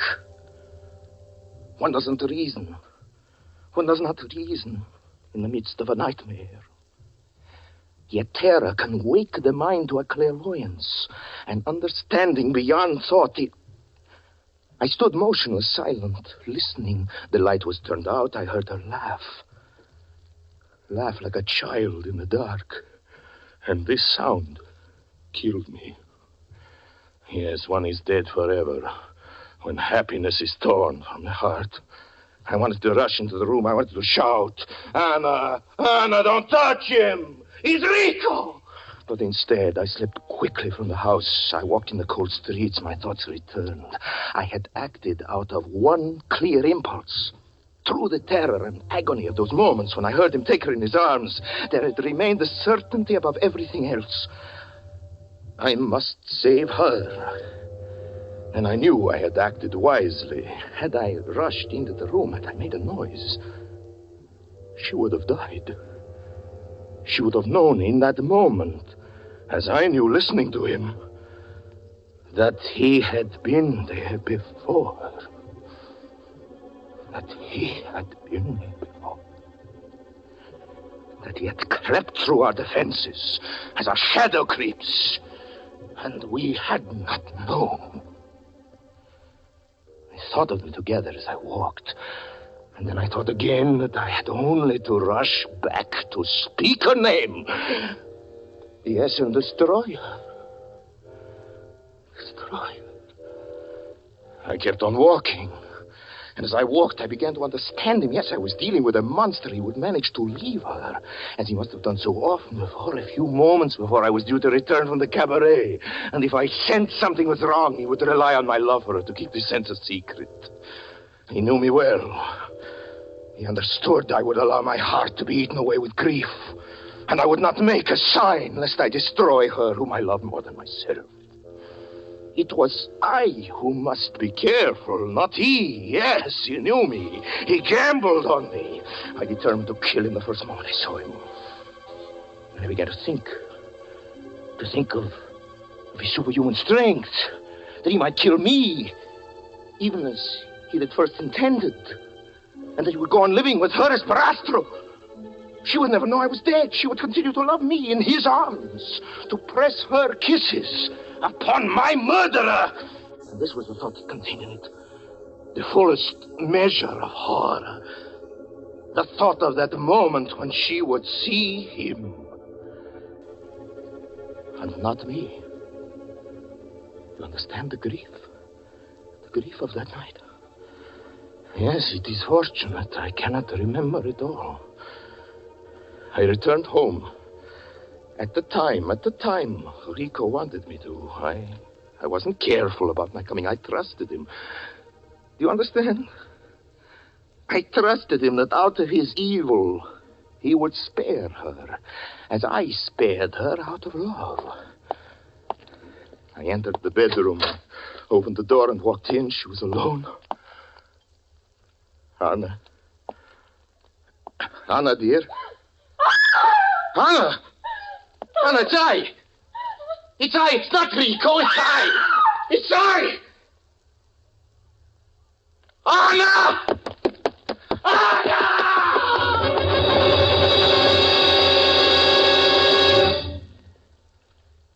is my memory, Vanna. My memory. She seized her face with her hands as if she were tearing something. Yes, the darkness. As I rushed to her, she fell. She did not speak again. In the morning, she died.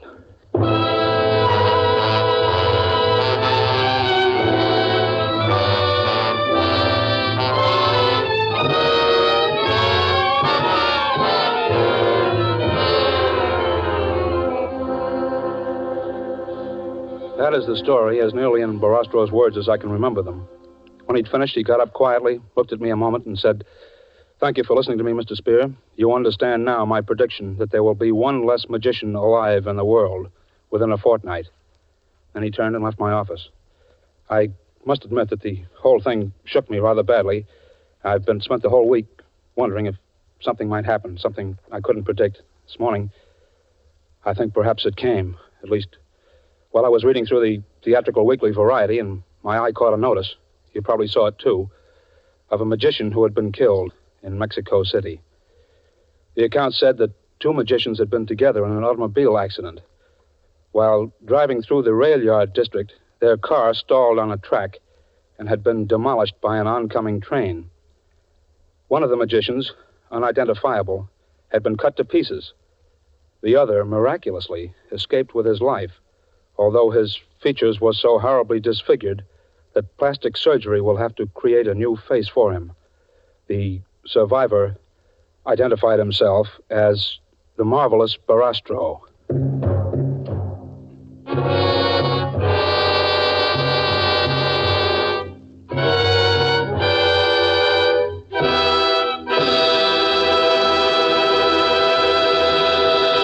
And so closes Ben Hecht's story of the Marvelous Barastro, starring Orson Welles. Tonight's tale of suspense. Before Mr. Welles returns to our microphone, a message from the sponsor of Suspense. Why is the making of good wine like a proverb? Because both are based on long experience. For you to enjoy the many different taste-delighting Roma California wines, first there had to be long years of painstaking cultivation of some of the world's finest vineyards. Plus, year upon year of development of the art and skill that go into the making of these fine Roma wines. Your first sip of any of the good-tasting Roma wines will confirm the presence of these needed years of preparation. Will tell you why Roma wines are America's largest selling wines. Your taste will thrill to the superb quality and the downright satisfaction when you try, say, the tangy, delicious Roma Sherry, or the rich, hearty Roma Burgundy, or the sweeter, heavier Roma Port. You'll be thrilled, too, when you learn such great enjoyment costs so little, mere pennies a glass. You'll want to add your voice to the international praise of Roma wines now rising in many lands. In these words, Roma wines are truly magnificent. Let me repeat the name, R-O-M-A, Roma wines, made in California for enjoyment throughout the world. This is Orson Welles. It was a great pleasure, ladies and gentlemen, as it always is, to appear as a purveyor of suspense. And next week, Mr. Spear would like me to tell you that Mr. Ed Gardner, better known to you as Archie, the elite proprietor at Duffy's Tavern, will make his debut as a dramatic actor. Mr. Spear has also asked me to mention that Orson Welles played the part of both magicians on the program tonight. Universal Pictures would like me to mention that Orson Welles plays a magician in a new picture of theirs called Follow the Boys. Or is it Orson Welles? Next Thursday, same time, you will hear Ed Gardner, radio's famous Archie, in Suspense. Presented by Roma Wines, made in California for enjoyment throughout the world. This is CBS, the Columbia Broadcasting System.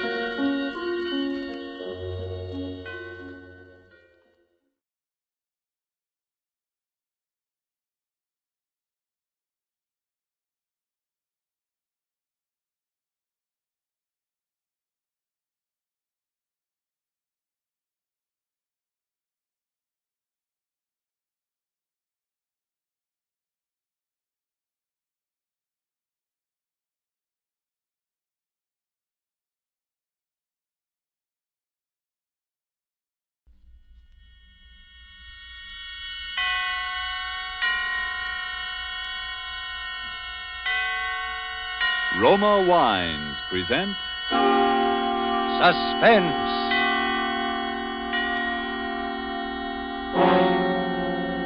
Roma Wines, made in California for enjoyment throughout the world.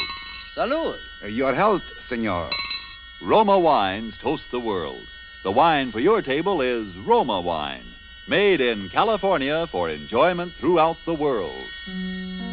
This is the Man in Black, here for the Roma Wine Company of Fresno, California, to introduce this weekly half hour of Suspense. Tonight from Hollywood, Roma Wines bring you as star Mr. Ed Gardner, better known to you perhaps as Archie, the proprietor of Duffy's Tavern, where the elite are wont to meet to eat. Mr. Gardner tonight makes his debut as a dramatic actor. He will not appear tonight as Archie, but in a role entirely different from any he has ever played before. And so with a suspense play called The Palmer Method, and with the performance of Ed Gardner as a pen-pushing gentleman named Joe Palmer, we again hope to keep you in suspense. Then I will be back at 8 o'clock. Okay, that'll be okay. You will be waiting for me? Oh, don't worry, babe. I'll be here. Oh, will I be here?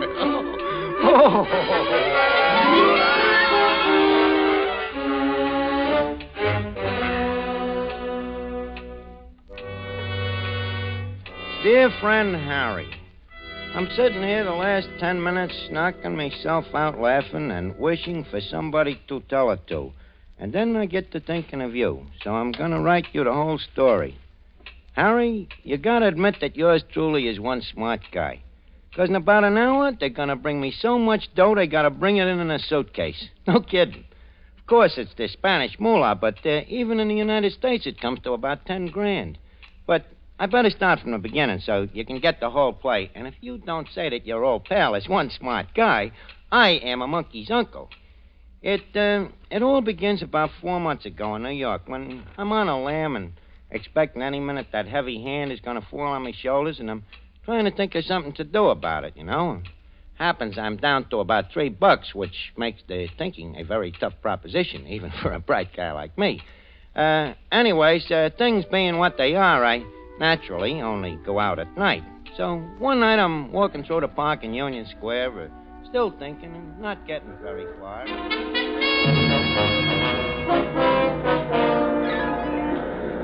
Election X3 here. FDR a landslide. Landing swamped in 46 states. Election X3. Paper, mister? Huh? Yeah, what a paper? Latest election returns. What election? Are you kidding? The election for president. Roosevelt and Landon. Here, get a paper and wise up. For a punk like you, I should get all excited every time they have an election? Well, it wouldn't strain your mind none. They only happen once every 4 years. Don't be such a wise kid. Do you want a paper or don't you? Sure. Give me one. Here, keep the change. Ah, gee, thanks. And let that be a lesson to you, not to get wise with guys that might do you some good someday. Well, thanks anyway. X3, FDR, the fight on the side of Spanish democracy. Now, what am I going to do with this for thing? volunteers to help the heroic Spanish people in their fight against fascism. If the fascism of Hitler and Mussolini is allowed to triumph in Spain, it'll overrun all Europe. And once democracy is crushed in Europe, it won't be long before democracy is attacked here in the United States. Hitler himself has promised that. You there. Speaking to me? Yeah. What's that guy all wound up about? He's asking for volunteers for the Spanish Loyalist Army. Who they fighting? What's the matter? Don't you read the papers? They're fighting a fascist revolt. Listen, I got a paper here. You think I'm illiterate? I just get kind of mixed up once in a while. Yeah, they put out a lot of propaganda to confuse you. With Hitler and Mussolini on Franco's side, anybody can see what the score is now. Oh, sure. Look at that. Anybody. Fascist bomb Madrid. I just wish sometimes I didn't have a wife and kids. I'd go over there and get me a couple of licks at those guys. Over to Spain, huh? Yeah. They send you over there, buy your ticket and all like that, do they? Sure, they pay for your transportation. They raise quite a little money for that. Yeah. You don't happen to know where they sign up for this army, do you? Well, he'll sign you up right there. Hey, you want to go? Could be. Yeah. Why not? Sure, why not?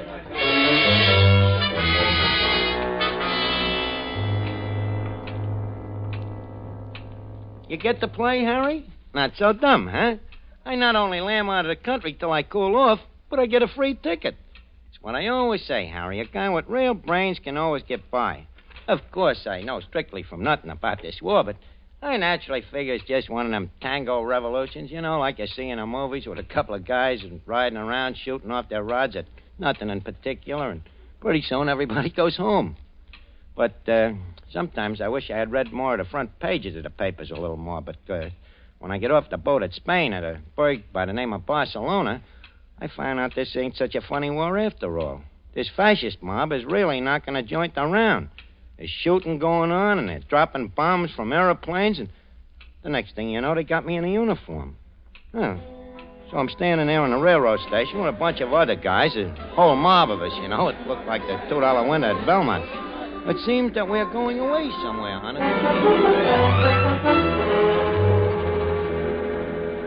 Next. Hey, step up here, please. Next. Your name, please? Padway. George Padway. Padway. Your number 336. Car 7, compartment 3. Next, please. Palmer. Joe Palmer. How did you spell it, please? Palmer. Like the Palmer method. Oh, yes, Palmer. Jar 337. Car 7, compartment 3 with Padway. Next, please. Step up, please. Next. Hey, Padway. Someone calling me? Yeah, come here. Look, my name is Joe Palmer. We're supposed to ride in the same compartment or something? Oh, splendid. That's car 7. It's down this way, I imagine. Well, glad you know. I can't make head and tail out of these dinky rattlers. Of course. You're American, aren't you? What else? Here, let me give you a hand with your gear. Oh, yeah. Hey, thanks. Hey, these guys over here take this war pretty serious, don't they? Well, rather. What did you expect? Yeah. See, from what I see around this Barcelona, it looks to me like if they ain't careful, somebody's apt to liable to get killed here. Well, if you think this is bad, what about Madrid? They're dying up there by the thousands. Yeah. Hey, wait a minute. Madrid? Ain't that where this train is going? Well, of course. They're sending us up to keep them out of University City, if we can. And you say they're knocking them off up there by the thousands? I'm afraid so. That ain't good. You're not worried, are you, old man? Well, no, but I'm just thinking that... Papers, please. Padway, 336. No, and no, you I'm... are Palmer, 337. No, I'm... All in order. Hey, wait a minute. You got us mixed up. Well, how do you like that? You seem to have got us mixed up, what? Yeah. That would be funny, wouldn't it, if they got us mixed up? You, Padway, and me... Yeah, that would be funny, all right. That would be very funny.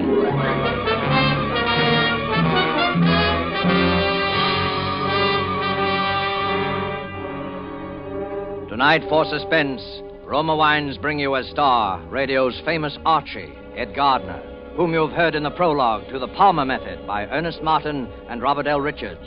Tonight's adventure in Suspense.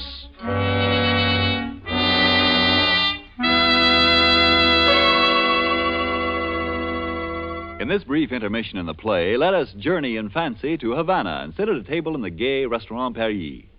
At the next table, we see a farewell party given for an American visitor. The American is wondering how he'll be able to repay in his own country the hospitality shown him in Cuba. Reassuringly, his Cuban host remarks, "Es muy fácil, amigo. Just be sure to serve wonderful Roma wine. It is wine imported by us from your own country, Roma wine." Indeed, Americans can well be proud that judges of fine wines in so many lands now acclaim the wines of California among the world's most enjoyable of all time. Of these truly superb wines, Roma wines are America's largest selling wines. If you aren't already one of the millions enjoying Roma wines regularly, as a delicious beverage any time, to add sparkle to any meal, to smarten your entertaining, make your own taste test to choose your favorite, choosing from Roma wine's many different wine types.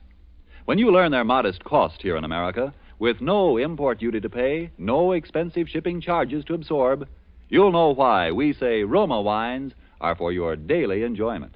I'll spell out the name for you. R-O-M-A. Roma wines, made in California for enjoyment throughout the world. And now let us return to Joe Palmer as he sits in a hotel room in Spain writing a letter. Ed Gardner is our star in The Palmer Method, a tale well calculated to keep you in suspense.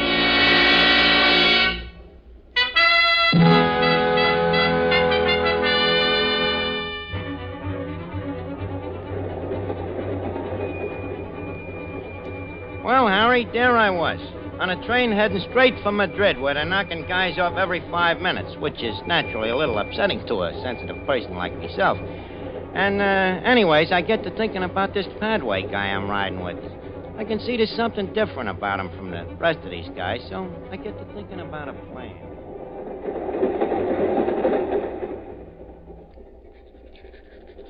I say, what in the world are you doing there? You've been working away at it the last half an hour. I'm just practicing. Practicing what? The Palmer method. What in heaven's name is the Palmer method? You never heard of the Palmer method? No. It's penmanship. You know, the way they learn you to write when you're a kid. Some guy named Palmer invented it. You see, you make these ovals and lines. Pretty soon it learns you how to use your whole arm. See? Makes your writing very pretty. Aren't you a little old for that sort of thing? Well, it depends on how you look at it. With me, it's a business. You're an instructor in penmanship? Yeah, that's it. Instructor in penmanship. What's so funny? Well, look, when I was a punk kid in PS4, you know, the only subject I can pass is penmanship. I'm a whiz at it, you know, so naturally, my name being Palmer and all, it's kind of a standing joke in the school, you know. The kids would holler, Joe Palmer, he flunks in everything but writing. That's the Palmer method. Oh, I see. Yeah, that's how it started, but now I still like to keep in practice because, well, like I say, by this time, with me, it's a business. But I still don't quite see how it can be much of a business. You ask a lot of questions, don't you? Well, I'm terribly sorry, old man. I don't mean to pry, you know. Oh, that's all right. What about you? Me? Yeah. How about me asking you a couple of questions? Why, of course, anything you like. You're English, huh? That's right. Yeah, I could tell that right away. Really? Yeah, I could also tell that you're not exactly a stumble bum. I bet your old man is in the chips, huh? You mean wealthy? Matter of fact, he is rather. Maybe even a lord or something? Oh, no, nothing like that, really. Lesser nobility, you know. I thought so. Big shot, huh? You ever been to this Madrid before? No, never have. You know anybody there? Not a soul, as a matter of fact. At it again, I see. I say, you never did tell me about that Palmer business. You mean how come it's a business with me? Mm-hmm. I write checks. Write checks? Yeah, with other people's names on them. I might add that I'm about the top man in the profession, too. Oh, you're a... Yeah, I guess they call it the same thing in England, don't they? Forgery?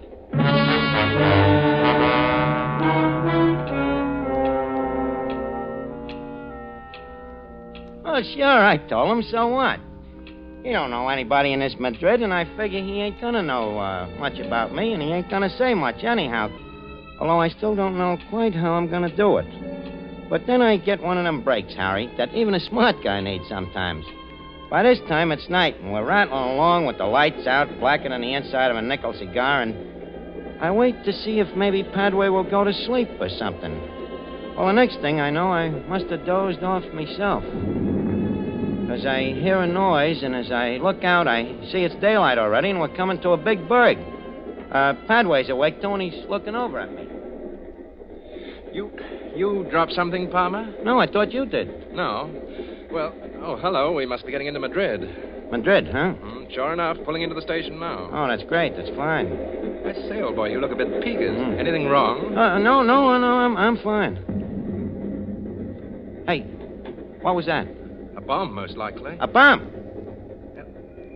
That's it, all right. They're bombing the city, I suppose. Yeah, hey, they ain't gonna bomb us, are they? By Jove, I think they are. Look, what do we do, Padway? What do we do now? Keep down on the floor and hope for the best. The best better be awful good. This is a bit ironic, I must say. Oh, watch out for this one.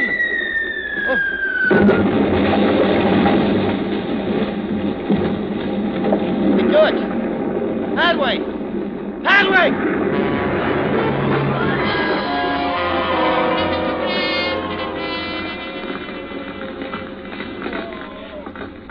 Honest, Harry, what happens to that train should happen to Sing Sing prison.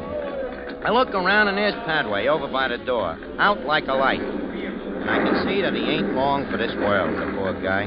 Me, I'm lucky. I don't have a scratch. So naturally, now is when I go to work. I go through his pockets and take out his papers. There's a passport, some letters, and a wallet with quite a bit of dough in it.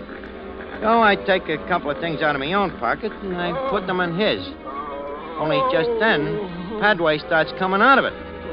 Well, Harry, what would you do if you were me?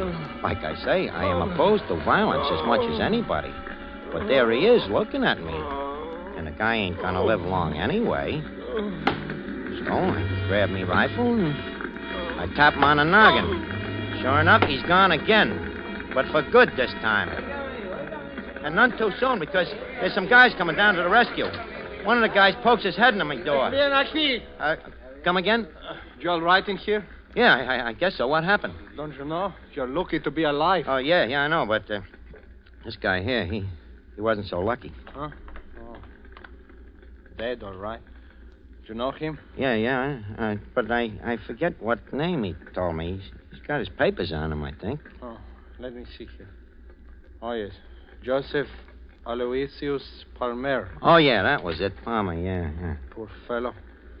Well, he died in a good cause. You're right there, brother. He certainly died in a good cause.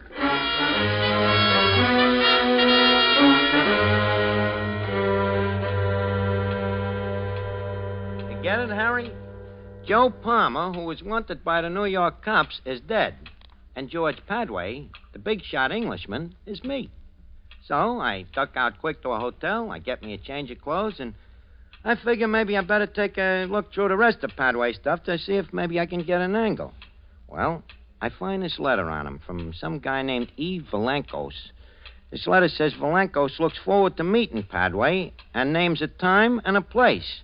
Now, anybody else, Harry, this letter might have true for quite a loss, but not yours truly, because I know that Valankos has never seen Padway. The letter practically says that, and Padway himself has told me he don't know nobody in Madrid. You catch on? And I figure this Valankos is probably just a guy to get me out of this army. So, what do? I simply take me pen in hand and I write a letter. Very nice and neat, in George Padway's handwriting. Dear Valankos, I says, I will likewise look forward to meeting you at the time and place you say. Signed, George Padway. So the next night I go to keep the date. No fooling, Harry. This Madrid is really in tough shape since this fascist mob has been giving it the business. People is all poor and hungry, especially the women and kids, so naturally I feel sorry for them as I brush them off and walk into this hot spot. Well, I take a corner table and I tell the waiter I'm expecting a Mr. Valankos. So I'm sitting there practicing with me pencil and paper, making me lines and circles, and the next thing you know, I ain't alone. Hello. Oh. Hello, Toots. What's cooking? What are you doing? Just practicing. What is it? A secret code? Yeah, that's right. The Palmer code. I like it. It's pretty. Yeah. You ain't so unpretty yourself, babe. Only I got some business tonight. Oh. Aren't you going to ask me to have a drink? Yeah, but, look, how about getting out of here and going someplace else for it, though, huh? What about your business? Well, with a babe like you around, I'm afraid the business will have to wait a little. Well, where shall we go? How about going up to my hotel room? You mean room 359? Yeah. Hey, wait a minute. How did you know? What is your name, senor? George Padway. So what? You are well known, senor. Well, sure, but, My name is Elena.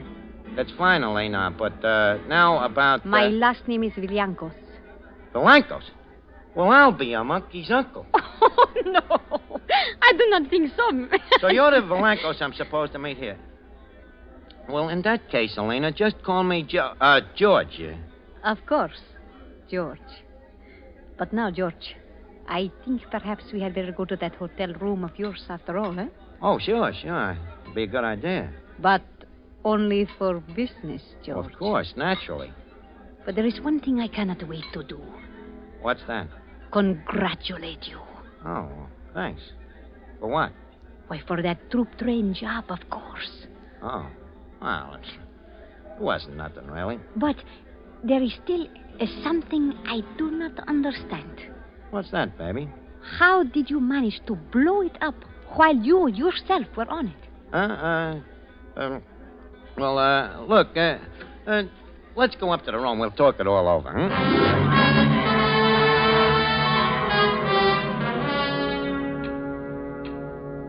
George, you still have not told me how you blew up the train and did not get killed yourself. Well, do I have to tell you everything? Perhaps that is why you are so successful, eh? You have your little secrets. Trade secrets. There's secrets in every trade, you know. But of course I forget.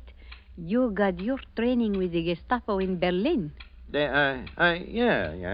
They taught me a couple of things. Tell me, were you in contact with the firm of Krupp when you were in Berlin? Well, I saw something of them, naturally. And what about Deutsches Farben Industry? Very fine firm. I guess there's a lot of dough on our side, huh? Oh, but of course, we have the money. The others, the scum. They have the rags on their backs and the few rifles they get from the Bolsheviks. Yeah, sure, but about this money. Yes, George? You see, the fact is, I'm a little short myself. Well, we always have more work for you to do. Oh, sure, but first, don't you think that... So that is why you are so suspicious with me. You want first the money. Well, that's the usual way, ain't it? But of course, I can arrange that. How much do you want? Oh, how much do you figure this job is worth? Well, perhaps as much as 50,000 pesetas. How much is that in United States dollars? I mean, pounds. About 1,000 pounds? 1,000. I don't think I can do it for that kind of dough.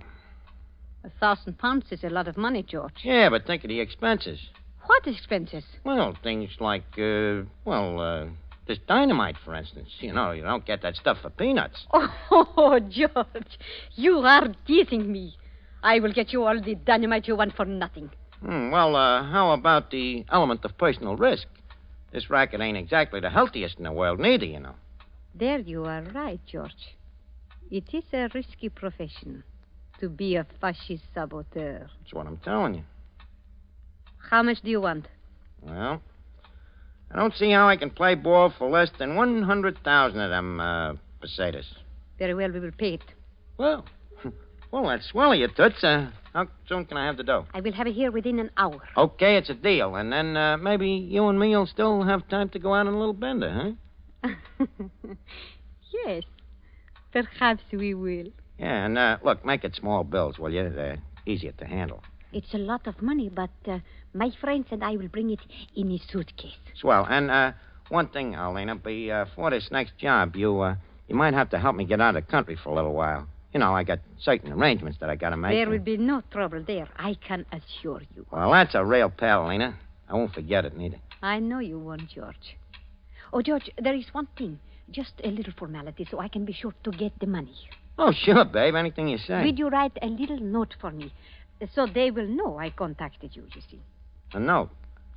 What does the note say? Oh, just something like, I, Padre, have contacted Elena Villancos, and we are agreed on future procedure.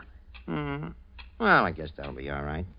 Okay, I have contacted Elena Villancos, and we are agreed on future procedure. Signed, George Padway. Hey, huh? Okay? Thank you, George. Well, I think you better run along now, huh? Then I will be back at 8 o'clock. Okay, that'll be okay. You will be waiting for me? Don't worry, babe. I'll be here. Oh, brother, will I be here.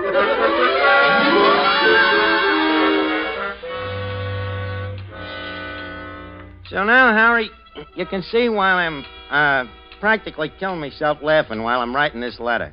Of course, while I'm writing that note in Padre's handwriting, I can hardly keep my face straight. You know, it's so right up my alley. Only thing that worries me a little is me conscience, if you can call that what I got a conscience on account of it. Really makes me sore the way this fascist mob I'm hooked up with is kicking the rest of the people around. However, I'm in up to my ears now, too, so I got to think about yours truly first, right? But maybe when I get in the clear someday, I'll figure out a way to get a crack at these guys myself on account of, believe me, Harry, these fascists is really a bunch of no-good crumbs. And I guess that'll even have to go for Alina. But now the hour's about up, and I think I hear somebody coming down the hall now. I'll tell you the payoff on all this when I see you in little old New York. In the meantime, Harry, keep your shirt on and try not to die from envy of your old friend Joe Palmer. Okay, babe, I'm coming. Well, right on time, huh? Yes. Senor Padway, this is Senor Martinez, Senor Quintero. Oh, hiya, fellas. Got the old suitcase, huh? Have any trouble getting the dough? No, no trouble. Well, maybe we better open it up and count it, huh? Yeah, just in case. Yes, I think we should. Go on, open it. Yes, senora. Elena, I never would have... Hey, what's that Tommy gun doing in there? Where's the dough? What's the matter? Are you afraid, my fascist friend? Wait a minute, what about you? Ain't you? Ah, not quite. I am an agent of the Republic of Spain, Senor Padway. We have been waiting a long time to trap you, my friend, but now we bring you your reward. Elena, wait a minute. Tell that guy to put that gun away. You gotta let me explain. I ain't no fascist. My name ain't even Padway. My name is Joe Palmer. I'm an American guy. I just come over here to fight for your side. No kidding. You can find it out from your friends in New York. I'm the guy that even killed Padway. Who wrote the letter to me? Who wrote the note for me tonight in the handwriting that we even compared with all our other correspondence with Padway just to make sure? Well, I did, sure, but that's me racket. Handwriting, forgery. I'm telling you, I'm Joe Palmer. Can you prove it? Sure I can. Yeah. I guess maybe I can't, huh? The handwriting. Yeah. Yes, like I said to Padway, I'm the best in the business. It's kind of funny now, ain't it? We're wasting time. Okay. Guess there's no use talking. Guess I've been a heel. I outsmarted myself. But I want you to know one thing. I was really kind of on a level in my own way towards the end, but what's the difference? Just one thing I want you to know for your own information. I'm swearing it. The guy you're bumping off is Joe Palmer of the International Brigade. Palmer. Like the Palmer. Martinez. Palmer. Method. A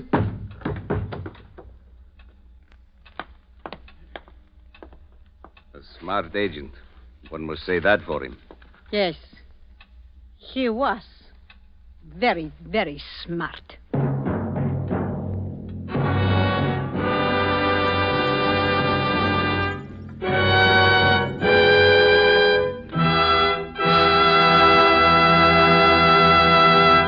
And so closes The Palmer Method, starring Ed Gardner, tonight's tale of Suspense.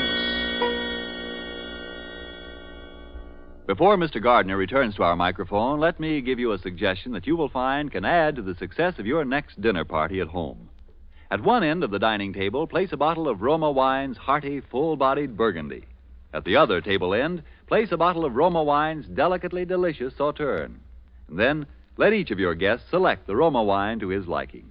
You will know that whatever the individual choice of a guest, both of these Roma California wines will delight by their superb quality. The quality that has made Roma wines America's largest selling wines.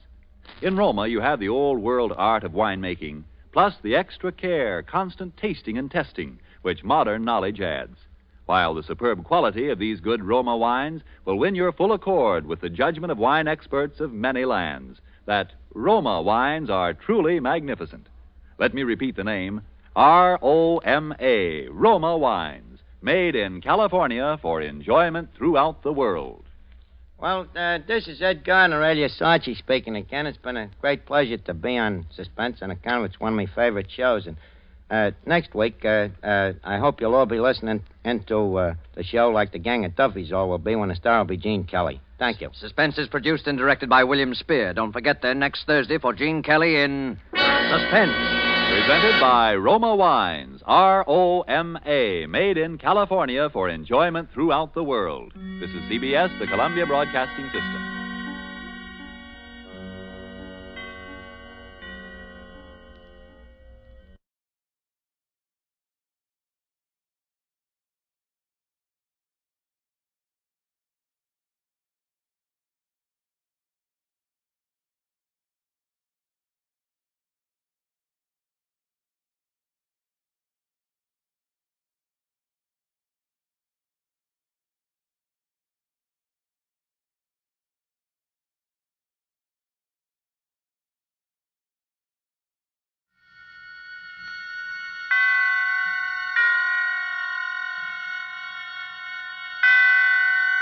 Roma Wines presents Suspense.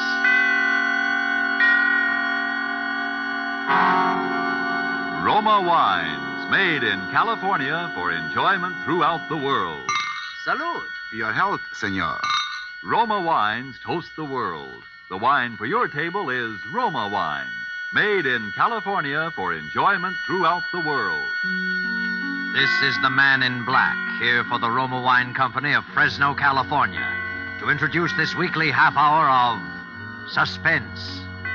Tonight from Hollywood, Roma Wines bring you as star Mr. Gene Kelly in a suspense play that tells of fear and suspicion and dangerous adventure on the long highway from California to New York.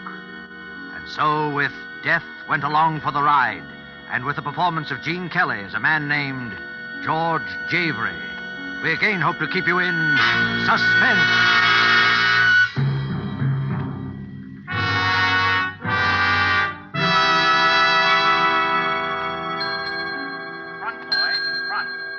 Brown to 314. Yes, sir. I want a room. The name, sir? George Javery, but I haven't got reservations. Oh? Well, I think we can fix you up, Mr. Javery, if you'll sign, please. Sure. Excuse me, friend. Yes? I couldn't help hearing your name, Javery, huh? Well, that's right. In relation to Frank Javery of Cincinnati? Well, not that I know of. Oh. Kind of a funny name. No offense, you understand, but I just thought, you know. Sure, I know. Been doing quite a lot of traveling, haven't you, Mr. Javery? Huh? I see all them stickers on your bags. Oh, yes, I've been out of the country. Room 610, $450 a day. Will that be all right, Mr. Javery? Sure. You, gonna stay in Reno very long? Just overnight. Going east? Uh-huh. You driving? Yeah. Say, what do you want to know? Thought I'd tip you off to a good place to eat, see? You like steaks? When I can get them. Better stop at Harry's place, then. Best steaks between here and Chicago. Here's the address. I wrote it down for another fellow this morning, but he left before I could give it to him. Oh, well, thanks. You, driving back east alone? Yes. Say, what did you say your name was? I didn't, but it's Brown. Steve Brown. Well, look, Mr. Brown, if you want a free ride east, why don't you just... Me? No. I'm heading up to Portland, see. Oh, well, have a good trip, Mr. Brown. Same to you, Mr. Javery. Thanks. Don't forget to stop at Harry's place, Mr. Javery. I think you'll find it a very interesting spot. Very interesting. Mr. Javery. What is it? Did you notice a fellow with only one arm? No, where? I didn't think you did. He said he was a friend of yours, but don't have nothing to do with him, Mr. Javery. He's no friend of yours. He's no friend of anybody. Don't have nothing to do with him. Oh, here's your drink, Mr. Javery. Thanks. Oh, did your friend find you, Mr. Javery? What friend? One-armed fella. He was looking for you. He said I should keep my eye out for you. A one-armed man, Mr. Javery? Why, no, there's no guest at the hotel that answers that description. I tell you, I seen him coming out of your room, Mr. Javery. I don't know how he got in there, but I seen him coming out. You heard me. I'm checking out. If there's anything wrong... Oh, no, there's nothing wrong. I'm just checking out, that's all. But at 3 o'clock in the morning... Look, I said I'm checking out. Now, please get my bags out to the car.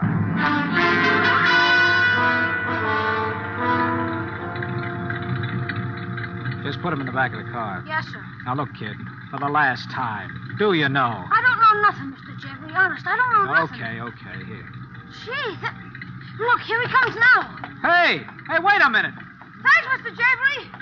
You, going east, mister? Oh, it's you, huh? Say, what's the big idea? What big idea? Now, listen to me, my one-armed friend. I can't help having one arm, mister. All right. But what's the idea of following me around? You've been following me ever since I got here. Oh, well, I'm sorry about that, mister. So am I. Now, what about it? Well, you see, I'm kind of down on my luck, so I'm hitchhiking. I gotta get east, and I heard you were going east, so... Oh. You are going east, ain't you, mister? Well, yes. Yes, I am. Do you mind if I come along a piece? Oh, all right, hop in.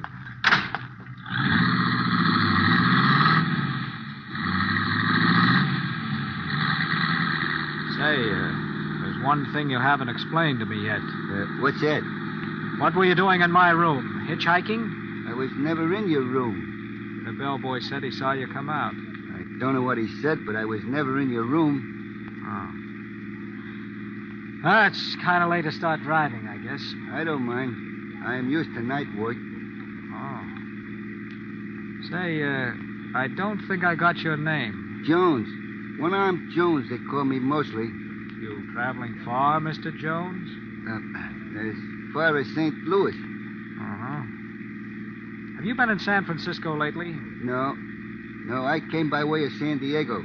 Why do you ask, Mr. Javery? Oh, nothing. I thought I might have seen it. What's the matter? How did you know my name? Your name? That's an old hitchhiker's gag. Hang around a hotel lobby and find out who's who and maybe where he's heading, see? Yeah. Say, there doesn't seem to be much traffic tonight, does there? No. Are you looking for something? Oh, just reaching for a cigar. Get your hand out of your pocket.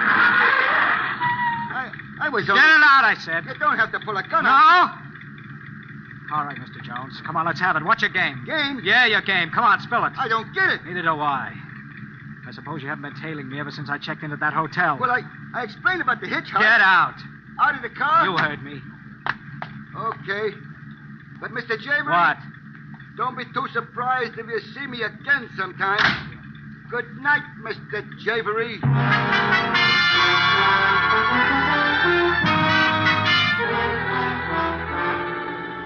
Tonight for Suspense, Roma Wines bring you as star Mr. Gene Kelly, whom you have heard in the prologue to Death Went Along for the Ride by Henry Denker and Ralph Berkey. Tonight's adventure in Suspense.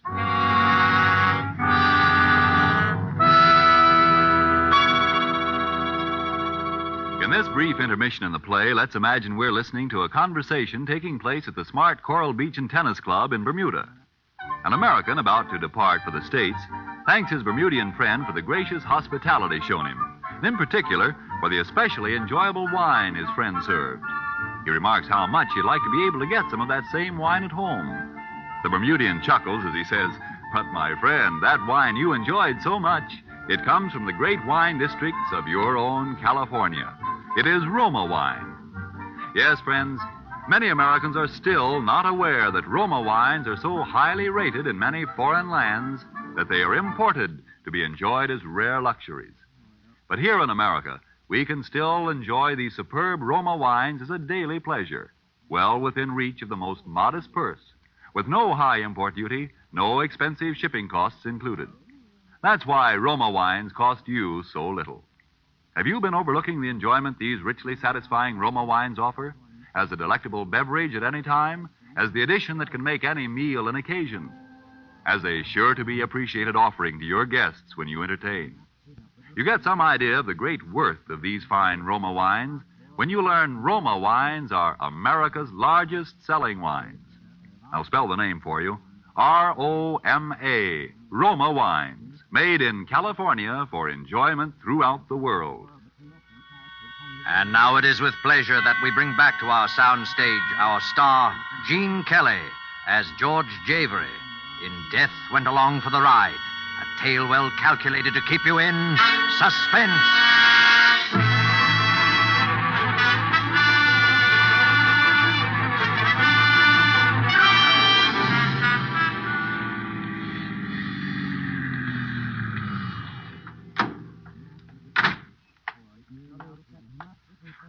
All right, put him up.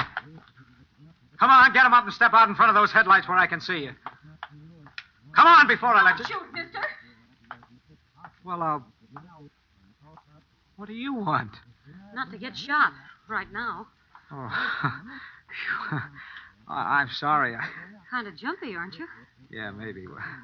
Were you going into this joint here? Well, I was. Well, come on, I'll buy you a cup of coffee. I think I earned it at that. Well, howdy, folks. Good to see somebody out kind of late, eh? Yeah. Black coffee, huh? How about you? The same, I guess. Look, I'm sorry I frightened you. But... Say, what's your name? Eileen. Eileen Harrison. What's yours? George Javery. Say, what are you doing walking along 1,000,000 miles from no place at this time of night? I started driving east in a $50 jalopy yesterday like a fool. It just fell apart on me. I was coming in here to phone or something. Well, how far east you going? Greenwich, Connecticut. I'm going to New York myself. You're welcome. I mean, if... Well, I've...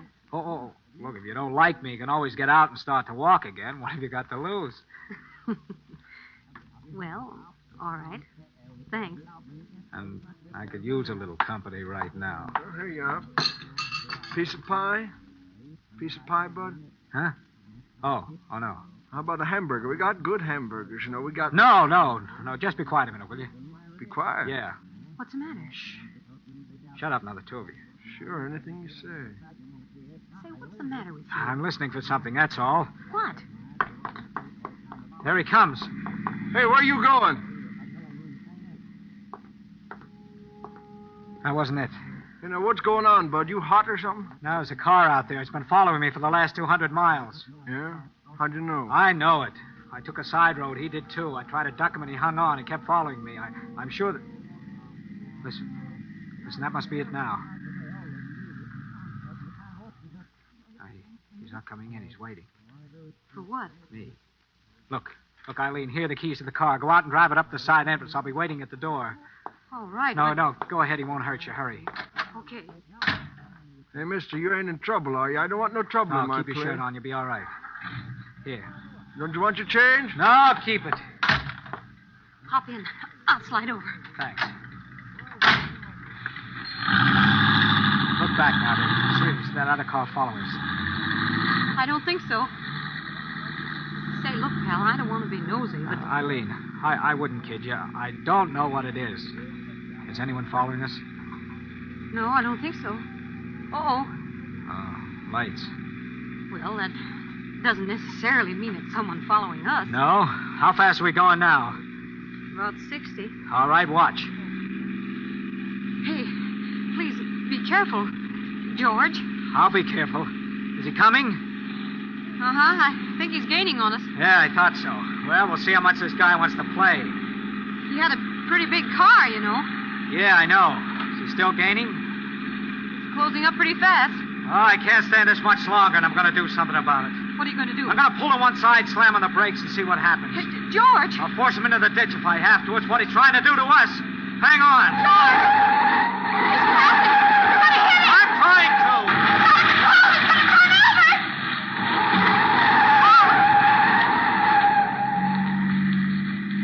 Come on, let's get out of here. He must have been killed. Yeah. Did you see him as we hit? Just for a second. You notice anything about him? Not much. Well, I did. He was a man with only one arm.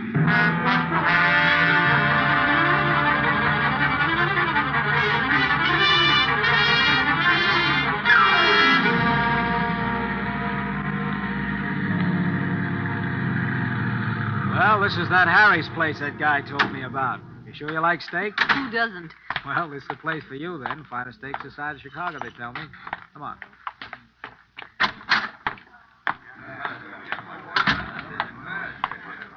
Table for two, sir? Yeah, please. Right this way. The whole thing amounts to this. Might be. Right here. Here's a nice table right by the window. That's fine, thanks. And, madame? Thank you. 2 steaks, please. Both medium rare. All right? Yes, sir. Thank you, sir. George, to get back to our little problem. Our little problem? All right, so it's your problem and I'm stuck with it. Are you sure you don't have any enemies? Well, how could I? I've been out of the country for over a year. I didn't have any when I left. Well, could there be any connection with that work you were doing with the Chinese government? Oh, not a chance. Well, look, I don't know any secret plans, and I'm no agent X9. Well, all that's out. Well, maybe it's all just a coincidence. Oh, sure. A one-armed guy tags me all over Reno, then says he's a poor hitchhiker. Then he acts like he's trying to pull a stick up, and then 100 miles beyond where I've dropped him, he shows up in a big Cadillac. Just a coincidence. Call for Mr. Javery. George. Telephone for Mr. Javery. Call for George Javery. Yeah. Another coincidence. What do you suppose? I don't know, but I'm going to find out. George, don't. Come on, we'll both go answer it. Are you Mr. Javery? Yeah. Well, that's good. They've been trying to reach you all day. All day? Yes, this is about the 10th call we've had for you. The phone booth is right this way. One little coincidence after another. Calling me all day at a joint I've never been in before in my life. George, don't answer it. Now, look, you just keep an eye out while I'm in the booth. All right. Oh, pardon me. Why, of course. Hello? Hello? Hello? Can I help you, sir? Why, yes, I had a call on this wire, but... I'm sorry, but your party seems to have disconnected. Did you call them? No, forget it. What was it, George? Come on, let's go out to the car. Well, what was it? I don't know. Whoever it was, as soon as I answered, they hung up. Come on, there's a guy following us. The guy I bumped into at the phone booth. Oh, that's what that phone call was for. Get in the car, quick. Here he comes. Oh, Mr. Javery. George, he's pointing something. It's a camera. Thanks, Mr. Javery. Hey, what's the idea of taking pictures of me? It's a hobby. I'll send you a print at the morgue.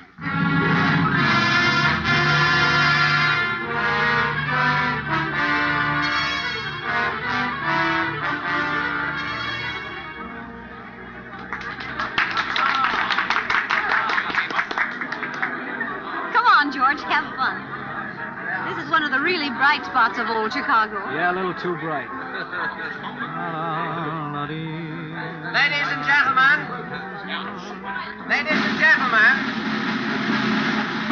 Ladies and gentlemen, we present, direct from 10 weeks' run in New York, the world-famed sharpshooter, Professor Glittenheimer. This is going to be all right, George. He's good. I saw his act in Hollywood. He's quite a comedian. Well, that's swell. A little comedy would come in handy now. Oh, George, you promised me. Come on, relax. Okay.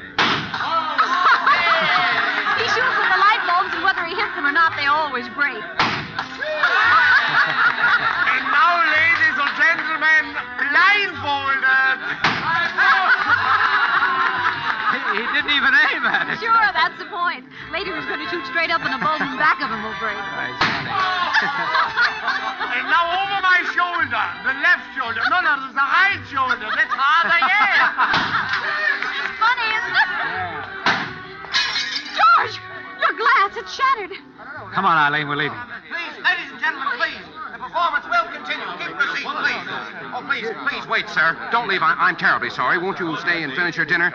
Please, sir, our apologies. A most regrettable accident. Yeah?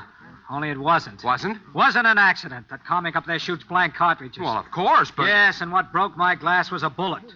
And it didn't come from the stage.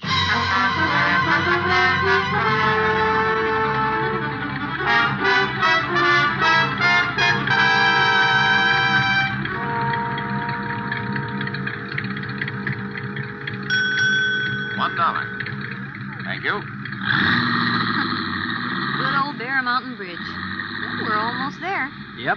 With any luck, we ought to be in New York by 10 o'clock. And the way you've been driving, I don't see how anyone could have followed us. Oh, why do you think I was driving that way? Gee, it's a beautiful night. Look at that moon. Yeah.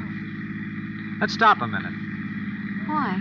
Oh, I don't know, just to look down at the water. All right. It's been a long time since I've seen the old Hudson River. I guess I better turn off the lights. I'm not sure I'm allowed to stop in the middle of the bridge. Come over here by the rail, George. Gosh, isn't it lovely? Yeah, it really is. Oh, look at that boat down there. It looks a little... I wonder how far it is down to that water from here. Oh, I guess about 150 feet or so. I'm awfully glad you decided to come this way. Why did you? Oh, it's less traffic and not as many cars as on the George Washington Bridge or the tunnel, and, well, it's less chance of being spotted.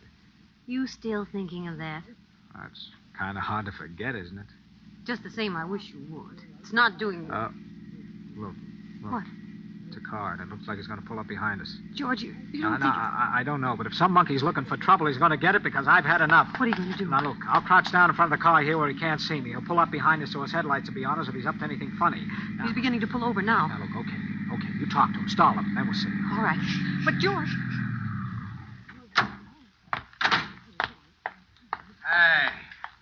Don't you know you're not allowed to stop in the middle of the bridge? Why? I just stopped a minute to look at the water. You alone? Why, yes. I thought I saw a man standing here with you just now. No? There's the California plates on your car, ain't there? Yes, I just drove through from the coast. You pick up any hitchhikers on the way? Anybody that looks like this? Like what? Like the guy in this picture. Well, that's the picture someone took at... I thought so. All right, sister, where is he? Right here, bud. George, look out, he's got a gun. Why, you... Now let's see how good you are without a gun. George, the railing, he's trying to throw you over. He's George! Come on, kid, let's go.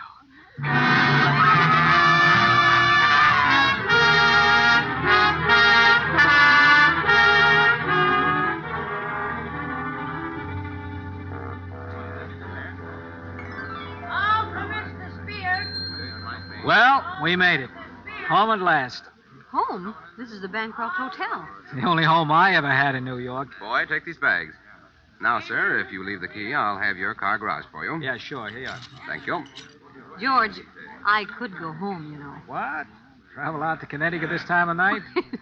It isn't that far. Come on, you get a good night's rest right here. Then you can catch an early train in the morning. Well, all right. Yes, sir. You'll wish a room then, sir? 2 rooms, please. Yes, sir. Will you sign here, please? Mm-hmm. Thank you, Mr. Mr. George Javery. What about it? Nothing, sir. Only we have your reservations. Reservation? But I... Oh, I get it. Another coincidence. Sir? Skip it. George. Eileen, look, maybe you're right. You better go on home. George, you're coming home with me. I'm sorry, Eileen, but this is journey's end, and I'm going to see it through. Well, then, so am I. Eileen. Please, George. Okay, come on. Well, what do you know? What? Our friend sitting over there by that post. The man who took the picture. Yeah. Last act coming up. Oh, clerk. Yes, sir? What room do I have? 706, sir. That's fine. The lady? Yes, sir. Room 614 for her. Front boy. This way, Mr. Javery. Going up? 6, please. George, shouldn't you call the police or something? And tell them what? Oh, I don't know. Now, look, honey, you get a good night's sleep, I'll be okay. I mean, after all, this is New York. 6 out. Good night, darling. Good night.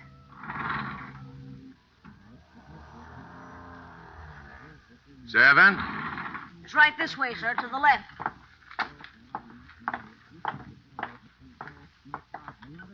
Here we are, sir. Just put the bags over there, son. Will that be all, sir? Yeah, here you are. Thank you, sir.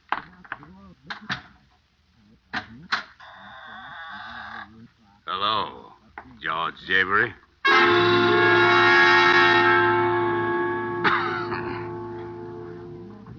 Took you longer than I expected. Brown, a man I met in Reno. What are you doing here? Waiting for you. And the name ain't Brown, that's Javery. Javery? Yeah, George Javery.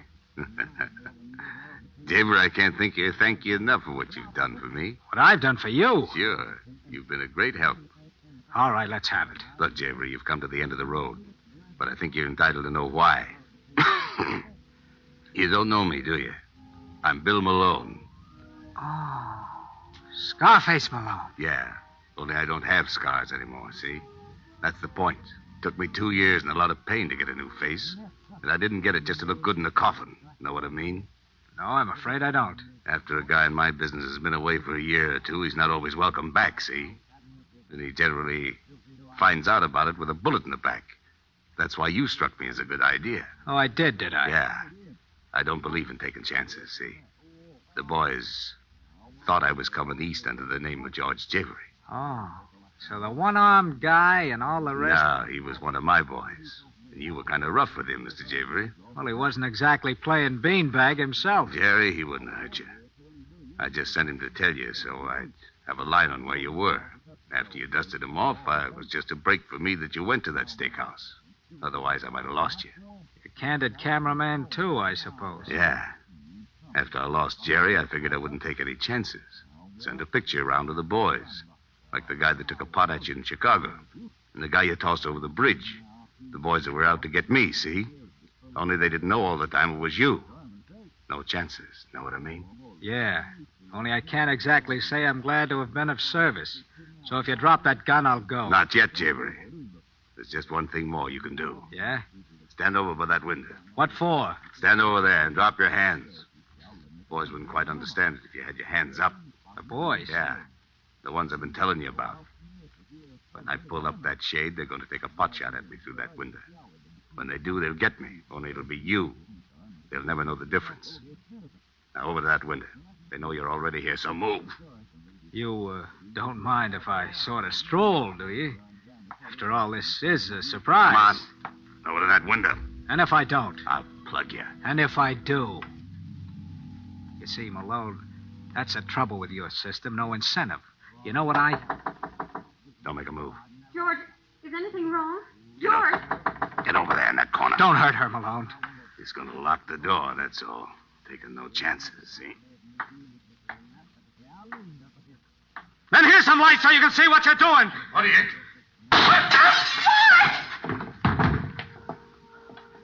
George!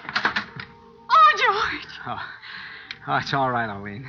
It's all right, darling. Oh. Well, there lies our nemesis. The late Mr. Scarface Malone.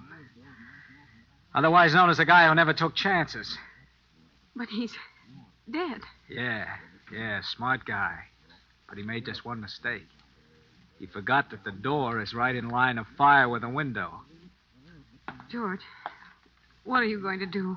I'm going to call the police and explain this little drama to them. After all, I think it's about time people stop taking pot shots at your future husband. Don't you?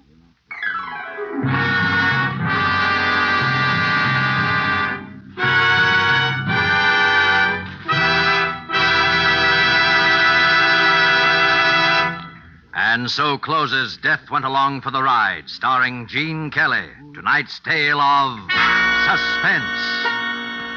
Mr. Kelly appeared through courtesy of Metro-Goldwyn-Mayer, producers of The White Cliffs of Dover. When entertaining guests at your home, are you able to go into your aroma wine cellar and say, which would you prefer, this delightful sherry or this sweeter, heavier port?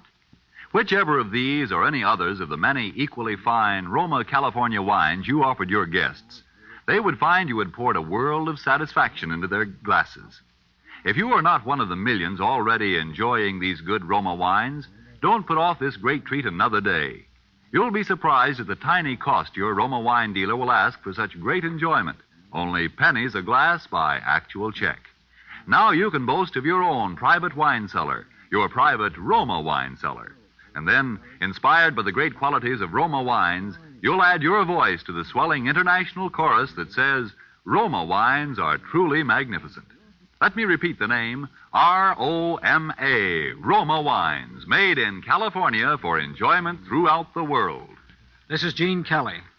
I hope you enjoyed our suspense show this evening. I always feel that it's a pleasure and privilege for me to appear here because most of us who act for a living consider this to be radio's outstanding theater of thrills. Next week, I know you will want to be listening when your star will be Mr. Orson Welles, who will appear in The Dark Tower, a play written by those two very distinguished gentlemen, Alexander Wolcott and George S. Kaufman. And now just one more word. Fellow Americans, the attack for victory is on. You help make the victory more certain and bring it sooner when you buy more war bonds. Suspense is produced and directed by William Spear. Next Thursday, same time, you will hear Orson Welles in Suspense. Presented by Roma Wines, made in California for enjoyment throughout the world. This is CBS, the Columbia Broadcasting System.